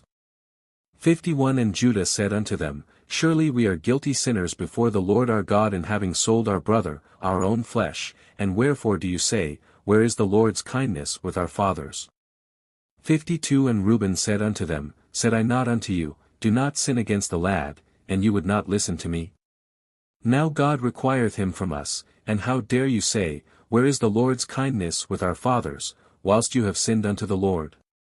53 And they tarried overnight in that place, and they rose up early in the morning and laded their asses with their corn, and they led them and went on and came to their father's house in the land of Canaan. 54 And Jacob and his household went out to meet his sons, and Jacob saw and behold their brother Simeon was not with them, and Jacob said unto his sons, Where is your brother Simeon, whom I do not see? And his sons told him all that had befallen them in Egypt. 1 And they entered their house, and every man opened his sack and they saw and behold every man's bundle of money was there, at which they and their father were greatly terrified. 2 And Jacob said unto them, What is this that you have done to me? I sent your brother Joseph to inquire after your welfare and you said unto me, A wild beast did devour him. 3 And Simeon went with you to buy food and you say the king of Egypt hath confined him in prison, and you wish to take Benjamin to cause his death also, and bring down my grey hairs with sorrow to the grave on account of Benjamin and his brother Joseph. For now therefore my son shall not go down with you, for his brother is dead and he is left alone, and mischief may befall him by the way in which you go, as it befell his brother. 5 And Reuben said unto his father, Thou shalt slay my 2 sons if I do not bring thy son and place him before thee. And Jacob said unto his sons, Abide ye here and do not go down to Egypt, for my son shall not go down with you to Egypt, nor die like his brother. 6 And Judah said unto them, Refrain ye from him until the corn is finished, and he will then say, Take down your brother, when he will find his own life and the life of his household in danger from the famine. 7 And in those days the famine was sore throughout the land, and all the people of the earth went and came to Egypt to buy food, for the famine prevailed greatly amongst them, and the sons of Jacob remained in Canaan 1 year and 2 months until their corn was finished. 8 And it came to pass after their corn was finished, the whole household of Jacob was pinched with hunger, and all the infants of the sons of Jacob came together and they approached Jacob, and they all surrounded him, and they said unto him, Give unto us bread, and wherefore shall we all perish through hunger in thy presence? 9 Jacob heard the words of his sons' children, and he wept a great weeping, and his pity was roused for them, and Jacob called unto his sons and they all came and sat before him. 10 And Jacob said unto them, And have you not seen how your children have been weeping over me this day, saying, Give unto us bread, and there is none? Now therefore return and buy for us a little food. 11 And Judah answered and said unto his father, If thou wilt send our brother with us we will go down and buy corn for thee, and if thou wilt not send him then we will not go down, for surely the king of Egypt particularly enjoined us, saying, You shall not see my face unless your brother be with you, for the king of Egypt is a strong and mighty king, and behold if we shall go to him without our brother we shall all be put to death. 12 Dost thou not know and hast thou not heard that this king is very powerful and wise, and there is not like unto him in all the earth? Behold we have seen all the kings of the earth and we have not seen one like that king, the king of Egypt. Surely amongst all the kings of the earth there is none greater than Abimelech king of the Philistines, yet the king of Egypt is greater and mightier than he, and Abimelech can only be compared to one of his officers. 13 Father, thou hast not seen his palace and his throne, and all his servants standing before him. Thou hast not seen that king upon his throne in his pomp and royal appearance, dressed in his kingly robes with a large golden crown upon his head. Thou hast not seen the honor and glory which God has given unto him, for there is not like unto him in all the earth. 14 Father, thou hast not seen the wisdom, the understanding and the knowledge which God has given in his heart, nor heard his sweet voice when he spake unto us. 15 We know not, Father, who made him acquainted with our names and all that befell us, yet he asked also after thee, saying, Is your father still living, and is it well with him? 16 Thou hast not seen the affairs of the government of Egypt regulated by him, without inquiring of Pharaoh his lord. Thou hast not seen the awe and fear which he impressed upon all the Egyptians.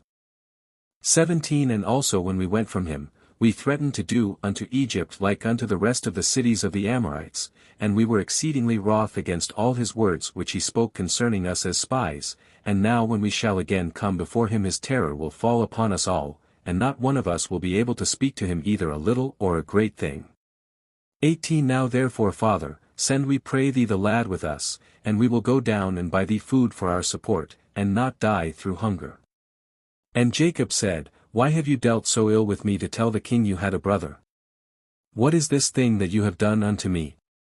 19 And Judah said unto Jacob his father, Give the lad into my care, and we will rise up and go down to Egypt and buy corn, and then return, and it shall be when we return, if the lad be not with us, then let me bear thy blame forever.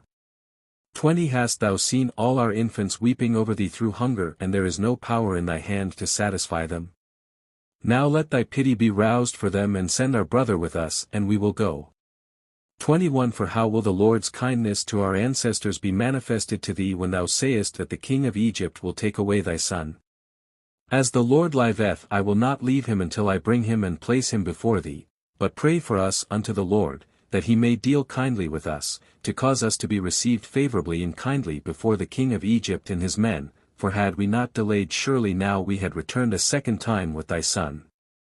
22 And Jacob said unto his sons, I trust in the Lord God that he may deliver you and give you favor in the sight of the king of Egypt, and in the sight of all his men. 23 Now therefore rise up and go to the man, and take for him in your hands a present from what can be obtained in the land, and bring it before him, and may the Almighty God give you mercy before him, that he may send Benjamin and Simeon your brethren with you. 24 And all the men rose up, and they took their brother Benjamin, and they took in their hands a large present of the best of the land, and they also took a double portion of silver. 25 And Jacob strictly commanded his sons concerning Benjamin, saying, Take heed of him in the way in which you are going, and do not separate yourselves from him in the road, neither in Egypt.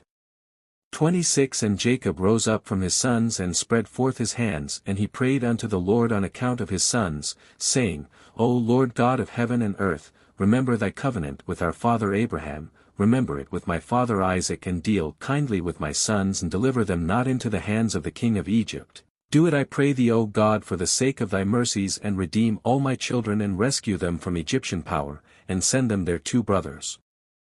27 And all the wives of the sons of Jacob and their children lifted up their eyes to heaven, and they all wept before the Lord, and cried unto him to deliver their fathers from the hand of the king of Egypt.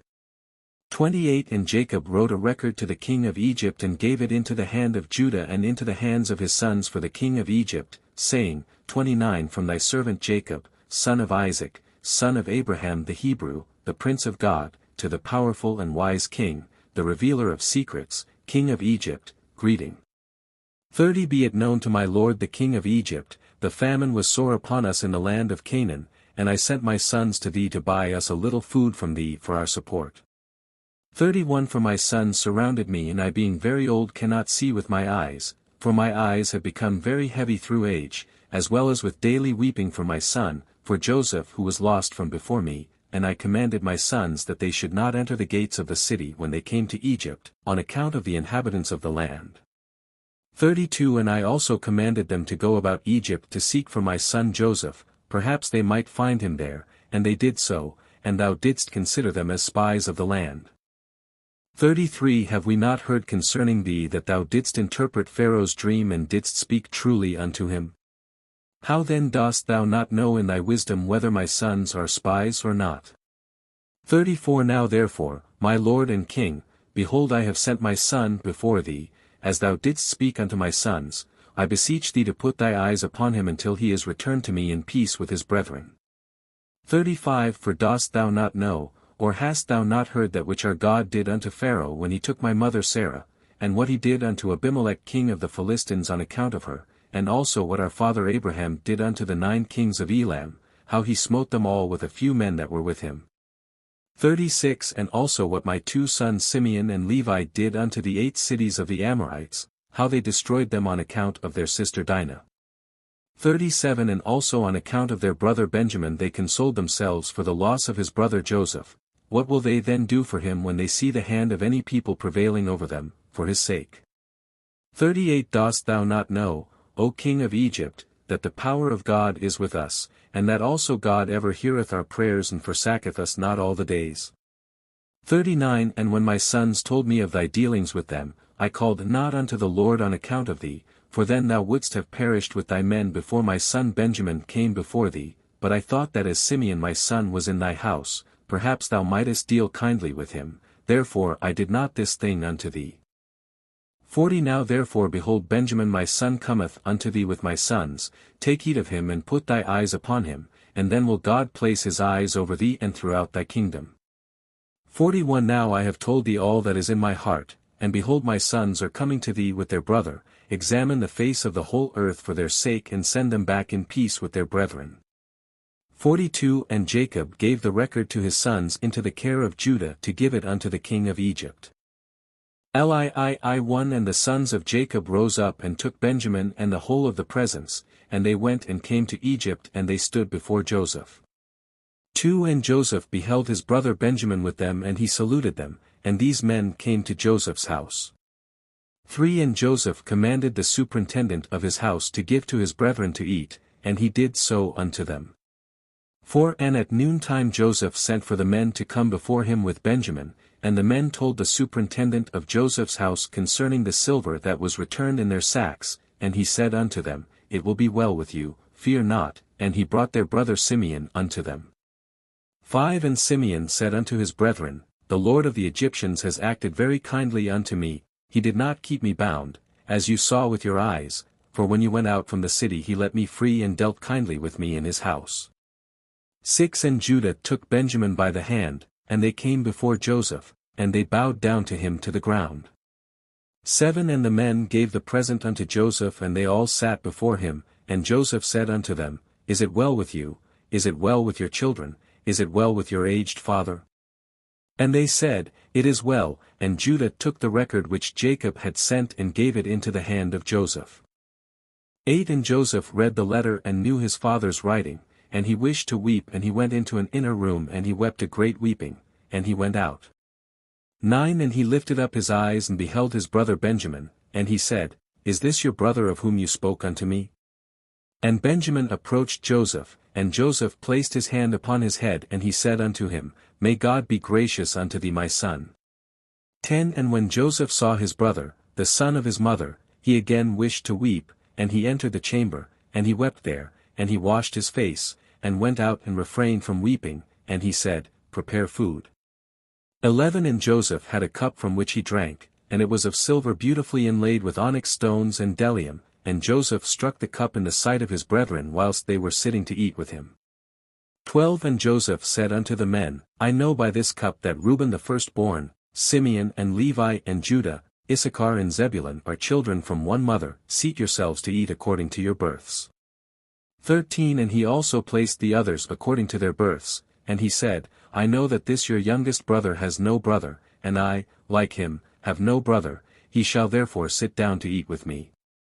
14 And Benjamin went up before Joseph and sat upon the throne, and the men beheld the acts of Joseph, and they were astonished at them, and the men ate and drank at that time with Joseph, and he then gave presents unto them, and Joseph gave one gift unto Benjamin, and Manasseh and Ephraim saw the acts of their father, and they also gave presents unto him, and Osnath gave him one present, and they were 5 presents in the hand of Benjamin.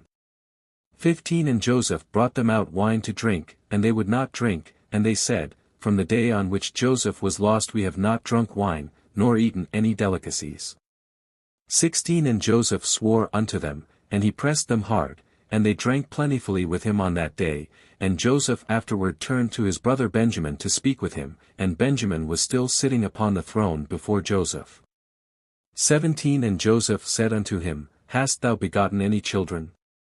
And he said, Thy servant has 10 sons, and these are their names, Bela, Becher, Ashbal, Gera, Naaman, Achi, Rosh, Mupim, Chupim, and Ord, and I called their names after my brother whom I have not seen.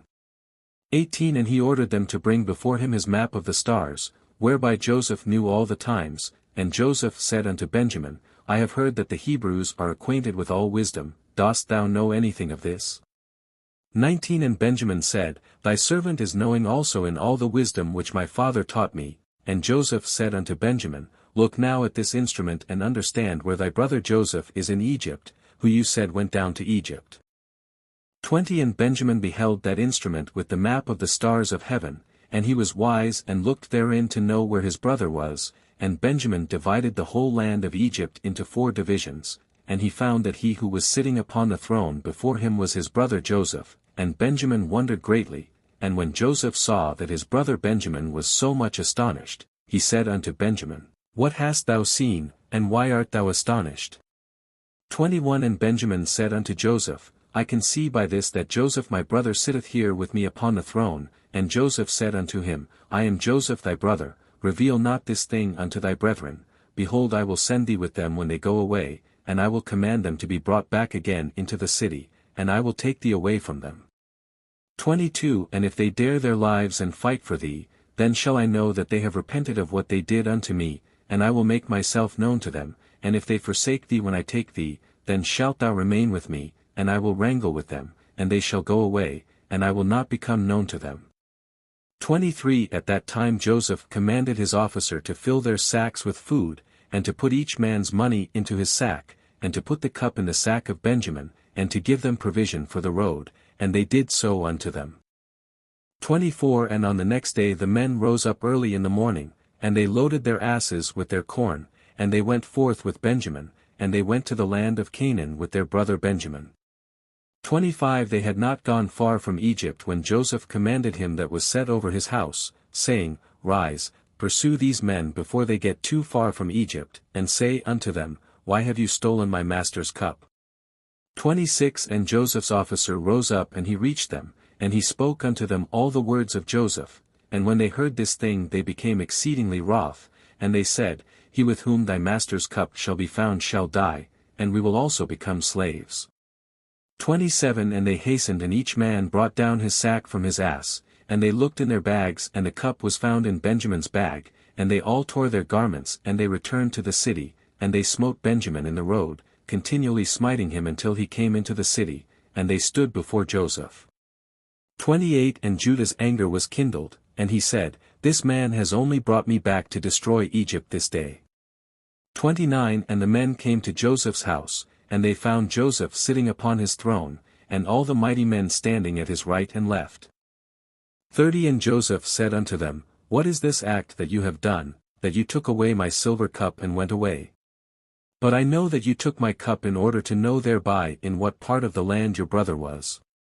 31 And Judah said, What shall we say to our Lord, what shall we speak and how shall we justify ourselves? God has this day found the iniquity of all thy servants, therefore has he done this thing to us this day. 32 And Joseph rose up and caught hold of Benjamin and took him from his brethren with violence, and he came to the house and locked the door at them, and Joseph commanded him that was set over his house that he should say unto them, Thus saith the king, Go in peace to your father, behold I have taken the man in whose hand my cup was found. Liv 1 And when Judah saw the dealings of Joseph with them, Judah approached him and broke open the door, and came with his brethren before Joseph. 2 And Judah said unto Joseph, Let it not seem grievous in the sight of my lord, may thy servant I pray thee speak a word before thee? And Joseph said unto him, Speak. 3 And Judah spoke before Joseph, and his brethren were there standing before them, and Judah said unto Joseph, Surely when we first came to our lord to buy food, thou didst consider us as spies of the land, and we brought Benjamin before thee, and thou still makest sport of us this day. For now therefore let the king hear my words, and send I pray thee our brother that he may go along with us to our father, lest thy soul perish this day with all the souls of the inhabitants of Egypt. 5 Dost thou not know what 2 of my brethren, Simeon and Levi, did unto the city of Shechem, and unto 7 cities of the Amorites, on account of our sister Dinah, and also what they would do for the sake of their brother Benjamin? 6 And I with my strength, who am greater and mightier than both of them, come this day upon thee and thy land if thou art unwilling to send our brother. 7 Hast thou not heard what our God who made choice of us did unto Pharaoh on account of Sarah our mother, whom he took away from our father, that he smote him and his household with heavy plagues, that even unto this day the Egyptians relate this wonder to each other? So will our God do unto thee on account of Benjamin whom thou hast this day taken from his father, and on account of the evils which thou this day heapest over us in thy land, for our God will remember his covenant with our father Abraham and bring evil upon thee, because thou hast grieved the soul of our father this day. 8 Now therefore hear my words that I have this day spoken unto thee, and send our brother that he may go away lest thou and the people of thy land die by the sword, for you cannot all prevail over me. 9 And Joseph answered Judah, saying, Why hast thou opened wide thy mouth, and why dost thou boast over us, saying, Strength is with thee? As Pharaoh liveth, if I command all my valiant men to fight with you, surely thou and these thy brethren would sink in the mire. 10 And Judah said unto Joseph, Surely it becometh thee and thy people to fear me. As the Lord liveth, if I once draw my sword I shall not sheathe it again until I shall this day have slain all Egypt, and I will commence with thee and finish with Pharaoh thy master. 11 And Joseph answered and said unto him, Surely strength belongeth not alone to thee, I am stronger and mightier than thou, surely if thou drawest thy sword I will put it to thy neck and the necks of all thy brethren. 12 And Judah said unto him, Surely if I this day open my mouth against thee I would swallow thee up that thou be destroyed from off the earth and perish this day from thy kingdom. And Joseph said, Surely if thou openest thy mouth I have power and might to close thy mouth with a stone until thou shalt not be able to utter a word. See how many stones are before us, truly I can take a stone, and force it into thy mouth and break thy jaws. 13 And Judah said, God is witness between us, that we have not hitherto desired to battle with thee, only give us our brother and we will go from thee. And Joseph answered and said, As Pharaoh liveth, if all the kings of Canaan came together with you, you should not take him from my hand. 14 Now therefore go your way to your father, and your brother shall be unto me for a slave, for he has robbed the king's house. And Judah said, What is it to thee or to the character of the king? Surely the king sendeth forth from his house, throughout the land, silver and gold either in gifts or expenses, and thou still talkest about thy cup which thou didst place in our brother's bag and sayest that he has stolen it from thee. 15 God forbid that our brother Benjamin or any of the seed of Abraham should do this thing to steal from thee, or from any one else, whether king, prince, or any man. 16 Now therefore cease this accusation lest the whole earth hear thy words, saying, For a little silver the king of Egypt wrangled with the men, and he accused them and took their brother for a slave. 17 And Joseph answered and said, Take unto you this cup and go from me and leave your brother for a slave, for it is the judgment of a thief to be a slave. 18 And Judah said, Why art thou not ashamed of thy words, to leave our brother and to take thy cup? Surely if thou givest us thy cup, or 1,000 times as much, we will not leave our brother for the silver which is found in the hand of any man, that we will not die over him.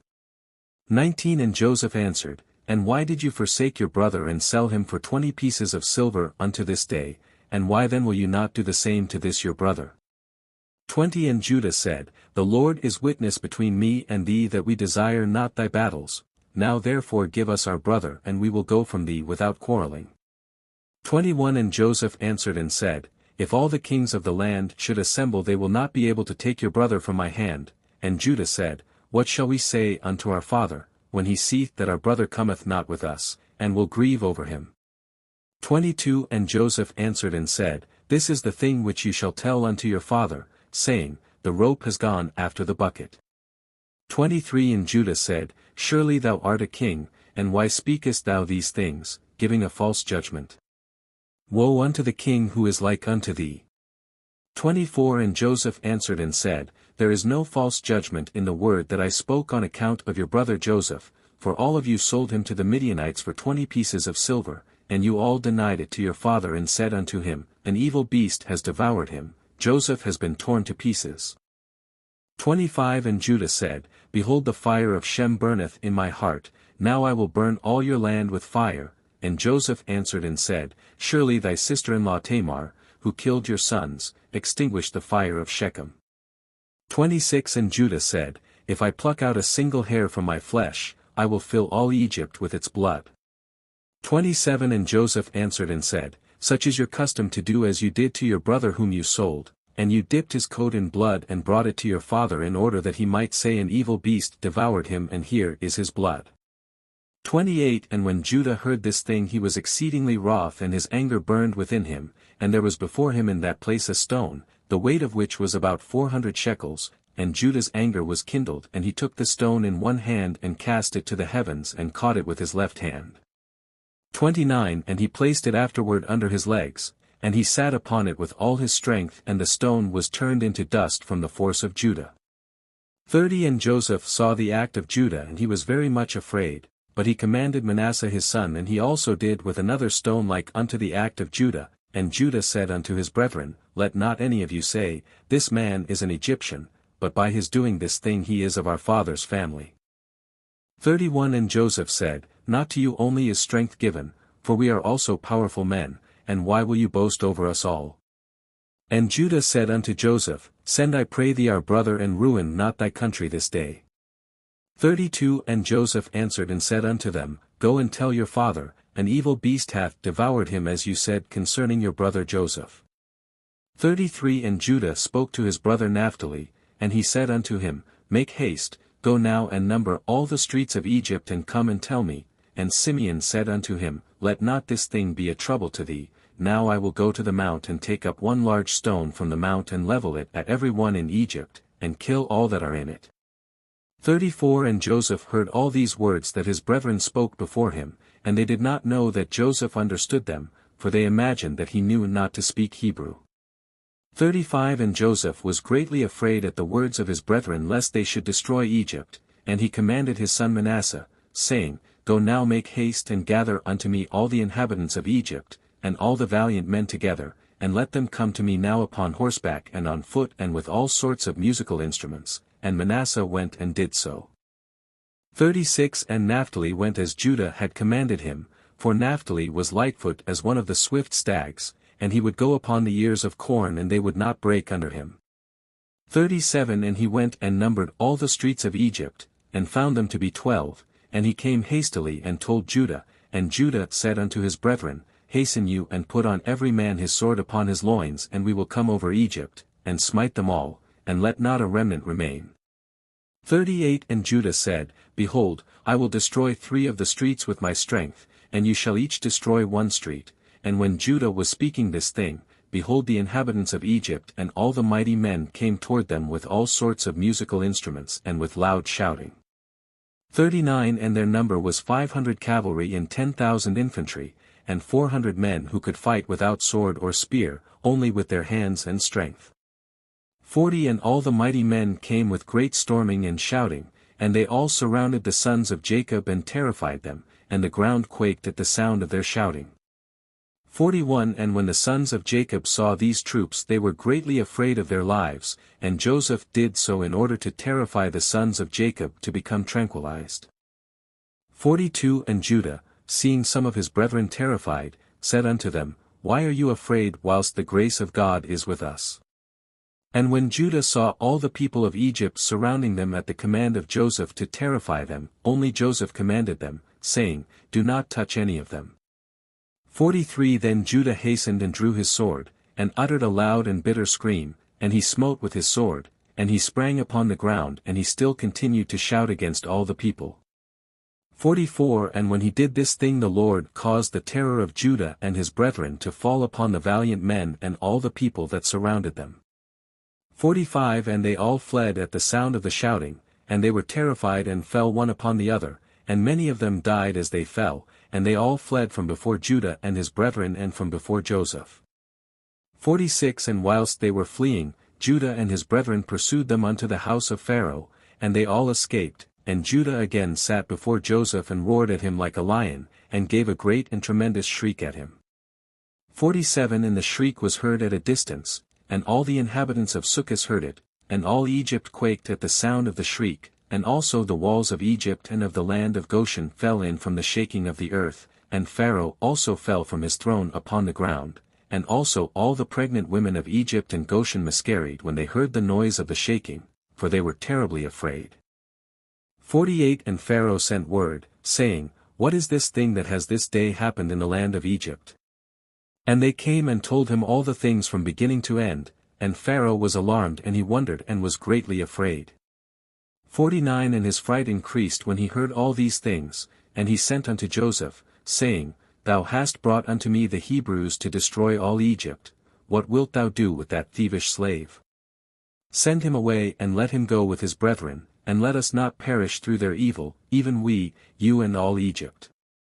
50 And if thou desirest not to do this thing, cast off from thee all my valuable things, and go with them to their land, if thou delightest in it, for they will this day destroy my whole country and slay all my people, even all the women of Egypt have miscarried through their screams. See what they have done merely by their shouting and speaking. Moreover, if they fight with the sword, they will destroy the land. Now therefore choose that which thou desirest, whether me or the Hebrews, whether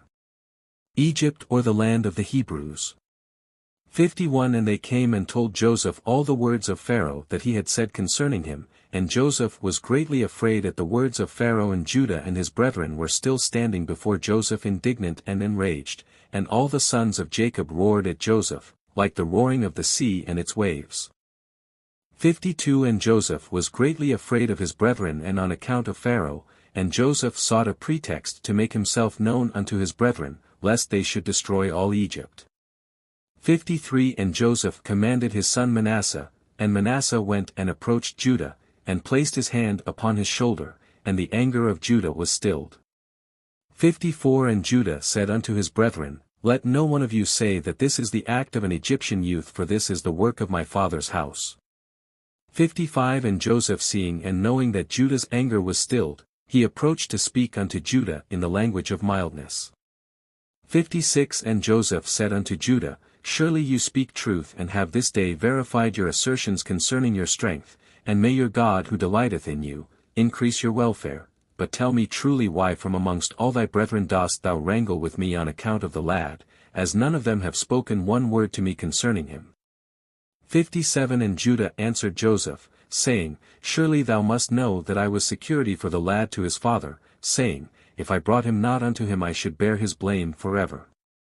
58 Therefore have I approached thee from amongst all my brethren, for I saw that thou wast unwilling to suffer him to go from thee. Now therefore may I find grace in thy sight that thou shalt send him to go with us, and behold I will remain as a substitute for him, to serve thee in whatever thou desirest, for wheresoever thou shalt send me I will go to serve thee with great energy. 59 Send me now to a mighty king who has rebelled against thee, and thou shalt know what I will do unto him and unto his land. Although he may have cavalry and infantry or an exceeding mighty people, I will slay them all and bring the king's head before thee. 60 Dost thou not know, or hast thou not heard, that our father Abraham with his servant Eliezer smote all the kings of Elam with their hosts in one night, they left not one remaining? And ever since that day our father's strength was given unto us for an inheritance, for us and our seed forever. 61 And Joseph answered and said, You speak truth, and falsehood is not in your mouth, for it was also told unto us that the Hebrews have power and that the Lord their God delighteth much in them, and who then can stand before them?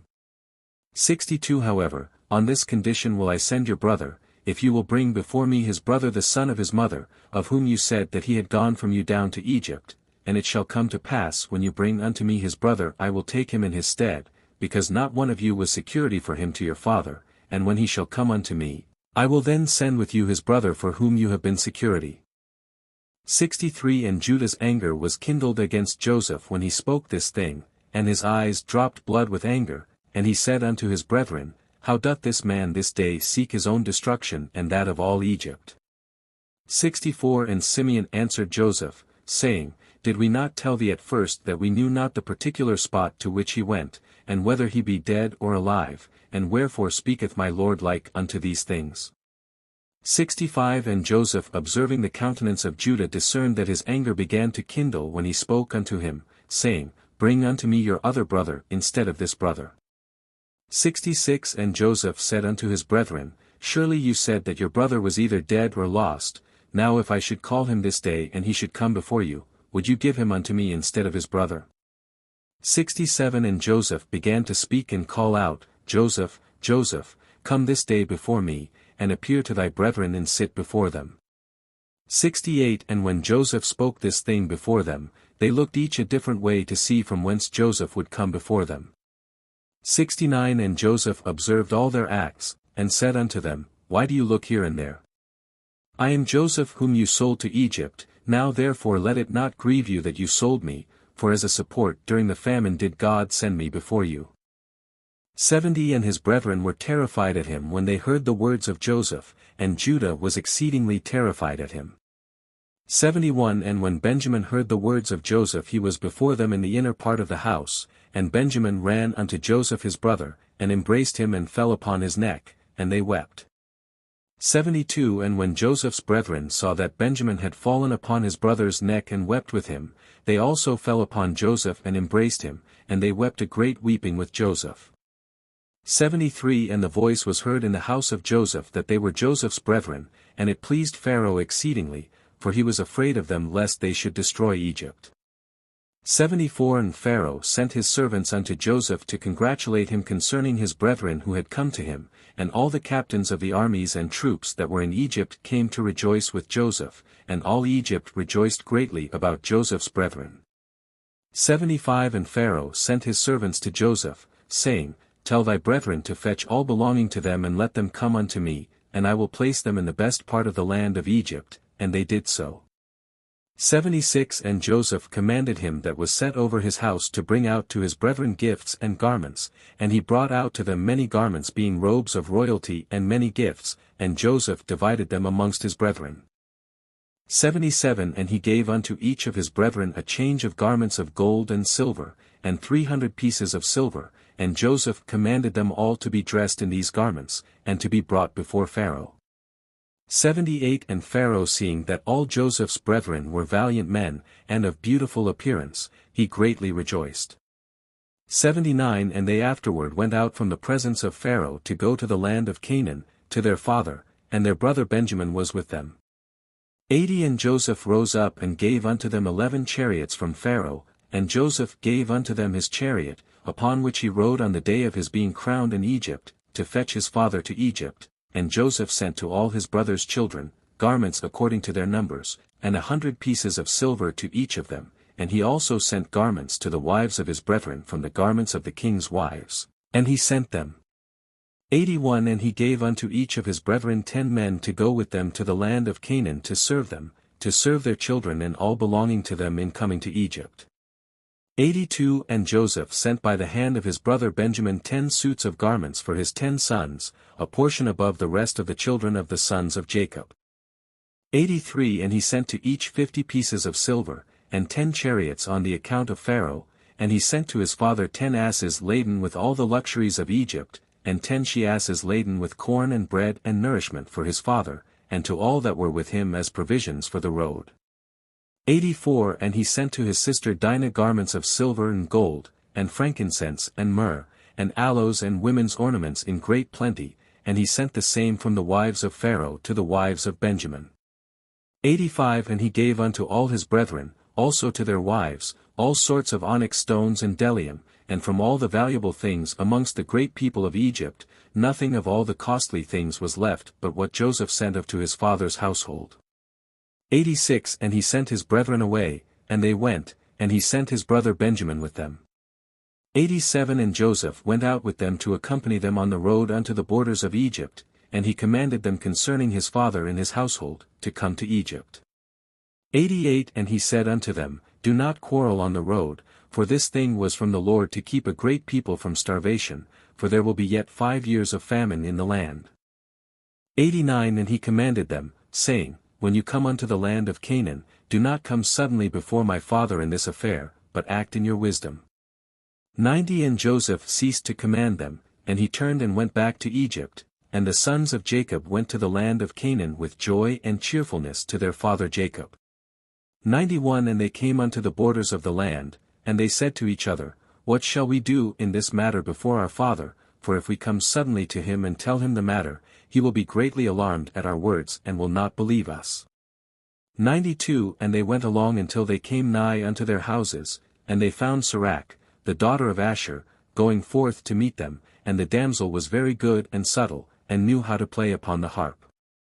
93 And they called unto her and she came before them, and she kissed them, and they took her and gave unto her a harp, saying, Go now before our father, and sit before him, and strike upon the harp, and speak these words. 94 And they commanded her to go to their house, and she took the harp and hastened before them, and she came and sat near Jacob. 95 And she played well and sang, and uttered in the sweetness of her words, Joseph my uncle is living, and he ruleth throughout the land of Egypt, and is not dead. 96 And she continued to repeat and utter these words, and Jacob heard her words and they were agreeable to him. 97 He listened whilst she repeated them twice and thrice, and joy entered the heart of Jacob at the sweetness of her words, and the Spirit of God was upon him, and he knew all her words to be true. 98 And Jacob blessed Sirach when she spoke these words before him, and he said unto her, My daughter, may death never prevail over thee, for thou hast revived my spirit, only speak yet before me as thou hast spoken, for thou hast gladdened me with all thy words. 99 And she continued to sing these words, and Jacob listened and it pleased him, and he rejoiced, and the Spirit of God was upon him.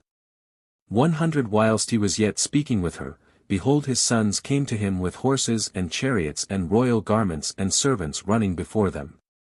101 And Jacob rose up to meet them, and saw his sons dressed in royal garments, and he saw all the treasures that Joseph had sent to them.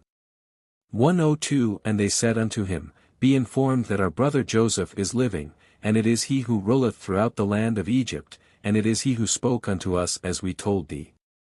103 And Jacob heard all the words of his sons, and his heart palpitated at their words, for he could not believe them until he saw all that Joseph had given them and what he had sent him, and all the signs which Joseph had spoken unto them.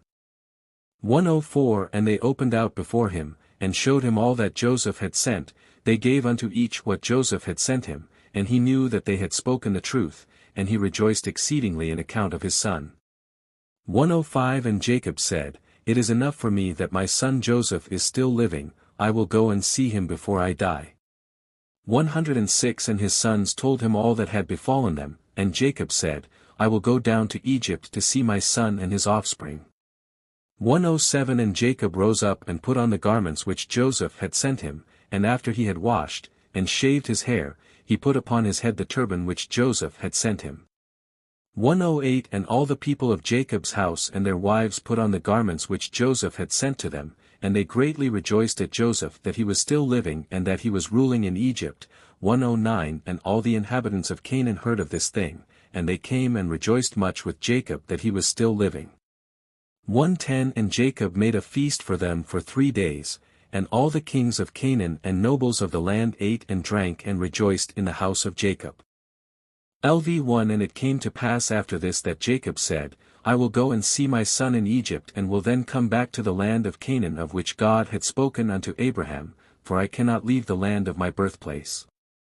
2 Behold the word of the Lord came unto him, saying, Go down to Egypt with all thy household and remain there, fear not to go down to Egypt for I will there make thee a great nation.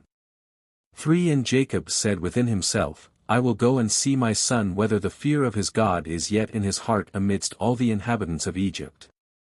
4 And the Lord said unto Jacob, Fear not about Joseph, for he still retaineth his integrity to serve me, as will seem good in thy sight, and Jacob rejoiced exceedingly concerning his son.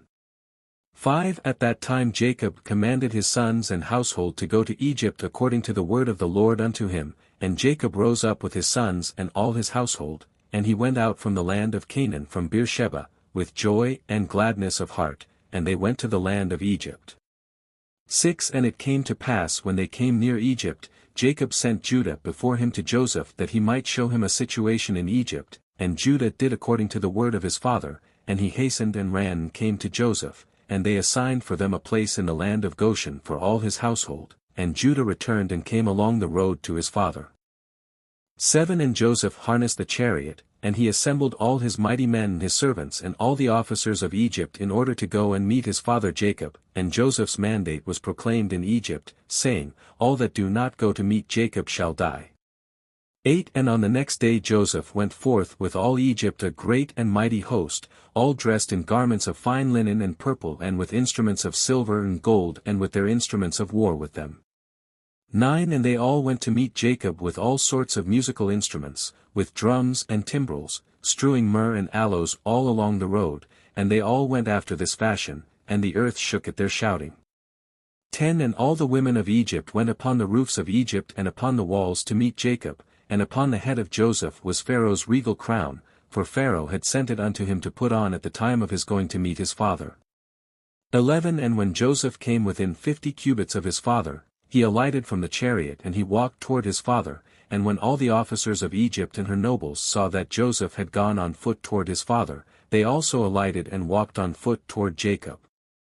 12 And when Jacob approached the camp of Joseph, Jacob observed the camp that was coming toward him with Joseph, and it gratified him and Jacob was astonished at it. 13 And Jacob said unto Judah, Who is that man whom I see in the camp of Egypt dressed in kingly robes with a very red garment upon him and a royal crown upon his head, who has alighted from his chariot and is coming toward us? And Judah answered his father, saying, He is thy son Joseph the king, and Jacob rejoiced in seeing the glory of his son. 14 And Joseph came nigh unto his father and he bowed to his father, and all the men of the camp bowed to the ground with him before Jacob. 15 And behold Jacob ran and hastened to his son Joseph and fell upon his neck and kissed him, and they wept, and Joseph also embraced his father and kissed him, and they wept and all the people of Egypt wept with them. 16 And Jacob said unto Joseph, Now I will die cheerfully after I have seen thy face, that thou art still living and with glory. 17 And the sons of Jacob and their wives and their children and their servants, and all the household of Jacob wept exceedingly with Joseph, and they kissed him and wept greatly with him. 18 And Joseph and all his people returned afterward home to Egypt, and Jacob and his sons and all the children of his household came with Joseph to Egypt, and Joseph placed them in the best part of Egypt, in the land of Goshen. 19 And Joseph said unto his father and unto his brethren, I will go up and tell Pharaoh, saying, My brethren, my father's household and all belonging to them have come unto me, and behold they are in the land of Goshen. 20 And Joseph did so and took from his brethren Reuben, Issachar, Zebulun and his brother Benjamin, and he placed them before Pharaoh. 21 And Joseph spoke unto Pharaoh, saying, My brethren, my father's household and all belonging to them, together with their flocks and cattle have come unto me from the land of Canaan, to sojourn in Egypt, for the famine was sore upon them. 22 And Pharaoh said unto Joseph, Place thy father and brethren in the best part of the land, withhold not from them all that is good, and cause them to eat of the fat of the land. 23 And Joseph answered, saying, Behold, I have stationed them in the land of Goshen, for they are shepherds, therefore let them remain in Goshen to feed their flocks apart from the Egyptians. 24 And Pharaoh said unto Joseph, Do with thy brethren all that they shall say unto thee. And the sons of Jacob bowed down to Pharaoh, and they went forth from him in peace, and Joseph afterward brought his father before Pharaoh. 25 And Jacob came and bowed down to Pharaoh, and Jacob blessed Pharaoh, and he then went out, and Jacob and all his sons, and all his household dwelt in the land of Goshen. 26 In the second year, that is in the 130th year of the life of Jacob, Joseph maintained his father and his brethren, and all his father's household, with bread according to their little ones, all the days of the famine, they lacked nothing. 27 And Joseph gave unto them the best part of the whole land, the best of Egypt had they all the days of Joseph, and Joseph also gave unto them and unto the whole of his father's household, clothes and garments year by year, and the sons of Jacob remained securely in Egypt all the days of their brother. 28 And Jacob always ate at Joseph's table. Jacob and his sons did not leave Joseph's table day or night, besides what Jacob's children consumed in their houses. 29 And all Egypt ate bread during the days of the famine from the house of Joseph, for all the Egyptians sold all belonging to them on account of the famine. 30 And Joseph purchased all the lands and fields of Egypt for bread on the account of Pharaoh, and Joseph supplied all Egypt with bread all the days of the famine, and Joseph collected all the silver and gold that came unto him for the corn which they bought throughout the land, and he accumulated much gold and silver, besides an immense quantity of onyx stones, bdellium and valuable garments which they brought unto Joseph from every part of the land when their money was spent.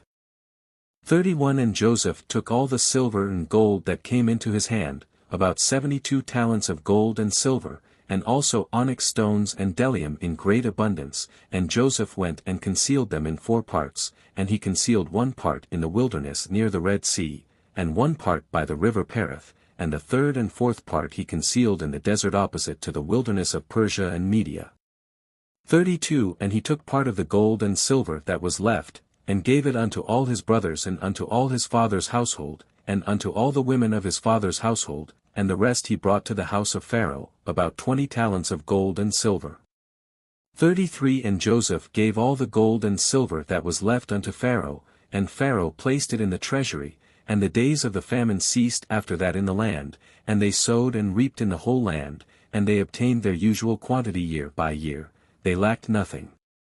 34 And Joseph dwelt securely in Egypt, and the whole land was under his advice, and his father and all his brethren dwelt in the land of Goshen and took possession of it. 35 And Joseph was very aged, advanced in days, and his 2 sons, Ephraim and Manasseh, remained constantly in the house of Jacob, together with the children of the sons of Jacob their brethren, to learn the ways of the Lord and his law. 36 And Jacob and his sons dwelt in the land of Egypt in the land of Goshen, and they took possession in it, and they were fruitful and multiplied in it. Lva1 And Jacob lived in the land of Egypt 17 years, and the days of Jacob, and the years of his life were 147 years. 2 At that time Jacob was attacked with that illness of which he died, and he sent and called for his son Joseph from Egypt, and Joseph his son came from Egypt, and Joseph came unto his father. 3 And Jacob said unto Joseph and unto his sons, Behold, I die, and the God of your ancestors will visit you, and bring you back to the land, which the Lord sware to give unto you and unto your children after you. Now therefore when I am dead, bury me in the cave which is in Machpelah in Hebron in the land of Canaan, near my ancestors. 4 And Jacob made his sons swear to bury him in Machpelah, in Hebron, and his sons swore unto him concerning this thing. 5 And he commanded them, saying, Serve the Lord your God, for he who delivered your fathers will also deliver you from all trouble. 6 And Jacob said, Call all your children unto me, and all the children of Jacob's sons came and sat before him, and Jacob blessed them, and he said unto them, The Lord God of your fathers shall grant you 1,000 times as much and bless you, and may he give you the blessing of your father Abraham. And all the children of Jacob's sons went forth on that day after he had blessed them.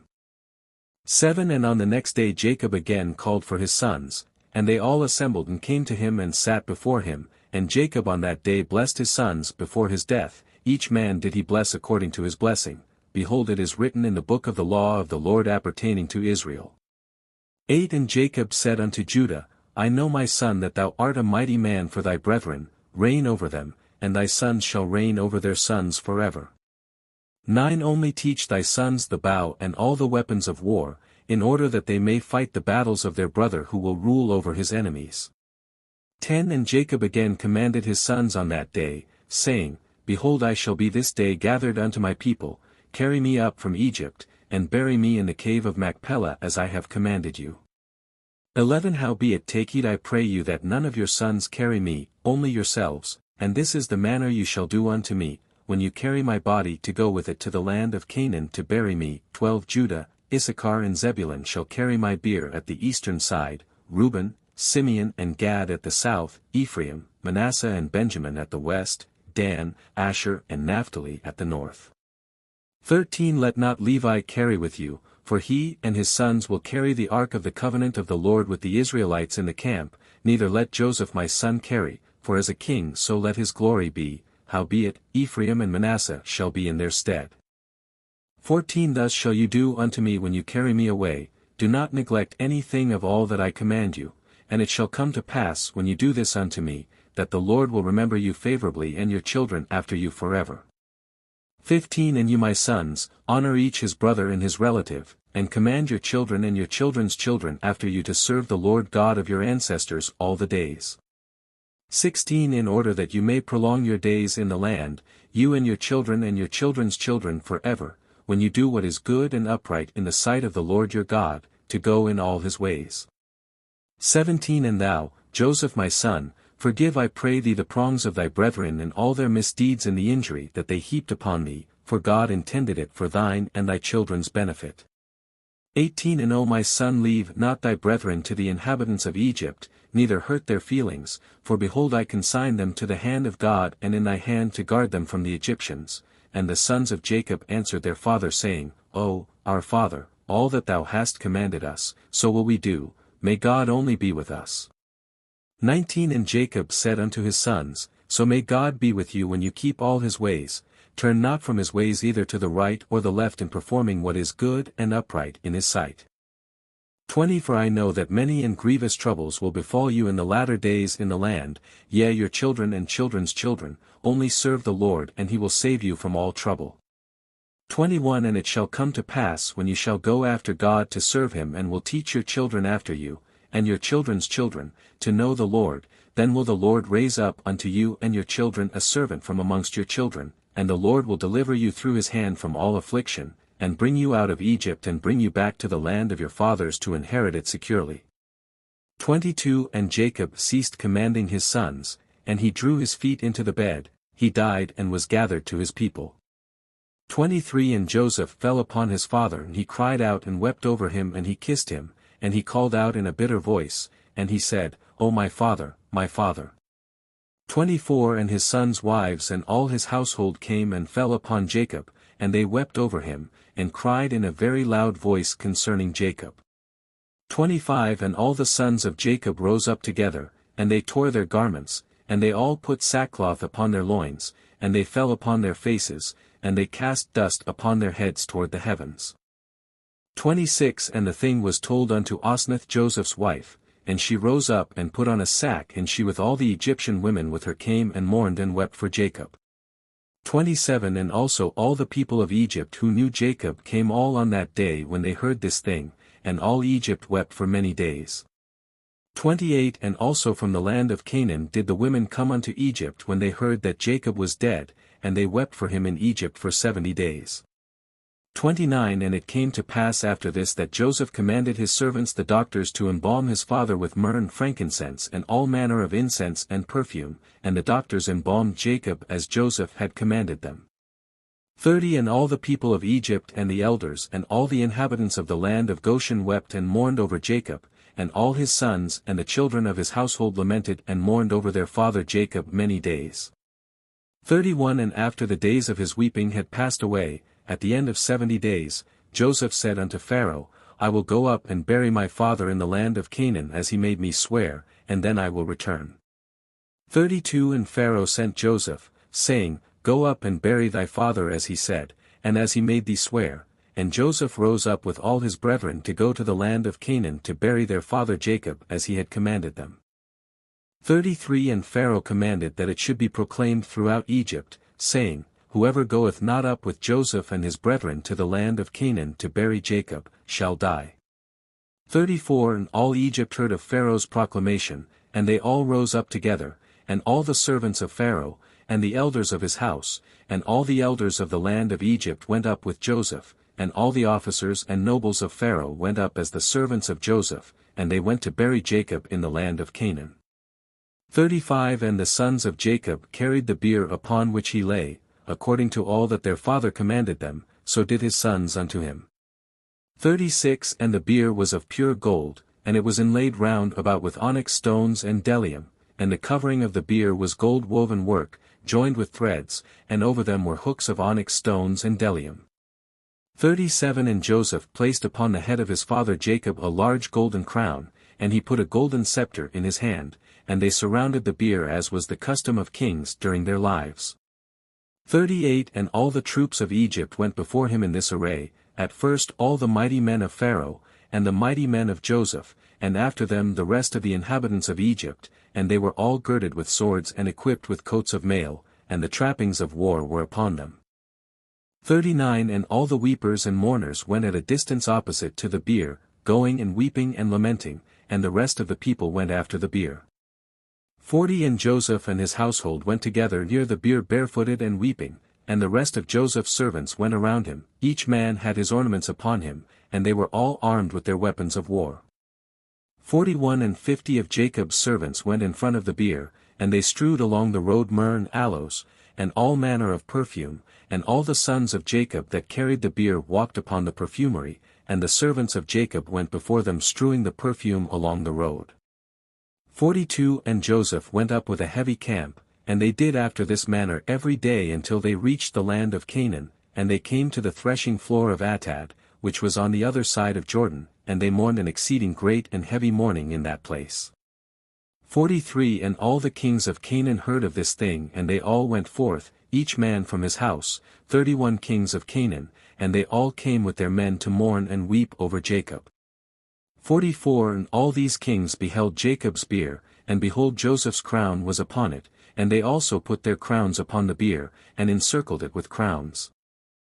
45 And all these kings made in that place a great and heavy mourning with the sons of Jacob and Egypt over Jacob, for all the kings of Canaan knew the valor of Jacob and his sons. 46 And the report reached Esau, saying, Jacob died in Egypt, and his sons and all Egypt are conveying him to the land of Canaan to bury him.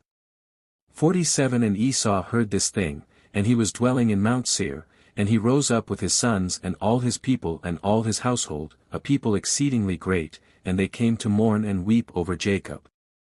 48 And it came to pass, when Esau came he mourned for his brother Jacob, and all Egypt and all Canaan again rose up and mourned a great mourning with Esau over Jacob in that place. 49 And Joseph and his brethren brought their father Jacob from that place, and they went to Hebron to bury Jacob in the cave by his fathers. 50 And they came unto Kirith Arba, to the cave, and as they came Esau stood with his sons against Joseph and his brethren as a hindrance in the cave, saying, Jacob shall not be buried therein, for it belongeth to us and to our father. 51 And Joseph and his brethren heard the words of Esau's sons, and they were exceedingly wroth, and Joseph approached unto Esau, saying, What is this thing which they have spoken? Surely my father Jacob bought it from thee for great riches after the death of Isaac, now 25 years ago, and also all the land of Canaan he bought from thee and from thy sons, and thy seed after thee. 52 And Jacob bought it for his sons and his seed after him for an inheritance forever, and why speakest thou these things this day? 53 And Esau answered, saying, Thou speakest falsely and utterest lies, for I sold not anything belonging to me in all this land, as thou sayest, neither did my brother Jacob buy aught belonging to me in this land. 54 And Esau spoke these things in order to deceive Joseph with his words, for Esau knew that Joseph was not present in those days when Esau sold all belonging to him in the land of Canaan to Jacob. 55 And Joseph said unto Esau, Surely my father inserted these things with thee in the record of purchase, and testified the record with witnesses, and behold it is with us in Egypt. 56 And Esau answered, saying unto him, Bring the record, all that thou wilt find in the record, so will we do. 57 And Joseph called unto Naphtali his brother, and he said, Hasten quickly, stay not, and run I pray thee to Egypt and bring all the records, the record of the purchase, the sealed record and the open record, and also all the first records in which all the transactions of the birthright are written, fetch thou. 58 And thou shalt bring them unto us hither, that we may know from them all the words of Esau and his sons which they spoke this day. 59 And Naphtali hearkened to the voice of Joseph, and he hastened and ran to go down to Egypt, and Naphtali was lighter on foot than any of the stags that were upon the wilderness, for he would go upon ears of corn without crushing them. 60 And when Esau saw that Naphtali had gone to fetch the records, he and his sons increased their resistance against the cave, and Esau and all his people rose up against Joseph and his brethren to battle. 61 And all the sons of Jacob and the people of Egypt fought with Esau and his men, and the sons of Esau and his people were smitten before the sons of Jacob, and the sons of Jacob slew of Esau's people 40 men. 62 And Chushim the son of Dan, the son of Jacob, was at that time with Jacob's sons, but he was about 100 cubits distant from the place of battle, for he remained with the children of Jacob's sons by Jacob's bier to guard it. 63 And Chushim was dumb and deaf, still he understood the voice of consternation amongst men. 64 And he asked, saying, Why do you not bury the dead, and what is this great consternation? And they answered him the words of Esau and his sons, and he ran to Esau in the midst of the battle, and he slew Esau with a sword, and he cut off his head, and it sprang to a distance, and Esau fell amongst the people of the battle. 65 And when Chushim did this thing the sons of Jacob prevailed over the sons of Esau, and the sons of Jacob buried their father Jacob by force in the cave, and the sons of Esau beheld it. 66 And Jacob was buried in Hebron, in the cave of Machpelah which Abraham had bought from the sons of Heth for the possession of a burial place, and he was buried in very costly garments. 67 And no king had such honor paid him as Joseph paid unto his father at his death, for he buried him with great honor like unto the burial of kings. 68 And Joseph and his brethren made a mourning of 7 days for their father. Lvii 1. And it was after this that the sons of Esau waged war with the sons of Jacob, and the sons of Esau fought with the sons of Jacob in Hebron, and Esau was still lying dead, and not buried. 2. And the battle was heavy between them, and the sons of Esau were smitten before the sons of Jacob, and the sons of Jacob slew of the sons of Esau 80 men, and not one died of the people of the sons of Jacob, and the hand of Joseph prevailed over all the people of the sons of Esau, and he took Sepher, the son of Eliphaz, the son of Esau, and 50 of his men captive, and he bound them with chains of iron, and gave them into the hand of his servants to bring them to Egypt. 3. And it came to pass when the sons of Jacob had taken Sepher and his people captive, all those that remained were greatly afraid of their lives from the house of Esau, lest they should also be taken captive, and they all fled with Eliphaz the son of Esau and his people, with Esau's body, and they went on their road to Mount Seir. 4. And they came unto Mount Seir and they buried Esau in Seir, but they had not brought his head with them to Seir, for it was buried in that place where the battle had been in Hebron. 5. And it came to pass when the sons of Esau had fled from before the sons of Jacob, the sons of Jacob pursued them unto the borders of Seir, but they did not slay a single man from amongst them when they pursued them, for Esau's body which they carried with them excited their confusion, so they fled and the sons of Jacob turned back from them and came up to the place where their brethren were in Hebron, and they remained there on that day, and on the next day until they rested from the battle. 6. And it came to pass on the third day they assembled all the sons of Seir the Horite, and they assembled all the children of the east, a multitude of people like the sand of the sea, and they went and came down to Egypt to fight with Joseph and his brethren, in order to deliver their brethren. 7. And Joseph and all the sons of Jacob heard that the sons of Esau and the children of the east had come upon them to battle in order to deliver their brethren. 8. And Joseph and his brethren and the strong men of Egypt went forth and fought in the city of Ramesses, and Joseph and his brethren dealt out a tremendous blow amongst the sons of Esau and the children of the east. 9. And they slew of them 600,000 men, and they slew amongst them all the mighty men of the children of Seir the Horite, there were only a few of them left, and they slew also a great many of the children of the east, and of the children of Esau, and Eliphaz the son of Esau, and the children of the east all fled before Joseph and his brethren. 10. And Joseph and his brethren pursued them until they came unto Succos, and they yet slew of them in Succos 30 men, and the rest escaped and they fled each to his city. 11. And Joseph and his brethren and the mighty men of Egypt turned back from them with joy and cheerfulness of heart, for they had smitten all their enemies. 12. And Sepher the son of Eliphaz and his men were still slaves in Egypt to the sons of Jacob, and their pains increased. 13. And when the sons of Esau and the sons of Seir returned to their land, the sons of Seir saw that they had all fallen into the hands of the sons of Jacob, and the people of Egypt, on account of the battle of the sons of Esau. 14. And the sons of Seir said unto the sons of Esau, You have seen and therefore you know that this camp was on your account, and not one mighty man or an adept in war remaineth. 15. Now therefore go forth from our land, go from us to the land of Canaan to the land of the dwelling of your fathers, wherefore shall your children inherit the effects of our children in latter days. 16. And the children of Esau would not listen to the children of Seir, and the children of Seir considered to make war with them. 17. And the children of Esau sent secretly to Angeas king of Africa, the same is Dinhabah, saying, 18. Send unto us some of thy men and let them come unto us, and we will fight together with the children of Seir the Horite, for they have resolved to fight with us to drive us away from the land. 19. And Angeas king of Dinhabah did so, for he was in those days friendly to the children of Esau, and Angeas sent 500 valiant infantry to the children of Esau, and 800 cavalry. 20. And the children of Seir sent unto the children of the east and unto the children of Midian, saying, You have seen what the children of Esau have done unto us, upon whose account we are almost all destroyed, in their battle with the sons of Jacob.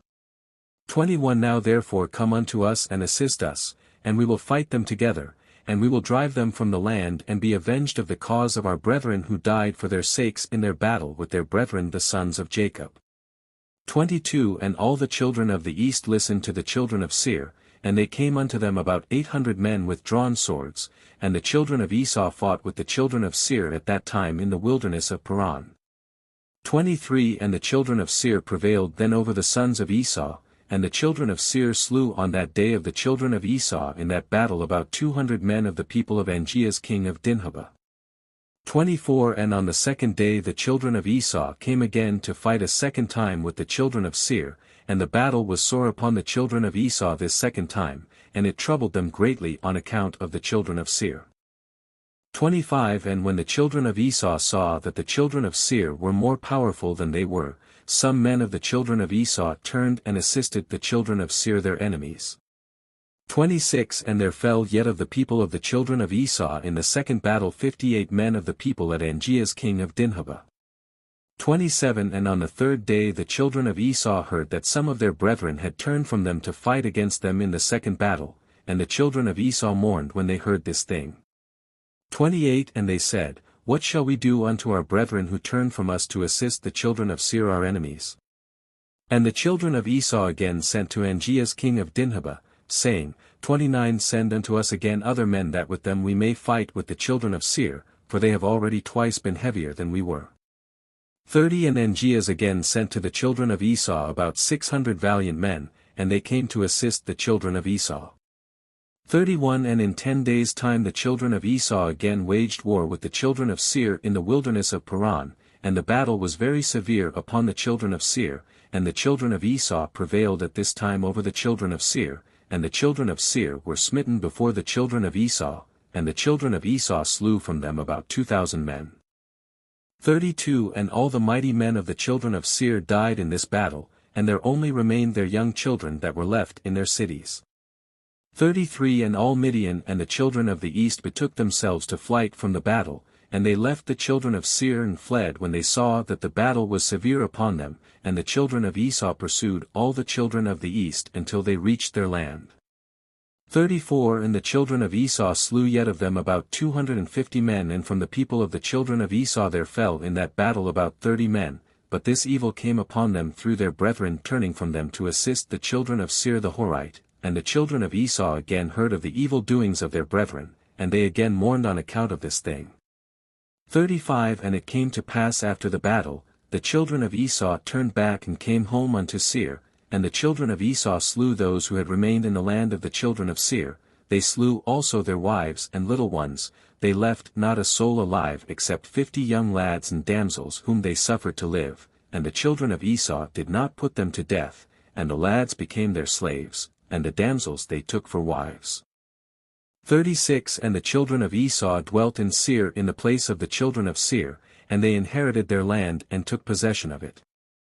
37 And the children of Esau took all belonging in the land to the children of Seir, also their flocks, their bullocks and their goods, and all belonging to the children of Seir, did the children of Esau take, and the children of Esau dwelt in Seir in the place of the children of Seir unto this day, and the children of Esau divided the land into divisions to the 5 sons of Esau, according to their families. 38 And it came to pass in those days, that the children of Esau resolved to crown a king over them in the land of which they became possessed. And they said to each other, Not so, for he shall reign over us in our land, and we shall be under his counsel, and he shall fight our battles, against our enemies, and they did so. 39 And all the children of Esau swore, saying, that none of their brethren should ever reign over them, but a strange man who is not of their brethren, for the souls of all the children of Esau were embittered every man against his son, brother and friend, on account of the evil they sustained from their brethren when they fought with the children of Seir. 40 Therefore the sons of Esau swore, saying, from that day forward they would not choose a king from their brethren, but one from a strange land unto this day. 41 And there was a man there from the people of Angeas king of Dinhabah, his name was Bela the son of Beer, who was a very valiant man, beautiful and comely and wise in all wisdom, and a man of sense and counsel, and there was none of the people of Angeas like unto him. 42 And all the children of Esau took him and anointed him, and they crowned him for a king, and they bowed down to him, and they said unto him, May the king live, may the king live. 43 And they spread out the sheet, and they brought him each man earrings of gold and silver, or rings or bracelets, and they made him very rich in silver and in gold, in onyx stones and bdellium, and they made him a royal throne, and they placed a regal crown upon his head, and they built a palace for him, and he dwelt therein, and he became king over all the children of Esau. 44 And the people of Angeas took their hire for their battle from the children of Esau, and they went and returned at that time to their master in Dinhabah. 45 And Bela reigned over the children of Esau 30 years, and the children of Esau dwelt in the land instead of the children of Seir, and they dwelt securely in their stead unto this day. Lvi 1 And it came to pass in the 32nd year of the Israelites going down to Egypt, that is in the 71st year of the life of Joseph, in that year died Pharaoh king of Egypt, and Magron his son reigned in his stead. 2 And Pharaoh commanded Joseph before his death to be a father to his son, Magron, and that Magron should be under the care of Joseph and under his counsel. 3 And all Egypt consented to this thing that Joseph should be king over them, for all the Egyptians loved Joseph as of heretofore, only Magron the son of Pharaoh sat upon his father's throne, and he became king in those days in his father's stead. For Magron was 41 years old when he began to reign, and 40 years he reigned in Egypt, and all Egypt called his name Pharaoh after the name of his father, as it was their custom to do in Egypt to every king that reigned over them.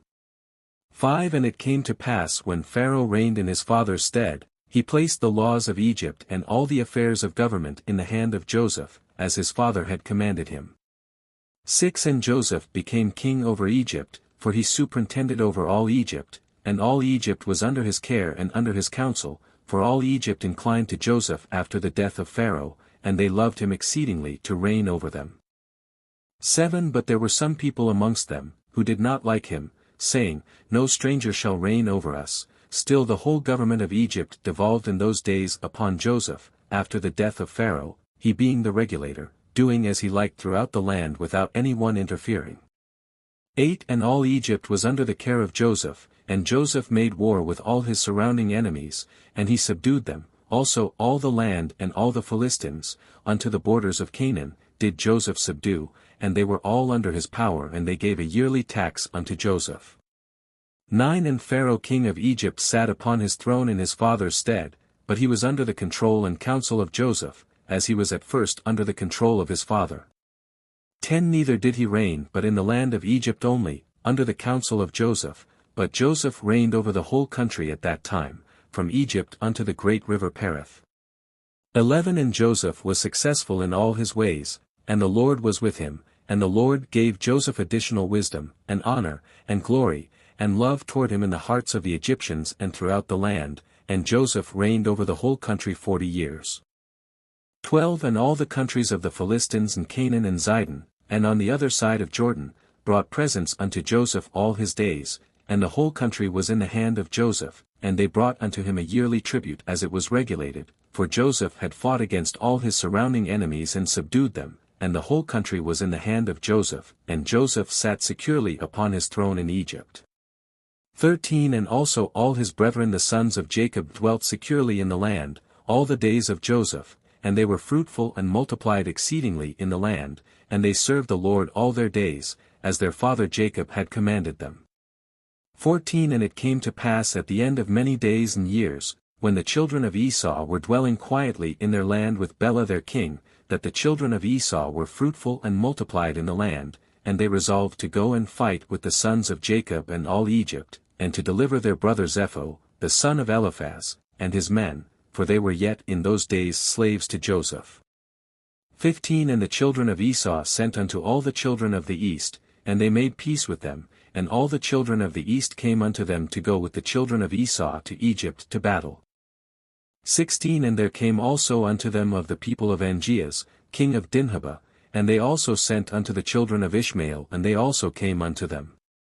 17 And all this people assembled and came unto Seir to assist the children of Esau in their battle, and this camp was very large and heavy with people, numerous as the sand of the sea, about 800,000 men, infantry and cavalry, and all these troops went down to Egypt to fight with the sons of Jacob, and they encamped by Ramesses. 18 And Joseph went forth with his brethren with the mighty men of Egypt, about 600 men, and they fought with them in the land of Ramesses, and the sons of Jacob at that time again fought with the children of Esau, in the 50th year of the sons of Jacob going down to Egypt, that is the 30th year of the reign of Bela over the children of Esau in Seir. 19 And the Lord gave all the mighty men of Esau and the children of the east into the hand of Joseph and his brethren, and the people of the children of Esau and the children of the east were smitten before Joseph. 20 And of the people of Esau and the children of the east that were slain, there fell before the sons of Jacob about 200,000 men, and their king Bela the son of Beer fell with them in the battle, and when the children of Esau saw that their king had fallen in battle and was dead, their hands became weak in the combat. 21 And Joseph and his brethren and all Egypt were still smiting the people of the house of Esau, and all Esau's people were afraid of the sons of Jacob and fled from before them. 22 And Joseph and his brethren and all Egypt pursued them a day's journey, and they slew yet from them about 300 men, continuing to smite them in the road, and they afterward turned back from them. 23 And Joseph and all his brethren returned to Egypt, not one man was missing from them, but of the Egyptians there fell 12 men. 24 And when Joseph returned to Egypt he ordered Sepher and his men to be additionally bound, and they bound them in irons and they increased their grief. 25 And all the people of the children of Esau, and the children of the east, returned in shame each unto his city, for all the mighty men that were with them had fallen in battle. 26 And when the children of Esau saw that their king had died in battle they hastened and took a man from the people of the children of the east, his name was Jobab the son of Zerach, from the land of Botzrah, and they caused him to reign over them instead of Bela their king. 27 And Jobab sat upon the throne of Bela as king in his stead, and Jobab reigned in Edom over all the children of Esau 10 years, and the children of Esau went no more to fight with the sons of Jacob from that day forward, for the sons of Esau knew the valor of the sons of Jacob, and they were greatly afraid of them. 28 But from that day forward the children of Esau hated the sons of Jacob, and the hatred and enmity were very strong between them all the days, unto this day. 29 And it came to pass after this, at the end of 10 years, Jobab, the son of Zerach, from Botzrah, died, and the children of Esau took a man whose name was Chusham, from the land of Taman, and they made him king over them instead of Jobab, and Chusham reigned in Edom over all the children of Esau for 20 years. 30 And Joseph, king of Egypt, and his brethren, and all the children of Israel dwelt securely in Egypt in those days, together with all the children of Joseph and his brethren, having no hindrance or evil accident, and the land of Egypt was at that time at rest from war in the days of Joseph and his brethren. LX1 And these are the names of the sons of Israel who dwelt in Egypt, who had come with Jacob. All the sons of Jacob came unto Egypt, every man with his household. 2 The children of Leah were Reuben, Simeon, Levi, Judah, Issachar and Zebulun, and their sister Dinah. 3 And the sons of Rachel were Joseph and Benjamin. 4 And the sons of Zilpah, the handmaid of Leah, were Gad and Asher. 5 And the sons of Bilhah, the handmaid of Rachel, were Dan and Naphtali. 6 And these were their offspring that were born unto them in the land of Canaan, before they came unto Egypt with their father Jacob. 7 The sons of Reuben were Chanach, Palu, Chetzron and Carmi. 8 And the sons of Simeon were Jemuel, Jamin, Ohad, Jachin, Zochar and Saul, the son of the Canaanitish woman. 9 And the children of Levi were Gershon, Kehath and Merari, and their sister Jochebed, who was born unto them in their going down to Egypt. 10 And the sons of Judah were Onan, Shelah, Perez and Zerach. 11 And and Onan died in the land of Canaan, and the sons of Perez were Sharon and Chamel. 12 And the sons of Issachar were Tola, Puvah, Job and Shamron. 13 And the sons of Zebulun were Sered, Elon and Jachleel, and the son of Dan was Chushim. 14 And the sons of Naphtali were Jaxeel, Guni, Jetzer and Shurlam. 15 And the sons of Gad were Ziphion, Chagi, Shuni, Esban, Eri, Arodi and Areli. 16 And the children of Asher were Jimnah, Jishva, Jishvi, Beriah and their sister Sirach, and the sons of Beriah were Cheber and Malkiel. 17 And the sons of Benjamin were Bela, Becher, Ashbel, Gera, Naaman, Achi, Rosh, Mupim, Chupim and Ord. 18 And the sons of Joseph, that were born unto him in Egypt, were Manasseh and Ephraim. 19 And all the souls that went forth from the loins of Jacob, were 70 souls, these are they who came with Jacob their father unto Egypt to dwell there, and Joseph and all his brethren dwelt securely in Egypt, and they ate of the best of Egypt all the days of the life of Joseph. 20 And Joseph lived in the land of Egypt 93 years, and Joseph reigned over all Egypt 80 years. 21 And when the days of Joseph drew nigh that he should die, he sent and called for his brethren and all his father's household, and they all came together and sat before him. 22 And Joseph said unto his brethren and unto the whole of his father's household, Behold, I die, and God will surely visit you and bring you up from this land to the land which he swore to your fathers to give unto them. 23 And it shall be when God shall visit you to bring you up from here to the land of your fathers, then bring up my bones with you from here. 24 And Joseph made the sons of Israel to swear for their seed after them, saying, God will surely visit you and you shall bring up my bones with you from here. 25 And it came to pass after this that Joseph died in that year, the 71st year of the Israelites going down to Egypt. 26 And Joseph was 110 years old when he died in the land of Egypt, and all his brethren and all his servants rose up and they embalmed Joseph, as was their custom, and his brethren and all Egypt mourned over him for 70 days. 27 And they put Joseph in a coffin filled with spices and all sorts of perfume, and they buried him by the side of the river, that is Sire, and his sons and all his brethren, and the whole of his father's household made a 7 days mourning for him.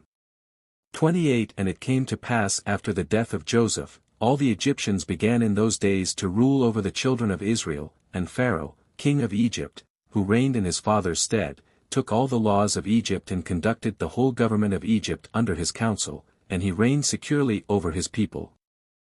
LX1 And when the year came round, being the 72nd year from the Israelites going down to Egypt, after the death of Joseph, Sepher, the son of Eliphaz, the son of Esau, fled from Egypt, he and his men, and they went away. 2 And he came to Africa, which is Dinhabah, to Angeas king of Africa, and Angeas received them with great honor, and he made Sepher the captain of his host. 3 And Sepher found favor in the sight of Angeas and in the sight of his people, and Sepher was captain of the host to Angeas king of Africa for many days. 4 And Sepher enticed Angeas king of Africa to collect all his army to go and fight with the Egyptians, and with the sons of Jacob, and to avenge of them the cause of his brethren. 5 But Angeas would not listen to Sepher to do this thing, for Angeas knew the strength of the sons of Jacob, and what they had done to his army in their warfare with the children of Esau. 6 And Sepher was in those days very great in the sight of Angeas and in the sight of all his people, and he continually enticed them to make war against Egypt, but they would not. 7 And it came to pass in those days there was in the land of Chittim a man in the city of Puzimna, whose name was Uzu, and he became degenerately deified by the children of Chittim, and the man died and had no son, only one daughter whose name was Janiah. 8 And the damsel was exceedingly beautiful, comely and intelligent, there was none seen like unto her for beauty and wisdom throughout the land. 9 And the people of Angeas king of Africa saw her and they came and praised her unto him, and Angeas sent to the children of Chittim, and he requested to take her unto himself for a wife, and the people of Chittim consented to give her unto him for a wife. 10 And when the messengers of Angeas were going forth from the land of Chittim to take their journey, behold the messengers of Turnus king of Pentateuch came unto Chittim, for Turnus king of Pentateuch also sent his messengers to request Janiah for him, to take unto himself for a wife, for all his men had also praised her to him, therefore he sent all his servants unto her. 11 And the servants of Turnus came to Chittim, and they asked for Janiah, to be taken unto Turnus their king for a wife.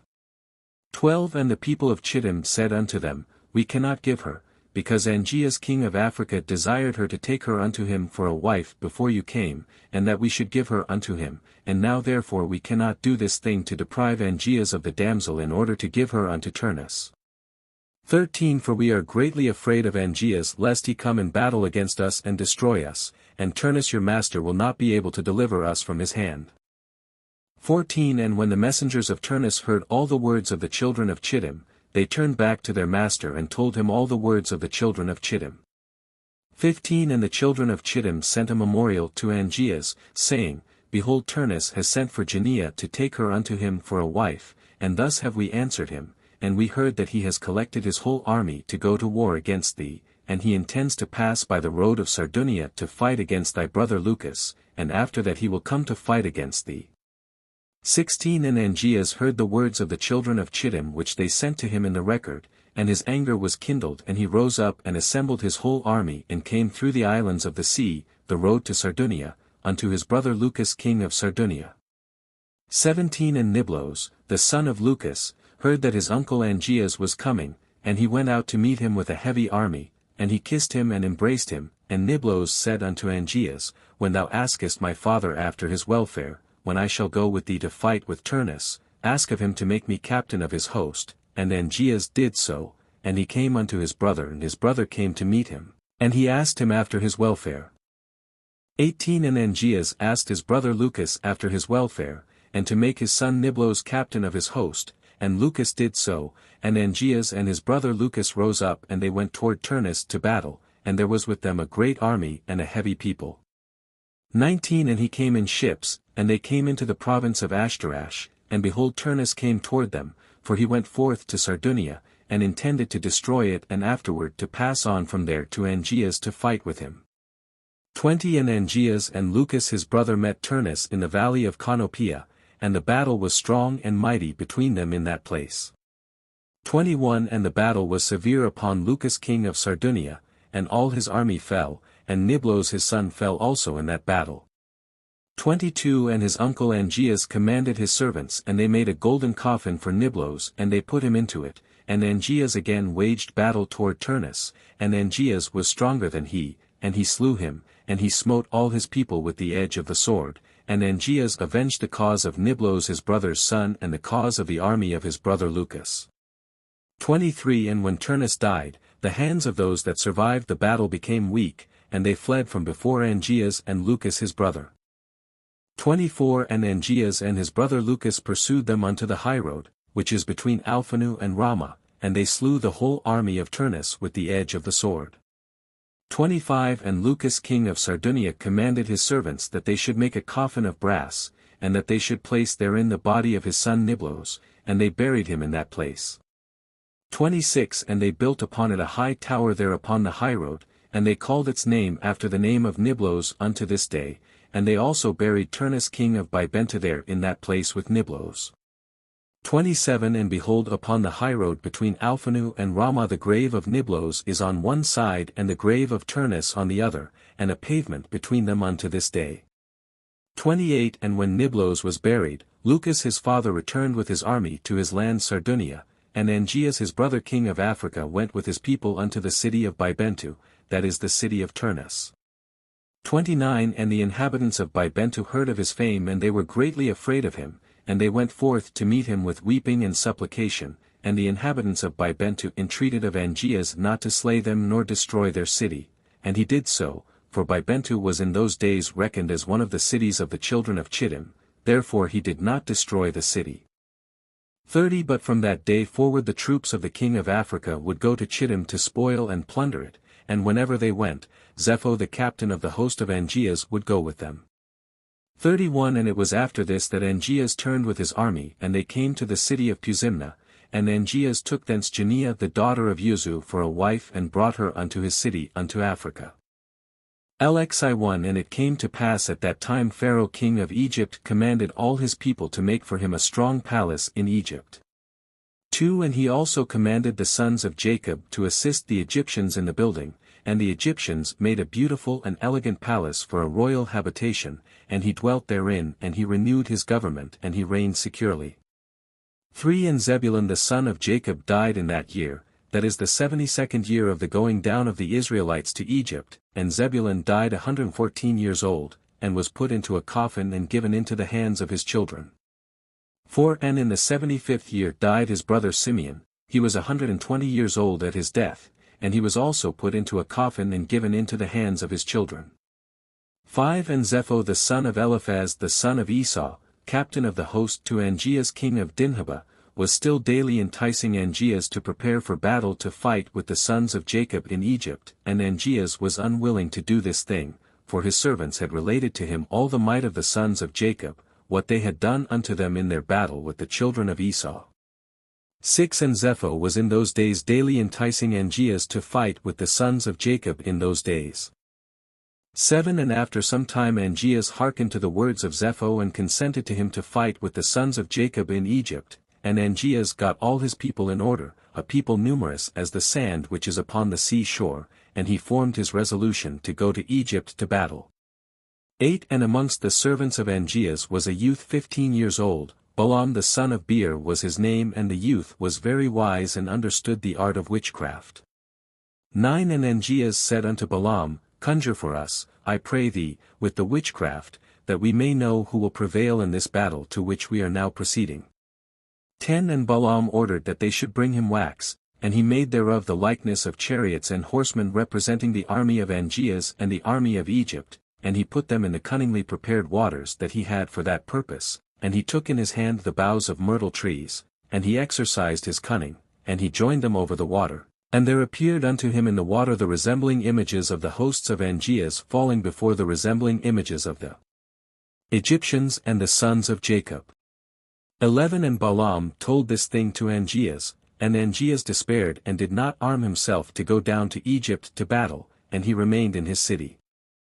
12 And when Zepho the son of Eliphaz saw that Angeas despaired of going forth to battle with the Egyptians, Zepho fled from Angeas from Africa, and he went and came unto Chittim. 13 And all the people of Chittim received him with great honor, and they hired him to fight their battles all the days, and Zepho became exceedingly rich in those days, and the troops of the king of Africa still spread themselves in those days, and the children of Chittim assembled and went to Mount Cuptizia on account of the troops of Angeas king of Africa, who were advancing upon them. 14 And it was one day that Zepho lost a young heifer, and he went to seek it, and he heard it lowing round about the mountain. 15 And Zepho went and he saw, and behold, there was a large cave at the bottom of the mountain, and there was a great stone there at the entrance of the cave, and Zepho split the stone, and he came into the cave, and he looked, and behold, a large animal was devouring the ox. From the middle upward it resembled a man, and from the middle downward it resembled an animal, and Zepho rose up against the animal and slew it with his swords. 16 And the inhabitants of Chittim heard of this thing, and they rejoiced exceedingly, and they said, What shall we do unto this man who has slain this animal that devoured our cattle? 17 And they all assembled to consecrate one day in the year to him, and they called the name thereof Zepho after his name, and they brought unto him drink offerings year after year on that day, and they brought unto him gifts. 18 At that time Janiah the daughter of Uzu wife of King Angeas became ill, and her illness was heavily felt by Angeas and his officers, and Angeas said unto his wise men, What shall I do to Janiah, and how shall I heal her from her illness? And his wise men said unto him, Because the air of our country is not like the air of the land of Chittim, and our water is not like their water, therefore from this has the queen become ill. 19 For through the change of air and water she became ill, and also because in her country she drank only the water which came from Purma, which her ancestors had brought up with bridges. 20 And Angeas commanded his servants, and they brought unto him in vessels of the waters of Purma belonging to Chittim, and they weighed those waters with all the waters of the land of Africa, and they found those waters lighter than the waters of Africa.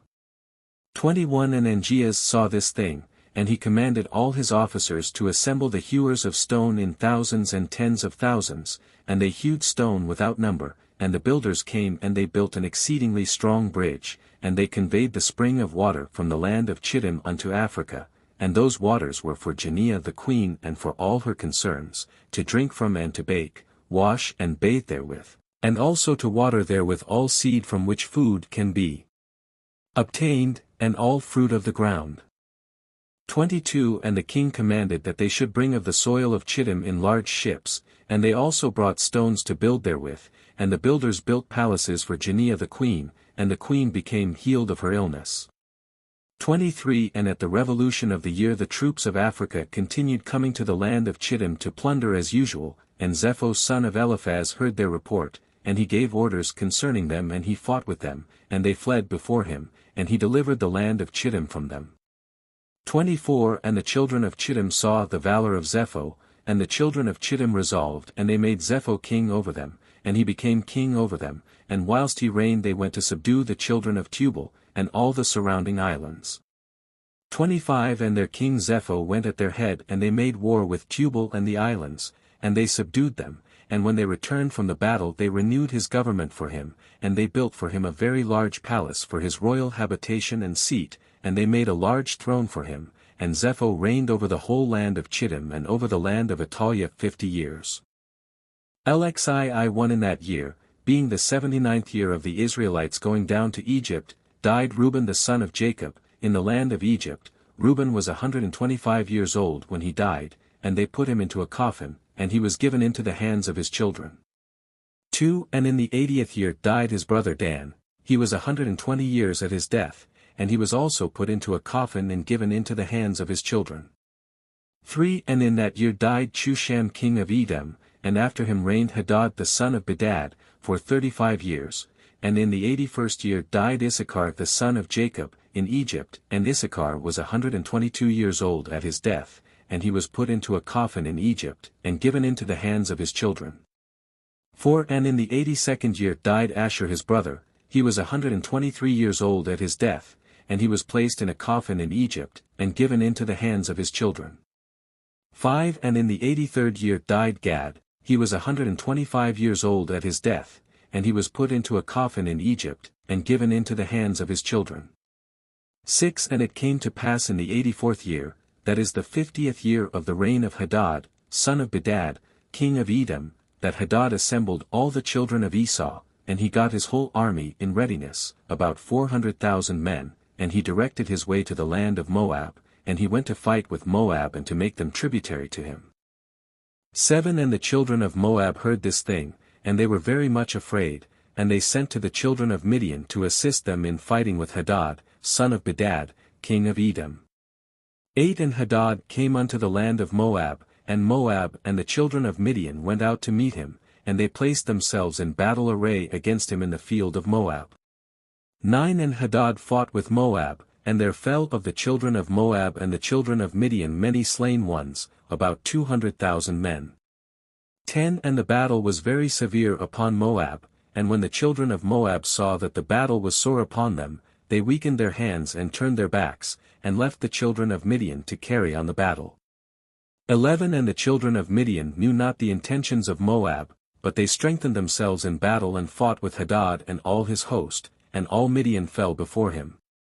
12 And Hadad smote all Midian with a heavy smiting, and he slew them with the edge of the sword, he left none remaining of those who came to assist Moab. 13 And when all the children of Midian had perished in battle, and the children at Moab had escaped, Hadad made all Moab at that time tributary to him, and they became under his hand, and they gave a yearly tax as it was ordered, and Hadad turned and went back to his land.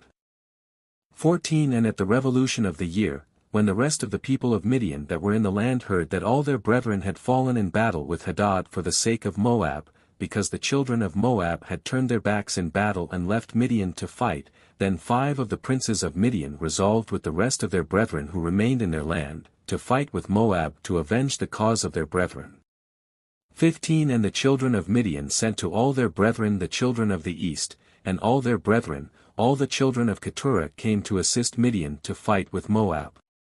16 And the children of Moab heard this thing, and they were greatly afraid that all the children of the east had assembled together against them for battle, and they the children of Moab sent a memorial to the land of Edom to Hadad the son of Bedad, saying, 17 Come now unto us and assist us and we will smite Midian, for they all assembled together and have come against us with all their brethren the children of the east to battle, to avenge the cause of Midian that fell in battle.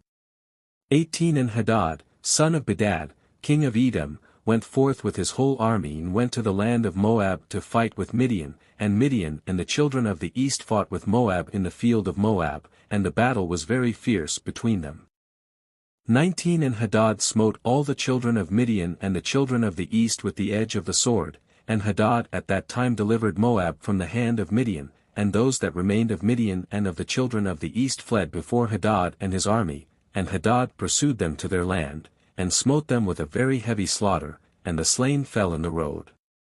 20 And Hadad delivered Moab from the hand of Midian, for all the children of Midian had fallen by the edge of the sword, and Hadad turned and went back to his land.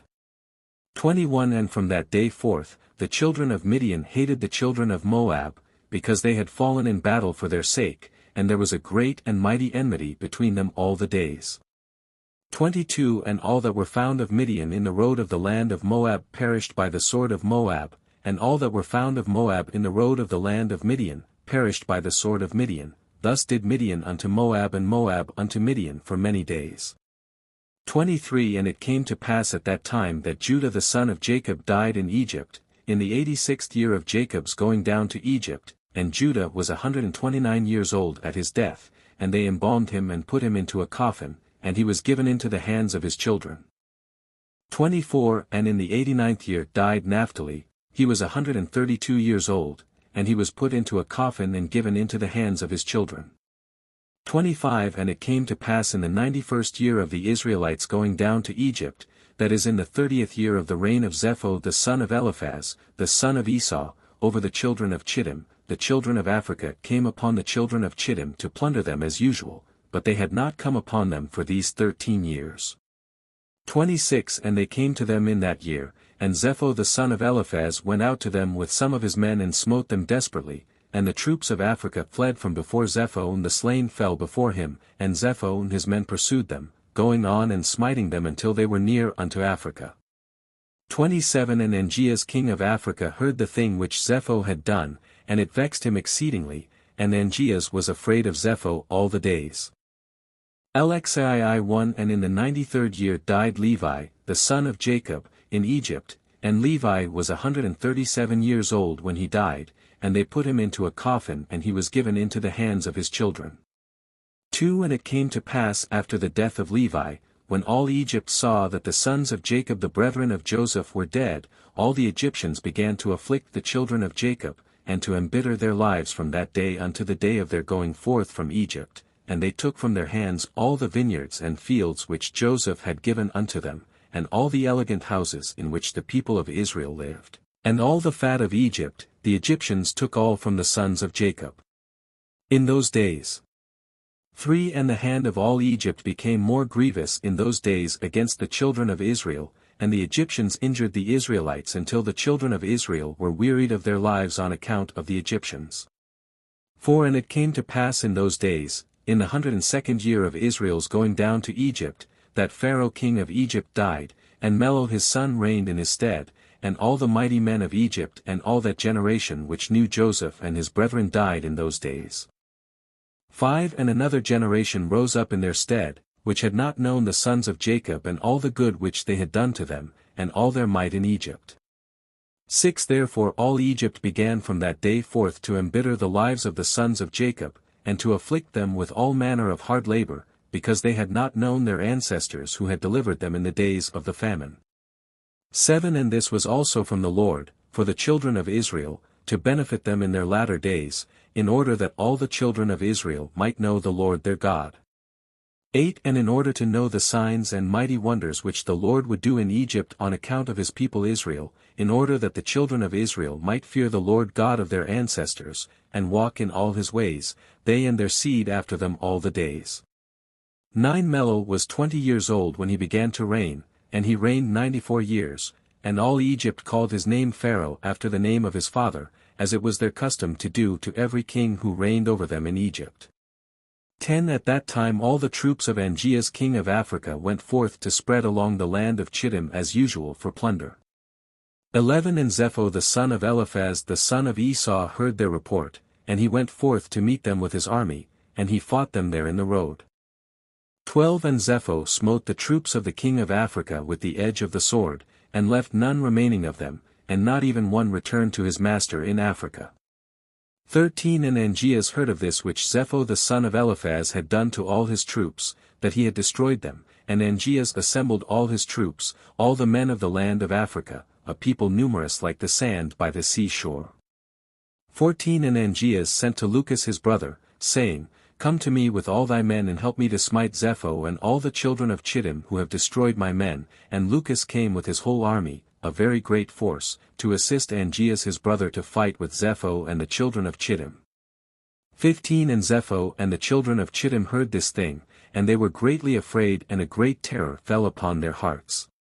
16 And Sepher also sent a letter to the land of Edom to Hadad the son of Bedad king of Edom and to all the children of Esau, saying, 17 I have heard that Angeas king of Africa is coming to us with his brother for battle against us, and we are greatly afraid of him, for his army is very great, particularly as he comes against us with his brother and his army likewise. 18 Now therefore come you also up with me and help me, and we will fight together against Angeas and his brother Lucas, and you will save us out of their hands, but if not, know ye that we shall all die. 19 And the children of Esau sent a letter to the children of Chittim and to Sepher their king, saying, We cannot fight against Angeas and his people, for a covenant of peace has been between us these many years, from the days of Bela the first king, and from the days of Joseph the son of Jacob king of Egypt, with whom we fought on the other side of Jordan when he buried his father. 20 And when Sepher heard the words of his brethren the children of Esau, he refrained from them, and Sepher was greatly afraid of Angeas.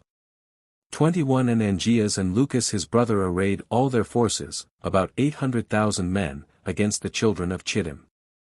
22 And all the children of Chittim said unto Sepher, Pray for us to the God of thy ancestors, peradventure he may deliver us from the hand of Angeas and his army, for we have heard that he is a great God and that he delivers all who trust in him. 23 And Sepher heard their words, and Sepher sought the Lord and he said, 24 Lord God of Abraham and Isaac my ancestors, this day I know that thou art a true God, and all the gods of the nations are vain and useless. 25 Remember now this day unto me thy covenant with Abraham our father, which our ancestors related unto us, and do graciously with me this day for the sake of Abraham and Isaac our fathers, and save me and the children of Chittim from the hand of the king of Africa who comes against us for battle. 26 And the Lord hearkened to the voice of Sepher, and he had regard for him on account of Abraham and Isaac, and the Lord delivered Sepher and the children of Chittim from the hand of Angeas and his people. 27 And Sepher fought Angeas king of Africa and all his people on that day, and the Lord gave all the people of Angeas into the hands of the children of Chittim. 28 And the battle was severe upon Angeas, and Sepher smote all the men of Angeas and Lucas his brother, with the edge of the sword, and there fell from them unto the evening of that day about 400,000 men. 29 And when Angeas saw that all his men perished, he sent a letter to all the inhabitants of Africa to come to him, to assist him in the battle, and he wrote in the letter, saying, All who are found in Africa let them come unto me from 10 years old and upward, let them all come unto me, and behold if he comes not he shall die, and all that he has, with his whole household, the king will take. 30 And all the rest of the inhabitants of Africa were terrified at the words of Angeas, and there went out of the city about 300,000 men and boys, from 10 years upward, and they came to Angeas. 31 And at the end of 10 days Angeas renewed the battle against Sepher and the children of Chittim, and the battle was very great and strong between them. 32 And from the army of Angeas and Lucas, Sepher sent many of the wounded unto his hand, about 2,000 men, and Sēfer the captain of the host of Angeas fell in that battle. 33 And when Sēfer had fallen, the African troops turned their backs to flee, and they fled, and Angeas and Lucas his brother were with them. 34 And Sepher and the children of Chittim pursued them, and they smote them still heavily on the road, about 200 men, and they pursued Asdrubal the son of Angeas who had fled with his father, and they smote 20 of his men in the road, and Asdrubal escaped from the children of Chittim, and they did not slay him. 35 And Angeas and Lucas his brother fled with the rest of their men, and they escaped and came into Africa with terror and consternation, and Angeas feared all the days lest Sepher the son of Eliphaz should go to war with him. Lxiv 1 And Balaam the son of Beer was at that time with Angeas in the battle, and when he saw that Sepher prevailed over Angeas, he fled from there and came to Chittim. 2 And Sepher and the children of Chittim received him with great honor, for Sepher knew Balaam's wisdom, and Sepher gave unto Balaam many gifts and he remained with him. 3 And when Sepher had returned from the war, he commanded all the children of Chittim to be numbered who had gone into battle with him, and behold not one was missed. 4 And Sepher rejoiced at this thing, and he renewed his kingdom, and he made a feast to all his subjects. 5 But Sepher remembered not the Lord and considered not that the Lord had helped him in battle, and that he had delivered him and his people from the hand of the king of Africa, but still walked in the ways of the children of Chittim and the wicked children of Esau, to serve other gods which his brethren the children of Esau had taught him, it is therefore said, from the wicked goes forth wickedness. 6 And Sepher reigned over all the children of Chittim securely, but knew not the Lord who had delivered him and all his people from the hand of the king of Africa, and the troops of Africa came no more to Chittim to plunder as usual, for they knew of the power of Sepher who had smitten them all at the edge of the sword, so Angeas was afraid of Sepher the son of Eliphaz, and of the children of Chittim all the days. 7 At that time when Sepher had returned from the war, and when Sepher had seen how he prevailed over all the people of Africa and had smitten them in battle at the edge of the sword, then Sepher advised with the children of Chittim, to go to Egypt to fight with the sons of Jacob and with Pharaoh king of Egypt. 8 For Sepher heard that the mighty men of Egypt were dead and that Joseph and his brethren the sons of Jacob were dead, and that all their children the children of Israel remained in Egypt. 9 And Sepher considered to go to fight against them and all Egypt, to avenge the cause of his brethren the children of Esau, whom Joseph with his brethren and all Egypt had smitten in the land of Canaan, when they went up to bury Jacob in Hebron. 10 And Sepher sent messengers to Hadad, son of Bedad, king of Edom, and to all his brethren the children of Esau, saying, 11 Did you not say that you would not fight against the king of Africa, for he is a member of your covenant? Behold, I fought with him and smote him and all his people. 12 Now therefore I have resolved to fight against Egypt and the children of Jacob who are there, and I will be revenged of them for what Joseph, his brethren and ancestors did to us in the land of Canaan when they went up to bury their father in Hebron. 13 Now then if you are willing to come to me to assist me in fighting against them and Egypt, then shall we avenge the cause of our brethren. 14 And the children of Esau hearkened to the words of Sepher, and the children of Esau gathered themselves together, a very great people, and they went to assist Sepher and the children of Chittim in battle. 15 And Sepher sent to all the children of the east and to all the children of Ishmael with words like unto these, and they gathered themselves and came to the assistance of Sepher and the children of Chittim in the war upon Egypt. 16 And all these kings, the king of Edom and the children of the east, and all the children of Ishmael, and Sepher the king of Chittim went forth and arrayed all their hosts in Hebron. 17 And the camp was very heavy, extending in length a distance of 3 days' journey, a people numerous as the sand upon the sea shore which cannot be counted. 18 And all these kings and their hosts went down and came against all Egypt in battle, and encamped together in the valley of Pathros. 19 And all Egypt heard their report, and they also gathered themselves together, all the people of the land of Egypt, and of all the cities belonging to Egypt, about 300,000 men. 20 And the men of Egypt sent also to the children of Israel who were in those days in the land of Goshen, to come to them in order to go and fight with these kings. 21 And the men of Israel assembled and were about 150 men, and they went into battle to assist the Egyptians. 22 And the men of Israel and of Egypt went forth, about 300,000 men and 150 men, and they went toward these kings to battle, and they placed themselves from without the land of Goshen opposite Pathros. 23 And the Egyptians believed not in Israel to go with them in their camps together for battle, for all the Egyptians said, Perhaps the children of Israel will deliver us into the hand of the children of Esau and Ishmael, for they are their brethren. 24 And all the Egyptians said unto the children of Israel, Remain you here together in your stand, and we will go and fight against the children of Esau and Ishmael, and if these kings should prevail over us, then come you all together upon them and assist us, and the children of Israel did so. 25 And Sepher the son of Eliphaz the son of Esau king of Chittim, and Hadad the son of Bedad king of Edom, and all their camps, and all the children of the east, and children of Ishmael, a people numerous as sand, encamped together in the valley of Pathros opposite Tachpanches. 26 And Balaam the son of Beor the Syrian was there in the camp of Sepher, for he came with the children of Chittim to the battle, and Balaam was a man highly honored in the eyes of Sepher and his men. 27 And Sepher said unto Balaam, Try by divination for us that we may know who will prevail in the battle, we or the Egyptians. 28 And Balaam rose up and tried the art of divination, and he was skillful in the knowledge of it, but he was confused and the work was destroyed in his hand. 29 And he tried it again but it did not succeed, and Balaam despaired of it and left it and did not complete it, for this was from the Lord, in order to cause Sepher and his people to fall into the hand of the children of Israel, who had trusted in the Lord, the God of their ancestors, in their war. 30 And Sepher and Hadad put their forces in battle array, and all the Egyptians went alone against them, about 300,000 men, and not one man of Israel was with them. 31 And all the Egyptians fought with these kings opposite Pathros and Tachpanches, and the battle was severe against the Egyptians. 32 And the kings were stronger than the Egyptians in that battle, and about 180 men of Egypt fell on that day, and about 30 men of the forces of the kings, and all the men of Egypt fled from before the kings, so the children of Esau and Ishmael pursued the Egyptians, continuing to smite them unto the place where was the camp of the children of Israel. 33 And all the Egyptians cried unto the children of Israel, saying, Hasten to us and assist us and save us from the hand of Esau, Ishmael, and the children of Chittim.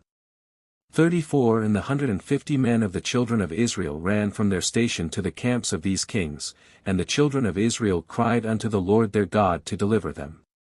35 And the Lord hearkened to Israel, and the Lord gave all the men of the kings into their hand, and the children of Israel fought against these kings, and the children of Israel smote about 4,000 of the king's men.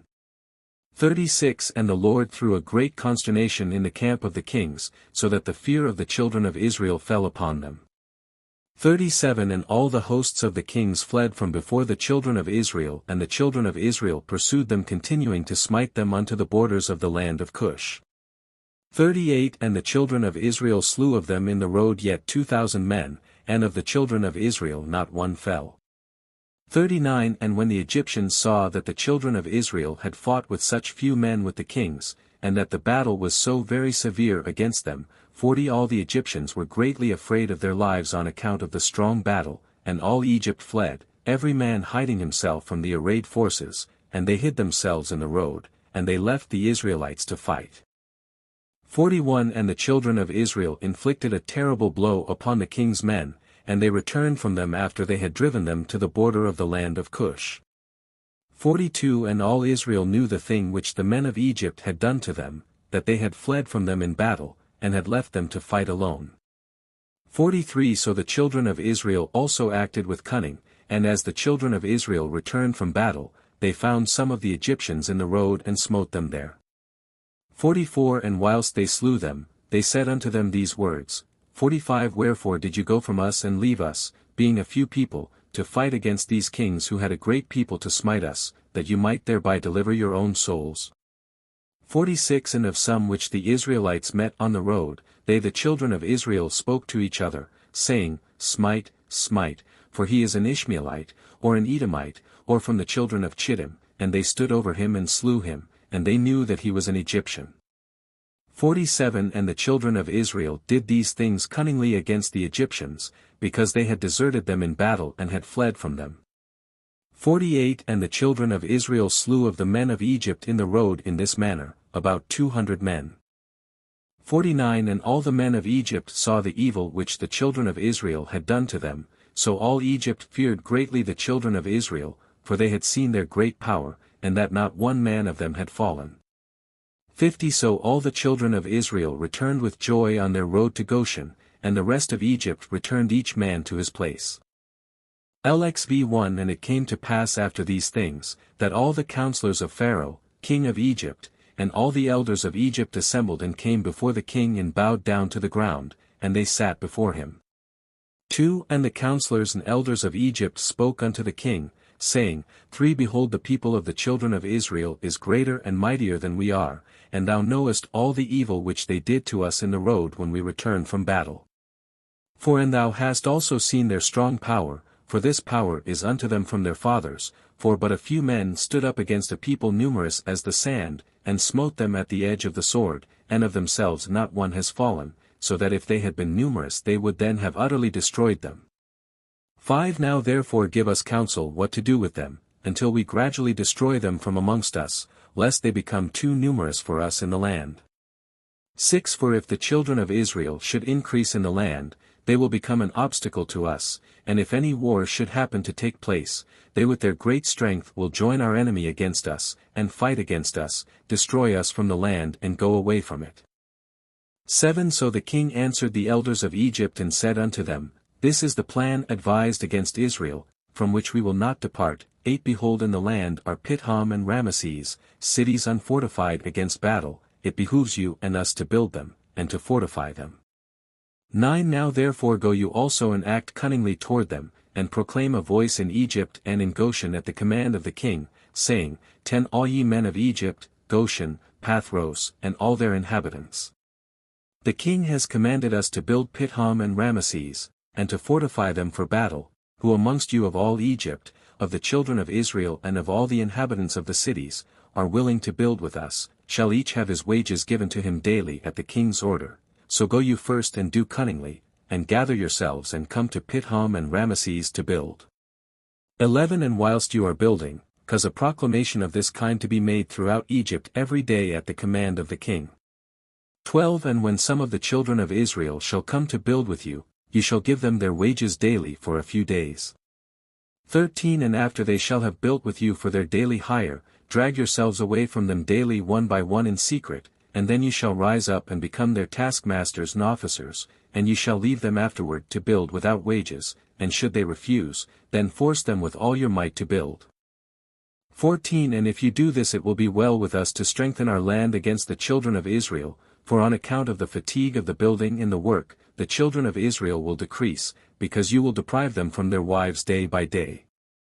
15 And all the elders of Egypt heard the counsel of the king, and the counsel seemed good in their eyes and in the eyes of the servants of Pharaoh, and in the eyes of all Egypt, and they did according to the word of the king. 16 And all the servants went away from the king, and they caused a proclamation to be made in all Egypt, in Tachpanches, and in Goshen, and in all the cities which surrounded Egypt, saying, 17 You have seen what the children of Esau and Ishmael did to us, who came to war against us and wished to destroy us. 18 Now therefore the king commanded us to fortify the land, to build the cities Pithom and Ramesses, and to fortify them for battle, if they should again come against us. 19 Whosoever of you from all Egypt and from the children of Israel will come to build with us, he shall have his daily wages given by the king, as his command is unto us. 20 And when Egypt and all the children of Israel heard all that the servants of Pharaoh had spoken, there came from the Egyptians, and the children of Israel to build with the servants of Pharaoh, Pithom and Ramesses, but none of the children of Levi came with their brethren to build. 21 And all the servants of Pharaoh and his princes came at first with deceit to build with all Israel as daily hired laborers, and they gave to Israel their daily hire at the beginning. 22 And the servants of Pharaoh built with all Israel, and were employed in that work with Israel for a month. 23 And at the end of the month, all the servants of Pharaoh began to withdraw secretly from the people of Israel daily. 24 And Israel went on with the work at that time, but they then received their daily hire, because some of the men of Egypt were yet carrying on the work with Israel at that time. Therefore the Egyptians gave Israel their hire in those days, in order that they, the Egyptians their fellow workmen, might also take the pay for their labor. 25 And at the end of a year and 4 months all the Egyptians had withdrawn from the children of Israel, so that the children of Israel were left alone engaged in the work. 26 And after all the Egyptians had withdrawn from the children of Israel, they returned and became oppressors and officers over them, and some of them stood over the children of Israel as taskmasters, to receive from them all that they gave them for the pay of their labor. 27 And the Egyptians did in this manner to the children of Israel day by day, in order to afflict in their work. 28 And all the children of Israel were alone engaged in the labor, and the Egyptians refrained from giving any pay to the children of Israel from that time forward. 29 And when some of the men of Israel refused to work on account of the wages not being given to them, then the exactors and the servants of Pharaoh oppressed them and smote them with heavy blows, and made them return by force, to labor with their brethren. Thus did all the Egyptians unto the children of Israel all the days. 30 And all the children of Israel were greatly afraid of the Egyptians in this matter, and all the children of Israel returned and worked alone without pay. 31 And the children of Israel built Pithom and Ramesses, and all the children of Israel did the work, some making bricks, and some building, and the children of Israel built and fortified all the land of Egypt and its walls, and the children of Israel were engaged in work for many years, until the time came when the Lord remembered them and brought them out of Egypt. 32 But the children of Levi were not employed in the work with their brethren of Israel, from the beginning unto the day of their going forth from Egypt. 33 For all the children of Levi knew that the Egyptians had spoken all these words with deceit to the Israelites, therefore the children of Levi refrained from approaching to the work with their brethren. 34 And the Egyptians did not direct their attention to make the children of Levi work afterward, since they had not been with their brethren at the beginning, therefore the Egyptians left them alone. 35 And the hands of the men of Egypt were directed with continued severity against the children of Israel in that work, and the Egyptians made the children of Israel work with rigor.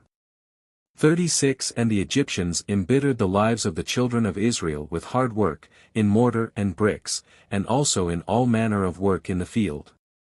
37 And the children of Israel called Melo the king of Egypt, Mirror, king of Egypt, because in his days the Egyptians had embittered their lives with all manner of work. 38 And all the work wherein the Egyptians made the children of Israel labor, they exacted with rigor, in order to afflict the children of Israel, but the more they afflicted them, the more they increased and grew, and the Egyptians were grieved because of the children of Israel. pt.1 At that time died Hadad the son of Bedad king of Edom, and Samlah from Masrekah, from the country of the children of the east, reigned in his place. 2 In the 13th year of the reign of Pharaoh king of Egypt, which was the 125th year of the Israelites going down into Egypt, Samlah had reigned over Edom 18 years. 3 And when he reigned, he drew forth his hosts to go and fight against Zepho the son of Eliphaz and the children of Chittim, because they had made war against Angeas king of Africa, and they destroyed his whole army.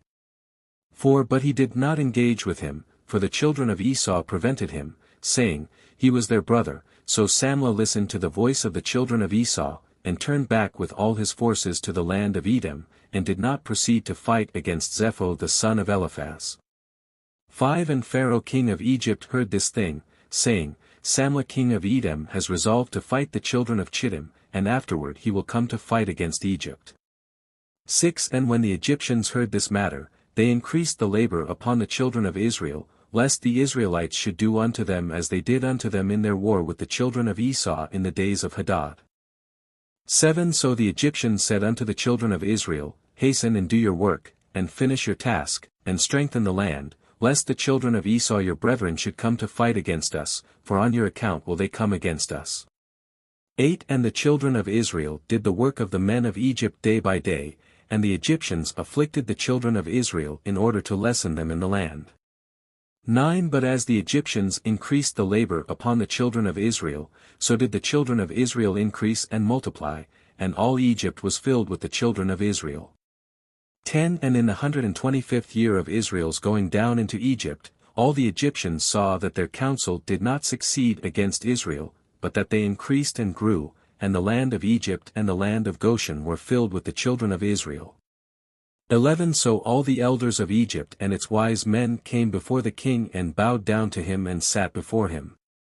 12 And all the elders of Egypt and the wise men thereof said unto the king, May the king live forever, thou didst counsel us the counsel against the children of Israel, and we did unto them according to the word of the king.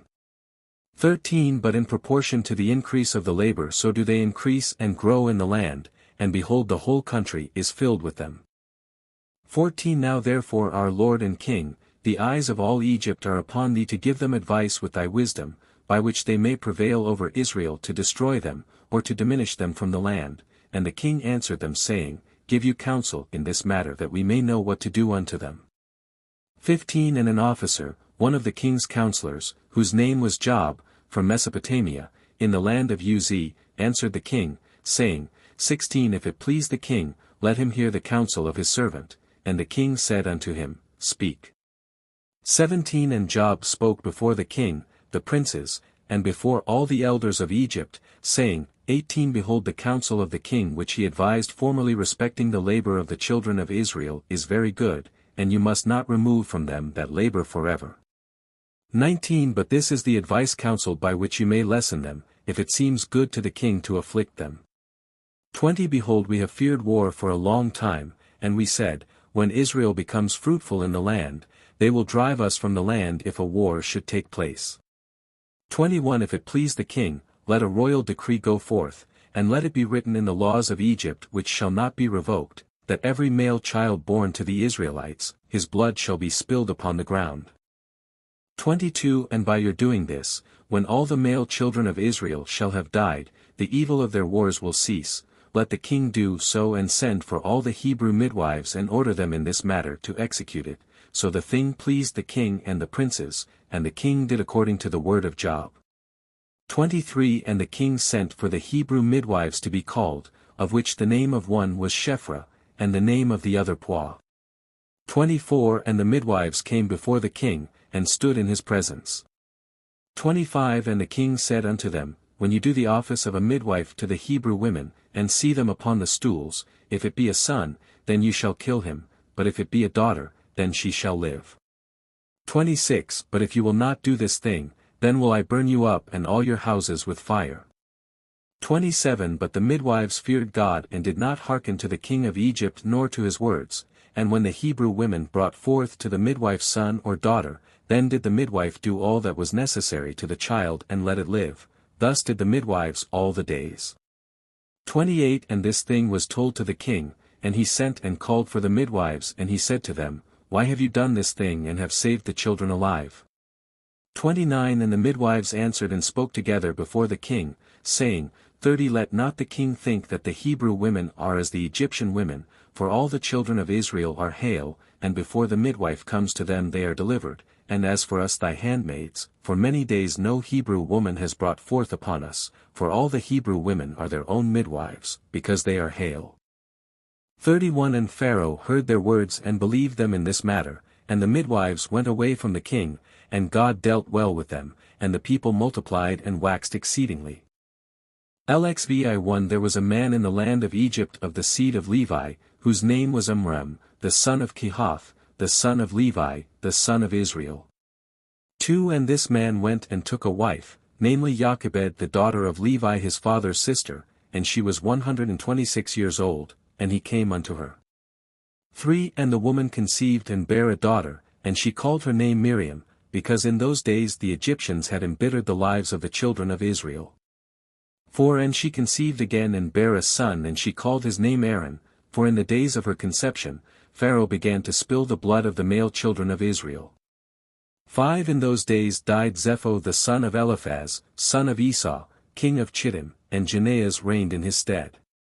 6 And the time that Zepho reigned over the children of Chittim was 50 years, and he died and was buried in the city of Nabna in the land of Chittim. 7 And Janaeas, one of the mighty men of the children of Chittim, reigned after him, and he reigned 50 years. 8 And it was after the death of the king of Chittim that Balaam the son of Beor fled from the land of Chittim, and he went and came to Egypt to Pharaoh king of Egypt. 9 And Pharaoh received him with great honor, for he had heard of his wisdom, and he gave him presents and made him for a counselor, and aggrandized him. 10 And Balaam dwelt in Egypt, in honor with all the nobles of the king, and the nobles exalted him, because they all coveted to learn his wisdom. 11 And in the 130th year of Israel's going down to Egypt, Pharaoh dreamed that he was sitting upon his kingly throne, and lifted up his eyes and saw an old man standing before him, and there were scales in the hands of the old man, such scales as are used by merchants. 12 And the old man took the scales and hung them before Pharaoh. 13 And the old man took all the elders of Egypt and all its nobles and great men, and he tied them together and put them in one scale. 14 And he took a milk kid and put it into the other scale, and the kid preponderated over all. 15 And Pharaoh was astonished at this dreadful vision, why the kid should preponderate over all, and Pharaoh awoke and behold it was a dream. 16 And Pharaoh rose up early in the morning and called all his servants and related to them the dream, and the men were greatly afraid. 17 And the king said to all his wise men, Interpret I pray you the dream which I dreamed, that I may know it. 18 And Balaam the son of Beor answered the king and said unto him, This means nothing else but a great evil that will spring up against Egypt in the latter days. 19 For a son will be born to Israel who will destroy all Egypt and its inhabitants, and bring forth the Israelites from Egypt with a mighty hand.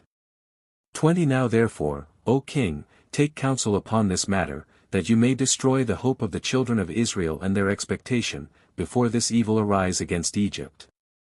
21 And the king said unto Balaam, And what shall we do unto Israel? Surely after a certain manner did we at first counsel against them and could not prevail over them.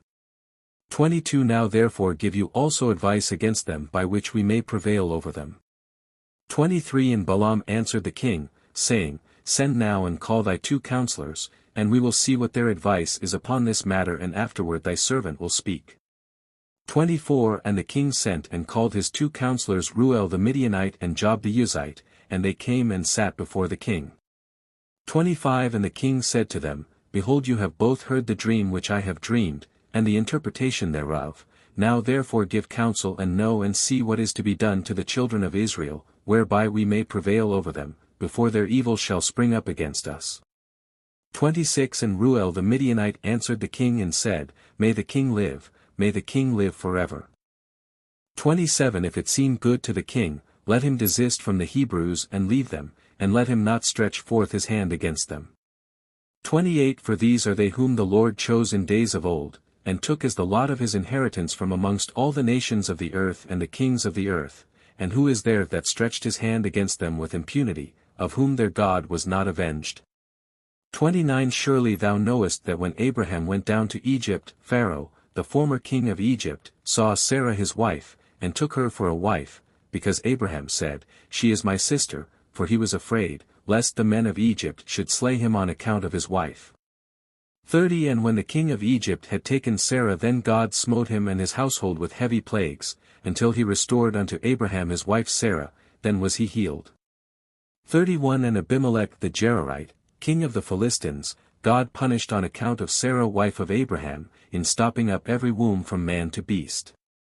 32 When their God came to Abimelech in the dream of night and terrified him in order that he might restore to Abraham Sarah whom he had taken, and afterward all the people of Gerar were punished on account of Sarah, and Abraham prayed to his God for them, and he was entreated of him, and he healed them. 33 And Abimelech feared all this evil that came upon him and his people, and he returned to Abraham his wife Sarah, and gave him with her many gifts. 34 He did so also to Isaac when he had driven him from Gerar, and God had done wonderful things to him, that all the watercourses of Gerar were dried up, and their productive trees did not bring forth. 35 Until Abimelech of Gerar, and Ahuzzath one of his friends, and Pichol the captain of his host, went to him, and they bent and bowed down before him to the ground. 36 And they requested of him to supplicate for them, and he prayed to the Lord for them, and the Lord was entreated of him and he healed them.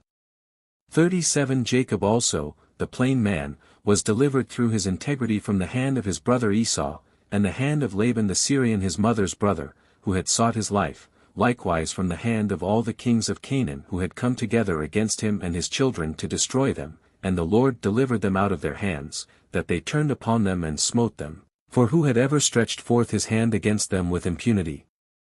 38 Surely Pharaoh the former, thy father's father, raised Joseph the son of Jacob above all the princes of the land of Egypt, when he saw his wisdom, for through his wisdom he rescued all the inhabitants of the land from the famine.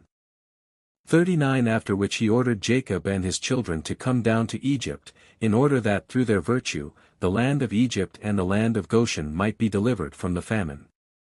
40 Now therefore if it seem good in thine eyes, cease from destroying the children of Israel, but if it be not thy will that they shall dwell in Egypt, send them forth from here, that they may go to the land of Canaan, the land where their ancestors sojourned. 41 And when Pharaoh heard the words of Jethro he was very angry with him, so that he rose with shame from the king's presence, and went to Midian, his land, and took Joseph's stick with him. 42 And the king said to Job the Uzite, What sayest thou, Job, and what is thy advice respecting the Hebrews? 43 So Job said to the king, Behold, all the inhabitants of the land are in thy power, let the king do as it seems good in his eyes. 44 And the king said unto Balaam, What dost thou say, Balaam? Speak thy word that we may hear it. 45 And Balaam said to the king, Of all that the king has counseled against the Hebrews will they be delivered, and the king will not be able to prevail over them with any counsel. 46 For if thou thinkest to lessen them by the flaming fire, thou canst not prevail over them, for surely their God delivered Abraham their father from Ur of the Chaldeans, and if thou thinkest to destroy them with a sword, surely Isaac their father was delivered from it, and a ram was placed in his stead. 47 And if with hard and rigorous labor thou thinkest to lessen them, thou wilt not prevail even in this, for their father Jacob served Laban in all manner of hard work, and prospered. 48 Now therefore, O king, hear my words, for this is the counsel which is counselled against them, by which thou wilt prevail over them, and from which thou shouldst not depart. 49 If it please the king, let him order all their children which shall be born from this day forward, to be thrown into the water, for by this canst thou wipe away their name, for none of them, nor of their fathers, were tried in this manner. 50 And the king heard the words of Balaam, and the thing pleased the king and the princes, and the king did according to the word of Balaam. 51 And the king ordered a proclamation to be issued and a law to be made throughout the land of Egypt, saying, Every male child born to the Hebrews from this day forward shall be thrown into the water. 52 And Pharaoh called unto all his servants, saying, Go now and seek throughout the land of Goshen where the children of Israel are, and see that every son born to the Hebrews shall be cast into the river, but every daughter you shall let live. 53 And when the children of Israel heard this thing which Pharaoh had commanded, to cast their male children into the river, some of the people separated from their wives and others adhered to them. 54 And from that day forward, when the time of delivery arrived to those women of Israel who had remained with their husbands, they went to the field to bring forth there, and they brought forth in the field, and left their children upon the field and returned home. 55 And the Lord who had sworn to their ancestors to multiply them, sent one of his ministering angels which are in heaven to wash each child in water, to anoint and swathe it and to put into its hands 2 smooth stones from one of which it sucked milk and from the other honey, and he caused its hair to grow to its knees, by which it might cover itself, to comfort it and to cleave to it, through his compassion for it. 56 And when God had compassion over them and had desired to multiply them upon the face of the land, he ordered his earth to receive them to be preserved therein till the time of their growing up, after which the earth opened its mouth and vomited them forth, and they sprouted forth from the city like the herb of the earth, and the grass of the forest, and they returned each to his family and to his father's house, and they remained with them. 57 And the babes of the children of Israel were upon the earth like the herb of the field, through God's grace to them. 58 And when all the Egyptians saw this thing, they went forth, each to his field with his yoke of oxen and his plowshare, and they plowed it up as one plows the earth at seed time. 59 And when they plowed they were unable to hurt the infants of the children of Israel, so the people increased and waxed exceedingly. 60 And Pharaoh ordered his officers daily to go to Goshen to seek for the babes of the children of Israel. 61 And when they had sought and found one, they took it from its mother's bosom by force, and threw it into the river, but the female child they left with its mother. Thus did the Egyptians do to the Israelites all the days. LXVI 1 And it was at that time the Spirit of God was upon Miriam the daughter of Amram the sister of Aaron, and she went forth and prophesied about the house, saying, Behold, a son will be born unto us from my father and mother this time, and he will save Israel from the hands of Egypt. 2 And when Amram heard the words of his daughter, he went and took his wife back to the house, after he had driven her away at the time when Pharaoh ordered every male child of the house of Jacob to be thrown into the water. 3 So Amram took Jochebed his wife, 3 years after he had driven her away, and he came to her and she conceived. 4 And at the end of 7 months from her conception she brought forth a son, and the whole house was filled with great light as of the light of the sun and moon at the time of their shining. 5 And when the woman saw the child that it was good and pleasing to the sight, she hid it for 3 months in an inner room. 6 In those days the Egyptians conspired to destroy all the Hebrews there. 7 And the Egyptian women went to Goshen where the children of Israel were, and they carried their young ones upon their shoulders, their babes who could not yet speak. 8 And in those days, when the women of the children of Israel brought forth, each woman had hidden her son from before the Egyptians, that the Egyptians might not know of their bringing forth, and might not destroy them from the land. 9 And the Egyptian women came to Goshen, and their children who could not speak were upon their shoulders, and when an Egyptian woman came into the house of a Hebrew woman her babe began to cry. 10 And when it cried the child that was in the inner room answered it, so the Egyptian women went and told it at the house of Pharaoh. 11 And Pharaoh sent his officers to take the children and slay them, thus did the Egyptians to the Hebrew women all the days. 12 And it was at that time, about 3 months from Jochebed's concealment of her son, that the thing was known in Pharaoh's house. 13 And the woman hastened to take away her son before the officers came, and she took for him an ark of bulrushes, and daubed it with slime and with pitch, and put the child therein, and she laid it in the flags by the river's brink. 14 And his sister Miriam stood afar off to know what would be done to him, and what would become of her words. 15 And God sent forth at that time a terrible heat in the land of Egypt, which burned up the flesh of man like the sun in his circuit, and it greatly oppressed the Egyptians. 16 And all the Egyptians went down to bathe in the river, on account of the consuming heat which burned up their flesh.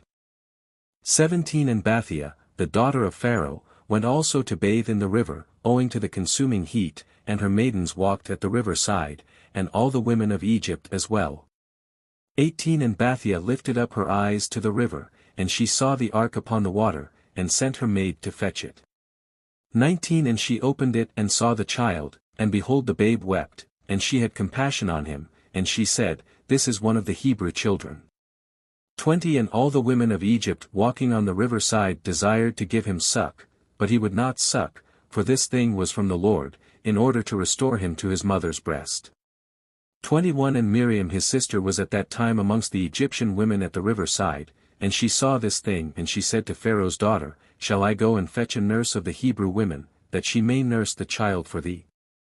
22 And Pharaoh's daughter said to her, Go, and the young woman went and called the child's mother.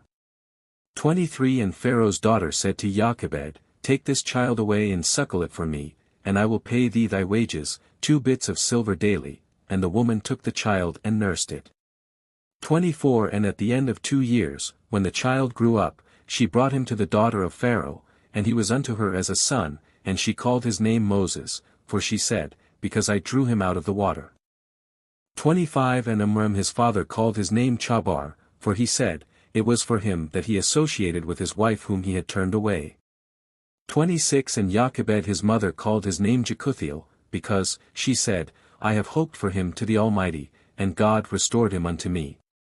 27 And Miriam his sister called him Jared, for she descended after him to the river to know what his end would be. 28 And Aaron his brother called his name Abi-Zanach, saying, My father left my mother and returned to her on his account. 29 And Kehath the father of Amram called his name Abigdar, because on his account did God repair the breach of the house of Jacob, that they could no longer throw their male children into the water. 30 And their nurse called him Abi-Socho, saying, In his tabernacle was he hidden for 3 months, on account of the children of Ham. 31 And all Israel called his name Shemaiah, son of Nethanel, for they said, In his days has God heard their cries and rescued them from their oppressors. 32 And Moses was in Pharaoh's house, and was unto Bathia, Pharaoh's daughter, as a son, and Moses grew up amongst the king's children. LXX1 And the king of Edom died in those days, in the 18th year of his reign, and was buried in his temple which he had built for himself as his royal residence in the land of Edom. 2 And the children of Esau sent to Pether, which is upon the river, and they fetched from there a young man of beautiful eyes and comely aspect, whose name was Saul, and they made him king over them in the place of Samlah. 3 And Saul reigned over all the children of Esau in the land of Edom for 40 years. 4 And when Pharaoh king of Egypt saw that the counsel which Balaam had advised respecting the children of Israel did not succeed, but that still they were fruitful, multiplied and increased throughout the land of Egypt, 5 Then Pharaoh commanded in those days that a proclamation should be issued throughout Egypt to the children of Israel, saying, No man shall diminish anything of his daily labor. 6 And the man who shall be found deficient in his labor which he performs daily, whether in mortar or in bricks, then his youngest son shall be put in their place. 7 And the labor of Egypt strengthened upon the children of Israel in those days, and behold if one brick was deficient in any man's daily labor, the Egyptians took his youngest boy by force from his mother, and put him into the building in the place of the brick which his father had left wanting.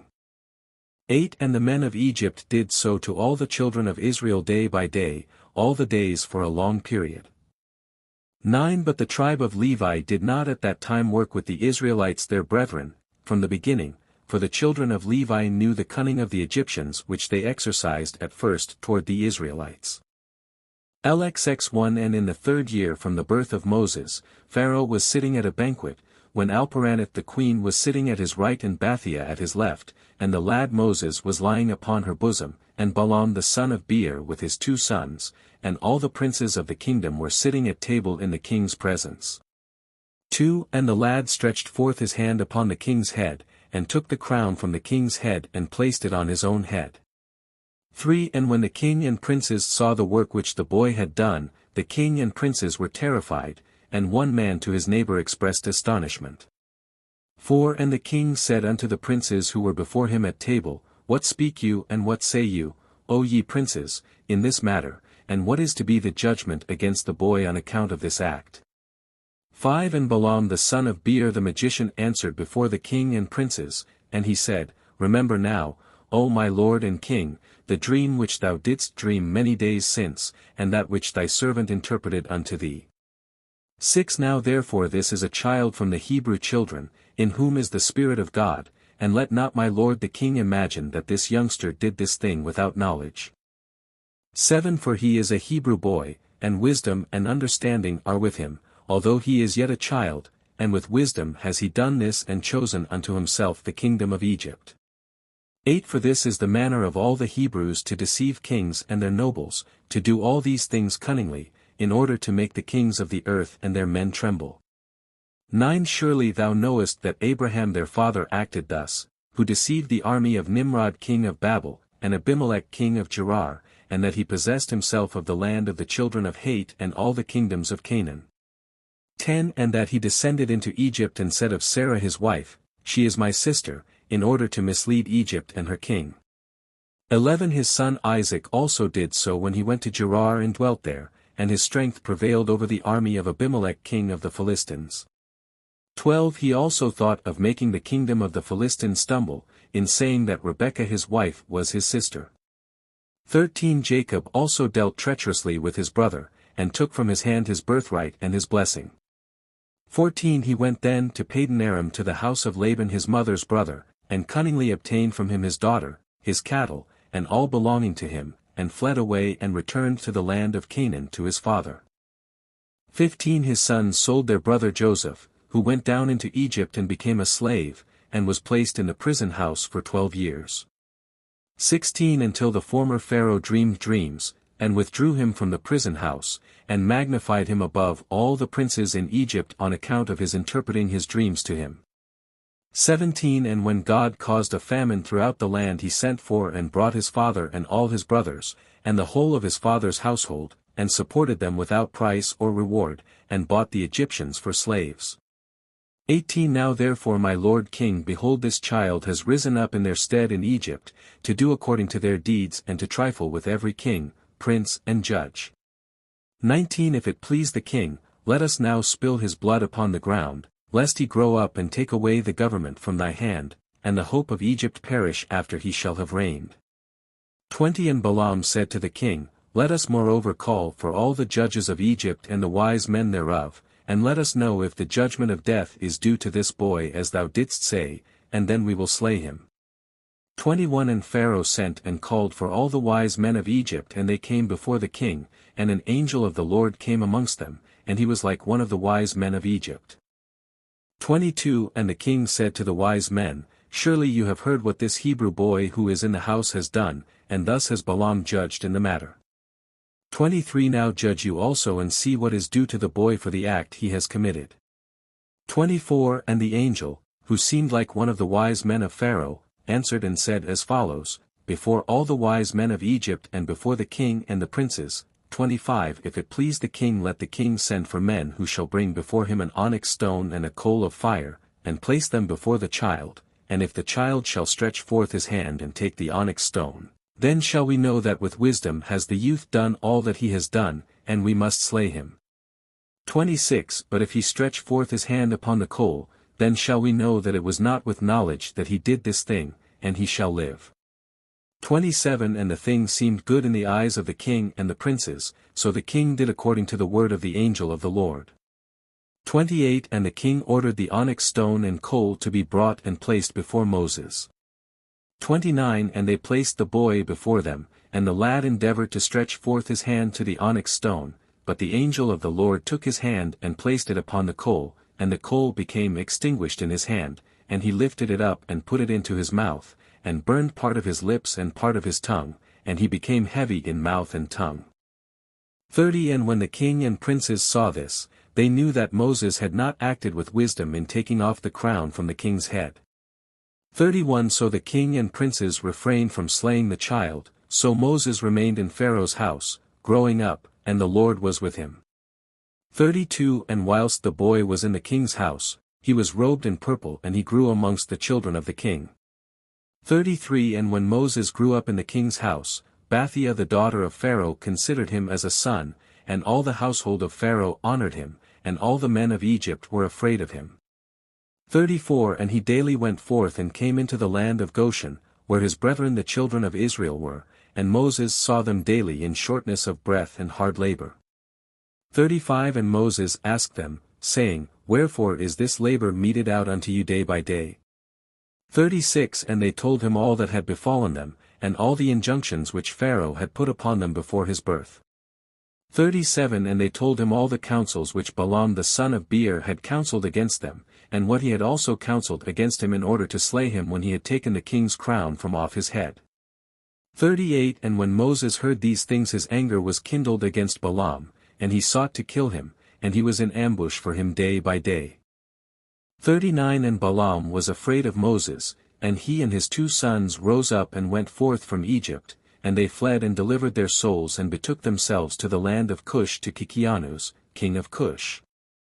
40 And Moses was in the king's house going out and coming in, the Lord gave him favor in the eyes of Pharaoh, and in the eyes of all his servants, and in the eyes of all the people of Egypt, and they loved Moses exceedingly. 41 And the day arrived when Moses went to Goshen to see his brethren, that he saw the children of Israel in their burdens and hard labor, and Moses was grieved on their account. 42 And Moses returned to Egypt and came to the house of Pharaoh, and came before the king, and Moses bowed down before the king.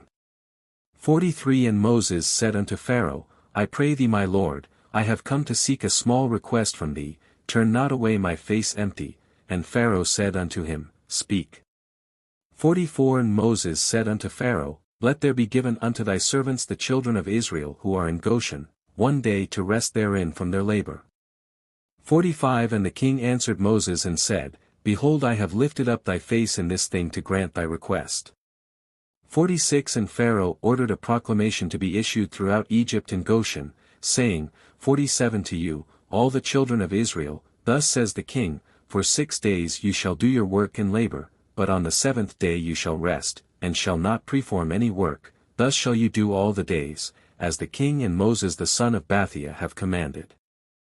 48 And Moses rejoiced at this thing which the king had granted to him, and all the children of Israel did as Moses ordered them. 49 For this thing was from the Lord to the children of Israel, for the Lord had begun to remember the children of Israel to save them for the sake of their fathers. 50 And the Lord was with Moses and his fame went throughout Egypt. 51 And Moses became great in the eyes of all the Egyptians, and in the eyes of all the children of Israel, seeking good for his people Israel and speaking words of peace regarding them to the king. LXXI1 And when Moses was 18 years old, he desired to see his father and mother and he went to them to Goshen, and when Moses had come near Goshen, he came to the place where the children of Israel were engaged in work, and he observed their burdens, and he saw an Egyptian smiting one of his Hebrew brethren. 2 And when the man who was beaten saw Moses he ran to him for help, for the man Moses was greatly respected in the house of Pharaoh, and he said to him, My lord, attend to me. This Egyptian came to my house in the night, bound me, and came to my wife in my presence, and now he seeks to take my life away. 3 And when Moses heard this wicked thing, his anger was kindled against the Egyptian, and he turned this way and the other, and when he saw there was no man there he smote the Egyptian and hid him in the sand, and delivered the Hebrew from the hand of him that smote him. 4 And the Hebrew went to his house, and Moses returned to his home, and went forth and came back to the king's house. 5 And when the man had returned home, he thought of repudiating his wife, for it was not right in the house of Jacob, for any man to come to his wife after she had been defiled. 6 And the woman went and told her brothers, and the woman's brothers sought to slay him, and he fled to his house and escaped. 7 And on the second day Moses went forth to his brethren, and saw, and behold 2 men were quarreling, and he said to the wicked one, Why dost thou smite thy neighbor? 8 And he answered him and said to him, Who has set thee for a prince and judge over us? Dost thou think to slay me as thou didst slay the Egyptian? And Moses was afraid, and he said, Surely the thing is known. 9 And Pharaoh heard of this affair, and he ordered Moses to be slain, so God sent his angel, and he appeared unto Pharaoh in the likeness of a captain of the guard. 10 And the angel of the Lord took the sword from the hand of the captain of the guard, and took his head off with it, for the likeness of the captain of the guard was turned into the likeness of Moses. 11 And the angel of the Lord took hold of the right hand of Moses, and brought him forth from Egypt, and placed him from without the borders of Egypt, a distance of 40 days' journey.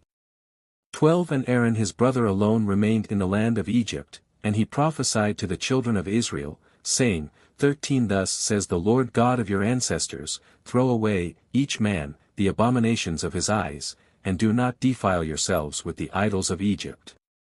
14 And the children of Israel rebelled and would not hearken to Aaron at that time. 15 And the Lord thought to destroy them, were it not that the Lord remembered the covenant which he had made with Abraham, Isaac and Jacob. 16 In those days the hand of Pharaoh continued to be severe against the children of Israel, and he crushed and oppressed them until the time when God sent forth his word and took notice of them. LXXII 1 And it was in those days that there was a great war between the children of Cush and the children of the east and Aram, and they rebelled against the king of Cush in whose hands they were. 2 So Kikianu's king of Cush went forth with all the children of Cush, a people numerous as the sand, and he went to fight against Aram and the children of the east, to bring them under subjection. 3 And when Kikianus went out, he left Balaam the magician, with his 2 sons, to guard the city, and the lowest sort of the people of the land. For so Kikianus went forth to Aram and the children of the east, and he fought against them and smote them, and they all fell down wounded before Kikianus and his people. 5 And he took many of them captives and he brought them under subjection as at first, and he encamped upon their land to take tribute from them as usual.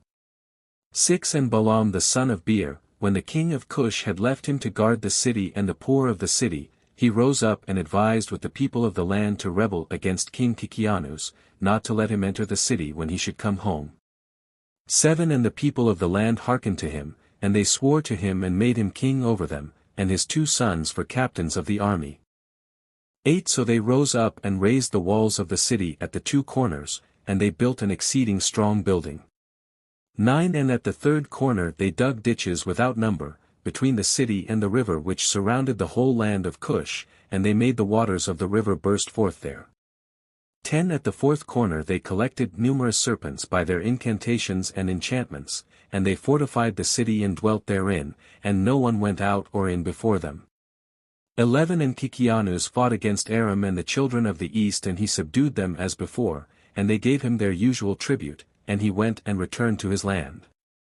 12 And when Kikianus the king of Cush approached his city and all the captains of the forces with him, they lifted up their eyes and saw that the walls of the city were built up and greatly elevated, so the men were astonished at this. 13 And they said one to the other, It is because they saw that we were delayed, in battle, and were greatly afraid of us, therefore have they done this thing and raised the city walls and fortified them so that the kings of Canaan might not come in battle against them.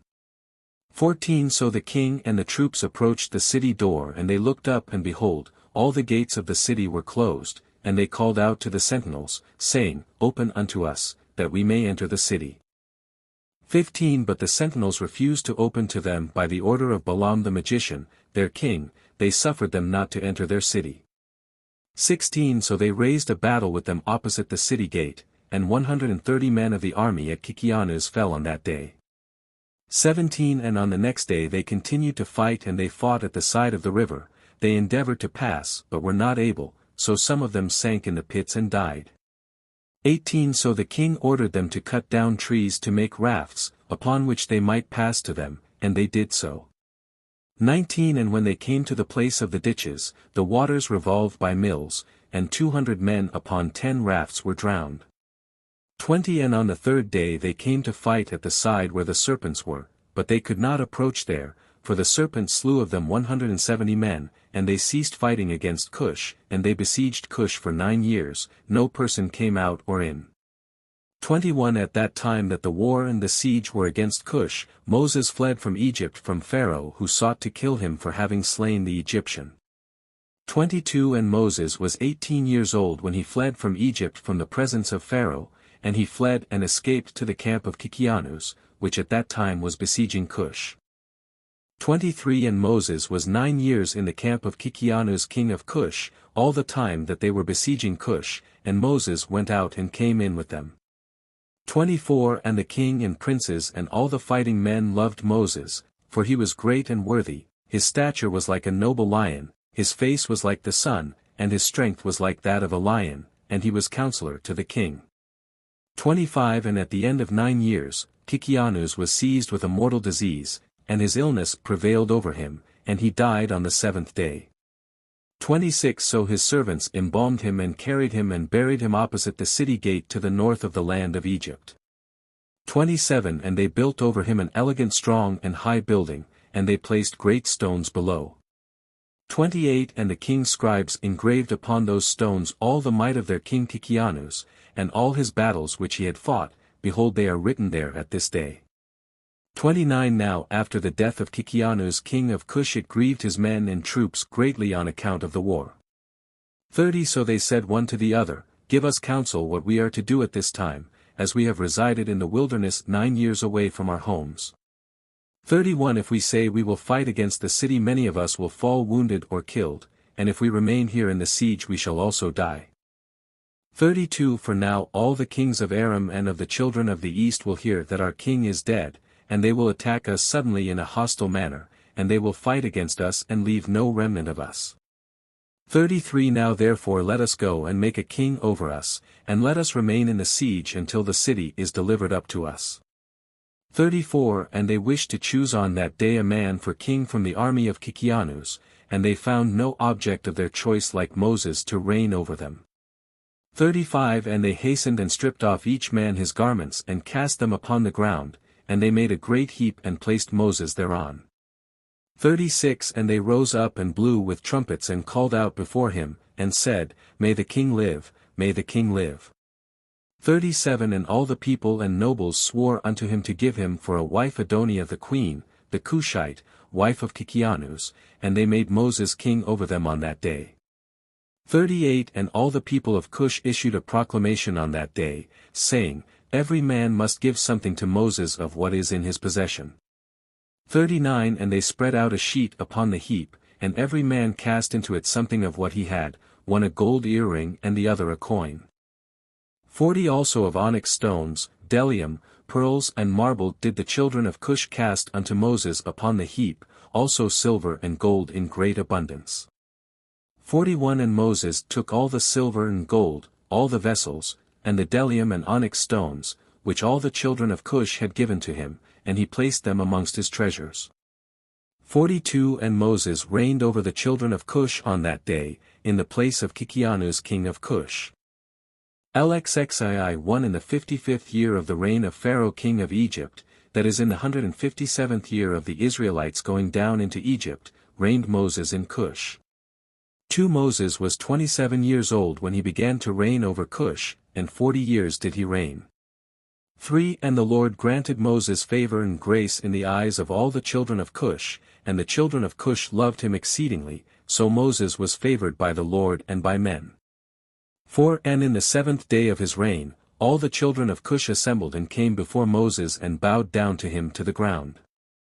5 And all the children spoke together in the presence of the king, saying, Give us counsel that we may see what is to be done to this city. 6 For it is now 9 years that we have been besieging round about the city, and have not seen our children and our wives. 7 So the king answered them, saying, if you will hearken to my voice in all that I shall command you, then will the Lord give the city into our hands and we shall subdue it. 8 For if we fight with them as in the former battle which we had with them before the death of Kikianus, many of us will fall down wounded as before. 9 Now therefore behold, here is counsel for you in this matter, if you will hearken to my voice, then will the city be delivered into our hands. 10 So all the forces answered the king, saying, All that our Lord shall command that will we do. 11 And Moses said unto them, Pass through and proclaim a voice in the whole camp unto all the people, saying, 12 Thus says the king, Go into the forest and bring with you of the young ones of the stork, each man a young one in his hand.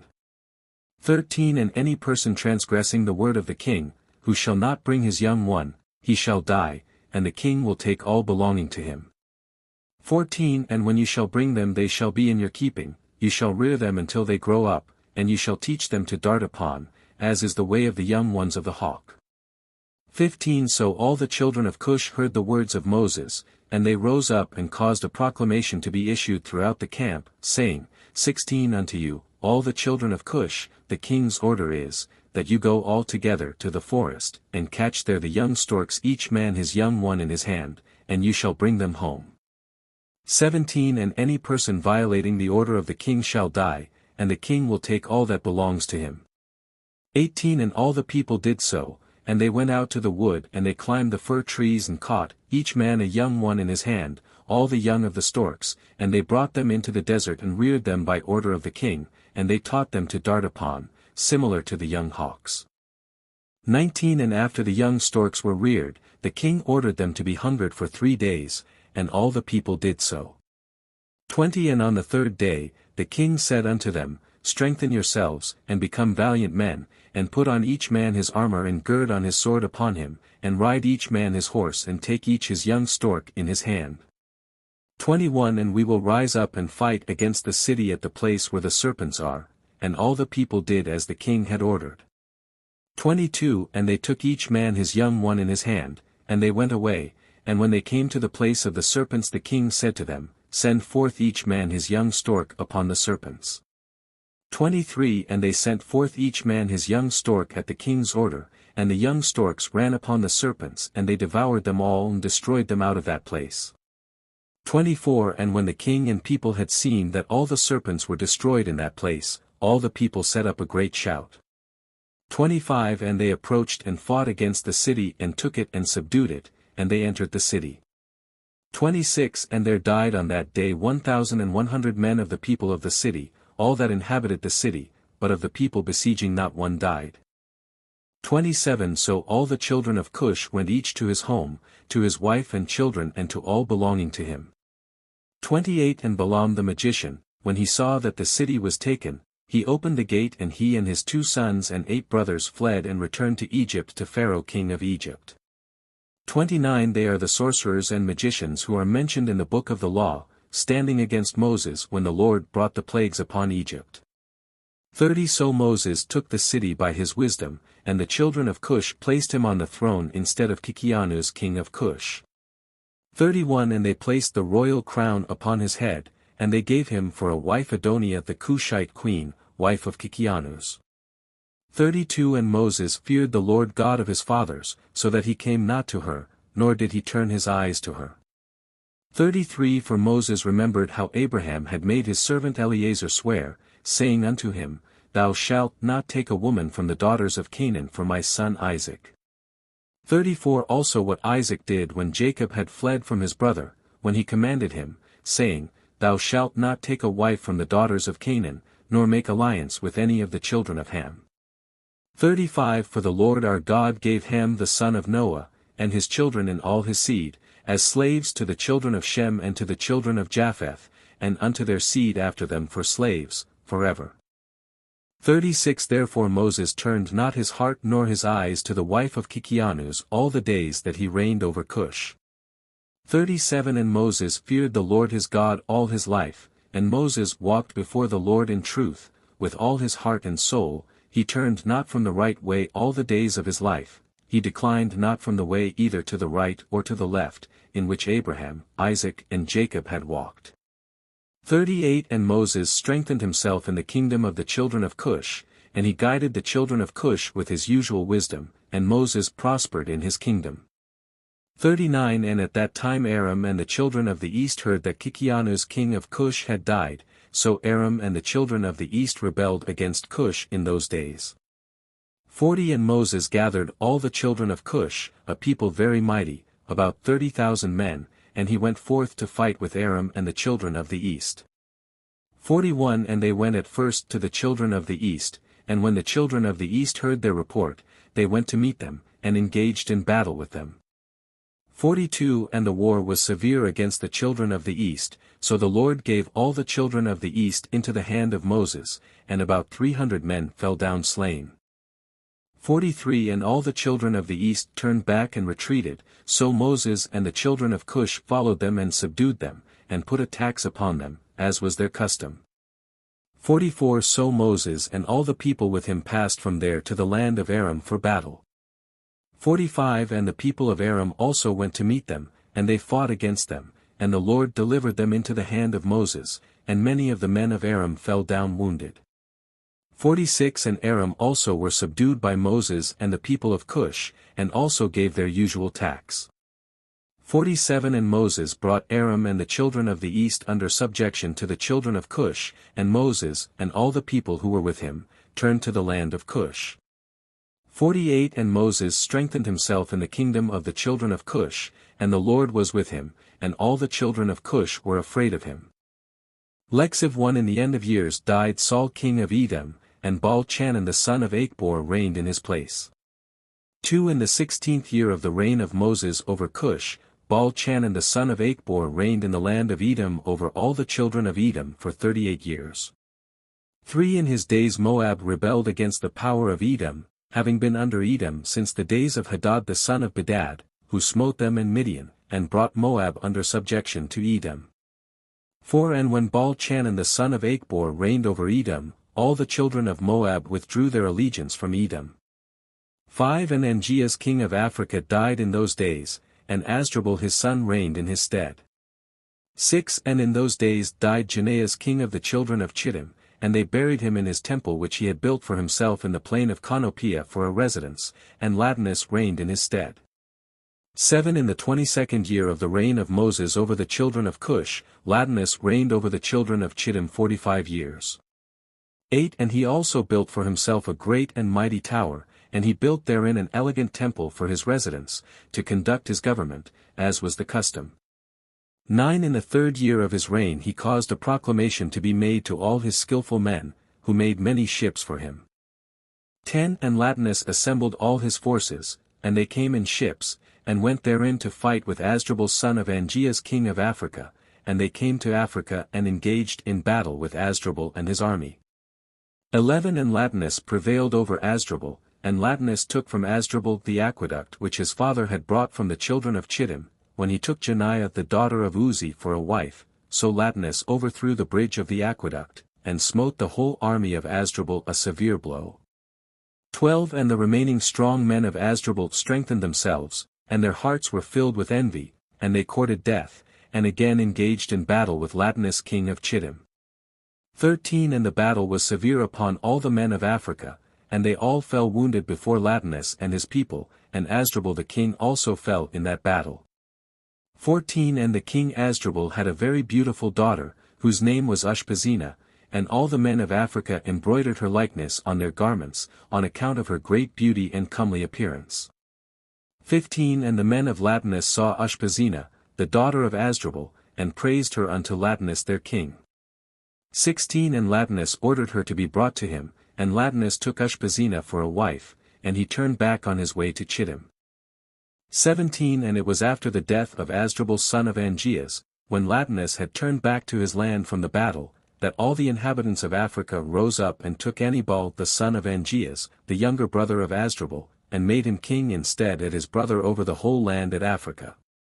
18 And when he reigned, he resolved to go to Chittim to fight with the children of Chittim, to avenge the cause of Asdrubal his brother, and the cause of the inhabitants of Africa, and he did so. 19 And he made many ships, and he came therein with his whole army, and he went to Chittim. 20 So Anibal fought with the children of Chittim, and the children of Chittim fell wounded before Anibal and his army, and Anibal avenged his brother's cause. 21 And Anibal continued the war for 18 years with the children of Chittim, and Anibal dwelt in the land of Chittim and encamped there for a long time.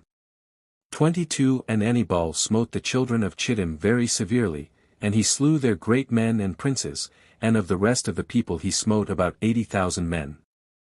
23 And at the end of days and years, Anibal returned to his land of Africa, and he reigned securely in the place of Asdrubal his brother. LXXV1 At that time, in the 180th year of the Israelites going down into Egypt, there went forth from Egypt valiant men, 30,000 on foot, from the children of Israel, who were all of the tribe of Joseph, of the children of Ephraim the son of Joseph. 2 For they said the period was completed which the Lord had appointed to the children of Israel in the times of old, which he had spoken to Abraham. 3 And these men girded themselves, and they put each man his sword at his side, and every man his armor upon him, and they trusted to their strength, and they went out together from Egypt with a mighty hand. 4 But they brought no provision for the road, only silver and gold, not even bread for that day did they bring in their hands, for they thought of getting their provision for pay from the Philistines, and if not they would take it by force. 5 And these men were very mighty and valiant men, one man could pursue 1,000 and two could rout 10,000, so they trusted to their strength and went together as they were.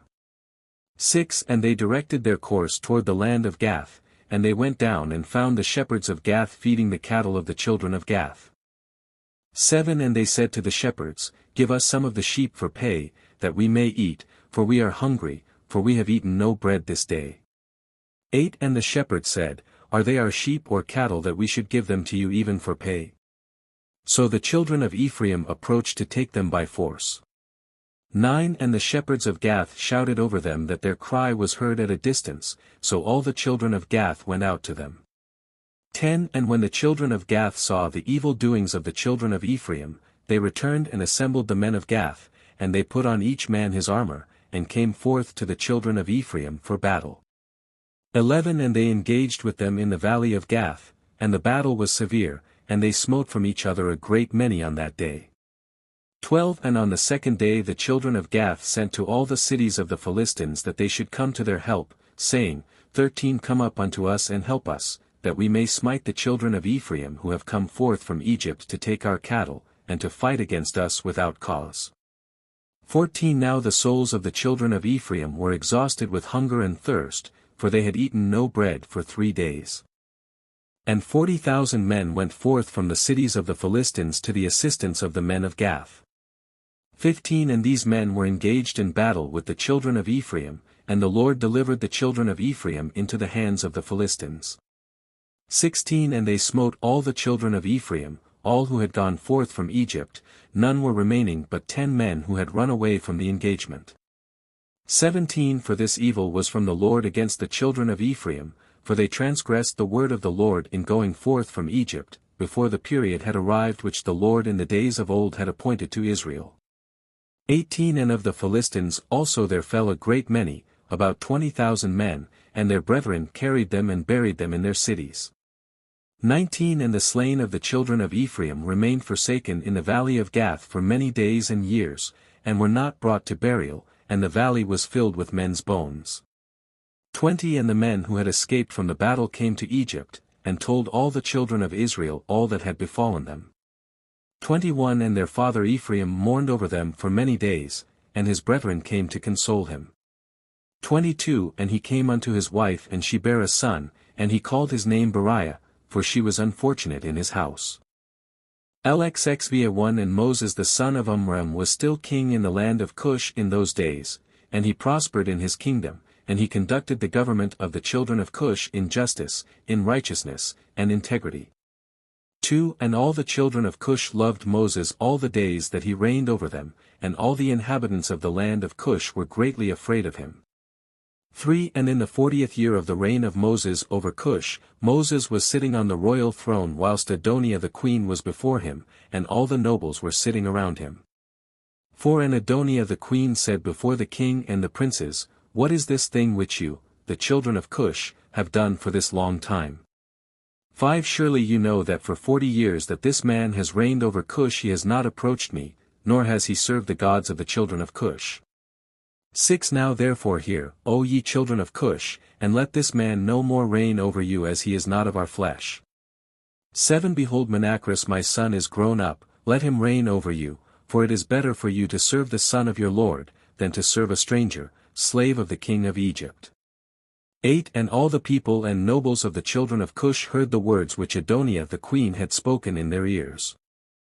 9 And all the people were preparing until the evening, and in the morning they rose up early and made Menacrus, son of Kikianus, king over them. 10 And all the children of Cush were afraid to stretch forth their hand against Moses, for the Lord was with Moses, and the children of Cush remembered the oath which they swore unto Moses, therefore they did no harm to him. 11 But the children of Cush gave many presents to Moses, and sent him from them with great honor.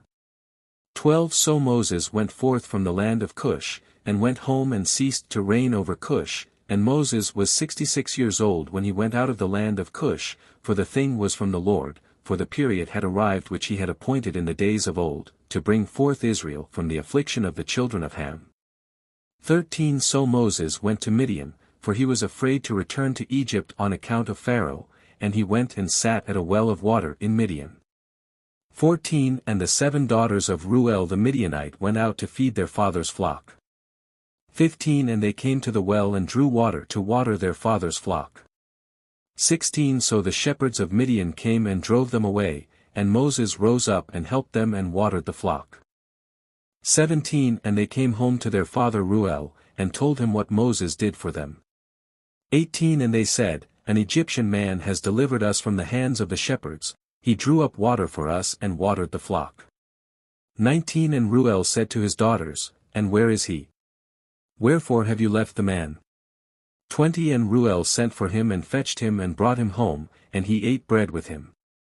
21 And Moses related to Reuel that he had fled from Egypt and that he reigned 40 years over Cush, and that they afterward had taken the government from him, and had sent him away in peace with honor and with presents. 22 And when Reuel had heard the words of Moses, Reuel said within himself, I will put this man into the prison house, whereby I shall conciliate the children of Cush, for he has fled from them.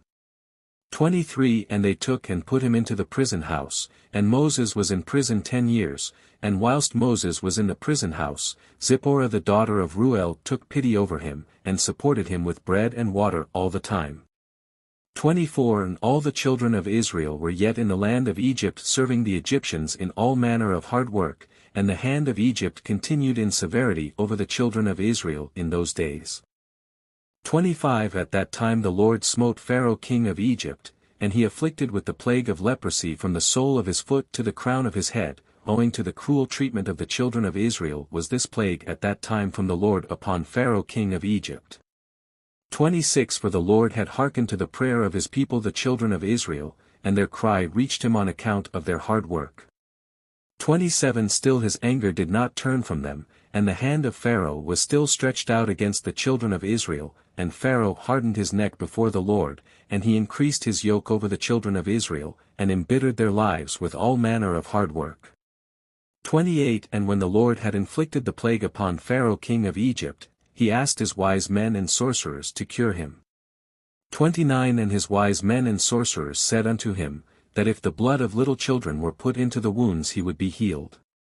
30 And Pharaoh hearkened to them, and sent his ministers to Goshen to the children of Israel to take their little children.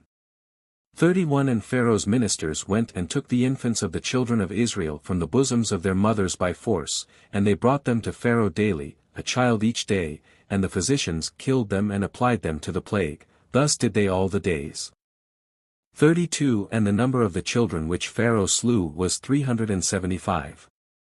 33 But the Lord hearkened not to the physicians of the king of Egypt, and the plague went on increasing mightily. 34 And Pharaoh was 10 years afflicted with that plague, still the heart of Pharaoh was more hardened against the children of Israel. 35 And at the end of 10 years the Lord continued to afflict Pharaoh with destructive plagues. 36 And the Lord smote him with a bad tumor and sickness at the stomach, and that plague turned to a severe boil. 37 At that time the 2 ministers of Pharaoh came from the land of Goshen where all the children of Israel were, and went to the house of Pharaoh and said to him, We have seen the children of Israel slacken in their work and negligent in their labor. 38 And when Pharaoh heard the words of his ministers, his anger was kindled against the children of Israel exceedingly, for he was greatly grieved at his bodily pain. 39 And he answered and said, Now that the children of Israel know that I am ill, they turn and scoff at us. Now therefore harness my chariot for me, and I will betake myself to Goshen and will see the scoff of the children of Israel with which they are deriding me. So his servants harnessed the chariot for him. 40 And they took and made him ride upon a horse, for he was not able to ride of himself. 41 And he took with him 10 horsemen and 10 footmen, and went to the children of Israel to Goshen. 42 And when they had come to the border of Egypt, the king's horse passed into a narrow place, elevated in the hollow part of the vineyard, fenced on both sides, the low, plain country being on the other side. 43 And the horses ran rapidly in that place and pressed each other, and the other horses pressed the king's horse. 44 And the king's horse fell into the low plain whilst the king was riding upon it, and when he fell the chariot turned over the king's face and the horse lay upon the king, and the king cried out, for his flesh was very sore. 45 And the flesh of the king was torn from him, and his bones were broken and he could not ride, for this thing was from the Lord to him, for the Lord had heard the cries of his people the children of Israel and their affliction. 46 And his servants carried him upon their shoulders, a little at a time, and they brought him back to Egypt, and the horsemen who were with him came also back to Egypt. 47 And they placed him in his bed, and the king knew that his end was come to die, so Apronith the queen his wife came and cried before the king, and the king wept a great weeping with her. 48 And all his nobles and servants came on that day and saw the king in that affliction, and wept a great weeping with him. 49 And the princes of the king and all his counselors advised the king to cause one to reign in his stead in the land, whomsoever he should choose from his sons. 50 And the king had 3 sons and 2 daughters which Apronith the queen his wife had borne to him, besides the king's children of concubines. 51 And these were their names, the firstborn Othri, the second Odicam, and the third Morian, and their sisters, the name of the elder Bathia and of the other Acusi. 52 And Othri the firstborn of the king was an idiot, precipitate and hurried in his words. 53 But Odicam was a cunning and wise man and knowing in all the wisdom of Egypt, but of unseemly aspect, thick in flesh, and very short in stature, his height was 1 cubit. 54 And when the king saw Odicam his son intelligent and wise in all things, the king resolved that he should be king in his stead after his death. 55 And he took for him a wife Gedudah daughter of Abilot, and he was 10 years old, and she bare unto him 4 sons. 56 And he afterward went and took 3 wives and begot 8 sons and 3 daughters. 57 And the disorder greatly prevailed over the king, and his flesh stank like the flesh of a carcass cast upon the field in summer time, during the heat of the sun. 58 And when the king saw that his sickness had greatly strengthened itself over him, he ordered his son Odicam to be brought to him, and they made him king over the land in his place. 59 And at the end of 3 years, the king died, in shame, disgrace, and disgust, and his servants carried him and buried him in the sepulchre of the kings of Egypt in Zoan Mizraim. 60 But they embalmed him not as was usual with kings, for his flesh was putrid, and they could not approach to embalm him on account of the stench, so they buried him in haste. 61 For this evil was from the Lord to him, for the Lord had requited him evil for the evil which in his days he had done to Israel. 62 And he died with terror and with shame, and his son Odicam reigned in his place. LXXVI1 Odicam was 20 years old when he reigned over Egypt, he reigned 4 years. 2 In the 206th year of Israel's going down to Egypt did Odicam reign over Egypt, but he continued not so long in his reign over Egypt as his fathers had continued their reigns. 3 For Melol his father reigned 94 years in Egypt, but he was 10 years sick and died, for he had been wicked before the Lord. 4 And all the Egyptians called the name of Odicam Pharaoh like the name of his fathers, as was their custom to do in Egypt. 5 And all the wise men of Pharaoh called the name of Odicam Ahuz, for short is called Ahuz in the Egyptian language. 6 And Adikam was exceedingly ugly, and he was a cubit and a span, and he had a great beard which reached to the soles of his feet. 7 And Pharaoh sat upon his father's throne to reign over Egypt, and he conducted the government of Egypt in his wisdom. 8 And whilst he reigned he exceeded his father and all the preceding kings in wickedness, and he increased his yoke over the children of Israel. 9 And he went with his servants to Goshen to the children of Israel, and he strengthened the labor over them, and he said unto them, Complete your work, each day's task, and let not your hands slacken from our work from this day forward, as you did in the days of my father. 10 And he placed officers over them from amongst the children of Israel, and over these officers he placed taskmasters from amongst his servants. 11 And he placed over them a measure of bricks for them to do according to that number, day by day, and he turned back and went to Egypt. 12 At that time the taskmasters of Pharaoh ordered the officers of the children of Israel according to the command of Pharaoh, saying, 13 Thus says Pharaoh, Do your work each day, and finish your task, and observe the daily measure of bricks, diminish not anything. 14 And it shall come to pass that if you are deficient in your daily bricks, I will put your young children in their stead. 15 And the taskmasters of Egypt did so in those days as Pharaoh had ordered them. 16 And whenever any deficiency was found in the children of Israel's measure of their daily bricks, the taskmasters of Pharaoh would go to the wives of the children of Israel and take infants of the children of Israel to the number of bricks deficient, they would take them by force from their mothers' laps, and put them in the building instead of the bricks. 17 Whilst their fathers and mothers were crying over them and weeping when they heard the weeping voices of their infants in the wall of the building. 18 And the taskmasters prevailed over Israel, that the Israelites should place their children in the building, so that a man placed his son in the wall and put mortar over him, whilst his eyes wept over him, and his tears ran down upon his child.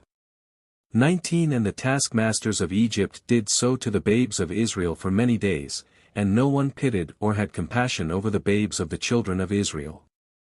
20 And the number of all the children killed in the building was 270, some whom they had built upon instead of the bricks which had been left deficient by their fathers, and some whom they had drawn out dead from the building. 21 And the labor imposed upon the children of Israel in the days of Adikam exceeded in hardship that which they performed in the days of his father. 22 And the children of Israel sighed every day on account of their heavy work, for they had said to themselves, Behold, when Pharaoh shall die, his son will rise up and lighten our work. 23 But they increased the latter work more than the former, and the children of Israel sighed at this, and their cry ascended to God on account of their labor. 24 And God heard the voice of the children of Israel and their cry, in those days, and God remembered to them his covenant which he had made with Abraham, Isaac and Jacob. 25 And God saw the burden of the children of Israel, and their heavy work in those days, and he determined to deliver them. 26 And Moses the son of Amram was still confined in the dungeon in those days, in the house of Reuel the Midianite, and Zipporah the daughter of Reuel did support him with food secretly day by day. 27 And Moses was confined in the dungeon in the house of Reuel for 10 years. 28 And at the end of 10 years, which was the first year of the reign of Pharaoh over Egypt, in the place of his father, 29 Zipporah said to her father Reuel, No person inquires or seeks after the Hebrew man, whom thou didst bind in prison now 10 years. 30 Now therefore, if it seem good in thy sight, let us send and see whether he is living or dead. But her father knew not that she had supported him. 31 And Reuel her father answered and said to her, Has ever such a thing happened that a man should be shut up in a prison without food for 10 years, and that he should live? 32 And Zipporah answered her father, saying, Surely thou hast heard that the God of the Hebrews is great and awful, and does wonders for them at all times. 33 He it was who delivered Abraham from Ur of the Chaldeans, and Isaac from the sword of his father, and Jacob from the angel of the Lord who wrestled with him at the ford of Jabbok. 34 Also with this man has he done many things, he delivered him from the river in Egypt and from the sword of Pharaoh, and from the children of Cush, so also can he deliver him from famine and make him live. 35 And the things seemed good in the sight of Reuel, and he did according to the word of his daughter, and sent to the dungeon to ascertain what became of Moses. 36 And he saw, and behold the man Moses was living in the dungeon, standing upon his feet, praising and praying to the God of his ancestors. 37 And Reuel commanded Moses to be brought out of the dungeon, so they shaved him and he changed his prison garments and ate bread. 38 And afterward Moses went into the garden of Reuel which was behind the house, and he there prayed to the Lord his God, who had done mighty wonders for him. 39 And it was that whilst he prayed he looked opposite to him, and behold a sapphire stick was placed in the ground, which was planted in the midst of the garden. 40 And he approached the stick and he looked, and behold the name of the Lord God of hosts was engraved thereon, written and developed upon the stick. 41 And he read it and stretched forth his hand and he plucked it like a forest tree from the thicket, and the stick was in his hand.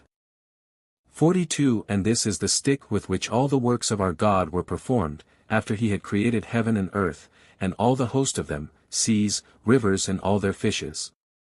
43 And when God had driven Adam from the Garden of Eden, he took the stick in his hand and went and tilled the ground from which he was taken.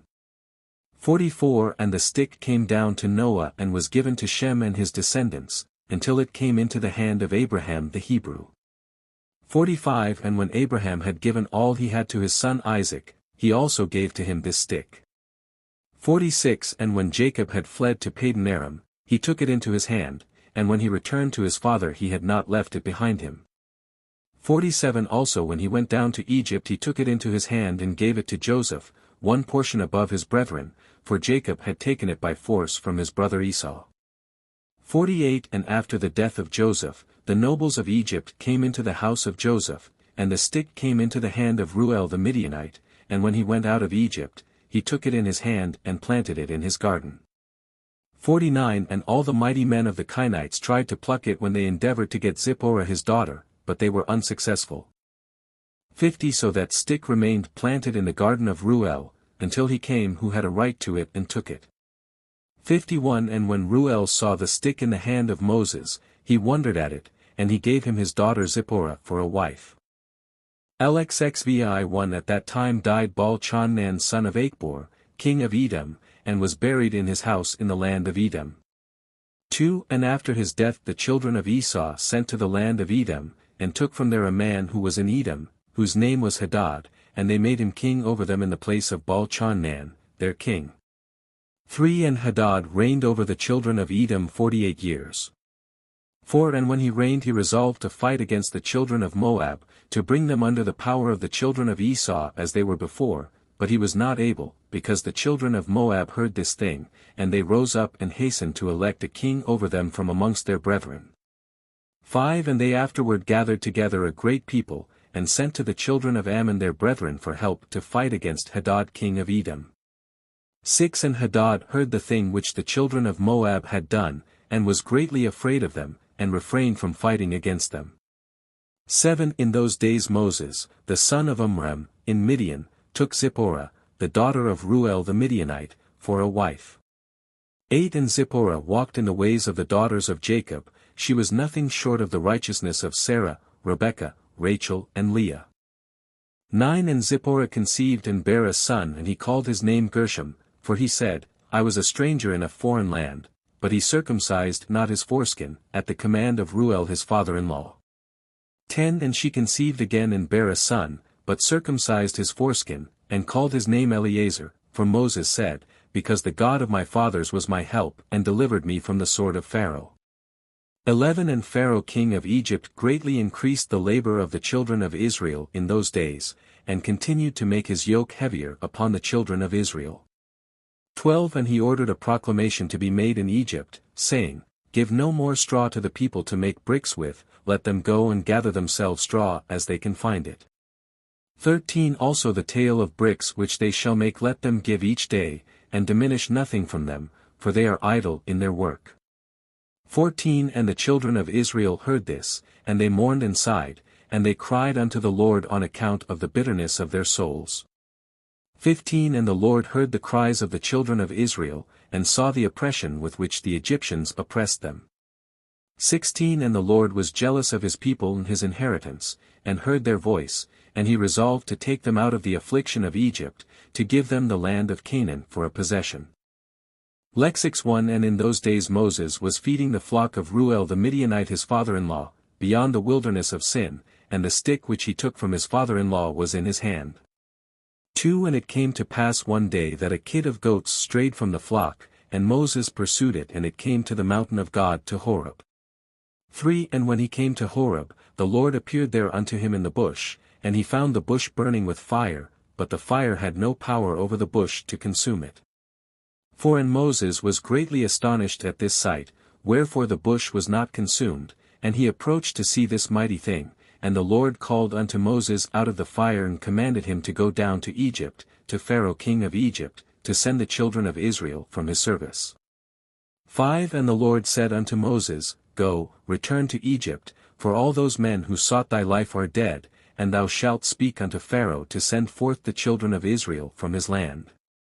6 And the Lord showed him to do signs and wonders in Egypt before the eyes of Pharaoh and the eyes of his subjects, in order that they might believe that the Lord had sent him. 7 And Moses hearkened to all that the Lord had commanded him, and he returned to his father-in-law and told him the thing, and Reuel said to him, Go in peace.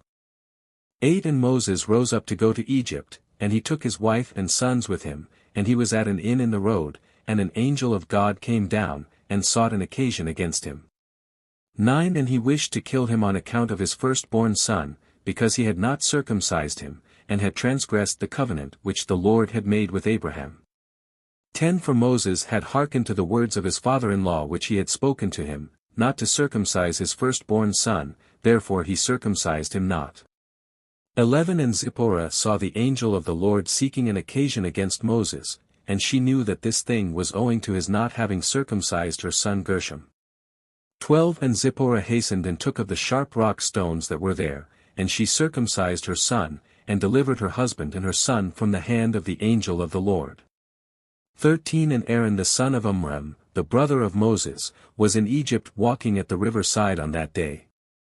14 And the Lord appeared to him in that place, and he said to him, Go now toward Moses in the wilderness, and he went and met him in the mountain of God, and he kissed him. 15 And Aaron lifted up his eyes, and saw Zipporah the wife of Moses and her children, and he said unto Moses, Who are these unto thee? 16 And Moses said unto him, They are my wife and sons, which God gave to me in Midian, and the thing grieved Aaron on account of the woman and her children.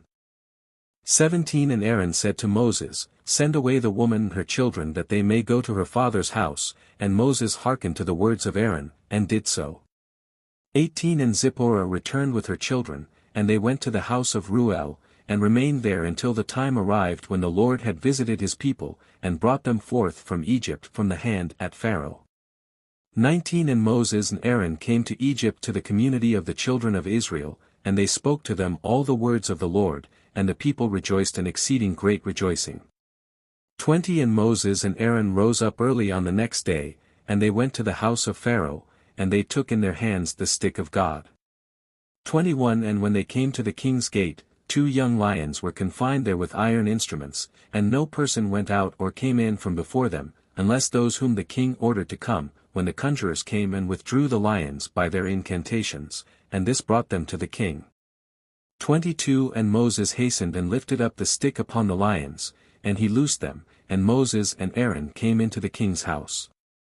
23 The lions also came with them in joy, and they followed them and rejoiced as a dog rejoices over his master when he comes from the field. 24 And when Pharaoh saw this thing he was astonished at it, and he was greatly terrified at the report, for their appearance was like the appearance of the children of God. 25 And Pharaoh said to Moses, What do you require? And they answered him, saying, The Lord God of the Hebrews has sent us to thee, to say, Send forth my people that they may serve me. 26 And when Pharaoh heard their words he was greatly terrified before them, and he said to them, Go today and come back to me tomorrow, and they did according to the word of the king. 27 And when they had gone Pharaoh sent for Balaam the magician and to Jans and Jambres his sons, and to all the magicians and conjurers and counselors which belonged to the king, and they all came and sat before the king. 28 And the king told them all the words which Moses and his brother Aaron had spoken to him, and the magicians said to the king, But how came the men to thee, on account of the lions which were confined at the gate? 29 And the king said, Because they lifted up their rod against the lions and loosed them, and came to me, and the lions also rejoiced at them as a dog rejoices to meet his master.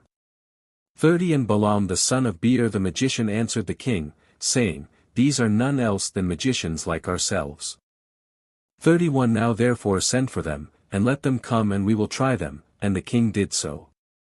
32 And in the morning Pharaoh sent for Moses and Aaron to come before the king, and they took the rod of God, and came to the king and spoke to him, saying, 33 Thus said the Lord God of the Hebrews, Send my people that they may serve me. 34 And the king said to them, But who will believe you that you are the messengers of God and that you come to me by his order? 35 Now therefore give a wonder or sign in this matter, and then the words which you speak will be believed. 36 And Aaron hastened and threw the rod out of his hand before Pharaoh and before his servants, and the rod turned into a serpent. 37 And the sorcerers saw this and they cast each man his rod upon the ground and they became serpents. 38 And the serpent of Aaron's rod lifted up its head and opened its mouth to swallow the rods of the magicians. 39 And Balaam the magician answered and said, This thing has been from the days of old, that a serpent should swallow its fellow, and that living things devour each other. 40 Now therefore restore it to a rod as it was at first, and we will also restore our rods as they were at first, and if thy rod shall swallow our rods, then shall we know that the Spirit of God is in thee, and if not, thou art only an artificer like unto ourselves. 41 And Aaron hastened and stretched forth his hand and caught hold of the serpent's tail and it became a rod in his hand, and the sorcerers did the like with their rods, and they got hold, each man of the tail of his serpent, and they became rods as at first. 42 And when they were restored to rods, the rod of Aaron swallowed up their rods. 43 And when the king saw this thing, he ordered the book of records that related to the kings of Egypt, to be brought, and they brought the book of records, the chronicles of the kings of Egypt, in which all the idols of Egypt were inscribed, for they thought of finding therein the name of Jehovah, but they found it not.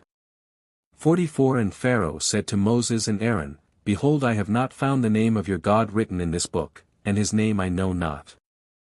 45 And the counselors and wise men answered the king, We have heard that the God of the Hebrews is a son of the wise, the son of ancient kings. 46 And Pharaoh turned to Moses and Aaron and said to them, I know not the Lord whom you have declared, neither will I send his people. 47 And they answered and said to the king, The Lord God of gods is his name, and he proclaimed his name over us from the days of our ancestors, and sent us, saying, Go to Pharaoh and say unto him, Send my people that they may serve me.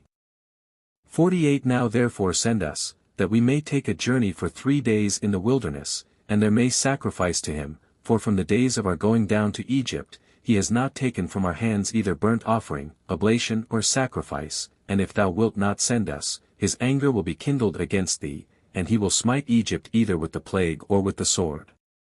49 And Pharaoh said to them, Tell me now his power and his might, and they said to him, He created the heaven and the earth, the seas and all their fishes, he formed the light, created the darkness, caused rain upon the earth and watered it, and made the herbage and grass to sprout, he created man and beast and the animals of the forest, the birds of the air and the fish of the sea, and by his mouth they live and die.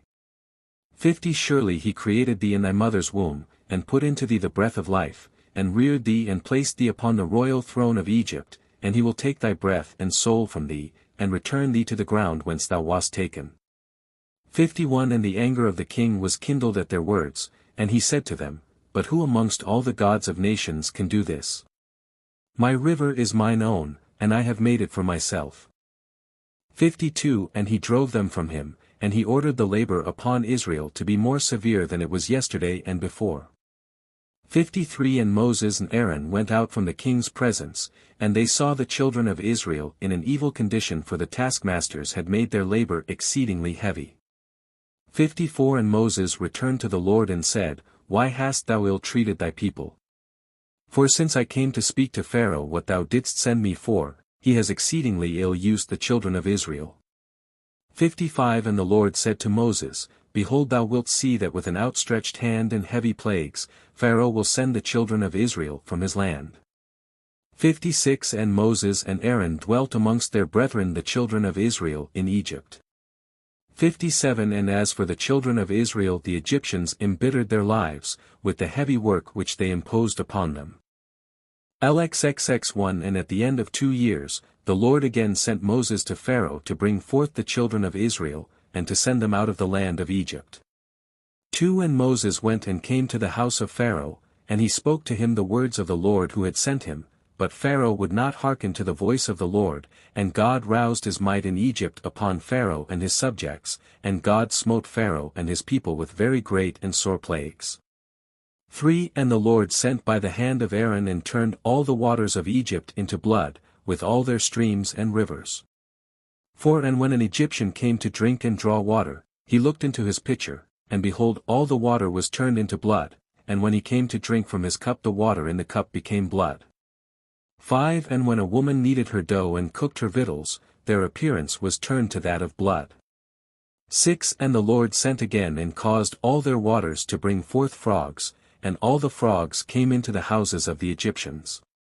7 And when the Egyptians drank, their bellies were filled with frogs and they danced in their bellies as they dance when in the river.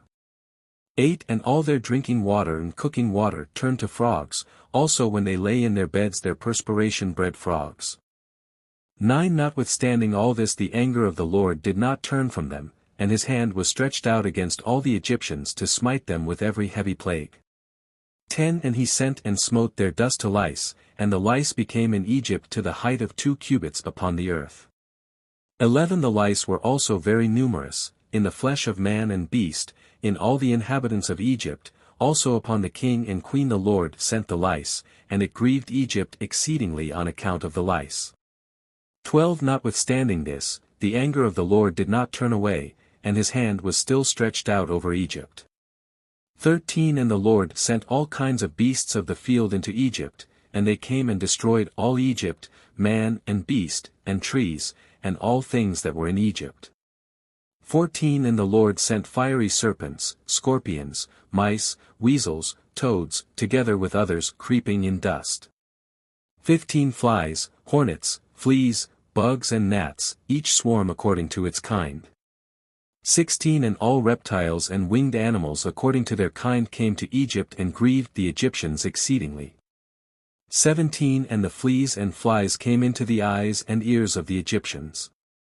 18 And the hornet came upon them and drove them away, and they removed from it into their inner rooms, and it pursued them. 19 And when the Egyptians hid themselves on account of the swarm of animals, they locked their doors after them, and God ordered the Sulaneth which was in the sea, to come up and go into Egypt. 20 And she had long arms, 10 cubits in length of the cubit of a man. 21 And she went upon the roofs and uncovered the raftering and flooring and cut them, and stretched forth her arm into the house and removed the lock and the bolt, and opened the houses of Egypt. 22 Afterward came the swarm of animals into the houses of Egypt, and the swarm of animals destroyed the Egyptians, and it grieved them exceedingly. 23 Notwithstanding this the anger of the Lord did not turn away from the Egyptians, and his hand was yet stretched forth against them. 24 And God sent the pestilence, and the pestilence pervaded Egypt, in the horses and asses, and in the camels, in herds of oxen and sheep and in man. 25 And when the Egyptians rose up early in the morning to take their cattle to pasture they found all their cattle dead. 26 And there remained of the cattle of the Egyptians only 1 in 10, and of the cattle belonging to Israel in Goshen not one died.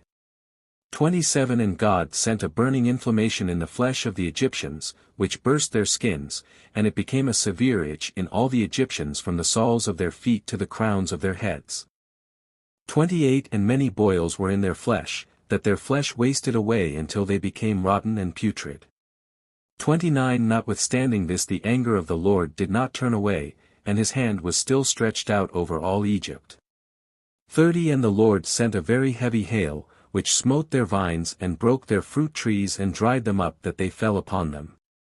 31 Also every green herb became dry and perished, for a mingling fire descended amidst the hail, therefore the hail and the fire consumed all things.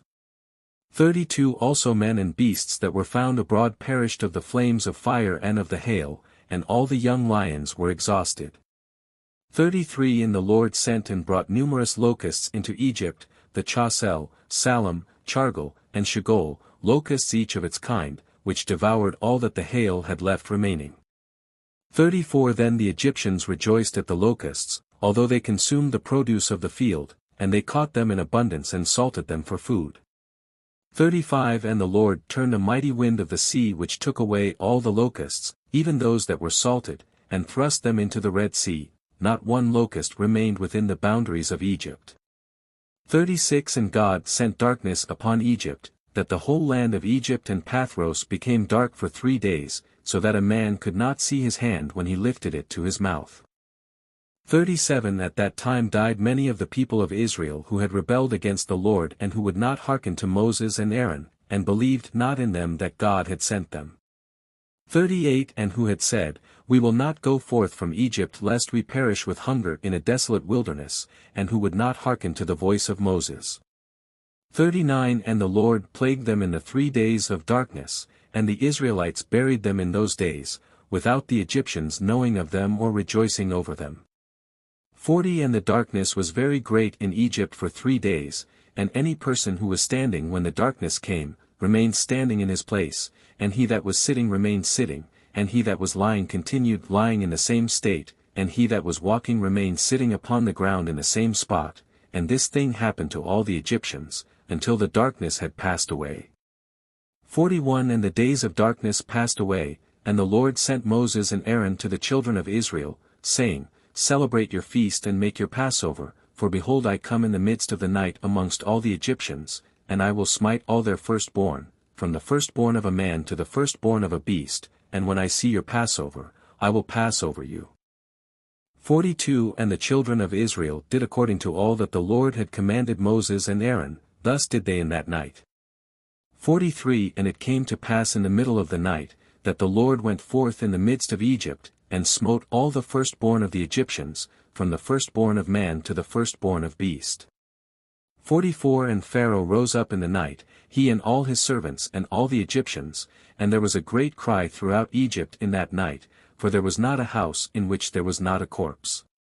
45 Also the likenesses of the firstborn of Egypt, which were carved in the walls at their houses, were destroyed and fell to the ground. 46 Even the bones of their firstborn who had died before this and whom they had buried in their houses, were raked up by the dogs of Egypt on that night and dragged before the Egyptians and cast before them. 47 And all the Egyptians saw this evil which had suddenly come upon them, and all the Egyptians cried out with a loud voice. 48 And all the families of Egypt wept upon that night, each man for his son and each man for his daughter, being the firstborn, and the tumult of Egypt was heard at a distance on that night.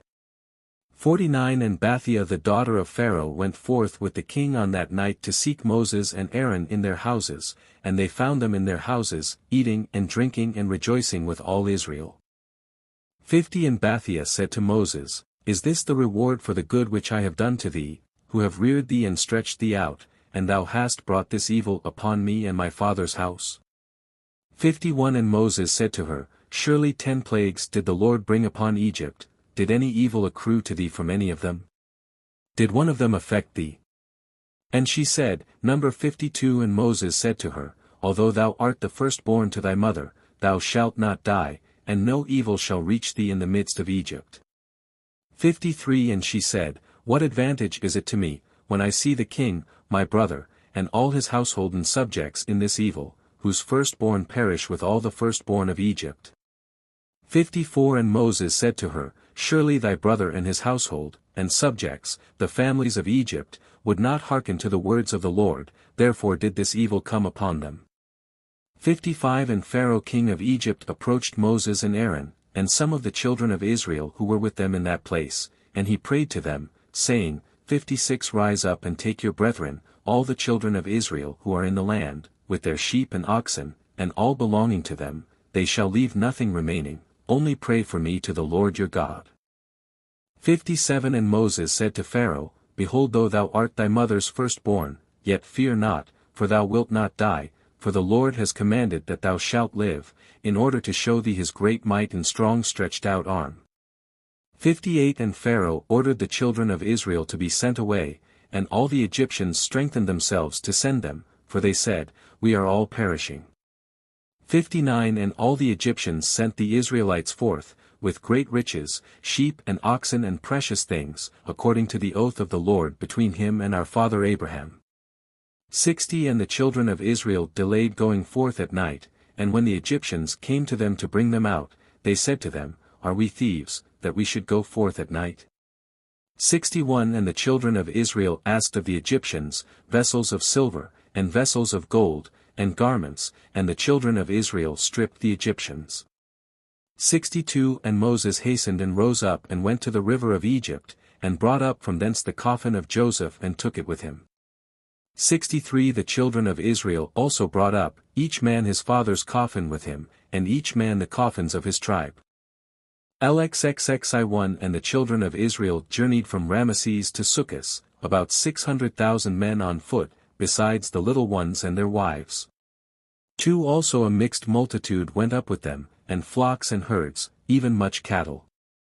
3 And the sojourning of the children of Israel, who dwelt in the land of Egypt in hard labor, was 210 years. 4 And at the end of 210 years, the Lord brought forth the children of Israel from Egypt with a strong hand.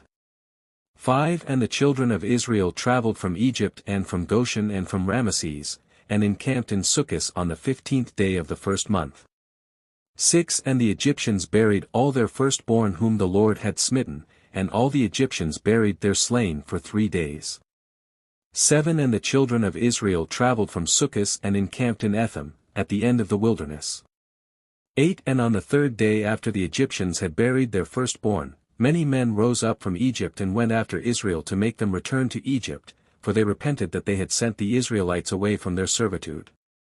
9 And one man said to his neighbor, Surely Moses and Aaron spoke to Pharaoh, saying, We will go a 3 days' journey in the wilderness and sacrifice to the Lord our God.